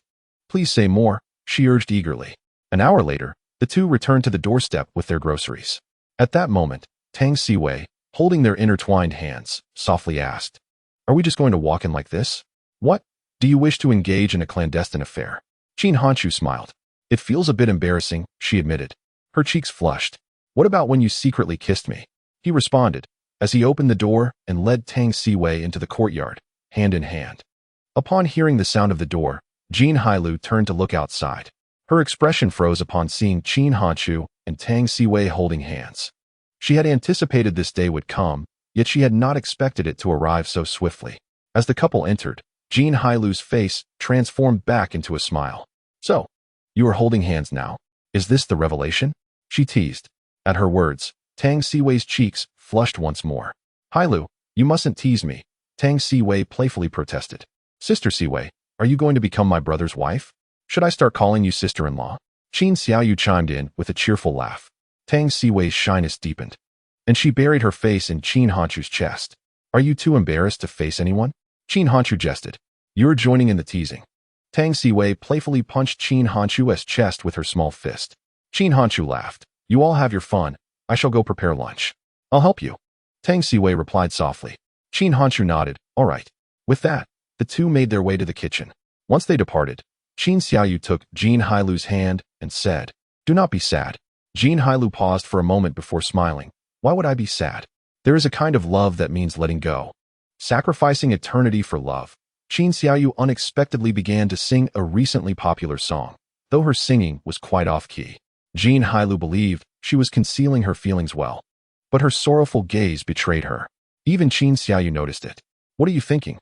Jin Hailu's feelings for Qin Hanchu mirrored his unrequited love for Tang Siwei in a previous life. In her heart, Qin Hanchu was flawless. She was aware of Tang Siwei's affection for him and understood that he harbored special feelings for Tang Siwei as well. Yet, love still blossomed from the depths of her heart. All she could do was distance herself, striving not to be ensnared in the whirlpool of this love. The love at this age is the purest. It demands no reciprocation, no possession. She only wished for Qin Hanchu to be happy. Who could blame him for being so exceptional? It's only natural that one might lose control, Qin Xiaoyu mused. Hearing this, Jin Hailu rolled her eyes and replied, your transformation is a shared responsibility between Siwei and me. I will never take you to watch idle dramas again. No, I want to finish encountering love at the corner. Qin Xiaoyu insisted stubbornly. Jin Hailu shook her head. No way, you've already gone astray. Then how about this? I'll call you sister-in-law to make you feel better, Qin Xiaoyu said with a mischievous grin. Upon hearing this, Jin Hailu was left speechless. The following day, at 8 in the morning, as Qin Hanchu rose, he heard a knock at the door. Upon opening it, he found Aunt Tang and Uncle Tang standing at the threshold. Aunt, you're here so early? Qin Hanchu exclaimed in surprise. There's nothing to do at home, so I came over early, Aunt Tang replied with a smile. Whereas Siwei? Qin Hanchu pointed to Xiaoyu's room and said, the three of them are still asleep. Quite lazy, aren't they? Aunt Tang remarked. Hearing her voice, Tang Siwei hurriedly emerged from her room. I'm awake, all right? Shortly after, Jin Hailu and Qin Xiaoyu followed suit. Aunt, Uncle, Jin Hailu greeted with a smile. Aunt Tang. My brother is in a relationship with Sister Siwei. Just as Aunt Tang was about to greet Jin Hailu, Qin Xiaoyu suddenly exclaimed. This outburst left both Qin Hanchu and Tang Siwei utterly astonished. Although Qin Hanchu had not intended to conceal this from Tang Siwei's parents, he certainly did not wish to disclose it in such a manner. Qin Xiaoyu's tongue was far too swift. It was also his fault for neglecting to offer a few words of caution yesterday. Really? When? Aunt Tang momentarily paused, then inquired with a smile. Qin Xiaoyu hurriedly replied. Just yesterday, they held hands. Tang's father turned to Tang Siwei and asked, Is this true? With a blush adorning her cheeks, Tang Siwei, feeling apprehensive, nodded. Dad, I am already of age. Do not be so tense. I have not expressed disapproval. It is commendable that you two have maintained your relationship until high school graduation. Tang's father and mother had long been aware of Tang Siwei's feelings. They were quite pleased with Qin Hanchu and had even begun to regard him as a potential son-in-law. Previously, they had worried that their early romance might hinder their academic pursuits. However, with the college entrance examinations now behind them, they were hopeful that the couple would solidify their relationship and commence dating. Hanchu, your demeanor is steady. You must exercise patience with Siwei. This girl has yet to find her bearings and can be quite temperamental, Aunt Tang remarked to Qin Hanchu with a sense of delight. Qin Hanchu nodded with a smile. Yes, I understand. While we do not oppose your relationship, there is one condition. Tang's father cleared his throat and stated. Chapter 68, Aunt. She scolded me. Qin Hanchu had already anticipated what Tang's father was about to say. Although they did not object to the couple's romance, as parents, they still feared for their daughter's well-being. Thus, it was imperative to convey certain words. Please, do tell. Qin Hanchu feigned ignorance. Tang's father said, You must refrain from crossing boundaries until after your third year of college. Be mindful of your limits. Tang's mother swiftly added, If passion becomes overwhelming, you must take proper precautions and ensure safety. Though Tang's father's words were relatively reasonable, Aunt Tang's remarks caused Tang Siwei to flush with embarrassment. How could such topics be broached in front of everyone? Mom, Tang Siwei was at a loss for words regarding her mother. You are still quite young, which is why I remind you to consider the consequences of your actions, Aunt Tang said, directing her gaze at Qin Hanchu. Qin Hanchu, feeling awkward, smiled. Understood. I assure you I will not overstep before the third year. What if passion becomes uncontrollable? Tang's mother inquired. Qin Hanchu scratched his head and glanced at Qin Xiaoyu, finding it somewhat difficult to articulate. Seeing this, Jin Hailu promptly covered Qin Xiaoyu's ears. She cannot hear. Qin Hanchu cleared his throat and said, We will take precautions to spare Siwei any undue hardship. Pleased with this response, Tang's mother replied, Yes, try to exercise restraint. You are both young and need time to adjust. It is not too late to engage in deeper intimacy once you have established compatibility. Your additional stipulations are rather excessive. I could have held back, but your words have shattered that resolve, Tang's father replied, somewhat disgruntled. Tang's mother immediately retorted, Is it so easy to simply refrain from such things? How did you manage back in your day? Cough, cough. Tang's father swiftly tugged at Tang's mother's hand and coughed a couple of times. Tang's mother finally realized she had spoken out of turn and awkwardly chuckled, saying, Let's not dwell on that. You two should just take good care of each other. If anything arises, do communicate with us. Tang's father chimed in. If there is anything amiss with Siwei, do let me know. Tang's mother nodded in agreement. Yes, we will assist you in addressing her concerns.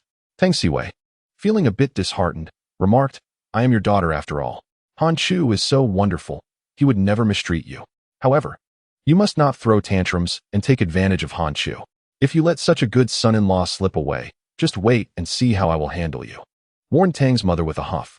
Tang Siwei cast a glance at Qin Hanchu, who was beaming with pride. What a laugh, Tang Siwei muttered in frustration. Aunt, she is being mean to me, Qin Hanchu complained to Tang's mother. Tang's mother shot a glare at Tang Siwei, saying, Look, you're already picking on Hanchu. I am not, Tang Siwei protested, feeling exasperated. Can I listen now? At that moment, Qin Xiaoyu called out. Jin Hailu then moved her hand away, smiling. You may now. I'm nearly 9 years old. Please don't treat me like a child. I should be allowed to listen. Qin Xiaoyu spoke with an air of maturity, prompting laughter from everyone around. Just then, Wang Zheng knocked and entered. Upon Wang Zheng's arrival, Qin Han Chu took Tang's mother and left the house. For the next 2 days, Qin Han Chu was preoccupied with company matters. During this time, Jin Hailu bid farewell to Qin Han Chu and returned home early, while Tang Siwei's family stayed behind to care for Qin Xiaoyu. It took a full 3 days for Qin Han Chu to finalize the business registration changes and the relocation of the company. After completing these tasks, he rented a vehicle, packing up the desktop computer and Xiaohong. Although the desktop was still functional, it was rather cumbersome, so Qin Han Chu decided against taking it to Kyoto. Since Tang Siwei's family did not yet own a computer, he gifted it to Tang's father. They all took a taxi and arrived at Fangjia village. Due to the difficult mountain roads, the taxi could only stop within the village. Qin Han Chu unloaded Xiaohong from the car and waved goodbye to Tang Siwei's family. "Call me when you go to Kyoto," Tang Siwei said, lowering her window to speak to Qin Han Chu. He nodded and smiled. "Rest assured, I won't leave you behind. Goodbye, sister-in-law." Qin Xiaoyu called out from beside Qin Han Chu, waving at Tang Siwei. Her cheeks flushed slightly as she smiled and waved back, "Goodbye." Once the taxi departed, Qin Han Chu turned to Qin Xiaoyu and remarked, "You're quite adept at calling her sister-in-law." Qin Xiaoyu giggled. "It's wise to build a good rapport with your sister-in-law. That way, if you ever want to scold me, you'll have someone to protect you. You certainly have a lot of mischievous thoughts. Let us hurry. Xiaohong can't hold on much longer." The two siblings chatted as they ascended the mountain. In the distance, they spotted Qin Dalong working in the vegetable garden, while Nichio rested beneath a nearby tree, enjoying the shade. Over the past year, Nichio had grown significantly. While a puppy is adorable, a full-grown dog has its own charm. "Dad!" Qin Xiaoyu called out to Qin Dalong from afar. Hearing her voice, Qin Dalong turned to look. As for the little ball of fur, it had already risen to its feet and was bounding towards the two. Soon, it arrived at their side, wagging its tail and circling around them. "Why didn't you give us a heads up? We could have gone to buy some meat." Qin Dalong greeted. "No need for such trouble. Just stew this fish," Qin Hanchu quipped, glancing at Xiaohong with a mischievous smile. Upon hearing this, Qin Xiaoyu glared at Qin Hanchu and retorted, "I'll stew you instead. Are you saying I'm not even as good as a fish?" Qin Hanchu chuckled. "I was merely jesting. Surely, I know you're playing with me. Dad, let us find something to block the creek. I want to put Xiaohong inside. She has been cooped up in the car for too long and can't take it anymore. If we delay any longer, we'll end up drinking fish soup," she said. Just then, Yang Fong emerged from the house. "Mom," Qin Hanchu and Qin Xiaoyu called out. "What do you want for lunch? I'll cook for you." Having given up gambling, Yang Fong now either played mahjong on the computer or helped Qin Dalong tend to the vegetable garden, leading a contented life. "Anything will do. Be creative," Qin Hanchu replied. Yang Fong nodded with a smile. "All right, I'll make dumplings with chives and eggs for you." After more than 10 minutes, Qin Hanchu and his son had encircled a section of the creek with stones. Xiaohong entered the water and immediately became lively. "We still need to enclose it with a net," Qin Dalong remarked.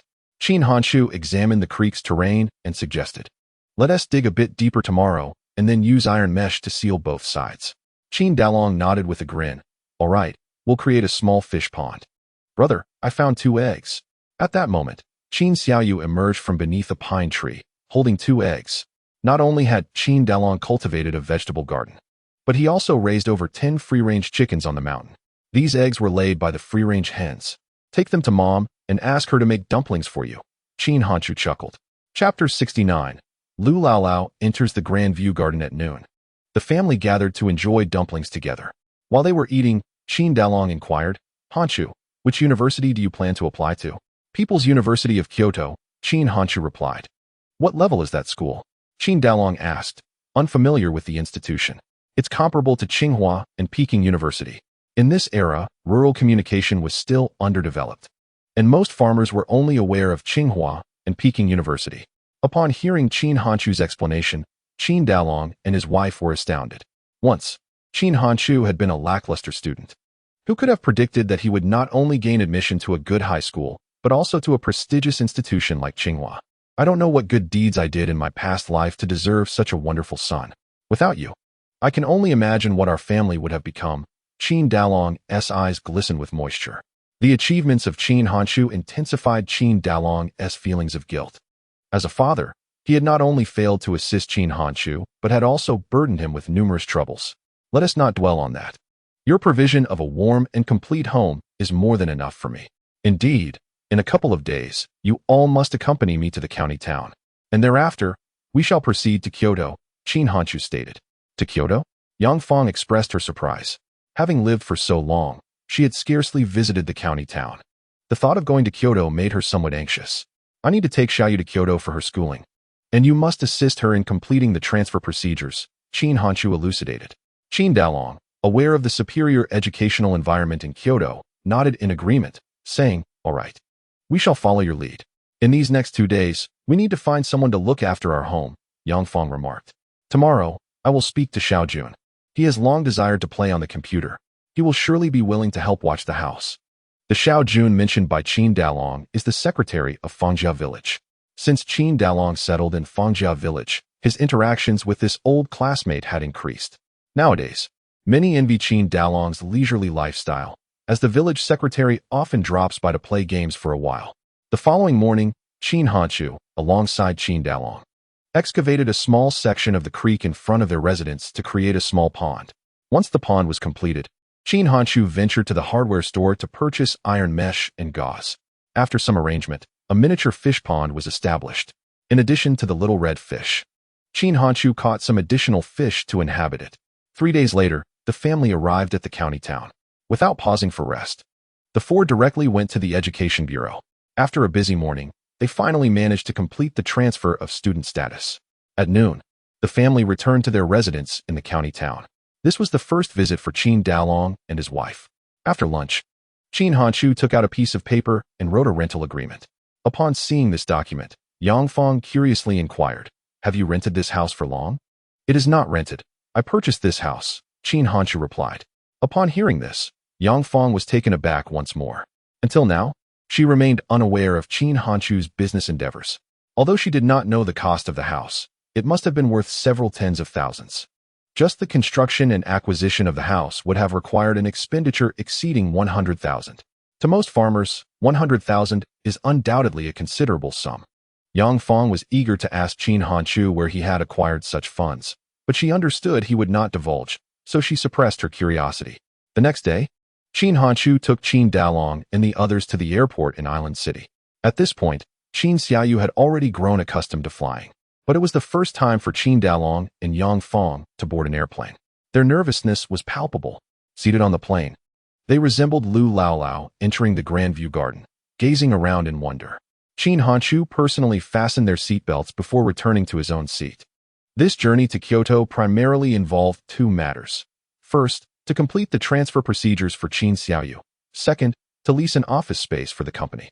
Once the office was secured, the company relocation would commence.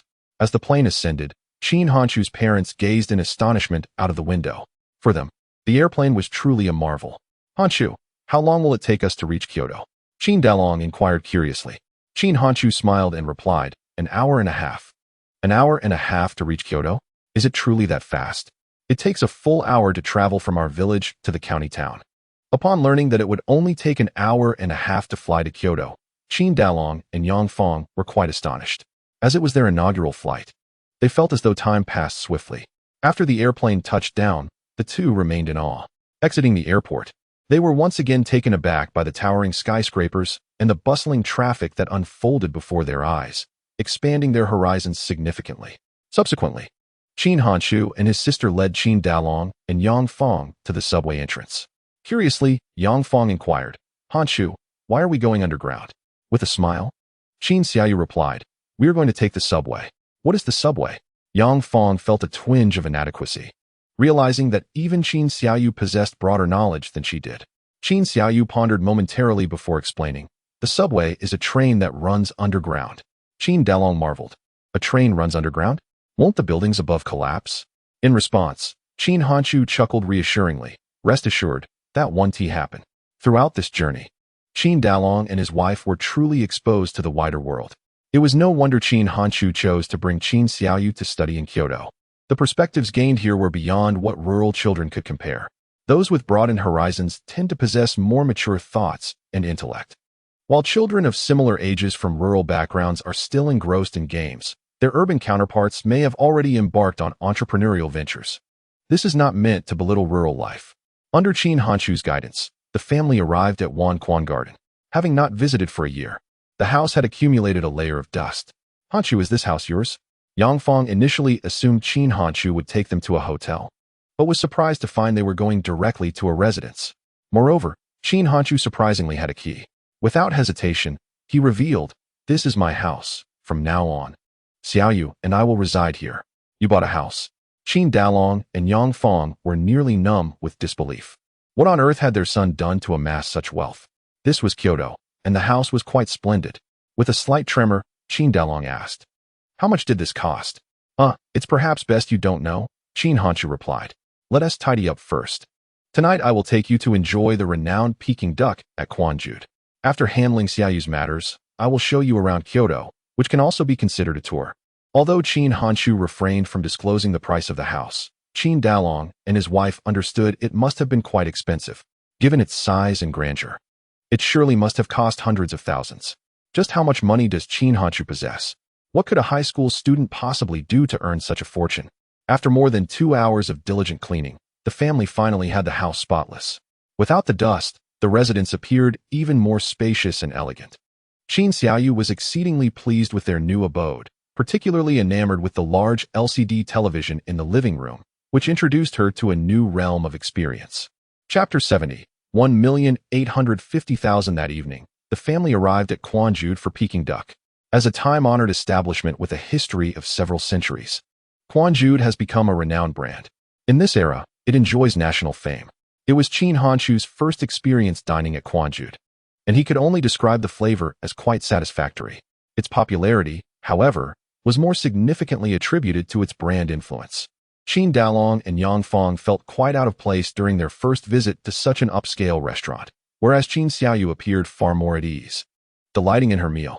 The following day, the Qin family commenced the process of transferring Qin Xiaoyu to a new school. To ensure a smooth transition, it was essential to navigate through various connections. The financial requirements for such dealings needed to remain modest, within a reasonable range. Qin Hanshu withdrew 20,000 yuan from the bank and began to cultivate these connections. With money paving the way, everything progressed seamlessly. A simple notification facilitated a streamlined approval process, allowing all formalities to be completed on the same day. Such efficiency, although this approach is less than commendable, the current circumstances left little room for alternatives. Without proactive engagement, the necessary paperwork would remain unresolved by the start of the school year. Once the formalities were concluded, Qin Hanshu sought out the school principal. After a cordial exchange, the enrollment was successfully arranged, with the principal promising to place Qin Xiaoyu in the finest class available. With the school matters settled, Qin Hanshu finally breathed a sigh of relief. The next day, he began the search for office space for his company, while Qin Dalong and his wife stayed home to look after Qin Xiaoyu. No sooner had Qin Hanshu left than Yang Fong turned to Qin Dalong and said, "I'm stepping out for a bit. I'll be back shortly." "Where are you going?" "Don't get lost," Qin Dalong replied. "I'll just take a stroll downstairs." "I won't be gone long," Yang Fong assured him. "All right, just be careful." Qin Dalong nodded in agreement. Moments later, Yang Fong exited the community and entered a real estate agency. For the past few days, she had been like a curious cat, eager to discover the true cost of Qin Hanshu's house. "Hello, how may I assist you?" A sales representative greeted her. "I have a property I wish to sell. I came to inquire about its value," Yang Fong replied. "Which community? What is the square footage?" The agent inquired. "Wanquan Garden, Building 8, approximately 140 square meters." Yang Fong responded. The agent smiled and said, "The current average price in Wanquan Garden is 13,000 per square meter. You might consider listing your property at 1,850,000 to gauge interest." 1,850,000. Yang Fong's heart raced. "Did you say 1,850,000? She thought she must have misheard. She had assumed the house would cost only a few $100,000. Now, it seemed that a few $100,000 might barely cover a restroom. If it includes a parking space and storage, the price could be even higher, the agent added. Yang Fong's mind went blank. She could hardly fathom that properties in Kyoto were so exorbitantly priced, and that her son had purchased one. Upon returning home, she sat silently on the sofa. Qin Dalong noticed something was amiss and asked, "What's wrong?" "Come with me," she replied, leading him into the room. Qin Dalong, puzzled, followed her inside. Yang Fong closed the door and whispered, "Guess how much this house costs?" "Several 100,000, perhaps?" Qin Dalong ventured. Yang Fong lowered her voice further. "This house is nearly 1,900,000. "What? 1,900,000? Qin Dalong exclaimed in astonishment. Yang Fong quickly placed a hand on his mouth and motioned for silence. Containing his shock, Qin Dalong asked in a hushed tone, "How did you find out?" "Outside the community, there exists a real estate agency, does it not?" I inquired. Yang Fong remarked. Qin Dalong sat on the bed, taking a considerable time to regain his composure. "A child with talent is a source of joy for us. I must caution you. Do not assume that just because Han Chu has wealth, you can act recklessly. If you gamble again, I will promptly seek a divorce." Although he was unaware of the origins of Qin Hanchu's wealth, Qin Dalong discerned that it must have been hard-earned. He feared that Yang Fong's gambling habits might jeopardize Qin Hanchu, hence he promptly stated his position. "Rest assured, I will not gamble." Knowing that Qin Hanchu possesses such wealth, Yang Fong grew increasingly apprehensive about the prospect of divorce from Qin Dalong. With a son so accomplished, his future days would undoubtedly be more enjoyable. If she were to part ways with Qin Dalong, where could she find such a comfortable existence? Furthermore, do not disclose the extent of Han Chu's earnings. It is prudent to keep wealth discreet to avoid inciting envy. Qin Dalong continued his admonitions. At that moment, Qin Hanchu was being guided by a real estate agent to a commercial building. The environment of this building was quite pleasant, and most importantly, it was not far from Renmin University. "What is the price?" Qin Hanchu inquired. "The price is 23,000 per square meter." The agent paused slightly before continuing, stating, "If renting, it is calculated by area. Each square meter is 15 yuan per day, totaling 450 yuan for 300 square meters." Upon hearing this quotation, Qin Hanchu furrowed his brow. The rental cost was not exorbitant, but it merely reflected this year's rates. As housing prices in Kyoto rise, rents will inevitably follow suit. Regardless of how one calculates it, purchasing is the more sensible option. Yet, this price seems somewhat steep. Over 20,000 per square meter. 300 square meters would amount to 6 million. Throughout that morning, Qin Hanchu visited 3 office buildings, and the price differences were minimal. At noon, as he walked along the street, he pondered how to best arrange the office space. If he still had only 3 employees, renting a residential property would suffice. However, Qin Hanchu aspired to expand the company, and a mere residence would be inadequate. At the very least, 300 square meters would be necessary to meet office demands. While lost in thought, 3 individuals emerged from a traditional courtyard. "Mr. Wang, please consider it once more. This courtyard truly suits your needs. 7 million for 360 square meters is undoubtedly a bargain," said the real estate agent, dressed in a suit. "We will contemplate it further," one of them replied. And they departed. Qin Hanchu, passing by, overheard the agent's words and immediately halted. If purchasing an office building, why not acquire a courtyard instead?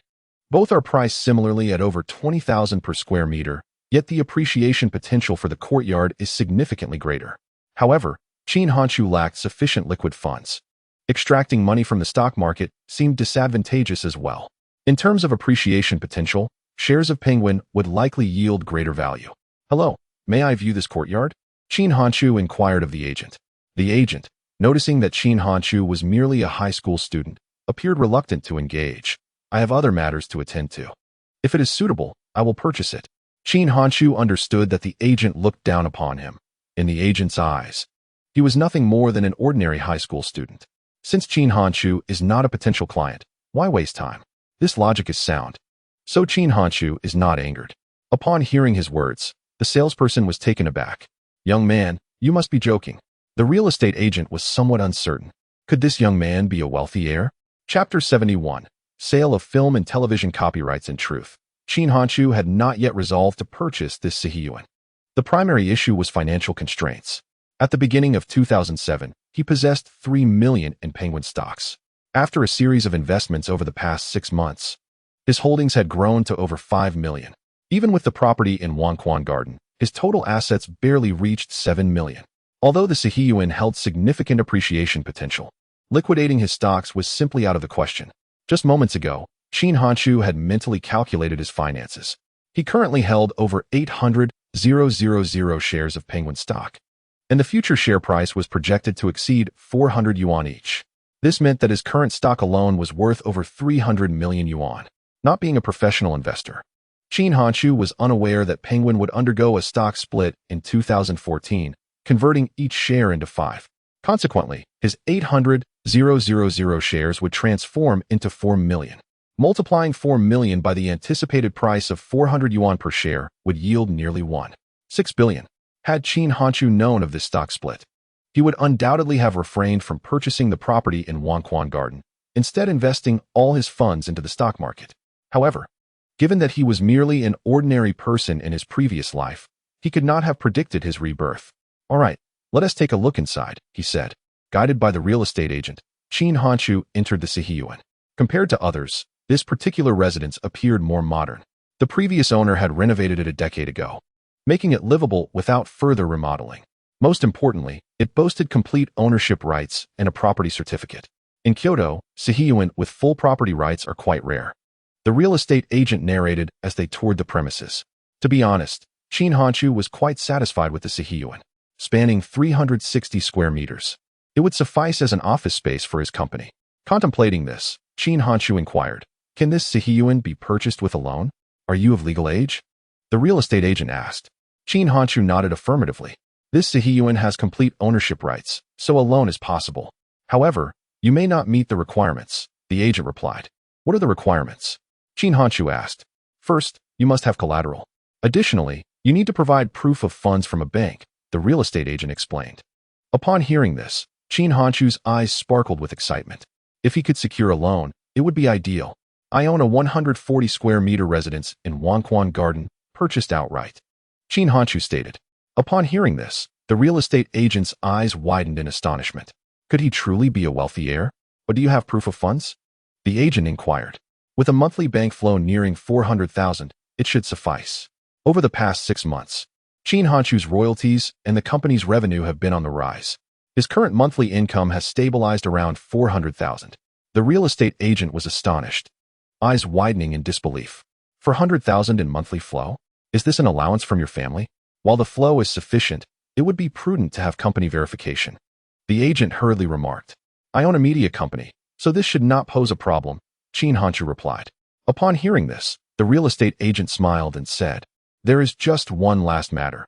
A 30% down payment is required on the second-hand house, which amounts to 2,100,000. Hearing this, Qin Hanshu felt a wave of frustration wash over him. He currently did not possess such a sum. "I will provide my contact information. I need to discuss this with my family," Qin Hanshu stated, pulling out his phone. Very well. Although aware that Qin Hanshu might not proceed with the purchase, the agent still left his contact details with him. On his way home, Qin Hanshu pondered where to procure 2 million. If only the courtyard could wait for him for 5 months. If all else fails, he would have to temporarily abandon the idea. If it were still available in 5 months, he would resolutely take out a loan to acquire it. This courtyard would be worth at least 300 million in the future. Even if he did not sell it, residing there would be far more comfortable than living in an apartment. Perhaps he could sell the film rights to his novels? Suddenly, this thought flashed through Qin Hanshu's mind. It seemed to be the fastest route to financial gain. With this in mind, he hurried home. After greeting his parents and Xiaoyu, Qin Hanshu retreated to his room. Opening his notebook, he sent a message to his editor, Jianfeng. "Dear Sir, is there any interest in acquiring the film rights for my 2 books? At the editorial office of a certain point in Modu, upon receiving Qin Hanshu's message, Jianfeng quickly called Wu Hui over. Upon learning that Qin Hanshu wished to sell the film rights to 2 of his books, Wu Hui advised Jianfeng to inquire about the price. Looking at Jianfeng's message, Qin Hanshu replied, "4 million for both." In 15 years, the film rights for web novels typically hover around 5 million. Selling the film rights for 2 books at 4 million would mean losing over 600,000. However, on the flip side, the appreciation of the courtyard would undoubtedly compensate for this loss and yield even greater profits. After a considerable wait, Jianfeng replied, "That seems a bit steep." Qin Hanshu anticipated this response, as the adaptation market is not particularly large at present. Holding the rights is merely an investment for a certain point. "How much can you offer?" Qin Hanshu inquired. After a brief pause, Jianfeng responded, 320,000. Qin Hanshu's initial price of 4 million was intended to allow room for negotiation. Had he initially quoted 3 million, they would surely have countered with a figure in the low 2 millions. Although satisfied with the price, Qin Hanshu hesitated before replying, "Very well. I am in urgent need of funds, so 320,000 it is. What do you need the money for? Jianfeng asked curiously. Qin Hanshu candidly replied, to buy a courtyard. You must be foolish. Wouldn't it be better to purchase an apartment with that money? Courtyards will eventually be outdated, Jianfeng remarked. I prefer them, Qin Hanshu responded. Qin Hanshu did not offer an explanation. Instead, he continued, when shall we sign the contract? At any time, Jianfeng replied. Having arranged the time with Jianfeng, Qin Hanshu placed a call to Wang Zheng, ensuring that he would accompany him for the signing. As he exited the room, Qin Hanshu addressed his parents, Mom and Dad. I will be traveling to Magic City tomorrow. You can stay here for a couple of days. You focus on your matters. We will take good care of little fish, Qin Dalong assured. I will head out first and buy some groceries to stock up the house, Qin Hanshu said. Hanshu, Qin Dalong called out, hesitating momentarily. Qin Hanshu, puzzled, inquired, is there something on your mind? Clearing his throat, Qin Dalong advised, do not engage in illegal activities. Conduct yourself honestly. Taken aback, though uncertain of his father's reasoning, Qin Hanshu smiled and replied, rest assured, I know how to exercise discretion. Chapter 72. Is the company now yours? The following day, Qin Hanshu arrived at Magic City by plane. After waiting at the airport for half an hour, Wang Zheng finally emerged. They exchanged brief greetings before taking a taxi to a certain point in the Chinese online platform. Upon entering the company, Jianfeng greeted him warmly. Hanshu, it has been quite a while since we last met, he said with a smile. Indeed, you look even more dashing, my friend, Qin Hanshu replied, engaging in small talk as Jianfeng led him into the conference room. Inside, Wu Hui and the legal department staff were already awaiting their arrival. The customary pleasantries ensued upon their meeting, and after settling down, they finally got to the crux of the matter. Wu Hui slid the contract across the table to Qin Hanshu, stating, please review the contract. If all is in order, we shall proceed with the signing. Qin Hanshu examined the contract thoroughly before passing it to Wang Zheng. Wang Zheng meticulously reviewed each clause, taking over half an hour before returning the contract to Qin Hanshu, stating, everything appears to be in order. Qin Hanshu then picked up a pen and signed the document, subsequently handing it back to Wu Hui. Shouldn't your uncle sign as well? Wu Hui, unaware that Little Fish Media had returned to Qin Hanshu's ownership, mistakenly assumed Wang Zheng was Qin Hanshu's uncle. Qin Hanshu smiled.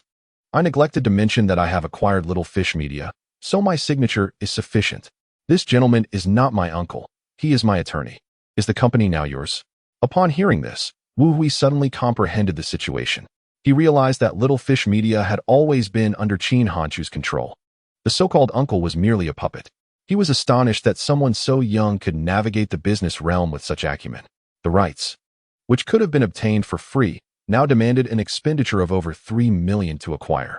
Despite having unraveled Qin Hanshu's strategy, Wu Hui could only feign ignorance. At present, Qin Hanshu served as the face of the online platform, boasting a considerable following of devoted readers. Forcing Qin Hanshu out would undoubtedly affect the platform's traffic. Moreover, Qin Hanshu also possessed a Xiaomi garden, which had garnered numerous member users for the platform. Once the relationship soured with Qin Hanshu, the free traffic pool of Xiaomi Homestead became irrelevant to them. This is beneficial. Our future collaborations will be much more convenient. Wu Hui's smile appeared somewhat strained. Certainly, Qin Hanshu replied. Wu Hui took the contract, his mood gloomy as he signed it. After concluding the signature, they produced their respective company seals and stamped the document. The next step was the payment process. Once the finance department of Chinese Network completed the transfer, Qin Hanshu opened his laptop to confirm the funds had arrived. Upon verifying that 3,200,000 had been credited, he closed the laptop and smiled. The funds have arrived. I heard you're planning to purchase a Sihiyuan in Kyoto? Wu Hui inquired. Qin Hanshu nodded with a smile. Yes, the company is relocating to Kyoto. So I'm buying a Sihiyuan to serve as our office space. Using a Sihiyuan as an office? That is quite an innovative concept. Jian Feng chuckled. Wu Hui added. However, a commercial building would be more suitable. A Sihiyuan only holds sentimental value now. That makes sense. I will ponder it further. It's getting late. I must return to Kyoto to manage company affairs. I shall take my leave, Qin Hanshu stated. Stay for a meal. It's on me, Wu Hui insisted. No need for such trouble. When you visit Kyoto on business, please do contact me. I'll treat you to the Bao Jian, Qin Hanshu responded with a smile. At this remark, the men shared a hearty laugh. Upon leaving Chinese Network, Qin Hanchu handed a red envelope containing 1,000 yuan to Lawyer Wang. Lawyer Wang, this is your service fee. Wang Zheng and Qin Hanchu were familiar acquaintances, so there was no need for excessive pleasantries. Accepting the envelope, he said, if you need any assistance in the future, don't hesitate to ask. Are you interested in developing in Kyoto? My company is expanding its operations and requires a legal advisor. If you are willing to join, the base salary is 4,000, with bonuses at year's end. Qin Hanchu's offer enticed Wang Zheng. In terms of salary and development opportunities, Qin Hanchu's proposition was undoubtedly superior to that of the county town.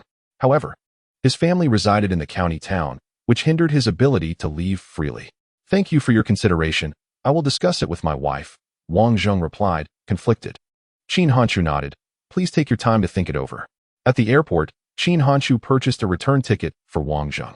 With several hours remaining before the flight, Qin Hanchu took Wang Zheng out for a meal. At 1:30 in the afternoon, Wang Zheng boarded the flight back to Island City ahead of schedule. Although he would still need a lawyer for the Sihiyuan purchase, Qin Hanchu did not intend to continue working with Wang Zheng.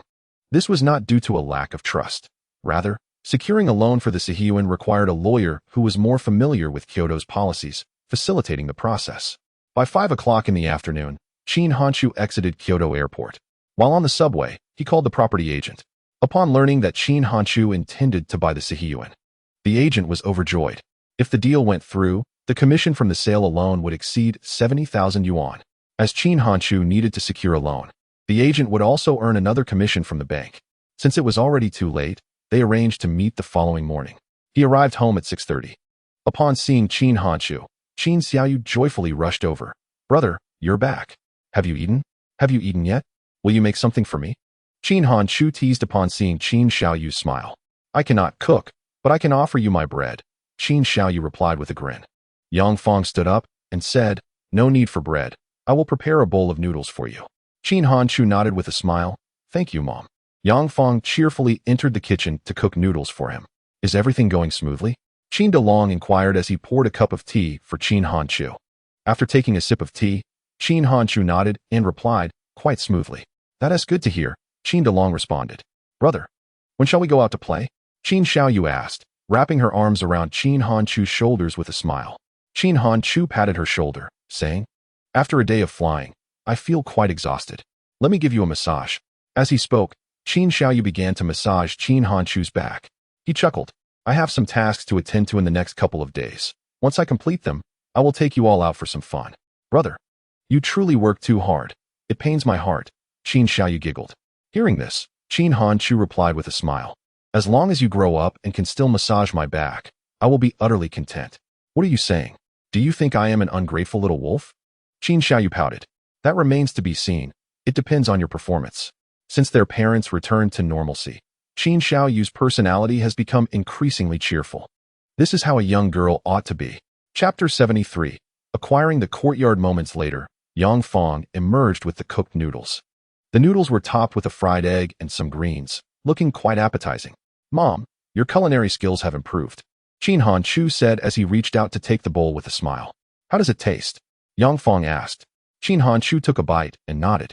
Delicious. Let me have a bite, Qin Xiaoyu said, opening her mouth. Qin Hanchu picked up a piece of fried egg and placed it in her mouth. She nodded with a smile. Tasty. Watching this scene, Qin DeLong's face radiated with happiness. Warmth may be intangible and colorless, yet it is felt by every family member. For Qin Hanchu's family, this warmth is especially precious. After finishing the meal, Qin Hanchu returned to his room to work. He had been busy these past few days, and his stockpile of drafts was dwindling.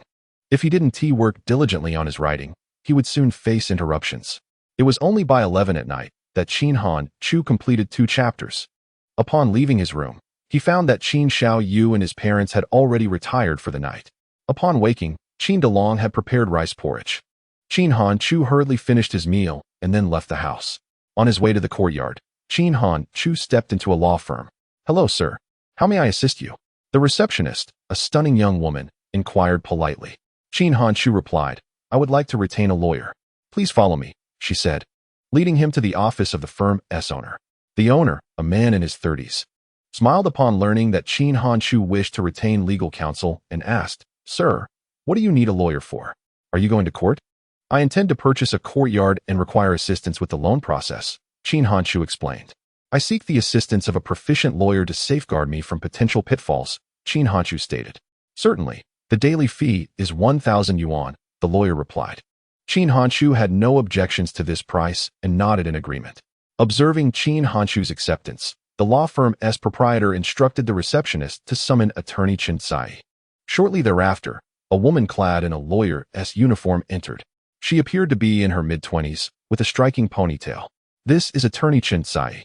In addition to being a distinguished law graduate, she also holds a master's degree in finance. She is the most suitable person to handle your case, the firm's owner introduced. Hello, Chen Tsai greeted with a professional smile. Qin Hanshu stood to shake her hand, then remarked, "Shall we proceed? I will elaborate further on the way." After bidding farewell to the firm's owner, the two departed together. On their journey to the Sihiyuan, Qin Hanshu introduced himself and recounted the details concerning the property. Upon learning that Qin Hanshu intended to spend 7 million on a Sihiyuan, Chen Tsai felt a twinge of surprise, for he appeared to be merely 18 or 19, yet possessed such wealth. As they traveled by subway, they arrived near the Sihiyuan. The property that had caught Qin Hanshu's eye was merely a 5-minute walk from the subway station. Upon reaching the Sihiyuan, the real estate agent had yet to arrive.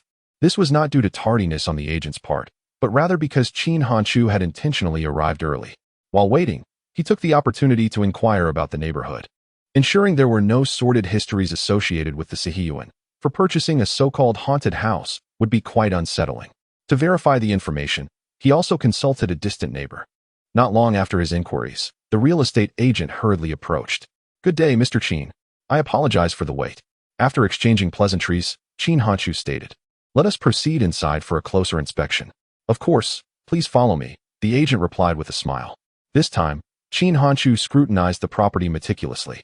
While examining the house, he inquired, "Is there any possibility of a lower price?"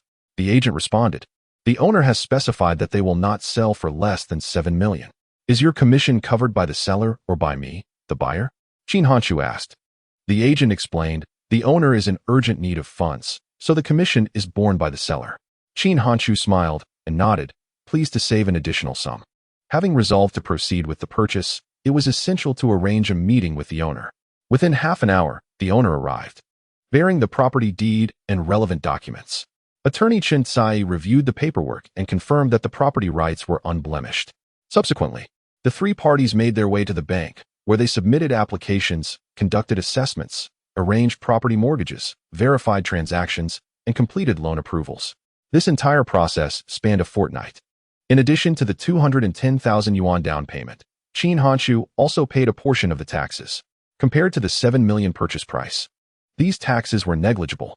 Having sold film rights for 320,000 yuan, he retained over 100,000, which he subsequently reinvested in the stock market. In other words, Qin Hanshu already possessed over 900,000 shares of Tencent stock. In the future, this mere million shares will be valued at 200 million. To this day, the Sihiyuan has finally come under Qin Hanshu's name. He secured a loan of 5 million from the bank, which he plans to repay over 30 years. This equates to approximately 25,000 yuan each month. For Qin Hanshu, this monthly repayment is quite manageable. Given his current monthly income, he could easily earn 5 million within a year. After 2 years, he could effortlessly settle the loan in one lump sum. However, such an action seems rather pointless.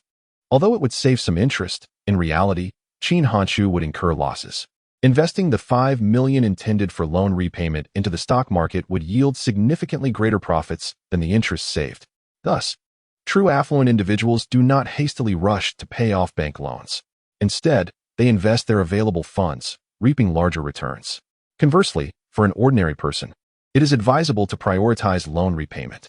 In the unfortunate event of an investment failure, it would result in a total loss.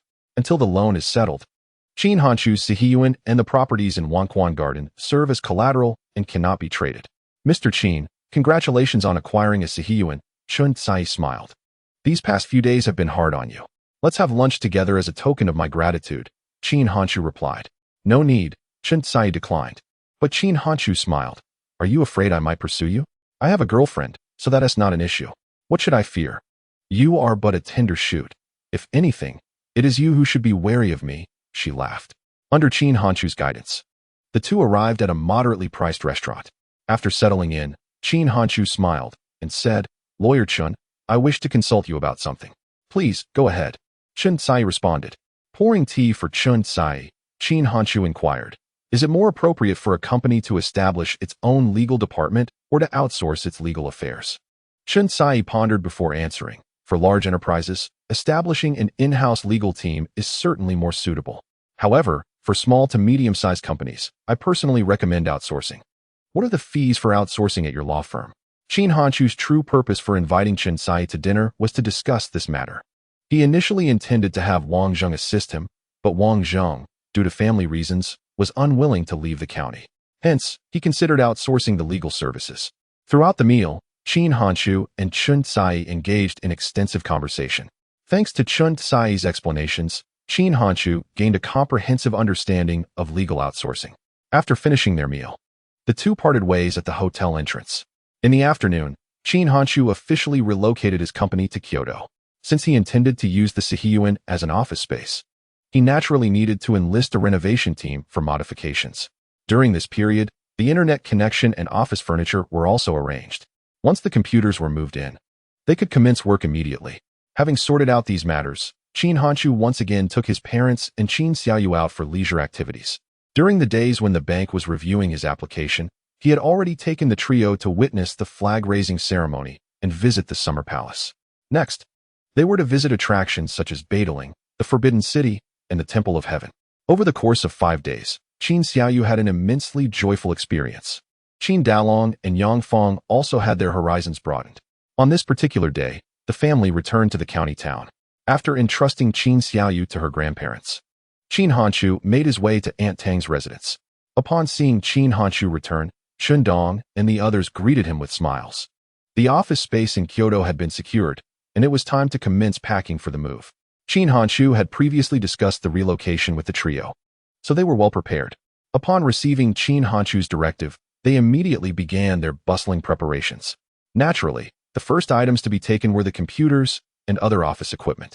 While the three were busy packing, Qin Hanchu ventured out to find a logistics company. Though the expense was not insignificant, it was certainly more economical than purchasing new computers. The following morning, Tang Siwei arrived at the county town with her luggage. Shortly after her arrival, the logistics truck pulled up. The four of them loaded all the luggage onto the truck, including Tang Siwei's belongings. "Are my uncle and aunt here?" Tang Siwei inquired after the truck departed. Qin Hanchu nodded. "Yes, they are. Come with me to buy some gifts." Although she had met Yang Fong before, Tang Siwei still felt a bit anxious, for she was now Qin Hanchu's girlfriend.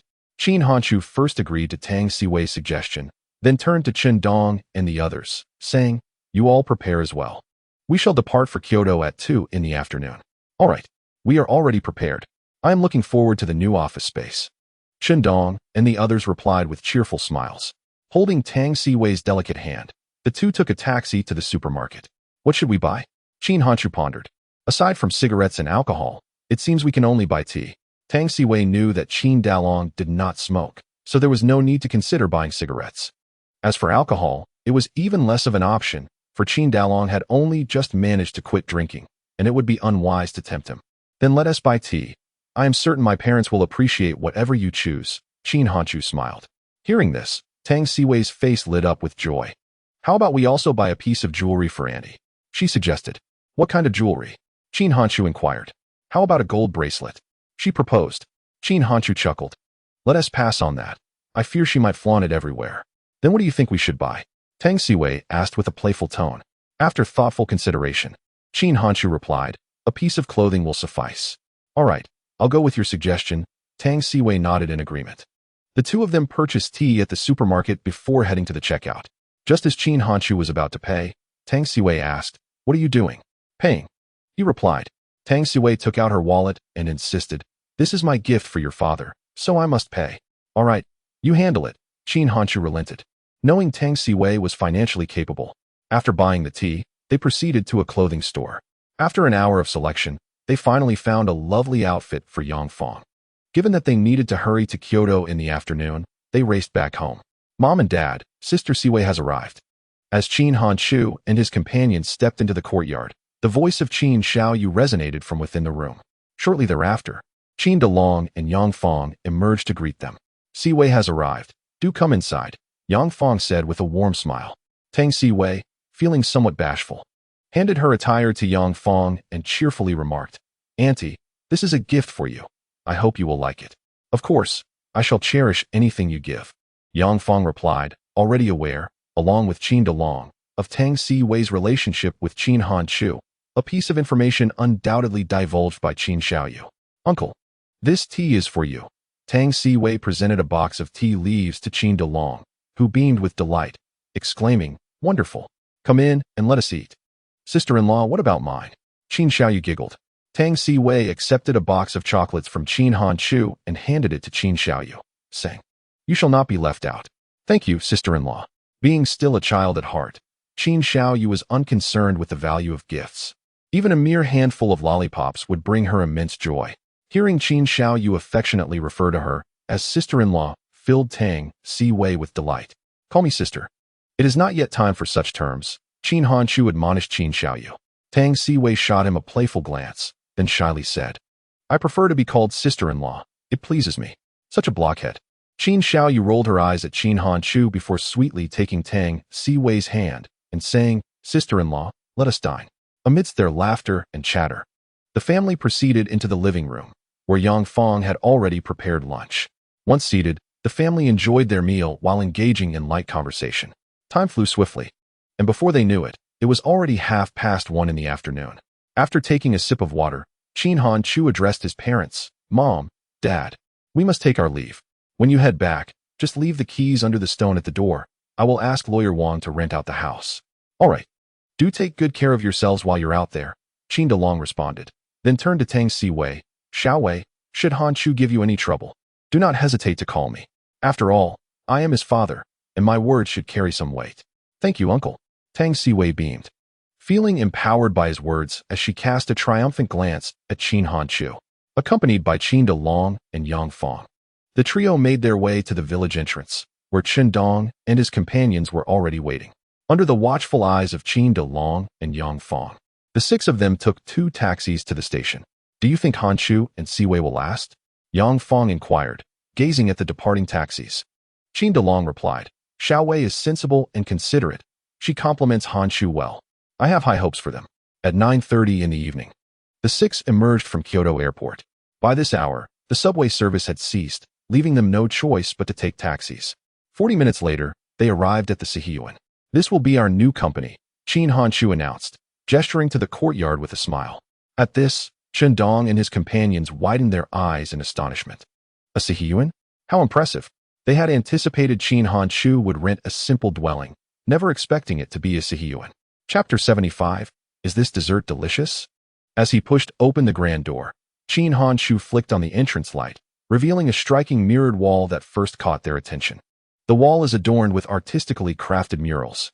Under the leadership of Qin Hanchu, 6 individuals entered the courtyard. This Sihiyuan, or traditional courtyard residence, features the main hall directly facing the entrance. Flanking the main hall are 2 side rooms, which Qin Hanchu has connected to facilitate office work. The main hall will serve as the primary workspace.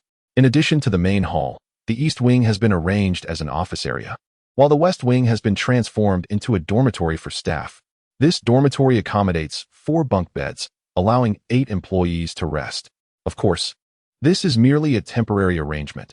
Should the office space prove insufficient, the west wing will also be converted into an office area. Adjacent to the west wing is a small kitchen, where employees can purchase ingredients and prepare their own meals. The pleasantness of this workspace has greatly satisfied Qin Dong and his companions. What do you think? Are you satisfied? Qin Hanchu inquired with a smile. Perfect. Wang Qi replied with a grin. With this new working environment, it's time for your salaries to be raised as well. Starting today, your monthly salary will be increased to 4,500, with bonuses at the year's end based on the company's performance. Once we hire an accountant, I will arrange for your insurance. Previously, Qin Dong and his colleagues' salaries had already been raised to 3,500. Now that they have relocated to the capital, where expenses are higher, Qin Hanchu has decided to increase their wages. Retaining talent is paramount, and salary is a crucial factor. Although a salary of 4,500 may not be considered top tier in the capital, it is ample here. saving Chen Dong and his companions a significant amount of expenses. Furthermore, the presence of a kitchen allows for cheaper home-cooked meals compared to dining out. Upon hearing Qin Hanchu's words, Chen Dong and his companions were elated. As employees, who would begrudge a salary increase from their employer? "Thank you, boss," they expressed gratefully. Their loyalty to Qin Hanchu stemmed from his admirable character. Working for him was exceedingly comfortable, not merely in terms of workload, but also psychologically.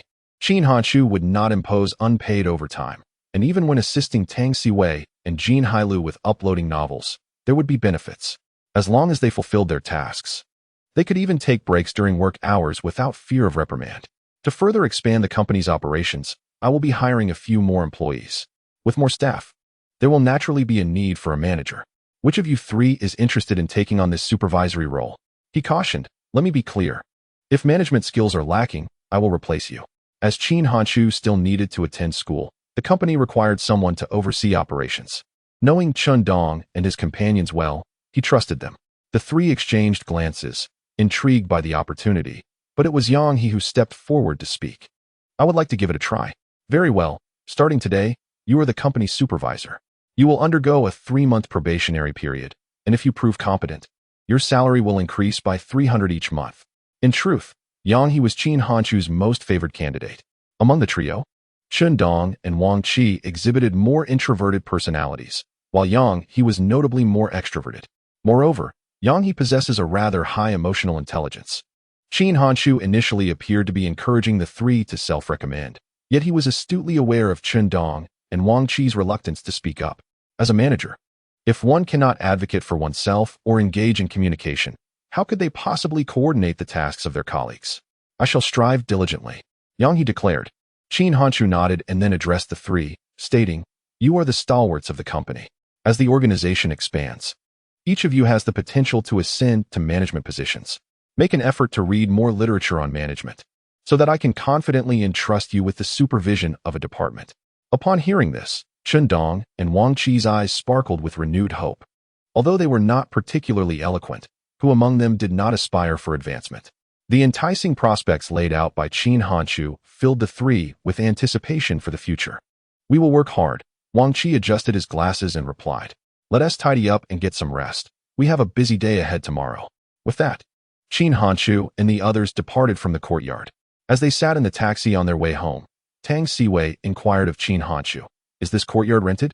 "It was purchased with a loan," Qin Hanchu smiled. "A loan? What is the total price?" Tang Siwei asked, intrigued. 7 million, with 5 million financed, he replied. Upon learning that Qin Hanchu had taken out a 5 million loan, Tang Siwei raised her thumb in admiration, saying, "You truly have courage. I wouldn't dare make such a purchase." "Brother, does this mean we are in debt?" Qin Xiaoyu questioned. Qin Hanchu chuckled, "I suppose so." "Then I won't eat snacks anymore to save you money," Qin Xiaoyu declared. Qin Hanchu laughed, ruffling her hair. "Not to that extent. Your brother is not impoverished just yet. However, you should indeed cut back on snacks. I do not wish to raise you into a little chubby girl." "Chubby is cute," Qin Xiaoyu giggled. "But if you gain weight, you won't be able to wear beautiful clothes. Look how slender Sister Siwei is. She can wear anything lovely," Qin Hanchu remarked. Qin Xiaoyu nodded in agreement. "That makes sense. I will eat fewer snacks." Hearing Qin Hanchu compliment her figure, Tang Siwei beamed with joy. Engaging in conversation, they arrived at Wanquan Garden and exited the vehicle. Upon entering the house, Qin Hanchu said, "You rest for a moment. I will tidy up your room." "I'll help you," Tang Siwei offered. Working together, they quickly made the bed. Tang Siwei would temporarily stay here until the school year commenced, at which point she would move into the dormitory. For the next 10 days or so, Qin Hanchu could manage the situation. However, if they were to live together continuously, it would be challenging for him to maintain his composure. After washing up, the three returned to their respective rooms to rest. When they awoke, it was already 7:30 in the morning. As Qin Hanchu prepared breakfast, Tang Siwei approached him. "Do you need help?" She smiled, leaning against the door frame. Qin Hanchu smiled back, glancing into Qin Xiaoyu's room before asking, "Would you like to have a dessert?" "What kind of dessert is there to eat so early in the morning?" Tang Siwei replied, puzzled, with a mischievous grin. Qin Hanchu suddenly wrapped his arms around Tang Siwei's waist and gently kissed her lips, akin to a dragonfly skimming the surface of water. He did not pursue it further, as such a fleeting kiss could enhance their bond. while anything more could ignite a passionate flame. Is this dessert delightful? Qin Hanshu asked with a smile. Tang Siwei's heart raced like a startled deer as she blushed and said, "You naughty boy, always picking on me. Go wash up. A meal will be ready shortly." Qin Hanshu replied. With a blissful nod, Tang Siwei responded, Now that they were officially a couple, it was only natural to engage in the activities that couples partake in. Her previous rational thoughts now seemed rather amusing. Once a man has a girlfriend, who would remain obedient? Chapter 76. The well-fed know not the hunger of the starved. Just as Tang Siwei turned around, Qin Xiaoyu emerged from her room. Sister-in-law, why is your face so red? Are you running a fever? Qin Xiaoyu inquired, looking at Tang Siwei. At those words, Tang Siwei's face flushed even more, and she stammered, "It's just really hot." Qin Xiaoyu glanced outside, puzzled. Is it really that hot? Come on, let us go brush our teeth, Tang Siwei said. Okay, Qin Xiaoyu replied, following Tang Siwei into the bathroom. Tang Siwei's reaction caused Qin Hanshu to stifle a laugh, with a smile playing on his lips. He turned back to the kitchen to continue cooking. Just as he placed the dishes on the table, Tang Siwei and Qin Xiaoyu emerged from the bathroom. After taking their seats, Tang Siwei shot an embarrassed glare at Qin Hanshu. The kiss they shared earlier left her heart fluttering, yet she felt it was somewhat unsatisfying. After their meal, the three of them headed to the courtyard. At that time, Chen Dong and his companions had already risen and, under Yang He's guidance, were tidying up the area. Upon meeting, they exchanged greetings, and Qin Hanshu along with Tang Siwei began to clean the courtyard. While they were engaged in their chores, Qin Hanshu received a phone call. Their luggage had arrived at the logistics center. Due to the prohibition of trucks in downtown Kyoto, Qin Hanshu needed to retrieve it himself. Dongzi, let's go get the luggage, Qin Hanshu called out to Chen Dong after hanging up. Sure, Chen Dong replied, putting down the cloth he was using. After leaving the house, the two hailed a taxi to the logistics center. They first collected their goods based on the pickup slip and then rented a small truck. The round trip took over 2 hours, and by the time they finished, it was already past 1 in the afternoon. Even the computer was set up, ready for work at any moment. Let us go out for a meal. After eating, you can return to rest. We'll officially start work tomorrow, Qin Hanshu declared. Brother, what are we going to eat? Upon hearing about dining out, Qin Xiaoyu perked up, smiling as she asked. What do you think? Qin Hanshu responded. Qin Xiaoyu immediately exclaimed. Barbecue. Qin Hanshu turned to Yang He and the others, asking, is that all right? Of course. Yang He and his companions replied enthusiastically at the mention of barbecue. Then let us go, Qin Hanshu said, taking Tang Siwei's hand. Not far from the courtyard, there was a barbecue restaurant.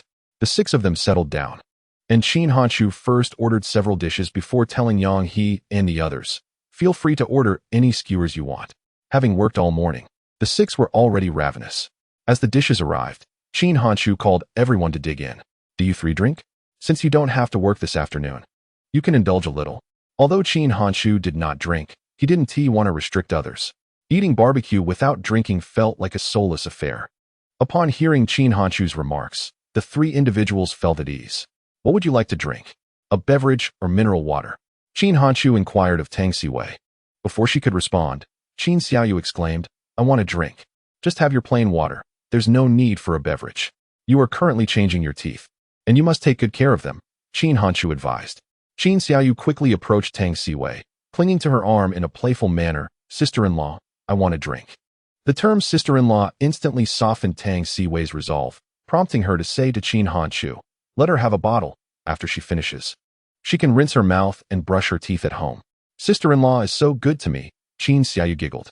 Qin Hanshu shot a disapproving glance at Qin Xiaoyu before requesting 2 bottles of beverages from the waiter. It's quite disheartening. Our boss has a girlfriend even before entering college, while the 3 of us remain single. Wang Qi sighed. Boss, aren't you looking to hire new employees? Perhaps a few female colleagues could balance things out? Chen Dong chuckled. Yang He's eyes lit up. That's a splendid idea. If female employees come aboard, I fear you might lose focus on your work. With all the distractions, it would be unjust for me not to compensate you properly. Listen to the boss. Women will only hinder your coding efficiency, Qin Hanshu remarked with a smile. Tang Siwei laughed at this. You speak from a position of ignorance, as the full-fed cannot fathom the hunger of the starving. The boss's wife has a point, Yang He added. Upon hearing the term boss's wife, Tang Siwei's spirits lifted even higher. I believe we should hire 2 female employees. It will make the work environment much more enjoyable. Long live the boss's wife. Chen Dong exclaimed, overwhelmed with gratitude. Qin Hanchu chuckled. Are there even female programmers? Although rare, they do exist. There are plenty of women in accounting, Yang He responded. One female accountant among a group of men? That could lead to conflict. Qin Hanchu remarked. It's all in the spirit of fair competition, Chen Dong retorted. You're usually quite reserved, yet you become animated when discussing women. Qin Hanchu teased Chen Dong. Chen Dong scratched his head sheepishly. Isn't it about contributing to the continuation of humanity? I felt too bashful to say it outright. After a brief pause, Qin Hanchu continued. Now, on to serious matters. I wish to develop a mobile application for Xiaomi Garden. What kind of talent do you think I should recruit? As a reborn individual. Qin Hanchu was acutely aware of the significance of mobile applications in the future, which is why he sought to lay the groundwork early. Lacking expertise in programming, he consulted Chen Dong and the others. Over the course of the meal, Qin Hanchu gleaned some understanding of software development. Upon returning to the courtyard, Qin Hanchu printed a recruitment notice and affixed it to the entrance. Only then did the three of them return home. After a busy morning, Qin Hanchu and Tang Siwei felt somewhat fatigued. Once home, the three retreated to their respective rooms for a midday nap. Just 40 minutes into their slumber, Qin Hanchu's phone rang. Upon answering, a woman's voice emerged. Hello, are you the one hiring an accountant? Yes. May I ask how old you are? Qin Hanchu inquired. 27. And I previously worked at a company for 2 years, the woman replied. If you are not in a hurry, please wait for me at the entrance of the courtyard. I will be there shortly, Qin Hanchu replied, and upon receiving an affirmative response from the other side, he rose and departed the room. With Tang Siwei at home, he felt no concern for Qin Xiaoyu. 20 minutes later, Qin Hanchu arrived at the courtyard. From a distance, he spotted a tall young woman standing at the entrance. As he closed the distance, he discerned her features more clearly. On a scale of 10, she would likely score around 7.5, placing her in the realm of above-average beauty. Hello, are you here to apply for the accounting position? Qin Hanchu inquired as he approached her. Who are you? The young woman responded, her brow furrowing at his question. I am the owner of the company, Qin Hanchu replied with a smile. Chapter 77. The Deceptive Tongue of Men. You are the company owner? The young woman's astonished reaction was anticipated by Qin Hanchu. After all, individuals of his age in such a position were rare. While some wealthy heirs might establish their own businesses at this age, most of them treated it as a mere pastime, and their ventures often closed shortly after inception. Come inside, and we can discuss further. If it suits you, you may stay. If not, you can continue your search. As he spoke, Qin Hanchu pushed open the gate of the courtyard. The company is located in the courtyard? The young woman had initially assumed that Qin Hanchu was merely posting an advertisement, unaware that the company operated from within the courtyard. Qin Hanchu nodded. We were previously based in the county, but just relocated to Kyoto yesterday. Seeing him step inside, the young woman pondered for a moment before following him in. The main room and the eastern wing served as office spaces, while the western wing was designated as the male employees' dormitory. We only finished tidying up today, so we have not officially commenced operations yet. The three of them had a few drinks at noon and should be resting now, Qin Hanchu whispered. Boss, who is this? Yang He emerged at the sound of their conversation. Upon seeing the young woman beside Qin Hanchu, his eyes instantly brightened. Is the boss already recruiting female employees so quickly? And she is quite impressive in both stature and appearance, he thought. Are you not sleeping? Qin Hanchu asked. Yang He chuckled. I did, but upon hearing the door open, I feared it might be a thief. Your vigilance is commendable. Go back and continue resting, Qin Hanchu replied. Yang He turned his gaze to the young woman. And this is? She is here for an interview, Qin Hanchu clarified. I shall remain awake to assist you in introducing our new colleague, Yang He declared. Qin Hanchu, uninterested in Yang He's banter, asked the young woman, do you have any questions? What does the company do? She inquired. Qin Hanchu responded, we are an internet media company, primarily producing the Jiandun Forum and Xiaomi Home. Upon hearing this, the young woman expressed her surprise. Is that the Xiaomi Home that operates through Penguin Space? Indeed, Yang He replied with a smile. By the way, I am still a member of Xiaomi Home. Your space decorations are truly beautiful. This is Yang He. He is our company's designer. The initial space templates were all crafted by him, Qin Hanchu indicated toward Yang He. Upon hearing Qin Hanchu introduce himself, Yang He promptly stood tall, exuding an air of dignity. The woman initially presumed that Qin Hanchu was merely dabbling in ventures. However, once she learned that Zimajiyun was his website, she dismissed that notion. The impressive growth of Xiaomijiyuan indicates a promising future. I have no reservations about the company. Here is my resume. As she spoke, the woman handed her resume to Qin Hanchu.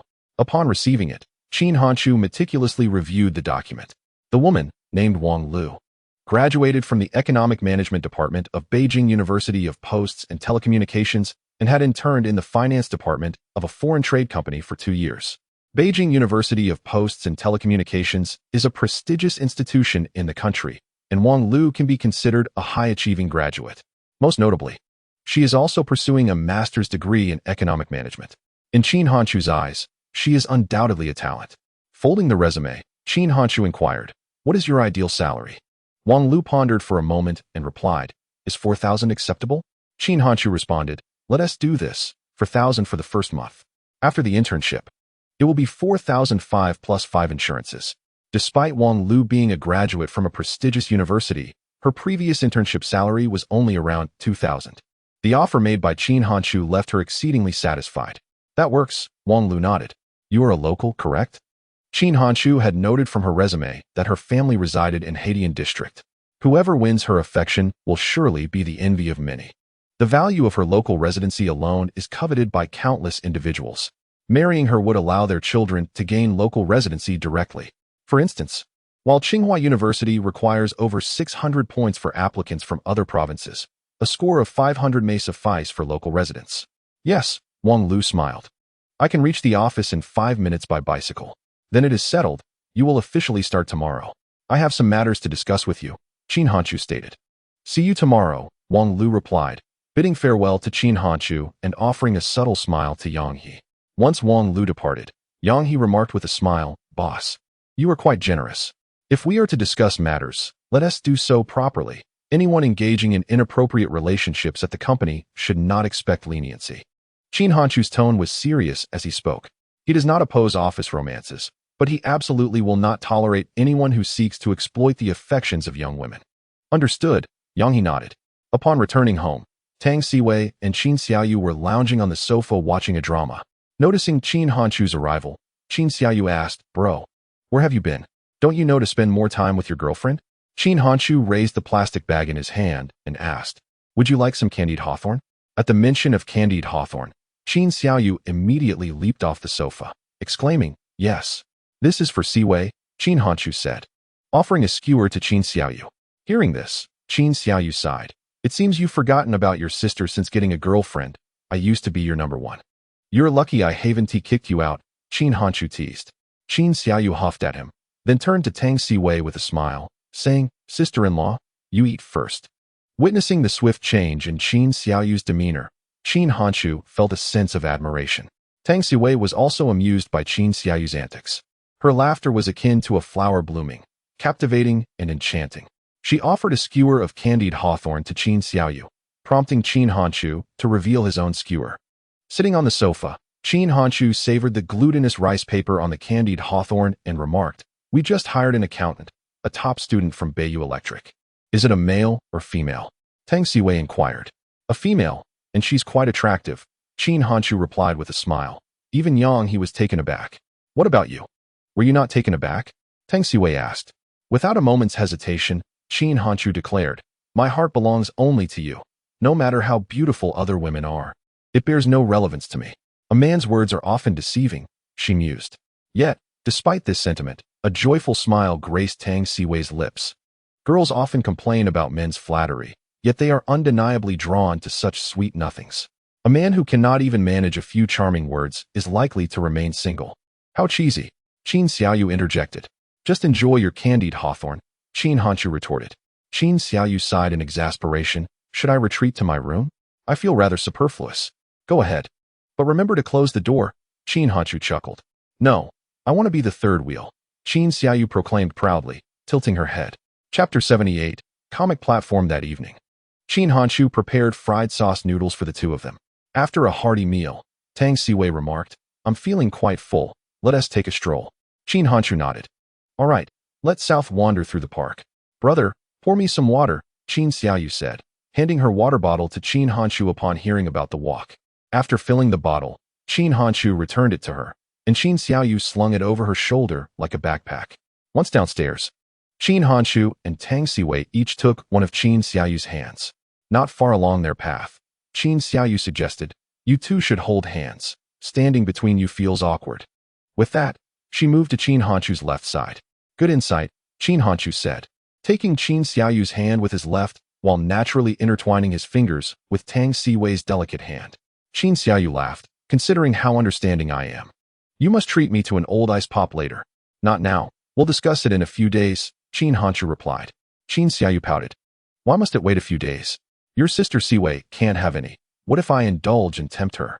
Qin Hanshu explained. "Why can't she eat?" Qin Xiaoyu asked. Puzzled. "She's not feeling well," Qin Hanshu responded. Tang Siwei, blushing, inquired, "How do you know?" "I saw a large band-aid when you went to the restroom." Qin Hanshu replied. "You truly are observant," Tang Siwei said, her cheeks flushed. Meanwhile, Qin Xiaoyu looked bewildered. "Sister-in-law, what is wrong with you? Should we see a doctor?" "No need. I just can't eat anything cold for now," Tang Siwei clarified. Qin Xiaoyu refrained from further questioning, simply stating, "All right, we won to eat today. Once you're better, we'll enjoy it together." "Sounds good," Tang Siwei smiled. As their cheerful banter continued, the trio arrived at the park, where they found older women already engaged in square dancing, though the trend was not particularly widespread at that time. Apart from the elderly women engaged in square dancing, there are also youths riding skateboards and roller skates. This era marks the zenith of roller skating's popularity, with numerous shopping malls featuring dedicated rinks. The pulsating music, the exhilarating rush of speed, and the envious glances from girls create an electrifying atmosphere. During this time, excelling at roller skating undoubtedly grants one preferential opportunities in romantic pursuits. It is no exaggeration to say that the skating rinks of that era served as prime hunting grounds for many young men. "Do you wish to learn how to roller skate?" Qin Hanshu inquired of Qin Xiaoyu. Qin Xiaoyu nodded, expressing her desire. "I shall buy you a pair when I have the time, and I will teach you," Qin Hanshu promised. "Can you really skate?" Tang Siwei asked. Qin Hanshu smiled confidently, declaring, "I am versatile." Such bravado. Tang Siwei chuckled in response. After a leisurely stroll around the square, the trio returned home. Both Qin Hanshu and Tang Siwei had writing to do, so Qin Xiaoyu occupied herself in the living room, watching animated shows. The following day, the three returned to the courtyard. By this time, Wang Lu was engaged in conversation with Chun Dong and his companions. The addition of a female employee brought an invigorating energy to their group. Upon meeting, Qin Hanshu introduced Tang Siwei and Wang Lu. After the two exchanged pleasantries, Qin Hanshu said, "Let us convene a brief meeting." Tang Siwei took Qin Xiaoyu to play on the computer, while Qin Hanshu and the others proceeded to the adjacent room. This room had already been transformed by Qin Hanshu into a small conference space, accommodating 10 individuals comfortably. Once seated, Qin Hanshu began, "First and foremost, let us extend a warm welcome to Sister Lu." Before he could initiate applause, Yang He and his companions had already erupted into enthusiastic clapping. Wang Lu smiled and nodded in acknowledgement of their warmth. Qin Hanshu glanced at Chun Dong and the others, who managed awkward smiles in return. "Sister Lu, shortly we shall venture out to purchase several computers. From today forth, I will separate my personal finances from the company's. You shall oversee the accounts." Qin Hanshu instructed Wang Lu. She inquired, "Do you have any specific arrangements in mind, particularly regarding taxation?" "What do you mean?" Qin Hanshu asked. Wang Lu elaborated, "Typically, business owners maintain two companies. One is the primary entity and another solely for investment purposes. This arrangement can legally reduce certain tax liabilities. That won't be necessary. All taxes will be paid in accordance with the law. When time permits, we should enroll Chun Dong and the others in the 5 social insurances. If you decide to remain with our company, you can enroll as well." As a reborn individual, Qin Hanshu was acutely aware of the stringent taxation regulations that lay ahead. While the practice of establishing 2 companies to evade taxes is a well-known industry norm, such actions can easily lead to legal complications. In this lifetime, having already amassed considerable wealth, Qin Hanshu saw no reason to engage in potentially unlawful activities for the sake of tax savings. Although paying more taxes was painful, it afforded him peace of mind. Wang Lu nodded in understanding. "Chun Dong, Wang Qi, your upcoming task is to establish a comic website. Our company aims to launch a comic platform. As for the operational model, you may refer to a certain Chinese website. In due course, we will also introduce a membership and subscription system." At this moment, Wang Lu gazed at Qin Hanshu with astonishment. Could this truly be just a high school student? His business acumen and eloquence were remarkably mature for his age. At such a young age, he aspired to establish a comic platform and adapt his novels into comics. After the meeting concluded, Qin Hanshu accompanied Wang Lu to the electronics street in Zhongguancun. Over the course of 2 hours, he procured 6 new computers. Additionally, he made a personal purchase of the latest laptop as a gift for Tang Siwei. With this laptop, she could write her novels in the dormitory. Upon returning to the courtyard, a delivery of computers awaited them. A gift for you, Qin Hanshu announced as he handed the laptop to Tang Siwei, while Chun Dong and the others unloaded the vehicle. A laptop? Tang Siwei exclaimed in delight. Qin Hanshu nodded, saying, "With this, you won't have to write by hand anymore." Overjoyed, Tang Siwei accepted the laptop and asked, "Was it expensive?" Talking about money can hurt feelings. If you're truly grateful, reward me with a kiss. As Chun Dong and the others entered the courtyard, Qin Hanshu pointed to his mouth, prompting Tang Siwei to glance around. Seeing no one approaching, she swiftly pecked Qin Hanshu on the cheek and said, "That's your reward." "Just a peck on the cheek?" Qin Hanshu replied, slightly vexed. "I'll make it up to you later." With that, Tang Siwei happily entered the courtyard, cradling her new laptop. After a flurry of activity, the 6 new computers were set up. Combined with the previous 3, the company now boasted 9 computers. As the veterans, Chun Dong and his companions naturally claimed 3 of the latest computers for their work. Wang Lu, serving as the accountant, had modest requirements for computer performance and thus opted for an older model. Chapter 79. The start of university at noon, Qin Hanshu personally prepared lunch. Wang Lu, a local from Beijing, had tasted many exquisite dishes throughout her life. Nevertheless, she was thoroughly impressed by Qin Hanshu's culinary skills. Not only did he possess a remarkable business intellect at such a young age, but he was also an exceptional cook. No wonder he had a girlfriend so early. How could such a man fail to attract the affection of girls?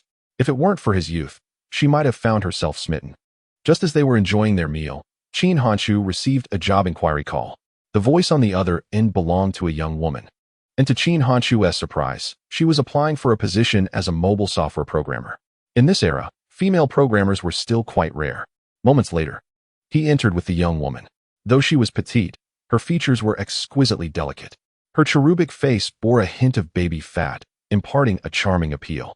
Upon seeing this adorable girl, Chun Dong and Wang Chi's eyes brightened once more. The young woman introduced herself as Ding Xuejia and, upon learning that Xiaomi Garden was Qin Hanshu's website, expressed her astonishment. What Qin Hanshu did not anticipate was that Ding Xuejia was also a registered member of Xiaomi Garden. It dawned on him that the platform was teeming with hidden talents. Given this revelation, why bother posting a recruitment notice? He could simply announce the job opening directly on his website. After a discussion, Ding Xuejia accepted Qin Hanshu's terms and officially joined Xiaoyu Media. In the afternoon, Qin Hanshu instructed Chun Dong to post a recruitment announcement in Xiaomi Garden. In addition to software engineers, Qin Hanshu also sought copywriters and comic artists. By 2007, the Yuqian Comics had already been established. Although it had yet to embark on commercial operations, Qin Hanshu was not inclined to invest in it. With the traffic support from Xiaomi Garden, he could easily create his own comic platform. He recruited artists specifically to produce the comic adaptation of Invincible War God. Beyond the comic division, Qin Hanshu also needed to establish an animation department, a move towards a broader entertainment strategy. Once the framework was in place, he could cultivate and develop talent independently. In the following days, the trio of Qin Hanshu and his colleagues arrived at the office punctually, resembling a regular work routine. Within just 3 days, Qin Hanshu received over 1,000 job applications. After meticulous screening, he hired 6 individuals, 3 software engineers, 2 artists, and 1 copywriter. With these additions, Xiaoyu Media now boasted a total of 11 employees. At that moment, the company had only 9 computers, prompting Qin Hanshu to purchase 2 more. Under his direction, software and web development were merged into a technical department, utilizing the main building as their workspace. The East Wing was designated for the comic and accounting departments, where all 4 members were female, while only Ding Xuejia represented the female demographic in the technical department. To welcome the new employees, Qin Hanshu organized a team-building event on Sunday evening. The youthful staff, all under 30, quickly became acquainted. After the team building concluded, everyone returned to their respective tasks, and the atmosphere became bustling with activity. As time passed, The commencement of the academic year arrived. Coincidentally, the start date for Renmin University aligned with that of Qin Xiaoyu. Establish good relationships with your classmates, avoid causing trouble, and focus on your studies. Qin Hanshu advised as he and Tang Siwei dropped Qin Xiaoyu off at school. Don't worry, I will get along well with my classmates, Qin Xiaoyu replied with a smile. Nodding, Qin Hanshu said, Go on in. I will pick you up after school. Goodbye, brother. Goodbye, sister-in-law. Qin Xiaoyu waved and turned to enter the classroom. Watching her walk away, Qin Hanshu turned to Tang Siwei and suggested, Let us head over to register as well, since Tang Siwei needed to stay on campus. She had more luggage to carry. As her boyfriend, Qin Hanshu naturally wanted to showcase his supportive nature. The campus buzzed with excitement, resembling a bustling market from afar. Accompanied by Qin Hanshu, the two made their way to the registration area for the law department. After a series of procedures, filling out forms, paying fees, and taking photos, Tang Siwei finally received her student ID. I'll find my dormitory myself. You go ahead and register, she said. It won't take long. Let me help you carry your things downstairs so you don't tire yourself out, Qin Hanshu replied with a smile. Having a boyfriend is wonderful, Tang Siwei remarked with a grin. Make sure to build good relationships with your roommates.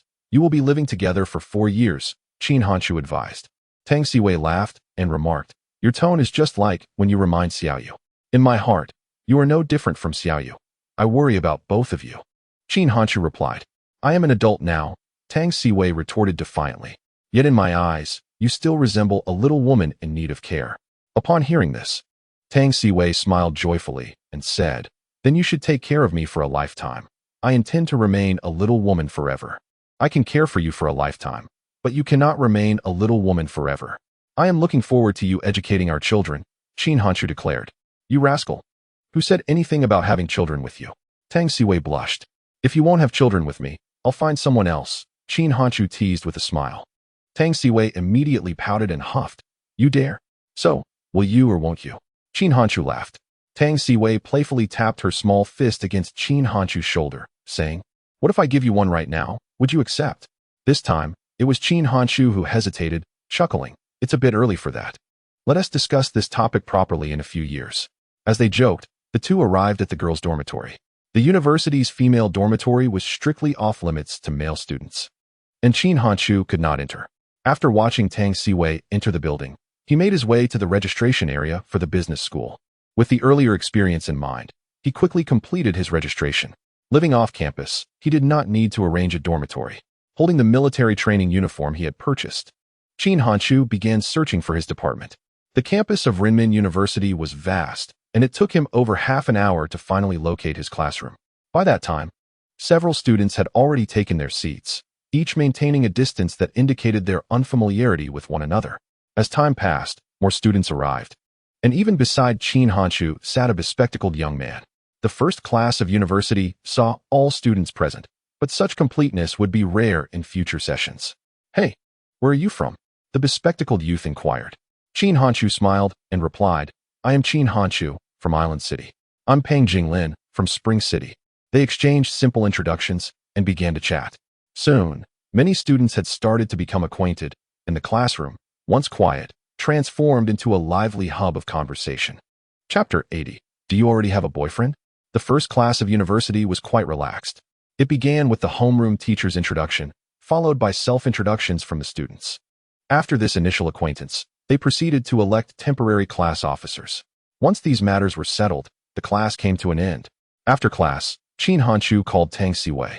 10 minutes later, they met in the school square. What are we doing now? Tang Siwei asked, naturally taking Qin Hanshu's hand as she approached. I'm taking you to buy sunscreen, a water bottle, and wet wipes, Qin Hanshu replied. ISNT military training starting in a few days? Tang Siwei inquired curiously. It's always wise to prepare in advance, Qin Hanshu responded. Tang Siwei nodded in agreement. You make a good point. Let's go. After a brief conversation, the two walked hand in hand toward the outside of the campus. Though Tang Siwei hails from a modest town, her beauty is undeniably of the highest caliber. Even upon entering university, she remains a strong contender for the title of Campus Belle. Throughout her journey, Tang Siwei's allure has captivated numerous admirers. The sight of her hand in hand with Qin Hanshu has left many young men feeling disheartened. Is she a freshman this year? To have a boyfriend upon arrival? She must have been claimed back in high school. This fellow certainly moves quickly. Several second-year students observed Qin Hanchu and Tang Siwei's retreating figures, engaging in hushed discussions. In the university setting, it has become customary for upperclassmen to pursue their junior counterparts. Thus, each academic year, upperclassmen select their objects of affection. With her tall stature and exquisite features, Tang Siwei is undoubtedly a favored candidate for the title of campus beauty, drawing the attention of many upperclassmen. After leaving the campus, Qin Hanchu escorted Tang Siwei to a supermarket. Following a shopping spree, they found themselves at noon, carrying a large bag of items. Qin Hanchu brought Tang Siwei to the entrance of her dormitory. "I'll wait for you here. Let's head to the cafeteria together to see what's on offer," he said. Tang Siwei smiled and nodded. "Wait for me. I'll be down shortly." Accepting the plastic bag from Qin Hanchu, she hurried into the dormitory. Upon entering, she found 3 girls engaged in conversation. "Siwei, are you done shopping? We wanted to invite you to go with us." During the earlier dormitory arrangements, Tang Siwei had already met her roommates. The girl speaking was Wenrong, sporting a short hairstyle and an extroverted personality. Feeling a bit shy, Tang Siwei replied, "My boyfriend took me shopping. When are you planning to go? If time permits, I'd love to join you for an outing." "A boyfriend? You already have a boyfriend?" chimed in Dai Xiaoqi, whose long, slightly golden hair and features suggested a hint of mixed heritage. It must be said that the overall appearance of Tang Siwei's dormitory is quite remarkable. She chose a 4-person room, providing a pleasant environment and ample space. "Yes, we've been classmates since middle school." Tang Siwei blushed as she spoke. "How enviable," remarked Ma Qianwen, the 3rd roommate, whose beauty might not be striking but exuded a serene charm.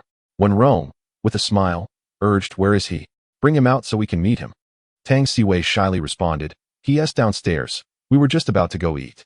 "Then what are we waiting for? Let us go together." Dai Xiaoqi's curiosity was piqued. Eager to glimpse what Tang Siwei's boyfriend looked like.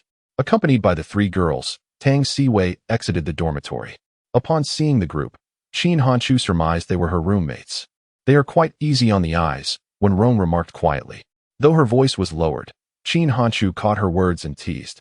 "Are you subtly implying that I'm unattractive?" "Not at all. I meant to say you may not be conventionally handsome, but you possess a commendable charm." Wenrong hurriedly clarified, a hint of embarrassment coloring her cheeks. Qin Hanchu smiled, understood. "Your boyfriend is quite witty," Ma Qianwen observed with a smile. "How did you win over our Siwei?" Dai Xiaoqi inquired with curiosity. "I enchanted her with my charm," Qin Hanchu replied with a grin. A conversation among a few individuals left Tang Siwei blushing furiously. "Please, do not tease me," Tang Siwei shyly remarked. "She's embarrassed." When Rome and the others laughed, Qin Hanchu reached out and pulled Tang Siwei closer to him, then stated, "Since we are all here, allow me to treat you all to a meal." "No need. We merely came to meet Siwei's boyfriend, not for a free meal," When Rome hurriedly replied. Qin Hanchu chuckled, "Do not be so polite with me. I will need your assistance in looking after my girlfriend in the future." "Indeed, no need for formality. Let us dine together," Tang Siwei suggested. "In that case, we shall not hold back," Dai Xiaoqi added. Under Qin Hanchu's guidance, the 5 made their way to a restaurant named Dongxi Mingfang. After being seated, Qin Hanchu encouraged Wenrong and the others to order. Not wishing to burden Qin Hanchu with expenses, they opted for the most economical dishes. After receiving the menu, Qin Hanchu added 2 signature dishes from Kyoto. "By the way, I have yet to introduce myself. I am Qin Hanchu, Tang Siwei's boyfriend." On their way to the restaurant, the 4 girls had been whispering amongst themselves, leaving Qin Hanchu without an opportunity for introductions. Following this, Wen Yan, Dai Xiaoqi, and the others introduced themselves in turn, establishing a preliminary acquaintance. As they dined, the conversation among the 5 flowed more naturally. At that moment, Qin Hanchu's phone rang. Glancing at the caller ID, he answered. "Sister Lu, what is it?" "The Rolling Stone Disco in Kyoto wishes to invite Jiayao and Shui Guanyin for a commercial performance, with a fee of 50,000 each." Sister Lu informed him. Qin Hanchu was taken aback. This was his first commercial performance order. The Rolling Stone Disco is arguably one of the finest in Kyoto. "I will contact Jiayao and Shui Guanyin and get back to you shortly," he replied, hanging up. Turning to the 4, he said, "Please continue eating. I need to make a quick call." With that, he stood and walked outside. Are Jiayao and Shui Guanyin the 2 performers from Xiaomi Home? In this era, how many young people do not engage with Penguin Space? Although Xiaomi Home has only a few million registered members, the number of those familiar with it exceeds 10 million. When Rong, an avid user of social media, had heard Jiayao and Shui Guanin's performances on a high school friend's page. Although she did not particularly enjoy this genre of music, she recognized their names. Tang Siwei nodded, yes. Does your boyfriend know them? When Rong inquired curiously, Tang Siwei replied nonchalantly, yes, he is the administrator of Xiaomi Home. Jiayao and Shui Guanin are his contracted artists. Qin Hanshu is the administrator of Xiaomi Home? When Rong and the others exclaimed in surprise. At this moment, Xiaomi Home was exceedingly famous online, boasting over 4 million registered members. The trio was astonished to learn that Qin Hanshu was the administrator. At merely 18 years of age, Tang Siwei lacked the restraint typical of adults. The astonished expressions of her friends greatly satisfied her sense of vanity. She nodded with a hint of pride, yes. I have heard that the webmaster of Xiaomi Garden is also a novelist on a particular Chinese website, and his works seem to be quite renowned, Ma Qianwen exclaimed. Tang Siwei smiled and replied, the results are quite commendable. Upon hearing Tang Siwei's response, Dai Xiaoqi marveled, to be so impressive in your first year. It's no wonder you would be willing to commit yourself. Meanwhile, Qin Hanshu had already finished his phone conversations with Jiayao and Shui Guanin.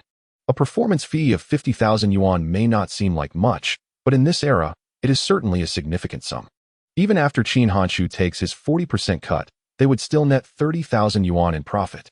Earning 30,000 in a single night, how could they possibly refuse? After receiving their responses, Qin Hanshu requested the contact number of the Rolling Stone representative from Wang Lu. Although it was merely a one-night performance, Qin Hanshu felt it necessary to sign a contract with the other party. Furthermore, the travel expenses for the two of them should also be reimbursed by Rolling Stone. The company, being quite affluent, did not regard the few thousand yuan in transportation costs as a burden, and thus readily agreed.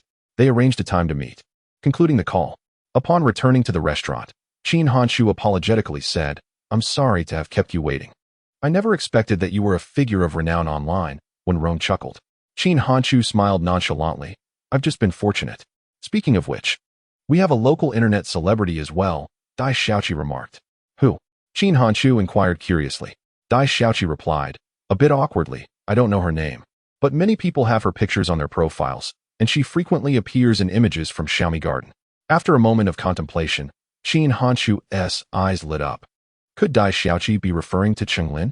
This name had once been hailed as the progenitor of internet fame. In this age, her selfies were revered by countless young men as the epitome of beauty. Her pictures were ubiquitous across platforms like Penguin Space and adorned countless avatars, embedding her into the collective memory of many netizens. Although Qin Hanshu had seen her introduction, she did not linger in his memory.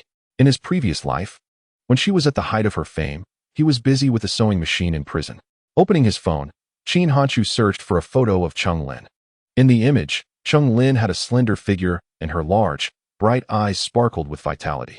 With her fashion-forward attire and pure, exquisite features, she was indeed comparable to any film star. Is this her? Qin Hanshu asked, presenting the photo to Dai Xiaoqi. After a glance, Dai Xiaoqi nodded. Yes, that's her. Qin Hanshu's eyes brightened. She was a promising prospect. If he could secure her signature, his media company would gain another formidable talent. Once live streaming took off, Cheng Lin's popularity could undoubtedly propel her to the pinnacle of internet fame. In Qin Hanshu's recollection, Cheng Lin faded from the spotlight not long after her rise. Rumors circulated online suggesting that she withdrew due to the misuse of her images and scams, fearing the association with such fraudulent activities. It seemed this was the reason for her retreat from the online world. When she eventually returned, she was already a divorced single mother. By then, live streaming had become immensely popular. Although she garnered some attention due to her past fame, she ultimately missed the prime opportunity of her time. Do you know how I can get in touch with her? Qin Hanshu inquired. Dai Xiaoqi replied, I only know that she studies at Wuhan University. Qin Hanshu smiled and said, Thank you, I understand now. Are you planning to sign her? Tang Siwei asked. Yes, Xiaomi Garden is in need of a brand ambassador. She has numerous admirers online, making her quite suitable. Qin Hanshu nodded. Are you also one of her admirers? Tang Siwei scrutinized Qin Hanshu. Her expression prompted a chuckle from Qin Hanshu. Are you feeling jealous? No, how could I be jealous? Tang Siwei retorted, the words contradicting her heart. Qin Hanshu reassured her. Rest assured, My interest in her is purely business-related. Trust me, I won't be fickle. I certainly trust you. Tang Siwei, slightly embarrassed by Qin Hanchu's insight into her feelings, responded. After all, her youthful nature made her inclination to jealousy quite normal. Once they finished their meal, the five of them departed from the restaurant together. At the entrance, Tang Siwei told Qin Hanchu, I'll accompany them shopping. You can entertain yourself. All right, let's video call in the evening, Qin Hanchu replied. Don't worry. I'll return your girlfriend to you tonight, Dai Xiaoqi joked. Goodbye, esteemed personage, they said, laughing as they walked away. After a short distance, Tang Siwei turned around, smiling and waving at Qin Hanchu, bye-bye. He waved back, and once the four of them had gone far, he logged into his mobile QQ. There was a management group for Xiaomi Garden, comprising all moderators, legion leaders, and management from gaming guilds. Are there any brothers studying at Wuhan University? Qin Hanchu sent a message in the group. Boss, what are you up to? The boss is making an appearance? I'm from Wuhan University. What plans do you have? The legion leader of the gaming division asked. Qin Hanchu stated, there's a girl named Cheng Lin at your school, right? Yes. She is the campus belle of Wuhan University and quite renowned online, they confirmed. Qin Hanchu continued, go find her and give her my phone number, mentioning that I wish to discuss something with her. Boss, you're not thinking of pursuing her, are you? I think you two would make a lovely pair. Both being internet celebrities. As they realized Qin Hanchu's intention to contact Cheng Lin, playful teasing ensued. Qin Hanchu interjected, no joking, I have a girlfriend. Rest assured, even if I have to break into the girls' dormitory, I will complete the task you've assigned, came the reply. There's no need for that. Are you really going to break into the girls' dormitory for me? I want to take the blame. Qin Hanchu hastily sent a message. His words elicited bursts of laughter from the group. After chatting with the managers for a while, Qin Hanchu finally turned off his data. In this digital age, data is indeed quite precious. In the afternoon, Qin Hanchu purchased an electric scooter.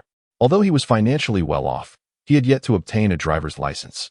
So he opted for the scooter as a means of transport. The school was quite far from Wangquan Garden, so having an electric scooter would be more convenient, especially for picking up Qin Xiaoyu. At 5:30 in the afternoon, Qin Hanchu arrived at the primary school entrance on his newly purchased scooter. Shortly after, students began to emerge in a line. Xiaoyu. As Qin Hanchu caught sight of Qin Xiaoyu from a distance, he waved and called out to her. Chapter 82. Although Qin Hanchu's voice was quite loud, the cacophony at the school gate was overwhelming, rendering his call unheard by Qin Xiaoyu. However, she soon spotted him and, after exchanging a few words with her teacher, hurried over to his side. Glancing at the newly purchased electric scooter, she inquired, Brother, is this your new ride? Qin Hanchu nodded with a smile. Do you find it appealing? It looks great. Take me out for a ride. Qin Xiaoyu exclaimed joyfully. Isn't the ride home just a spin? Come over and put on the helmet, he replied, retrieving the pink helmet he had prepared earlier. Most girls have a penchant for pink, and upon seeing it, Qin Xiaoyu beamed with delight as she donned the helmet. Once secured, she took her place on the back seat of the scooter. Hold on to my shirt, Qin Hanchu reminded her. All set, driver, let's go. Qin Xiaoyu laughed, gripping his shirt tightly. With a chuckle, Qin Hanchu set off, leaving the elementary school behind. As the flow of traffic diminished, he asked, How was your day? Are you keeping up with your studies? It was all right. I made several new friends today, Qin Xiaoyu replied with a smile. If something's bothering you, remember you can always tell me, Qin Hanchu said. Qin Xiaoyu nodded, I know. Let's eat first when we get home. Then you can sit next to me while I do my homework. I'll help you with anything you don't understand, she suggested. Engaged in light banter, the siblings made their way home. While Qin Hanchu prepared dinner, Qin Xiaoyu opened her computer to chat with their parents. Xiaoyu, dinner is ready, Qin Hanchu called out once the meal was prepared. In her room, Qin Xiaoyu turned to the camera and smiled. We're having dinner now. Goodbye, Dad. Goodbye, came the voice of Qin Dalong from the speaker. After ending the call, she washed her hands and sat down to eat. Brother, when will you take me ice skating? She asked between bites. I'll take you on Sunday. Just remind me, as I have quite a lot on my plate, and I might forget, Qin Hanchu replied. Don't worry. I'll remind you every evening during dinner, she laughed. After their meal, the siblings entered their room together. While Qin Hanchu typed away at his novel, Qin Xiaoyu sat beside him, diligently working on her homework. Assisting a child with their studies can be quite exhausting. During their time in the county, Qin Hanchu often found himself exasperated by Qin Xiaoyu's antics.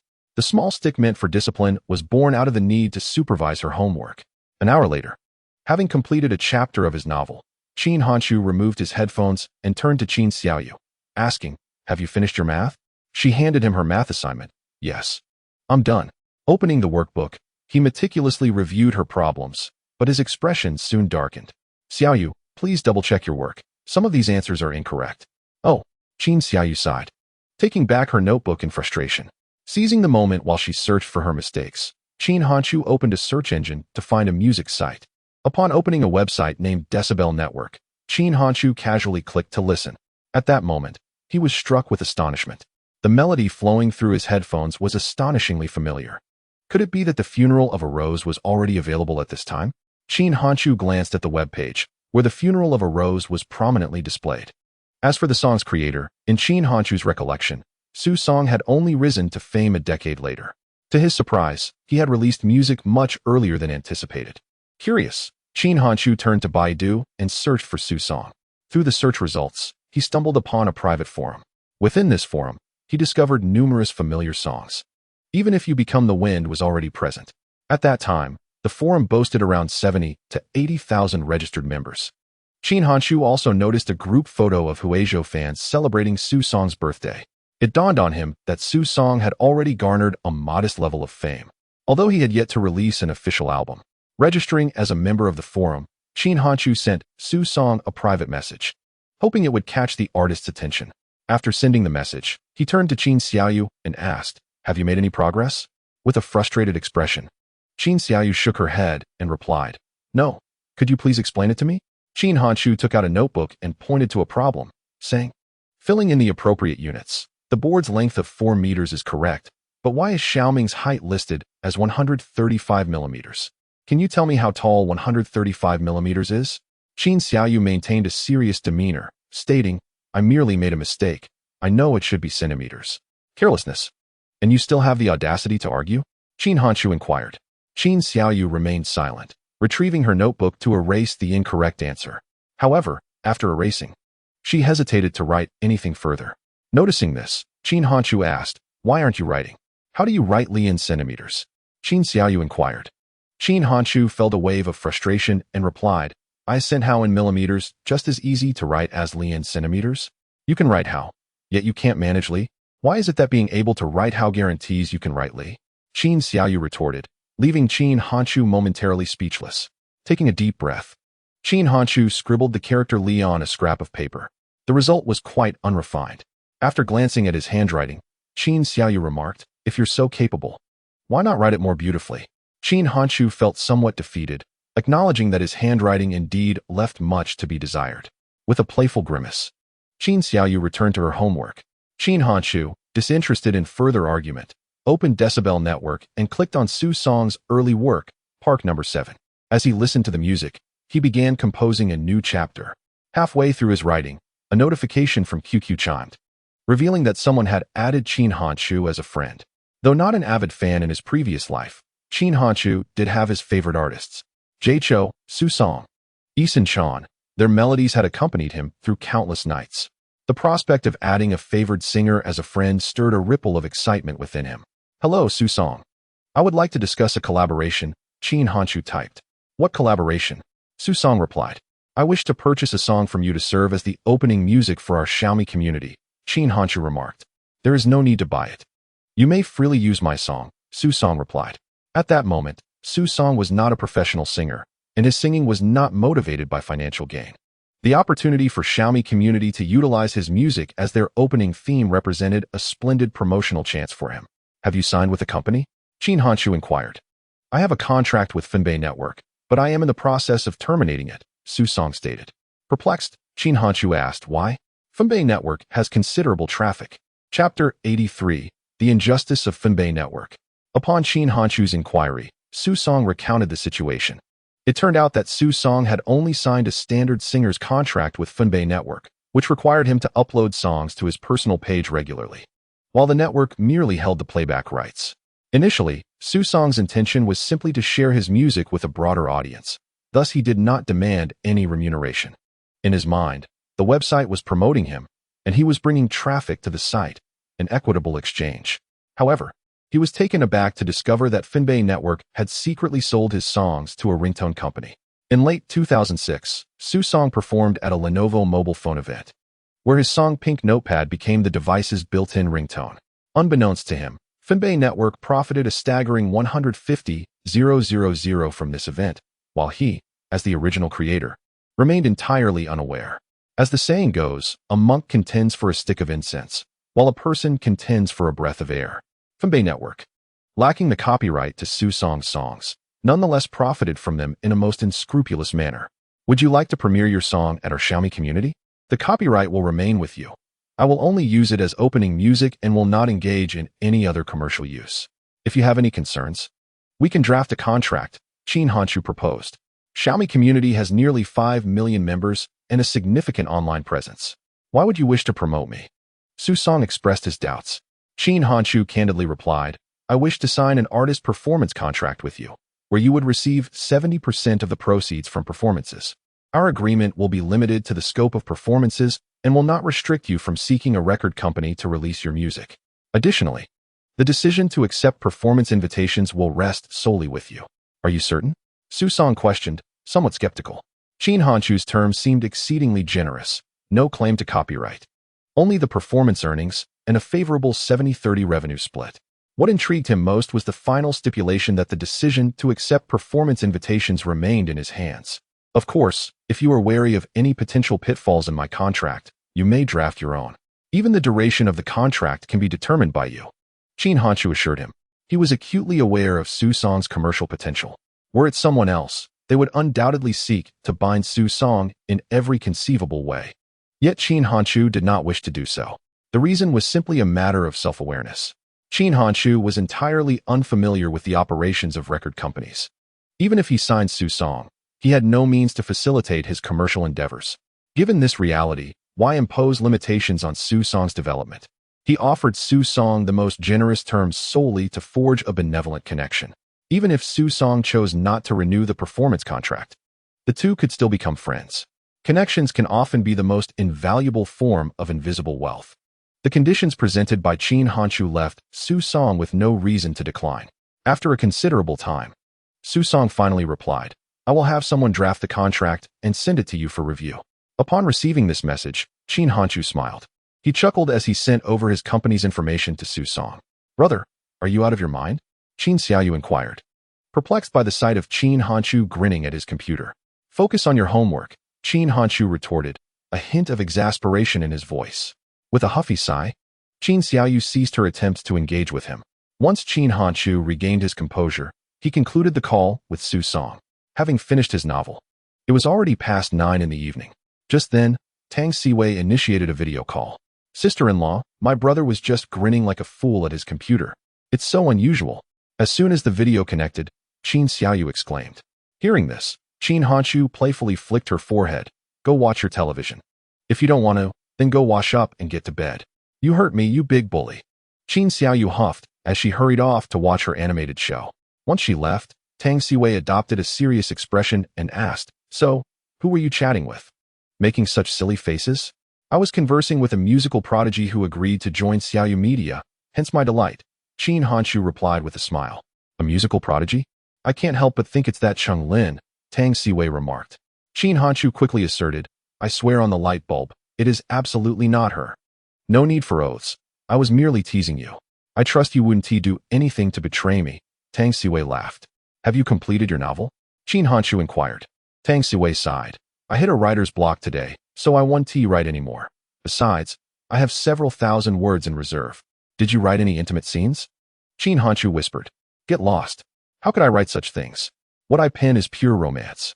Tang Siwei exclaimed, her cheeks reddening. Qin Hanshu smiled. It's been a while since I've read your work. I should take a look sometime. Perhaps I might discover your little thoughts within. You're not allowed to read it, Tang Siwei quickly replied. After chatting for half an hour, Tang Siwei softly said, I need to turn off the lights. See you tomorrow. Bye. After ending the video call, Qin Hanshu made his way to the living room. At that moment, Qin Xiaoyu was nestled against a plush bear. Engrossed in her animated show. Xiaoyu, it's time to wash up and go to bed, Qin Hanshu gently prompted. Qin Xiaoyu glanced at the clock and replied, Just 10 more minutes. You said it. Only 10 minutes, Qin Hanshu reminded her. Okay, Qin Xiaoyu nodded, her gaze fixed on the television. Qin Hanshu settled onto the sofa, quietly watching the clock. 10 minutes passed swiftly. Before Qin Xiaoyu could react, he turned off the television. Seeing the screen go dark, Qin Xiaoyu was incensed. The 10 minutes are up. You have to keep your word.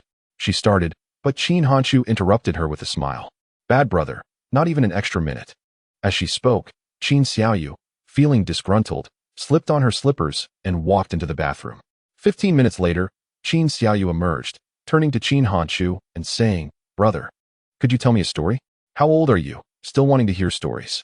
Qin Hanshu replied. In a playful tone, Qin Xiaoyu insisted, just one. And you once have to tell me another tomorrow. Seeing her adorable demeanor, Qin Hanshu felt his heart melt, and he smiled, saying, All right, I will tell you one. Accompanied by Qin Hanshu, Qin Xiaoyu returned to her room. Once she was comfortably nestled in bed, Qin Hanshu picked up a storybook and began to read. After just 2 paragraphs, Qin Xiaoyu had already drifted off to sleep. The quality of a child's slumber is indeed enviable. Setting the storybook aside, Qin Hanshu turned off the bedside lamp and quietly exited the room. After finishing his evening routine, Qin Hanshu climbed into bed. Just as he lay down, a text message arrived on his phone. Are you asleep? Would you like to chat a little longer? The message was from Tang Siwei. As long as you wish to talk, I could converse with you until dawn, he thought as he composed a reply and sent it. In an era where data plans were costly, text messaging was the most popular means of communication. Of course, prior to the introduction of thumb-sized packages, the cost of a message was also not negligible, at 10 cents per text. Chapter 84. If you become the wind the following day. Qin Hanshu was roused from his dreams by a knocking at the door. What is it? He murmured, blinking sleepily. Brother, my alarm has gone off. Why haven't you gotten up to make breakfast yet? Qin Xiaoyu called from outside the door. Upon hearing this, Qin Hanshu sprang upright. He had set the alarm for Qin Xiaoyu to wake up for breakfast, yet he himself was still in bed. He had stayed up too late chatting with Tang Siwei the night before. Quickly brush your teeth and wash your face. I'll take you out for breakfast. Qin Hanshu called out as he hurriedly dressed. Got it. Qin Xiaoyu responded before heading off to freshen up. 10 minutes later, Qin Hanshu and Qin Xiaoyu left the community. Arriving at a breakfast shop, Qin Hanshu purchased fried dough sticks and soybean milk. They finished their meal in haste before rushing off to school. Fortunately, they arrived on time. And Qin Xiaoyu was not late. As for Qin Hanshu, he had ample time. Apart from mandatory credit courses, he could afford to skip other classes occasionally. While attending class, Qin Hanshu's phone vibrated. He glanced at the lecturer at the podium before pulling out his phone, noting that it was an unfamiliar number. He initially declined the call and then sent a message. In class, I'll call you back shortly. During this period, there were no nuisance calls. If someone was calling, it was likely for a reason. After class, Qin Hanshu dialed the unfamiliar number. The call connected, and a woman's voice greeted him. Hello, is this Cheng Lin? Qin Hanshu inquired tentatively. Yes, it is. What can I do for you? Cheng Lin replied. Without beating around the bush, Qin Hanshu stated directly. I would like to invite you to join my media company as a signed artist. Me? An artist? Cheng Lin asked, puzzled. What would I need to do? Singing and dancing are not my forte. We are preparing to produce a web drama, and I would like you to play the leading role, Qin Hanshu explained. Upon hearing this, Cheng Lin chuckled, the female lead? Shouldn't I at least show you some consideration? What do you mean by consideration? Qin Hanshu was momentarily taken aback. Stop pretending. I've seen enough news. Cheng Lin scoffed. I have no interest in becoming a star, and you shouldn't harbor any intentions towards me. It was only then that Qin Hanshu comprehended her words, and he replied with a smile, You misunderstand. I am already in a relationship and wouldn't engage in such behavior. Who says having a girlfriend precludes infidelity? There are even those who have wives while keeping mistresses. Cheng Lin retorted. You make a valid point, but I truly have no ulterior motives. How about this? Let us video chat in the afternoon, he suggested. Qin Hanshu was taken aback to be perceived as a scheming villain, yet he did not feel angered. It was prudent for a girl to be cautious and protective of herself. Trusting others too easily often leads to deception. Cheng Lin fell silent for a moment before conceding. All right, I will add your QQ account shortly. Just as Qin Hanshu concluded the call with Cheng Lin, Tang Siwei rang him. Have you finished your class? Tang Siwei inquired gently. Qin Hanshu nodded. Yes, and you? I just left the teaching building. Shall we take a stroll around the playground? Tang Siwei proposed. Certainly. See you at the square, he replied, and made his way there. After waiting for 5 minutes at the square, Tang Siwei joyfully trotted towards him. Upon reaching Qin Hanshu, She linked her arm with his and said, "Let us go." Qin Hanchu smiled and nodded, then walked alongside her towards the playground. As they strolled, he recounted the incident involving Chung Lin. Upon learning that Qin Hanchu had been mistaken for a nefarious character, Tang Siwei laughed. "If it were me, I would also think you had ill intentions. It's all right. Once she sees my face, she will surely believe I am a good person," he assured her. "Would you like me to help you talk to her? Communication tends to be smoother between girls," Tang Siwei suggested. Qin Hanchu pondered for a moment and nodded. "All right. I'll video chat with her at the company this afternoon." Although it was still morning, numerous couples had already gathered at the playground. Some were even unabashedly kissing in public. Each time Tang Siwei witnessed such scenes, she would lower her head and steal glances. "Shall we find a place to kiss as well?" Qin Hanchu teased, having caught the glimmer in her eyes. Hearing this, Tang Siwei's face flushed crimson, and she playfully huffed. "You rogue, I would never do that in public." Qin Hanchu chuckled knowingly. "Understood. Then let us save that for home." "You rascal," she exclaimed. Her cheeks still flushed as she quickened her pace ahead. As a reborn individual, Qin Hanchu was well aware of Tang Siwei's current feelings. The term rascal seemed to imply that he was lacking in modesty, yet in truth, she was the one feeling shy. Her lack of a direct refusal subtly indicated her acceptance of his thoughts. At that moment, a man should take action. When given an opportunity, one must prove their worth. "Shall we head home for lunch? I'll prepare some spicy chicken feet for you," he said, hastening his steps to catch up with her, smiling. Tang Siwei responded with a cheerful hum, and then took his hand once more. After meandering around the playground, they arrived at the parking shed together. As they embarked on their electric vehicle, Qin Hanchu playfully remarked, "Hop in, let's go shopping for groceries." Tang Siwei, with a smile, settled into the back seat and wrapped her arms around Qin Hanchu's waist. Under the envious gazes of other boys, Qin Hanchu drove Tang Siwei away from the campus. They first visited the market to procure ingredients before returning home together. "You can play on the computer for a while. I'll call you when the meal is ready," Qin Hanchu suggested. "I'll join you in the kitchen," Tang Siwei replied. "All right." Qin Hanchu chuckled. "You cook the rice, and I will prepare the dishes."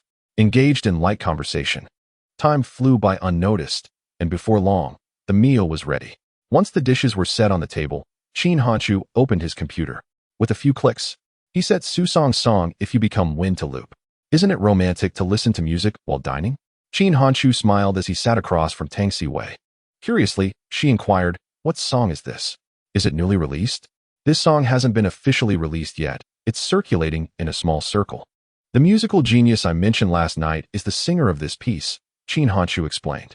"It's quite melodious. The lyrics evoke a warm feeling," Tang Siwei remarked, a smile gracing her lips as she absorbed the lyrics.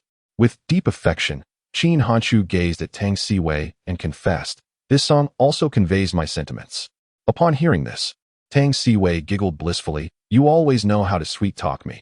Is your tongue coated in honey?" Qin Hanchu approached Tang Siwei, a mischievous grin on his face. "If it's coated in honey, why not taste and find out?" Before Tang Siwei could react, Qin Hanchu's face inched closer. The gentle contact caused her eyes to widen momentarily before softly closing, her arms instinctively draping around his neck. Chapter 85. The beauty pageant sweet and sticky. "I can even catch a whiff of a young girl's fragrance." Tang Siwei playfully pouted, her cheeks flushed. At this moment, Qin Hanchu finally managed to hit the brakes. Continuing further would surely lead to speeding. Though he felt a tinge of reluctance to stop, he knew he had to draw the line. "I intend to cherish you for a lifetime," he said as he returned to his seat with a sly smile. "How annoying. I'm eating, so I'll ignore you," Tang Siwei responded, her bashfulness evident, prompting Qin Hanchu to beam with satisfaction. As they dined, they nestled together to watch a bit of television. Couples in love often find themselves unconsciously entwined. After a while, Qin Hanchu suggested, "Let us head to the office. If we linger any longer, I might be unable to resist devouring you." "You are such a big bad wolf," Tang Siwei said, her lips slightly moist and her face as red as an apple. "I am the big bad wolf, and you are the little lamb," Qin Hanchu retorted. In the afternoon, neither of them had any significant classes. Qin Hanchu drove Tang Siwei to the courtyard, where Yang He and others were diligently engaged in their respective tasks. After greeting everyone, Qin Hanchu placed the snacks he had bought on the table. "Sister Ding, how is the progress?" he inquired, approaching Ding Xuejia. With a smile, she replied, "We can conduct tests next month. As long as the tests go smoothly, it can be launched for use. At the outset, Qin Hanshu nodded in acknowledgement and subsequently inquired of Chen Dong, "How is the comic website progressing?" "The foundational features have been perfected, and we are currently implementing member subscription functionalities, which should take approximately another fortnight," Chen Dong replied. Upon receiving Chen Dong's response, Qin Hanshu turned to Tang Siwei and instructed, "Distribute the snacks among them. I wish to check if Chung Lin is online." As Tang Siwei began to share the snacks, Qin Hanshu opened his laptop and logged into QQ. No sooner had he logged in than a friend request popped up. The sender was none other than Chung Lin. After accepting the request, Qin Hanshu initiated a video call. Soon, Chung Lin appeared on the screen. Upon seeing Qin Hanshu, Chung Lin expressed her surprise. "You are the administrator of Xiaomi Garden?" Qin Hanshu nodded with a smile. "What do you think? I don't appear to be a villain, do I?" "That's hard to say," Chung Lin replied. Feeling somewhat embarrassed, Qin Hanshu responded, "What must I do for you to believe I am not a bad person? That should be your concern," Chung Lin retorted. At this moment, Tang Siwei approached from behind him and smiled at the camera. "Hello, Chung Lin. I am Hanshu's girlfriend, Tang Siwei." "Hello." Upon hearing Tang Siwei declare herself as Qin Hanshu's girlfriend, Chung Lin's wariness towards him diminished somewhat. "Hanshu means you no harm. He merely wishes to engage in a business collaboration with you," Tang Siwei said with a smile. Chung Lin pondered for a moment before asking, "How would this collaboration work? By the way, what was that web drama you mentioned?" In this era, the concept of web dramas had yet to be established. Though Chung Lin could surmise it involved filming a television series, she was puzzled as to why it was referred to as a web drama. A web drama is a film or television production disseminated online, without airing on television, Qin Hanshu explained. "Such a genre exists? How is compensation determined?"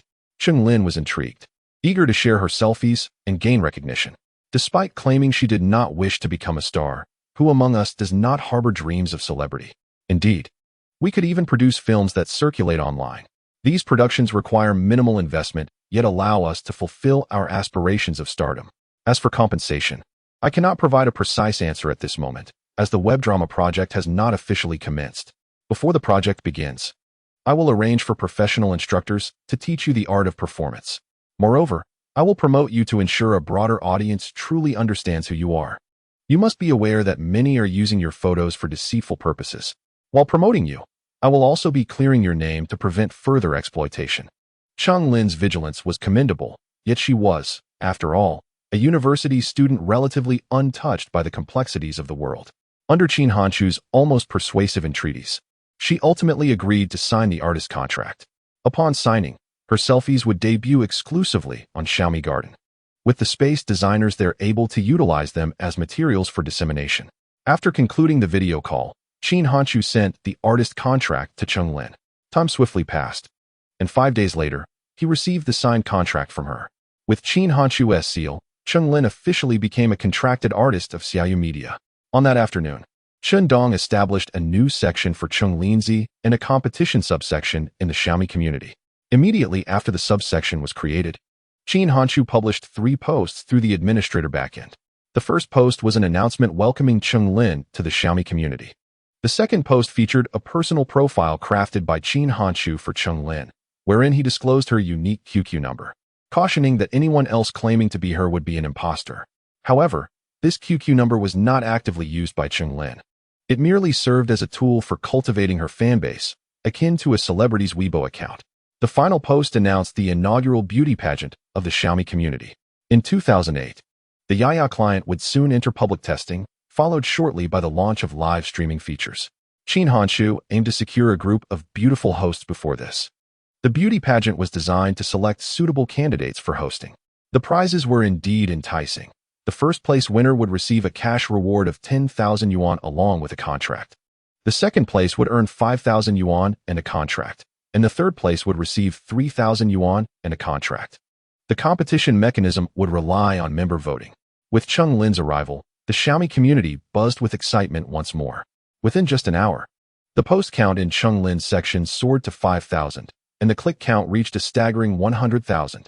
It was at this moment that Chung Lin logged into her account and shared her first stunning selfie. With her post, the Chung Lin section became even more vibrant. "Wow, it's really her. I can't believe she has joined the Xiaomi community. Her name is Chung Lin, and she is absolutely gorgeous. My dream girl." Just yesterday, someone impersonated her to pursue an online romance, but thankfully, I didn't fall for it. Qinglin, I like you. Would you be my girlfriend? The boss is impressive, and the Xiaomi family is amazing. By midnight, the post garnered 200,000 clicks and thousands of replies. Meanwhile, countless netizens shared Qinglin's profile on QQ Space.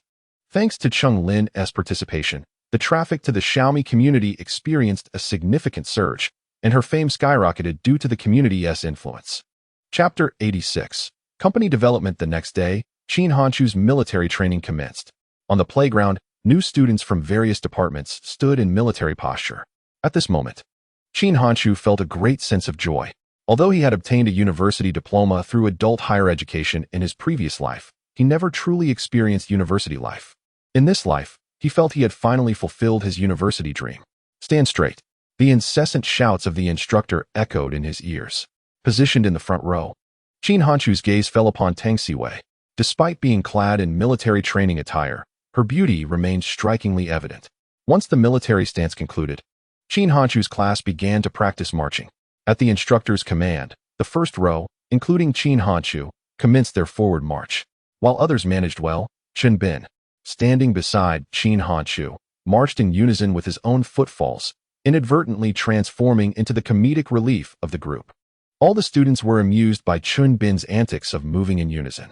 Each year during military training, a few jovial spirits who move in sync always emerge. Even Qin Hanchu, possessing the soul of an adult, found himself laughing to the point of discomfort.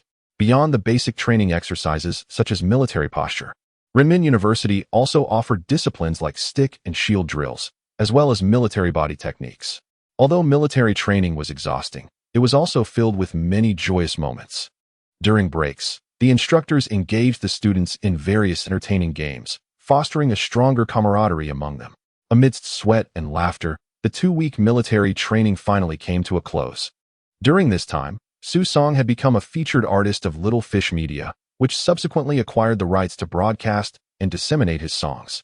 On this day, Su Song's tracks Qingfu, The Funeral of the Rose, and If You Become the Wind were added to the homepage player. Anyone who accessed Little Fish Media could listen to these 3 songs. In addition, Qin Hanchu established a subsection and disclosed the external link addresses for the 3 songs. Fans of these melodies could copy the links and add them to their QQ spaces. To support the promotion, Yang Yi specially designed a themed space template for The Funeral of the Rose. Previously, due to Chung Lin's involvement, the registered members of Little Fish Media had already reached 5 million. With Su Song's addition, Little Fish Media broke through once more. Seizing the momentum, Qin Hanchu opened a collaboration section for musicians. Any original music had the opportunity for free promotion and publicity through Little Fish Media. This section immediately attracted many original music enthusiasts, including 15-year-old Bunchi and Xiao Jian. In May 2007, Xiao Jian had released his own song. But due to a lack of promotional channels, it garnered little attention. Thanks to Little Fish Media's promotion, Su Song's songs rapidly gained popularity online. With this precedent, Xiao Jian and other internet singers naturally sought the promotional support of Little Fish Media. However, not everyone could receive this promotion. Each week, a member vote would be conducted within the section. The 3 songs with the highest votes would be featured on the homepage the following week. During this period, Qin Hanchu established a group for original singers. All artists who received homepage recommendations were invited to join. Through Qin Hanchu's communication, these singers incorporated a phrase into their music. This song premiered on Little Fish Media. Discover more captivating original songs at Little Fish Media.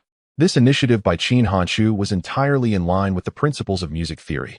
In this era, such a strategy was an exceptional method for attracting an audience. As the songs spread, Little Fish Media garnered an increasing number of registered members. However, with fame comes envy. The popularity of Little Fish Media sparked jealousy among many. In October 2007, Little Fish Media faced successive hacker attacks. Although the website did not incur significant damage, the experience of its members was adversely affected. In order to counteract the incessant attacks from hackers, the diligent programmer Chen Dong and his team monitored the website's backend around the clock. To enhance the security of the site, Qin Hanchu recruited 2 specialized security technicians. Under the vigilant protection of these professionals, the hackers gradually ceased their assaults. Even in the face of attacks, Xiaomi Garden proved resilient. By mid-October, the mobile version of Xiaomi Garden was officially launched. Within a mere day, the mobile application achieved an astounding 300,000 downloads. By mid-December, Su Song's new song, Broken Bridge and Remaining Snow, was released. As a reborn individual, Qin Hanshu was acutely aware of the significance of this song. On the day of its debut, Qin Hanshu devoted himself wholeheartedly to its promotion. In addition to advertising on the Sword and Shield Forum and Xiaomi Garden, he also included promotions at the end of the chapters of his novel. Within 24 hours, Broken Bridge and Remaining Snow surpassed 1 million downloads on Xiaomi Garden. Although the downloads were free, the download page featured 3 advertisements, thus ensuring that Qin Hanshu still profited from the endeavor.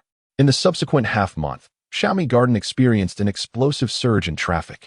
By the end of December, the number of registered members had exceeded 7 million. The total downloads of Broken Bridge and Remaining Snow within the site reached 6 million. When including the pirated downloads from external sites, the total undoubtedly exceeded 20 million. In 2007, the total number of internet users was merely 200 million. Overnight, Su Song became a highly sought-after online singer, with an increasing number of record companies approaching him to produce albums. However, Su Song declined their offers. Despite the song's success, he desired to immerse himself further in his musical studies.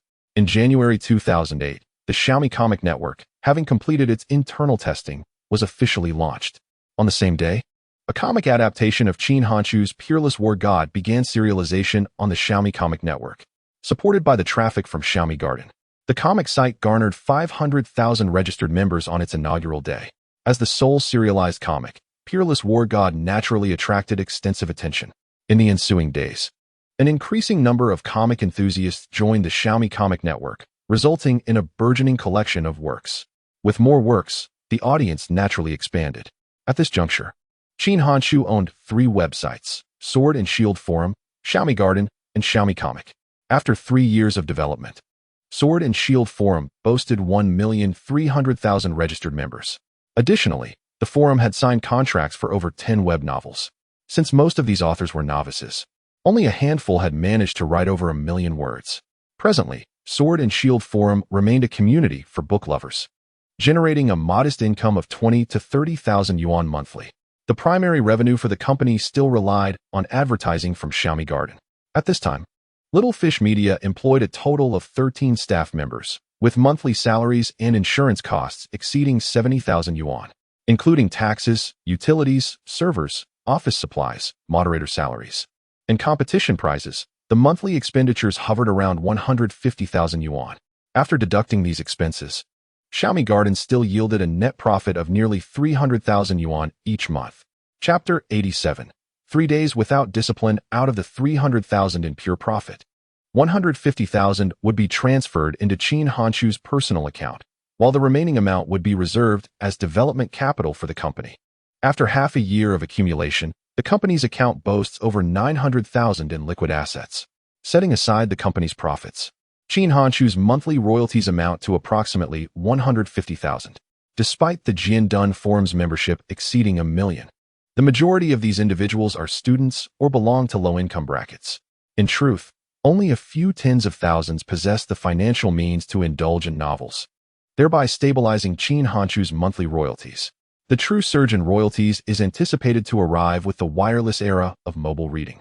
The success of Doupuan Tudo, which once generated monthly earnings in the millions during the mobile reading boom, underscores the formidable profitability of that medium, a phenomenon that remains 2 years in the future.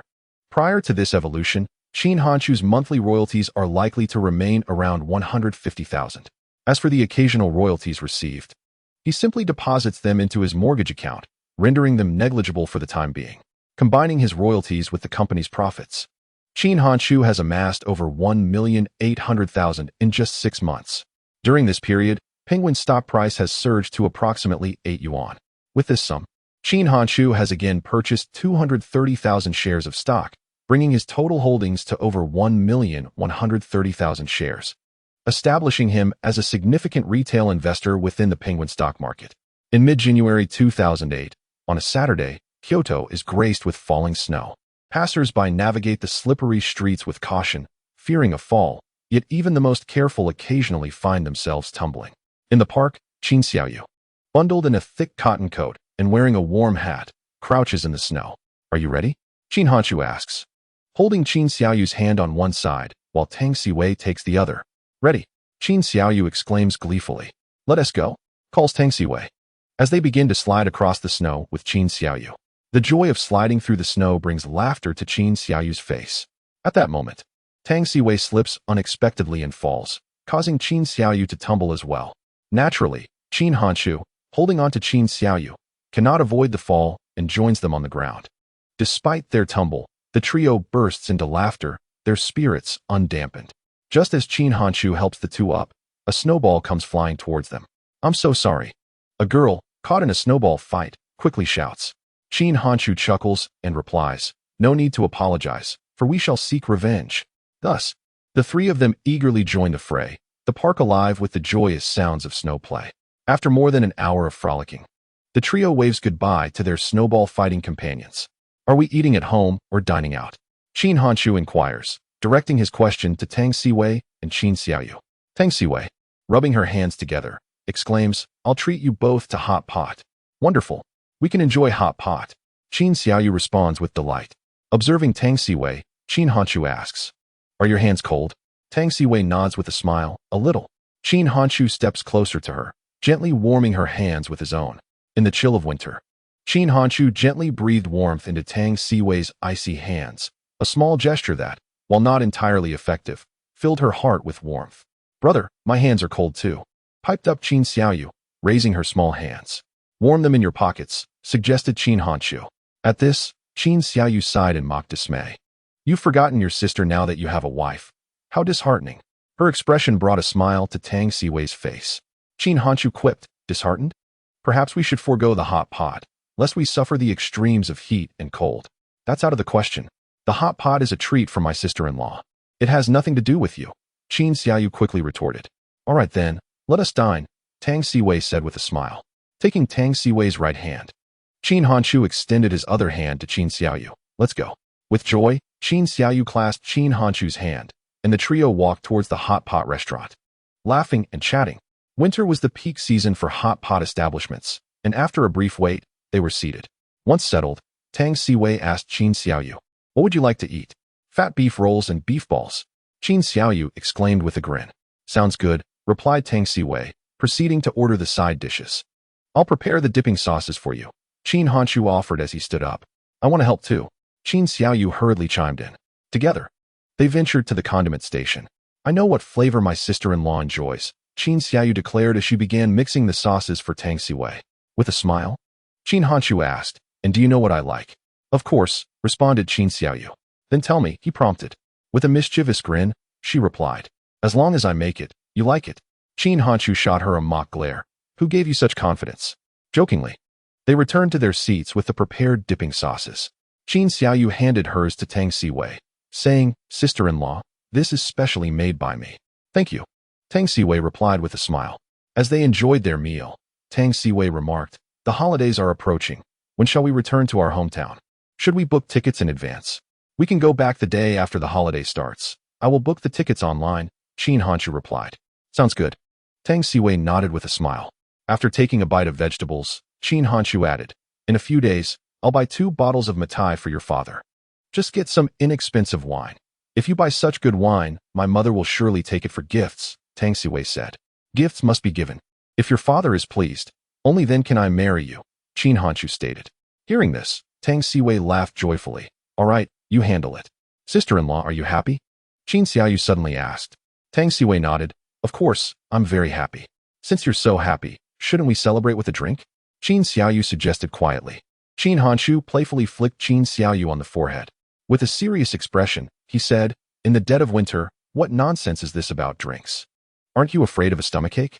Qin Xiaoyu pouted. If you won't let me drink, why flick my forehead? Don't you know that hitting the head makes one foolish? Your stubbornness is certainly learned from you, Qin Hanshu replied, feeling exasperated. With a playful gesture, Qin Xiaoyu stuck out her tongue and made a funny face. 3 days without a beating and the roof would be lifted off, Qin Hanshu said fiercely. Observing his demeanor, Qin Xiaoyu hurriedly nestled beside Tang Siwei, pouting, sister-in-law. My brother wants to hit me. Please sleep over at my house tonight. Your brother is only trying to scare you. He would never resort to violence over such trivial matters, Tang Siwei replied with a smile. Just as Qin Xiaoyu was about to respond, she suddenly exclaimed joyfully, Sister Hailu. Chapter 88. Who allowed you to spy? Qin Hanshu and Tang Siwei turned to see Jin Hailu approaching them, having heard Qin Xiaoyu's call. What a coincidence. Meeting you all here, Jin Hailu remarked cheerfully. Why didn't you give us a call when you came? Tang Siwei inquired. I came with my roommates. So I didn't reach out, Jin Hailu explained. Invite your roommates to join us. It's on me, Tang Siwei said enthusiastically. No need. We don't want to be third wheels. I'll come find you to hang out another time, Jin Hailu graciously declined. All right, do visit when you have the chance. It's been 2 months since we last went shopping together, Tang Siwei added. Jin Hailu nodded. Sure, I'll head off to dinner with my roommates now. With that, she bid farewell to Qin Hanshu and the others and returned to her friends. If only Hailu could study at Renmin University as well, Tang Siwei sighed. Qin Hanshu smiled. Absence makes the heart grow fonder. Being together every day isn't necessarily advantageous. Upon hearing this, Tang Siwei glared at Qin Hanshu, playfully retorting, Are you tired of me? Wanting to keep your distance? Qin Hanshu looked perplexed. Seeing his astonished expression, Tang Siwei laughed heartily. I'm just teasing you. I wouldn't be so unreasonable. You gave me quite a start. Women can be quite formidable when they get serious, Qin Hanshu thought to himself, hoping his girlfriend would not be the difficult type. After finishing their meal, the trio approached Jin Hailu to bid her farewell. Once they departed, one of Jin Hailu's roommates curiously asked, Hailu, who were they? My high school classmates and good friends, Jin Hailu replied with a smile. They study at Renmin University. And that little girl? They can't possibly be your parents. Can they? Another roommate exclaimed in surprise. Jin Hailu chuckled. What are you thinking? That is Hanshu's sister. His sister? Isn't your hometown on the island? He brought his sister with him for school? Yes, he found a school for her in Kyoto, Jin Hailu explained. Such a wonderful brother, treating his sister like a daughter. Your classmate must come from a good family. Studying in Kyoto isn't cheap, one roommate noted. Jin Hailu smiled. Don't you all adore Su Song's song Broken Bridge in the Snow? That song was featured on his website. What? He is the webmaster of Xiaomi Garden? Why didn't you tell us sooner? He surely knows Su Song, right? Hailu, we're such good friends. Could you get us an autograph from Su Song? Upon learning that Qin Hanshu was the webmaster of Xiaomi Garden, Jin Hailu's roommates were elated. Leaving the hot pot restaurant, Qin Hanshu and Qin Xiaoyu first escorted Tang Siwei back to school. Beneath the girls' dormitory, Tang Siwei remarked, I shall take my leave now. Do tread carefully on your way. Qin Hanshu nodded in acknowledgement. Indeed, see you tomorrow. With a gentle smile, Tang Siwei turned to depart. At that moment, Qin Xiaoyu interjected, Are you leaving just like that? Don't romantic dramas usually have a kiss before parting ways? Qin Hanshu lightly tapped Qin Xiaoyu's head, admonishing, You are forbidden from watching romantic dramas from now on. I concur with your brother, Tang Siwei added. Qin Xiaoyu, covering her eyes, giggled, I cannot see anything. You two go ahead with whatever you wish to do. At this, Qin Hanshu and Tang Siwei burst into laughter. Stepping closer, Qin Hanshu softly pressed his lips against Tang Siwei's crimson ones. Just then, a tiny gap appeared between Qin Xiaoyu's fingers, and she couldn't help but giggle at the sight of the kiss. Who told you to spy? Qin Hanshu glared at her. Qin Xiaoyu quickly waved her hands. I saw nothing at all. A touch of shyness crept over Tang Siwei as she said, I shall take my leave now. Goodbye. Watching her depart, Qin Hanshu took Qin Xiaoyu's hand and expressed, I am quite concerned about you at the moment. What do you mean? Qin Xiaoyu queried, puzzled. You are small yet astute, perhaps knowing a bit too much for your age. Starting tomorrow, you may only watch Journey to the Westenhire Brothers, Qin Hanshu declared. Oh no, I still wish to watch Home with Kids, Qin Xiaoyu protested eagerly. Sharing laughter, the siblings made their way home. As per usual, Qin Hanshu busied himself with writing while Qin Xiaoyu sat nearby, diligently working on her homework. Once Qin Hanshu had finished reviewing her assignments, Qin Xiaoyu eagerly dashed out to turn on the television. At that moment, Home with Kids Season 3 was airing. Qin Hanshu preferred the first 2 seasons. The absence of Yang Zi in the third left a lingering sense of disappointment. At 9:30 in the evening, having completed 2 chapters, Qin Hanshu entered the living room and said to Qin Xiaoyu, It's time for bed. Qin Xiaoyu quickly rose, clutching the remote control, and replied, Just 10 more minutes. Observing her, Qin Hanshu approached the television and placed his hand on the power switch, asking, Shall you turn it off yourself, or shall I do it for you? Qin Xiaoyu, believing that possessing the remote granted her the upper hand, was taken aback by Qin Hanchu's intent to cut the power directly. Can't I turn it off myself? Must you, as an elder brother, not show a little more indulgence toward your sister? Qin Xiaoyu grumbled as she switched off the TV. If I indulge you further, you might develop a princess complex. After washing up, it's straight to bed. No peeking at comic books, Qin Hanchu stated gravely. Understood. Qin Xiaoyu replied reluctantly as she ambled into the bathroom. Back in his room, Qin Hanchu exchanged messages with Tang Siwei while browsing the music section of Xiaomi Garden. Each day, he perused the newly posted threads, searching for familiar musicians. While browsing, he stumbled upon a name that piqued his interest, a Qiao. Uncertain if this Qiao was the online female singer from his memories. He noted that her post was not about music, but rather an expression of her fondness for Broken Bridge and Remaining Snow. Qin Hanchu scrutinized her words, discerning a profound understanding of music within them. Brother, do not stay up too late. At that moment, Qin Xiaoyu called out from the doorway. You should rest early. Qin Hanchu smiled and replied, good night. With that, Qin Xiaoyu returned to her room. Returning his gaze to the screen, a thought flashed through Qin Hanchu's mind. After pondering for a moment, he opened the musicians group. Dear all, do you have time next Saturday? I would like to host a gathering for the musicians of Xiaomi Home in Kyoto. I will cover all expenses for this gathering. I will attend. Soon, Su Song replied. Following closely, Xiao Jian added, I will join as well. When she inquired, will you cover the airfare? Qin Hanchu responded, of course, all expenses will be reimbursed. That's wonderful. I will participate too, when she stated. Everyone from our group will join. The Luangan is a small collective of musicians, and Su Song is also a member of it. Su Song had not been at Xiaomi Home for long, and the members of Luangan had also settled in. Chapter 89. The musicians gathering. Qin Hanchu had never intended to establish a music company, yet it seemed a waste not to utilize the excellent resources at his disposal. He could certainly leverage these resources to create a mutually beneficial endeavor. The success of this venture would depend on the attitudes of Su Song and the other musicians. Even if they declined, Qin Hanchu would suffer no loss. It would merely be akin to organizing an offline gathering. Currently, there were 15 original singers in the group. With each person's travel expense set at 2,000 yuan, the total would amount to 30,000 yuan. Including meals, 50,000 yuan should suffice. On Sunday, Qin Hanchu and his companions continued their outings. As for the gathering, he had entrusted the arrangements to Wang Lu. The expenses for airfare, dining, and accommodation would all be charged to the company. Time flew swiftly, and before long, Saturday arrived. Qin Hanchu entrusted Qin Xiaoyu to Tang Siwei and then made his way to the airport alone. Su Song and the others were already adults and did not require Qin Hanchu to pick them up. However, Bunchi was only 15, and he was uneasy about her taking a taxi alone. Standing at the arrival area, Qin Hanchu held up a sign to welcome Bunchi. 10 minutes later, passengers began to emerge. It was at that moment that Qin Hanchu spotted a lovely young girl stepping out. Noticing his welcoming sign, Bunchi approached, curiosity evident in her voice. Who are you? I am Qin Hanchu, he replied with a smile. Hello, boss, Bunchi said cheerfully. Observing Bunchi at that moment, Qin Hanchu felt a torrent of emotions. Although she could not be described as innocent and carefree, she remained a bright young girl. Who would have imagined that in her prime, she would choose to end her own life? The discourse surrounding her demise was rife on the internet.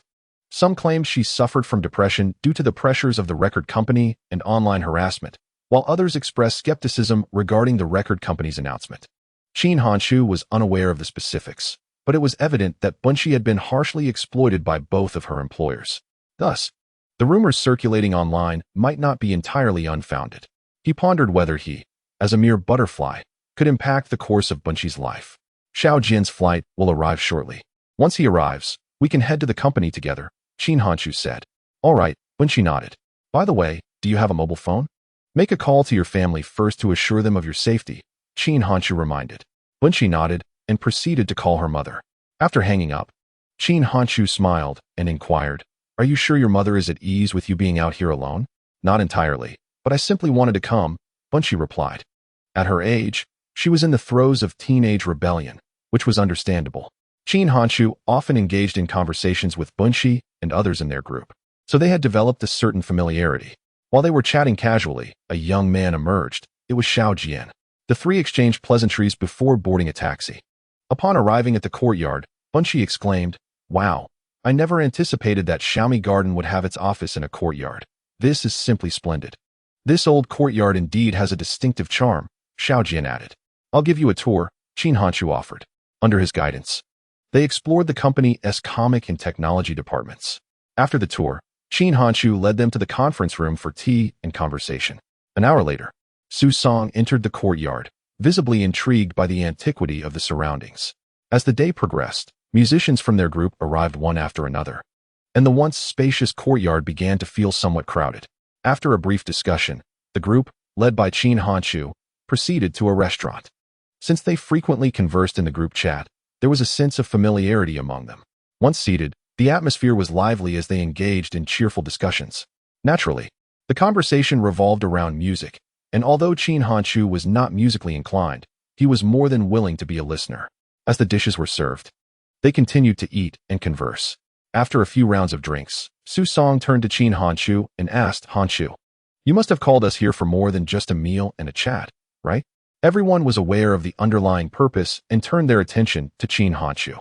Having built a level of trust over their recent online interactions, Qin Hanchu set down his chopsticks and stated, I wish to establish a music department at Xiaoyu Media and hope you will join us. What will be required of us?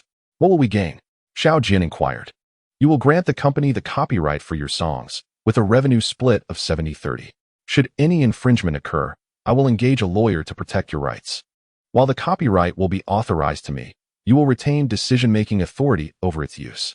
This means that each time the copyright is utilized, your consent will be necessary.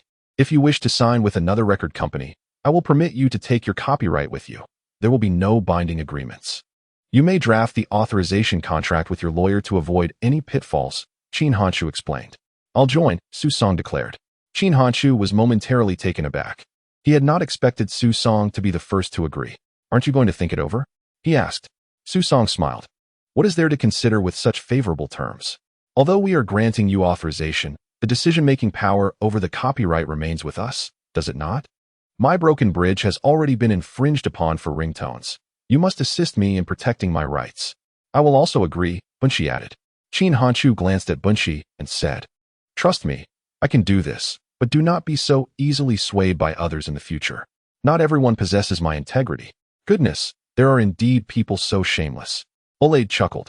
Olaid's remark elicited peals of laughter from the crowd, and in such a jovial atmosphere, Bunshi found himself laughing heartily as well. Since you all believe in me, I assure you I will not betray your trust. Please discuss the terms of the contract amongst yourselves. Once the company acquires the necessary music operation licenses, we can proceed to sign. Originally, Qin Hanchu intended to establish a music company, but after Wang Lu's reminder, he realized it need not be so complicated. Xiaoyu Media was already a cultural media company. They merely needed to add music-related operational permits to engage in the music industry. Whether it proves profitable is secondary. My primary concern is the effective protection of my copyrights, Su Song stated. The others nodded in agreement, as none wished for their hard-won achievements to be pilfered by others for profit. Subsequently, the group enjoyed their meal while discussing the terms of the contract. Qin Hanchu had no intention of binding them, hence his contract was exceptionally lenient. For him, music copyright was merely an ancillary business. After dinner, Qin Hanchu escorted everyone to the hotel. Although it was not top tier, the service and cleanliness were commendable. Naturally, these musicians would not retire early for the night. They gathered to exchange insights about music. As a musical novice, Qin Hanchu chose not to linger and disrupt their camaraderie. Chapter 90. Without comparison. There is no harm at 9:30 in the evening. Qin Hanchu returned home.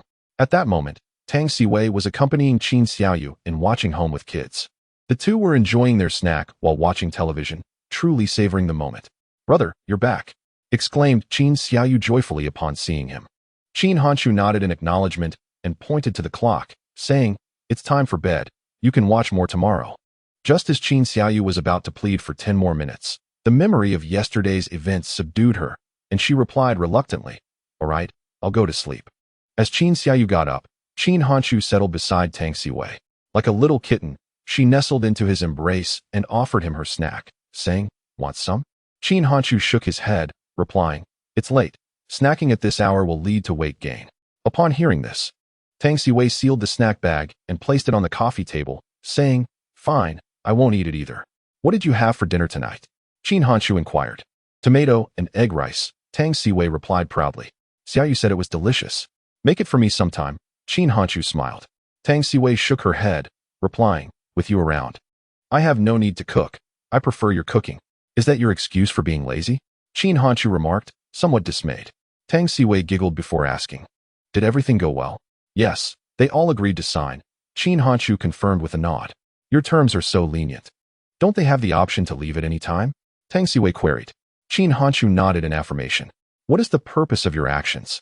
Elevating them to stardom only serves to dress someone else's bride, Tang Siwei queried, perplexed. Without comparison, there can be no harm. It is precisely because my contract is lenient that other companies appear stringent.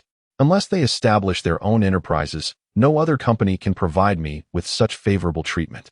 Qin Hanshu elucidated. Is this a case of feigned restraint? Tang Siwei was taken aback by Qin Hanshu's perspective. He chuckled. It cannot be termed as such, primarily. I am still unacquainted with the music industry, thus there is no need to obstruct others' avenues for profit. If they can earn something, let them. If not, it merely serves to foster goodwill. Though I am engaged in business, my aspirations are not so grandiose. I do not wish to bemoan the heartlessness of capitalists while inadvertently becoming one myself. That makes sense, Tang Siwei nodded in agreement. So, have you commenced writing your new book? Qin Hanshu inquired, pulling Tang Siwei closer. I have just begun drafting the outline. I will write more in due time. While Tang Siwei's writing skills were commendable, her grasp of narrative structure remained somewhat immature. Her first book consistently generated an income of 2,000 to 3,000 yuan, a modest sum that afforded her a comfortable university life. Despite Qin Hanshu's wealth, Tang Siwei had never spent any of his money. As they conversed, Qin Xiaoyu emerged from the bathroom. Good night, brother. Good night, sister-in-law, she smiled. Good night, Tang Siwei replied with a smile. Once Qin Xiaoyu closed the door, Qin Hanshu gazed at Tang Siwei in his arms and softly remarked, Today I savored honey-glazed roast duck. My mouth is sweet. Do you believe me? I do not. I must taste it myself, Tang Siwei responded, wrapping her arms around Qin Hanshu's neck. As Tang Siwei held him, Qin Hanshu found himself contemplating where to place his hands. There are only a few favored spots for a man, so he decided to alternate. After a moment of tender intimacy, he declared, Let us call a truce, otherwise, it may lead to unexpected consequences. Tang Siwei, her cheeks flushed, replied, I feel the same. I shall take a shower now. Upon awakening, it was already 8 in the morning. When Qin Hanshu rose, both Tang Siwei and Qin Xiaoyu were still asleep. He entered the kitchen and began preparing breakfast. 20 minutes later, Tang Siwei emerged, clad in her pajamas.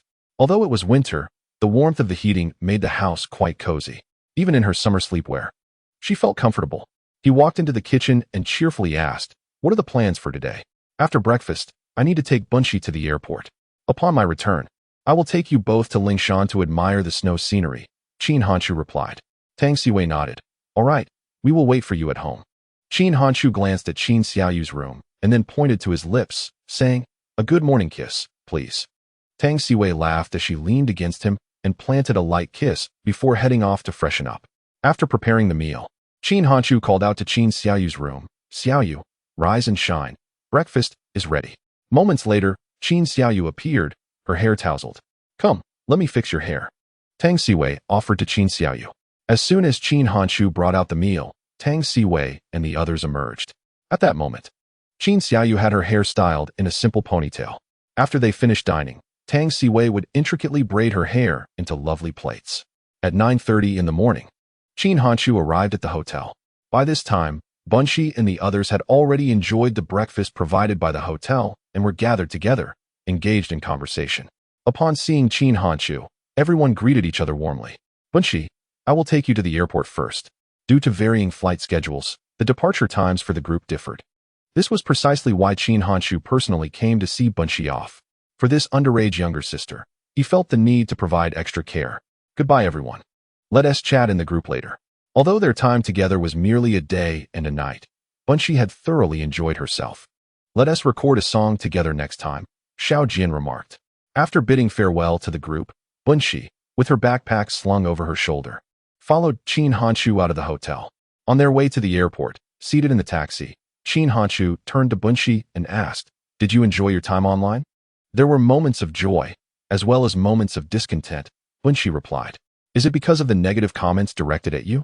Qin Hanshu noted that his Xiaomi community was well-regulated, with moderators maintaining order. Any posts containing personal attacks were promptly deleted and the offenders banned. However, in forums like Tieba, Qin Hanshu had no control. When she nodded, yes. Everyone has different perspectives. You can never please everyone. Just like with my novel's plot, there will always be critics. Sometimes, one must develop a thick skin. Do not pay too much heed to those personal attacks. Remember, you are not just living for yourself, but also for those who appreciate you. Qin Hanshu could only offer words of encouragement to Bunshi. Although he was not a saint, he did not wish for a young life to falter.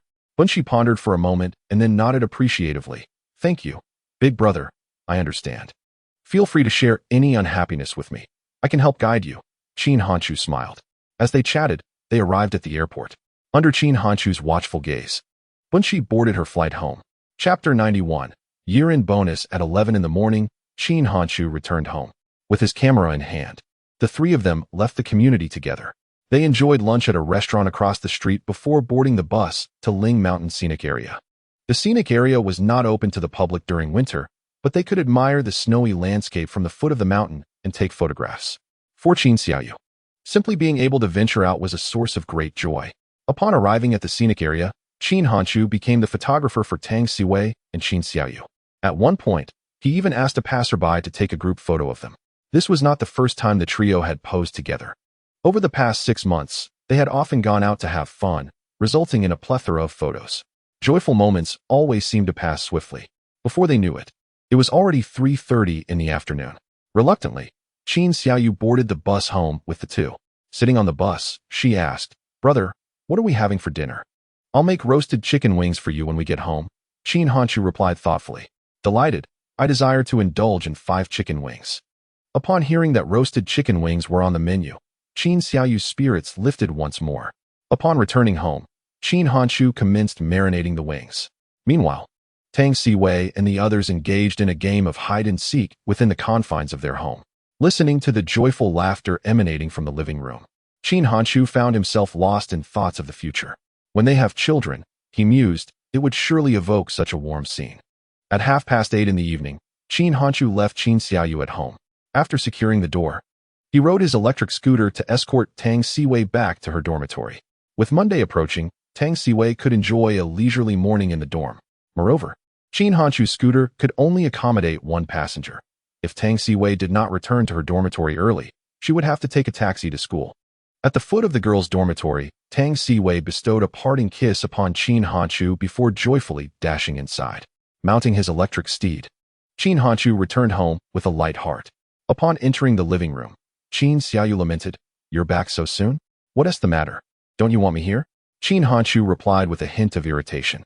With a sigh, Qin Xiaoyu switched off the television, declaring, "I'm off to bed." "So obedient?" Qin Hanshu chuckled. "Given my high level of awareness, may I watch a bit longer?" Qin Xiaoyu inquired, filled with hope. Qin Hanshu nodded. "All right, 5 more minutes." "Excellent," Qin Xiaoyu exclaimed, turning the television back on. Qin Hanshu, feeling exasperated, remarked, "You truly don't mind watching for just 5 minutes? Every little bit counts." Qin Xiaoyu giggled. 5 minutes, but keep track of the time." With that, Qin Hanshu retreated to his room to change clothes. 6 minutes later, Qin Hanshu noticed the television had gone silent, followed by the sound of Qin Xiaoyu closing the bathroom door. At that moment, Qin Hanshu was engrossed in typing. After a day of outings, he needed to seize the time to write some drafts. 2 weeks later, Qin Hanshu finally received the contract from Su Song and the others. The terms outlined in the contract were indeed those Qin Hanshu had previously promised, thus he could accept them. Upon receiving Qin Hanshu's response, they began printing the contract, signing it, and mailing it back. Meanwhile, the company's music licensing had also been approved. As the year drew to a close, Qin Hanshu planned to expand the business in the coming year. In addition to specializing in music copyright operations, he needed to establish an editorial department. Xiaomi Comics and the Sword and Shield Forum required professional editors to manage them. In total, the company would need to increase its staff by at least 6 employees. The office space in the East Wing was insufficient, necessitating the preparation of the West Wing as the editorial department's workspace. As for Chun Dong and the others, they would have to seek rental accommodations. Qin Hanshu had previously informed them of this matter, so they were mentally prepared. All he could offer was a rental subsidy of 400 yuan for each of them. Unbeknownst to him, the year-end had arrived. Qin Hanshu had secured 3 tickets back to Island City via the internet. On that day, he returned to the courtyard in a van. At Qin Hanshu's invitation, Chen Dong and the others emerged to unload the vehicle. Take the items off the van, Qin Hanshu instructed. As the doors swung open, the van revealed an abundance of cigarettes, alcohol, and gift boxes. This is the New Year gift prepared by Qin Hanshu for the employees. As Chen Dong and others were unloading, Qin Hanshu, accompanied by Wang Lu, made a trip to the bank. Upon his return, Chen Dong and the others had already resumed their duties. Let us convene a brief meeting, Qin Hanshu called, leading everyone to the conference room. The seating was limited, resulting in a few individuals having to stand with chairs at the entrance. Once everyone was present, Qin Hanshu cleared his throat and announced, "First, I would like to declare that our company will officially commence the New Year holiday in 2 days. As you can see, the gifts for the New Year are here. Please remember to take them home." He continued, "I must express my gratitude to all of you present. Thank you for your contributions to the company. I shall refrain from saying more. Everything is encapsulated in this red envelope." With that, Qin Hanshu opened his laptop bag and produced 13 red envelopes. Distributing them among the employees, he added, "Each of you will receive 10,000 yuan as a token of my appreciation." The employees were taken aback, gazing at Qin Hanshu in astonishment. No one had anticipated such generosity from him. In this day and age, 10,000 yuan is indeed a substantial sum. 13 individuals. This amounts to a total of 130,000. "Thank you, boss," exclaimed Yang He with excitement. The others also shared in the joy. Receiving 10,000 yuan at the year's end is a cause for celebration. "No need to thank me. Just work hard next year and help me earn a bit more." Qin Hanshu replied with a smile. Hearing this, everyone burst into laughter. "Sun Ku, you two arrange the duty schedule.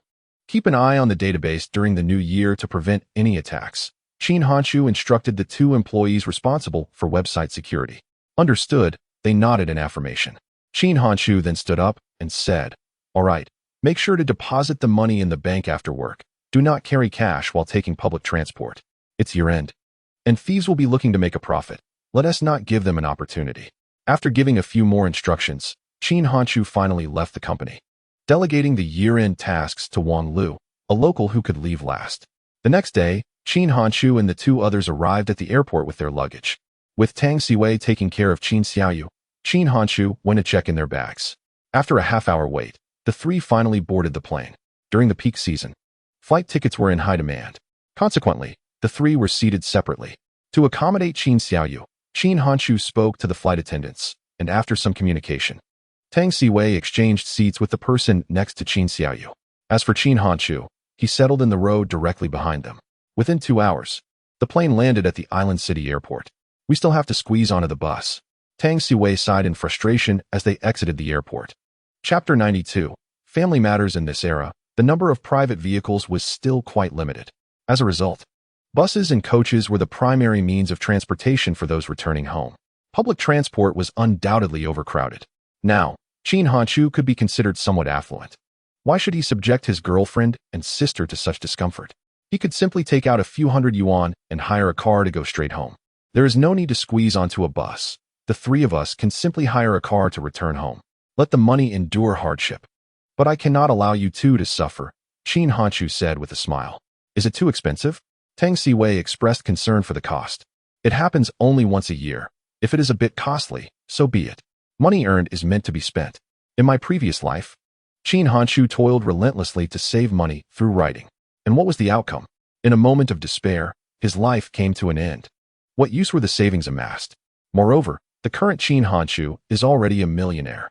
Does he still need to fret over a few hundred yuan for the car hire? While your reasoning holds merit, I believe you have succumbed to affluence," Tang Siwei remarked with a smile. Qin Hanshu chuckled softly and hailed a taxi. After some negotiation, they settled on a fare of 350 yuan. At this hour, taking a bus would cost over 100 yuan anyway. Thus, they merely spent an additional 200 yuan. Squeezing onto a bus is truly uncomfortable, and one might even encounter pickpockets or inappropriate hands. Throughout the journey, Qin Hanshu engaged the taxi driver in light conversation. Within 2 hours, they arrived at the town. Upon alighting, Tang's father and mother emerged to greet them. "Uncle, here is a gift for you," Qin Hanshu said, presenting the Maotai whiskey he had purchased. Upon seeing the Maotai, Tang's father's eyes lit up. Although a countryman, he was aware of the high value of Maotai. "Hanchu, what kind of liquor did you buy?" "There is no need for such formality," Tang's mother interjected. "Aunt, please do not stand on ceremony with me. The taxi driver needs to return, so let us not waste time." After placing the whiskey at the doorstep, Qin Hanchu reboarded the taxi. "Do come visit when you have time," Tang's mother said.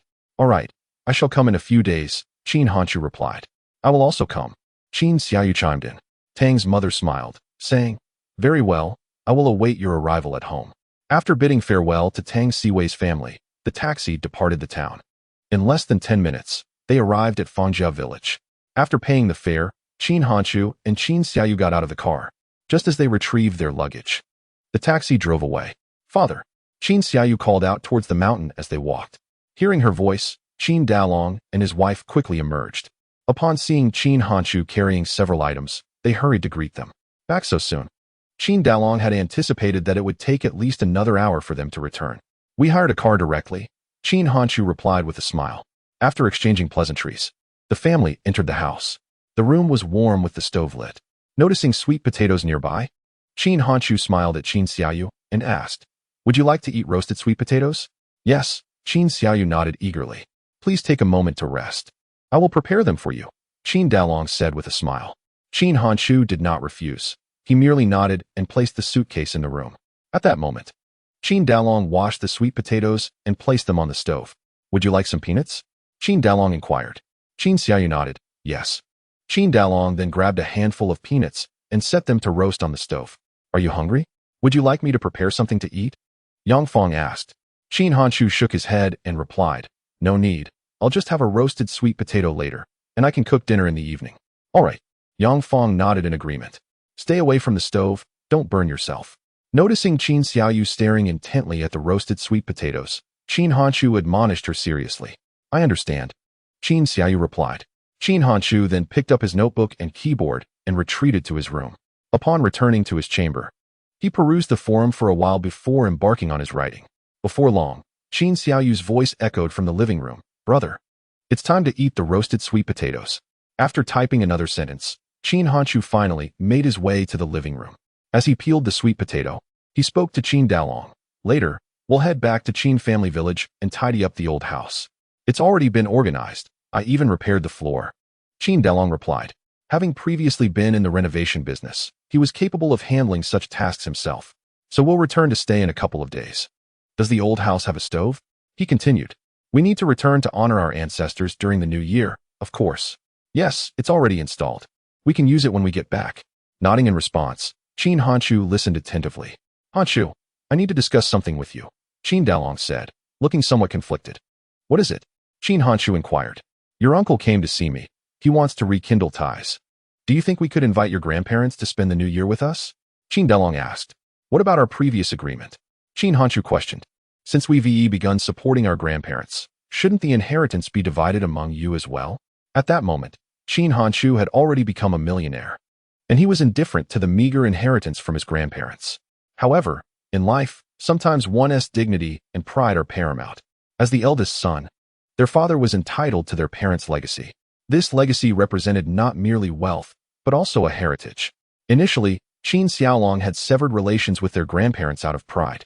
Back then, Qin Dalong lacked the means to support their parents, and Yang Fong was no help at all. The burden of caring for their parents, coupled with the prospect of sharing the inheritance with Qin Dalong, would certainly not sit well with Qin Xiaolong. Undoubtedly, the most significant factor in this situation was Qin Xiaolong's wife. Even if he was indifferent, she would not share the same sentiment. Presently, Qin Dalong had quit drinking, and even Yang Fong had ceased gambling. Naturally, Qin Xiaolong sought someone to share the burden of elder care. "So, are we saying that the previous agreement is void?" Qin Dalong remarked. "All right, I will buy some items tomorrow to visit uncle and see grandpa and grandma. Once we return to Qin family village, we can invite them to spend the new year with us." In his childhood, Qin Hanchu had a pleasant relationship with his grandparents. However, as Qin Dalong fell into alcoholism, their relationship deteriorated. As the saying goes, harmony in the family leads to prosperity. Qin Hanchu would certainly not oppose Qin Dalong reconnecting with Qin Xiaolong. Even if future conflicts arose, they would be between the older generation. Let us all go together. It would be nice for the two families to gather. Deep down, Qin Dalong still aspired to be a dutiful son. All right, I'll follow your lead. Qin Hanchu acquiesced. At that moment, Yang Fong interjected, I have something to say, but you may not like it. Is it because Hanchu has found success that Xiaolong wishes to reconnect with us? Qin Dalong, hesitant to make any guarantees, was acutely aware that Qin Hanchu had become a prominent figure in the surrounding villages. Though the villagers were oblivious to the source of Qin Hanchu's wealth, they were certain he had come into fortune. Initially, Qin Hanchu invested around 40 to 50,000 in constructing a new house for Qin Dalong in Fangjia village, followed by spending several thousands to help him quit drinking. He even took Qin Xiaoyu to study in the capital, Kyoto, a city renowned as the capital. The schools there undoubtedly charged exorbitant fees, significantly more than those in the county town. As the saying goes, the impoverished go unnoticed in bustling markets, while the affluent have distant relatives in remote mountains. It was not only Qin Xiaolong who sought to mend relations with Qin Dalong. Even the relatives on Yang Fong's side were eager to connect with her. You are obliged to care for our grandparents. There is no need to overthink it. For trivial matters, help if you can. For principle-based issues, I will decline directly without feeling awkward. If they harbor resentment for this, so be it. We can simply refrain from interaction, Qin Hanchu remarked, to which Qin Dalong nodded in agreement. The following day, Qin Hanchu rode his bicycle to the town's supermarket, purchasing a case of liquor, a pack of cigarettes, along with biscuits and milk. Upon returning home, he found Qin Dalong and others tidying up. Seeing Qin Hanchu arrive, the family took the gifts to their uncle's house. Hanchu is back. Xiaoyu has grown so much. Along the way, they encountered several villagers and naturally exchanged pleasantries. Qin Hanchu maintained a cheerful demeanor, politely greeting the elders in the village. Soon, they arrived at Qin Xiaolong's residence. Xiaolong, Qin Dalong called as they entered, barking in excitement. The large wolf dog, locked in the pig pen, announced their arrival. At that moment, Qin Xiaolong's family emerged, smiling, followed closely by Qin Hanchu's grandparents. Now in their 60s, the elderly couple remained robust and vigorous. Elder brother, sister-in-law, come in and sit. Qin Xiaolong's wife greeted warmly. Mom and Dad, Qin Dalong addressed the elders. Grandpa and Grandma, Qin Hanchu and Qin Xiaoyu followed suit with their greetings. Indeed, Qin Xiaoyu held some affection for her grandparents during the times when Qin Dalong was still grappling with alcoholism. The elderly couple would occasionally sneak food to her when Yang Fong was not home. They wished to keep this from Qin Xiaolong's wife to avoid her gossiping. And to this day, only Qin Hanchu was aware of it. Even as both families resumed their interactions, Qin Hanchu remained reticent about this matter. Should Qin Xiaolong's wife discover that their grandparents had secretly provided food to Qin Xiaoyu, she would surely harbor resentment towards them. Known for her meticulous nature, she had earned the reputation of being a miser in the village. Consequently, Yang Fong suspected that Qin Xiaolong's family only approached Qin Hanchu now that he had achieved success. Otherwise, why would they allow Qin Dalong to return and share in their parents' assets? After exchanging pleasantries, everyone finally entered the house. Hanchu, when did you return? Lin Shufan, Qin Xiaolong's wife, asked with a warm smile. I came back yesterday, Qin Hanchu replied with a smile. I never expected you would get into such an excellent university. You are the first college student in our family, and a distinguished one at that, Lin Shufan remarked. Hanming, you should learn a lot from your cousin. Qin Hanchu merely smiled in response, saying nothing. Well done, Hanchu. Qin Hanchu's grandfather grasped his hand, tears glistening in his eyes as he spoke. This family has come to enjoy such good fortune today because of you. Although the grandfather had severed ties with Qin Dalong, Qin Hanchu bore no resentment towards the elderly couple. Most people have to make compromises with reality. As one ages, there will always be someone to care for them in their twilight years. In his attempts to help Qin Dalong quit drinking, the old man had resorted to tying him up and even resorted to physical reprimands, yet none proved successful. With the elder's aspirations dashed, he could only place his hopes on the younger generation. In order to ensure that the younger one would willingly care for him in his old age, he had to cut ties with Qin Dalong. Whether in the countryside or the city, countless families are embroiled in disputes over the issue of caring for aging parents. Some go so far as to engage in heated arguments over mere hundreds of yuan in medical expenses at hospitals. The past is behind us, Qin Hanchu said with a smile. Yes, the past is behind us. We must live well from now on, his grandmother remarked, looking towards Yang Fong. Yang Fong felt somewhat awkward, as the previous troubles had arisen due to her gambling habits. "Hanchu, I need to ask you something," Lin Shufan began. Hearing this, Qin Xiaolong quickly signaled to her to be cautious, but Lin Shufan seemed oblivious. "What is it?" Qin Hanchu feigned ignorance. "Where did you earn so much money?" "We mustn't engage in any illegal activities," Lin Shufan cautioned. "The money I earned is from writing online novels, entirely legal. I didn't mention it before due to Yang Fang's gambling issues. Now that she has quit, there is no need for secrecy. Furthermore, I now earn not only from writing," he explained, affirming his discretion regarding his financial details. "Is it really from writing novels?" Qin Kai had previously mentioned that Qin Hanchu wrote novels online. Yet the villagers remained skeptical of the profitability of such endeavors. Now that Qin Hanchu confirmed it himself, it seemed credible. "Of course, otherwise. Who would give me so much money?" Qin Hanchu replied. "Cousin, what kind of novels do you write?" Han Ming inquired. Qin Hanchu did not hesitate to answer, stating, "The titles are Peerless War, God Immortal Immortal." "Wow!" Han Ming exclaimed, his eyes widening in astonishment. "These two books are quite popular at our school. I can't believe you wrote them." Although Qin Hanchu's books had been published, there were no legitimate copies available in the township.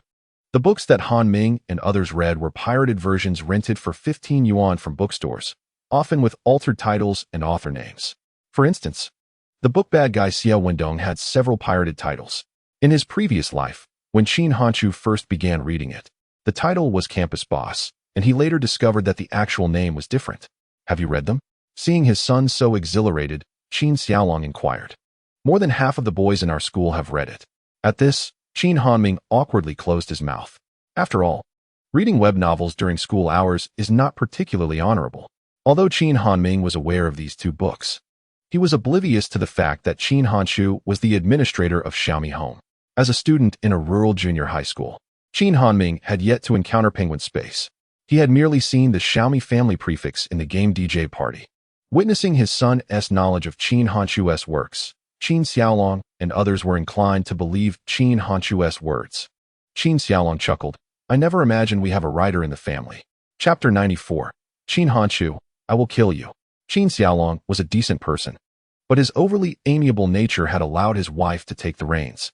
He was surprised that writing novels could indeed be lucrative. "You must have earned a considerable amount, right?" Lin Shufan inquired with a smile. Qin Hanchu replied with a grin. "It's sufficient to cover expenses in Kyoto. Why keep it a secret from family?" Lin Shufan pressed on. Qin Hanchu smiled and remained silent. Noticing this, Lin Shufan's expression turned somewhat awkward. How much he earns is his own business. Why pry so deeply?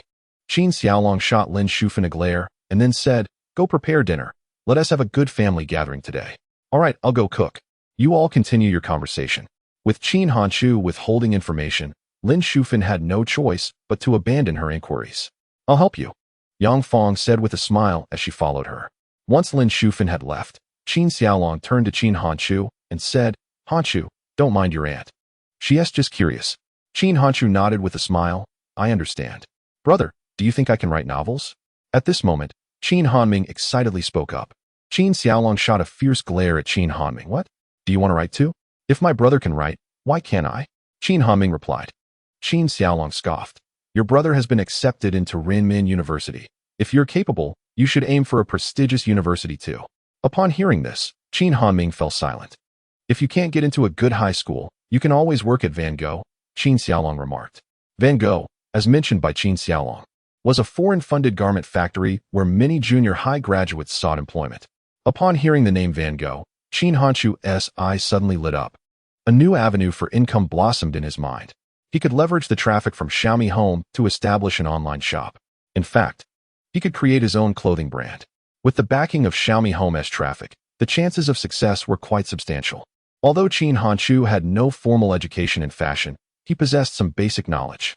Even without a factory, he could still launch his own clothing brand by forming a company, registering a brand, and then hiring designers to find factories for production. He could sell online without incurring rental costs. For the time being, he decided to keep this idea in his heart and plan it thoroughly upon returning to Beijing.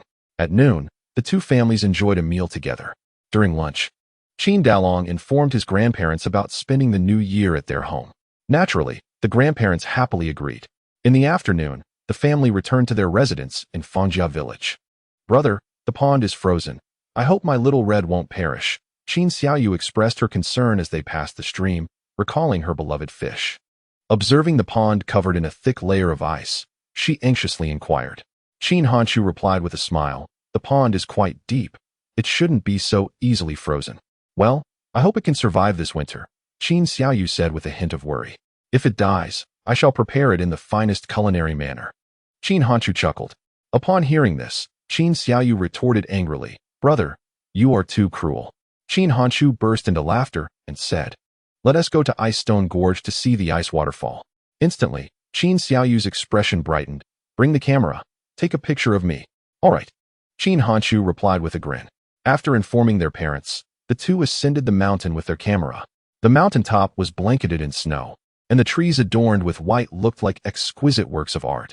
Qin Xiaoyu stood beneath a tree, forming a peace sign as she said, "Brother, take a picture of me."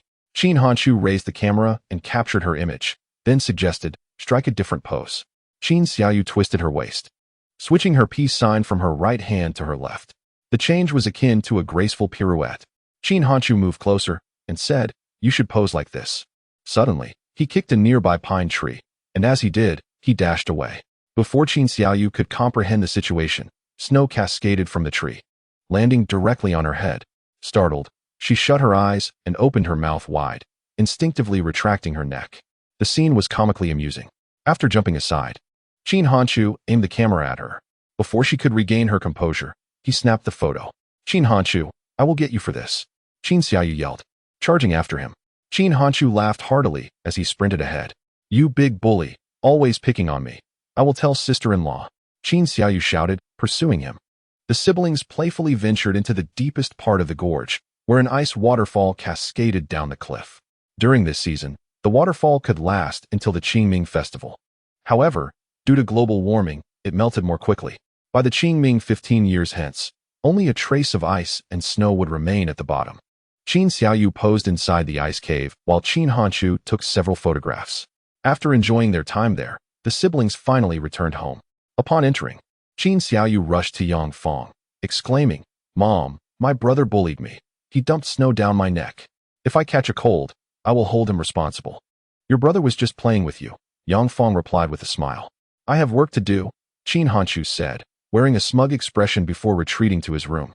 Once in his room, Qin Hanshu began devising a plan for a clothing brand. In addition to outlining his strategy, he searched online for garment manufacturers near Kyoto. Ultimately, he chose a company named Red Fox Trading, which was engaged in contract manufacturing for several clothing brands. As for the specifics, an on-site investigation is necessary. In addition to the factories for processing, Qin Hanshu must also recruit designers. The popularity of a clothing brand hinges significantly on the styles proposed by its designers. After more than an hour of contemplation, Qin Hanshu finally began to write. 2 days later, the family returned to their ancestral home in Qin Village. On the very day of their return, Qin Hanshu summoned his grandparents to his home. The following day, he rode his bicycle to the town. Just as he turned the corner, he spotted Tang Siwei eagerly waiting at her doorstep. Upon seeing Qin Hanshu approaching, a joyful smile illuminated her face. As he dismounted from his bicycle, Tang Siwei embraced him briefly. At that moment, the sound of Tang's father's cough echoed from the yard. Tang Siwei then realized that her father was watching her. "Come in," she said, offering an awkward smile as she led Qin Hanshu into the house. "Uncle." Qin Hanshu greeted Tang's father with a smile. In response, Tang's father grinned. "Siwei, go help your mother with the vegetables. I need to have a word with Hanshu," he said with a serious expression. Tang Siwei knew her father would not oppose their relationship, so she felt no cause for concern. Once she had departed, Tang's father immediately adopted a more genial demeanor and said to Qin Hanshu, "Hanshu, I need a favor."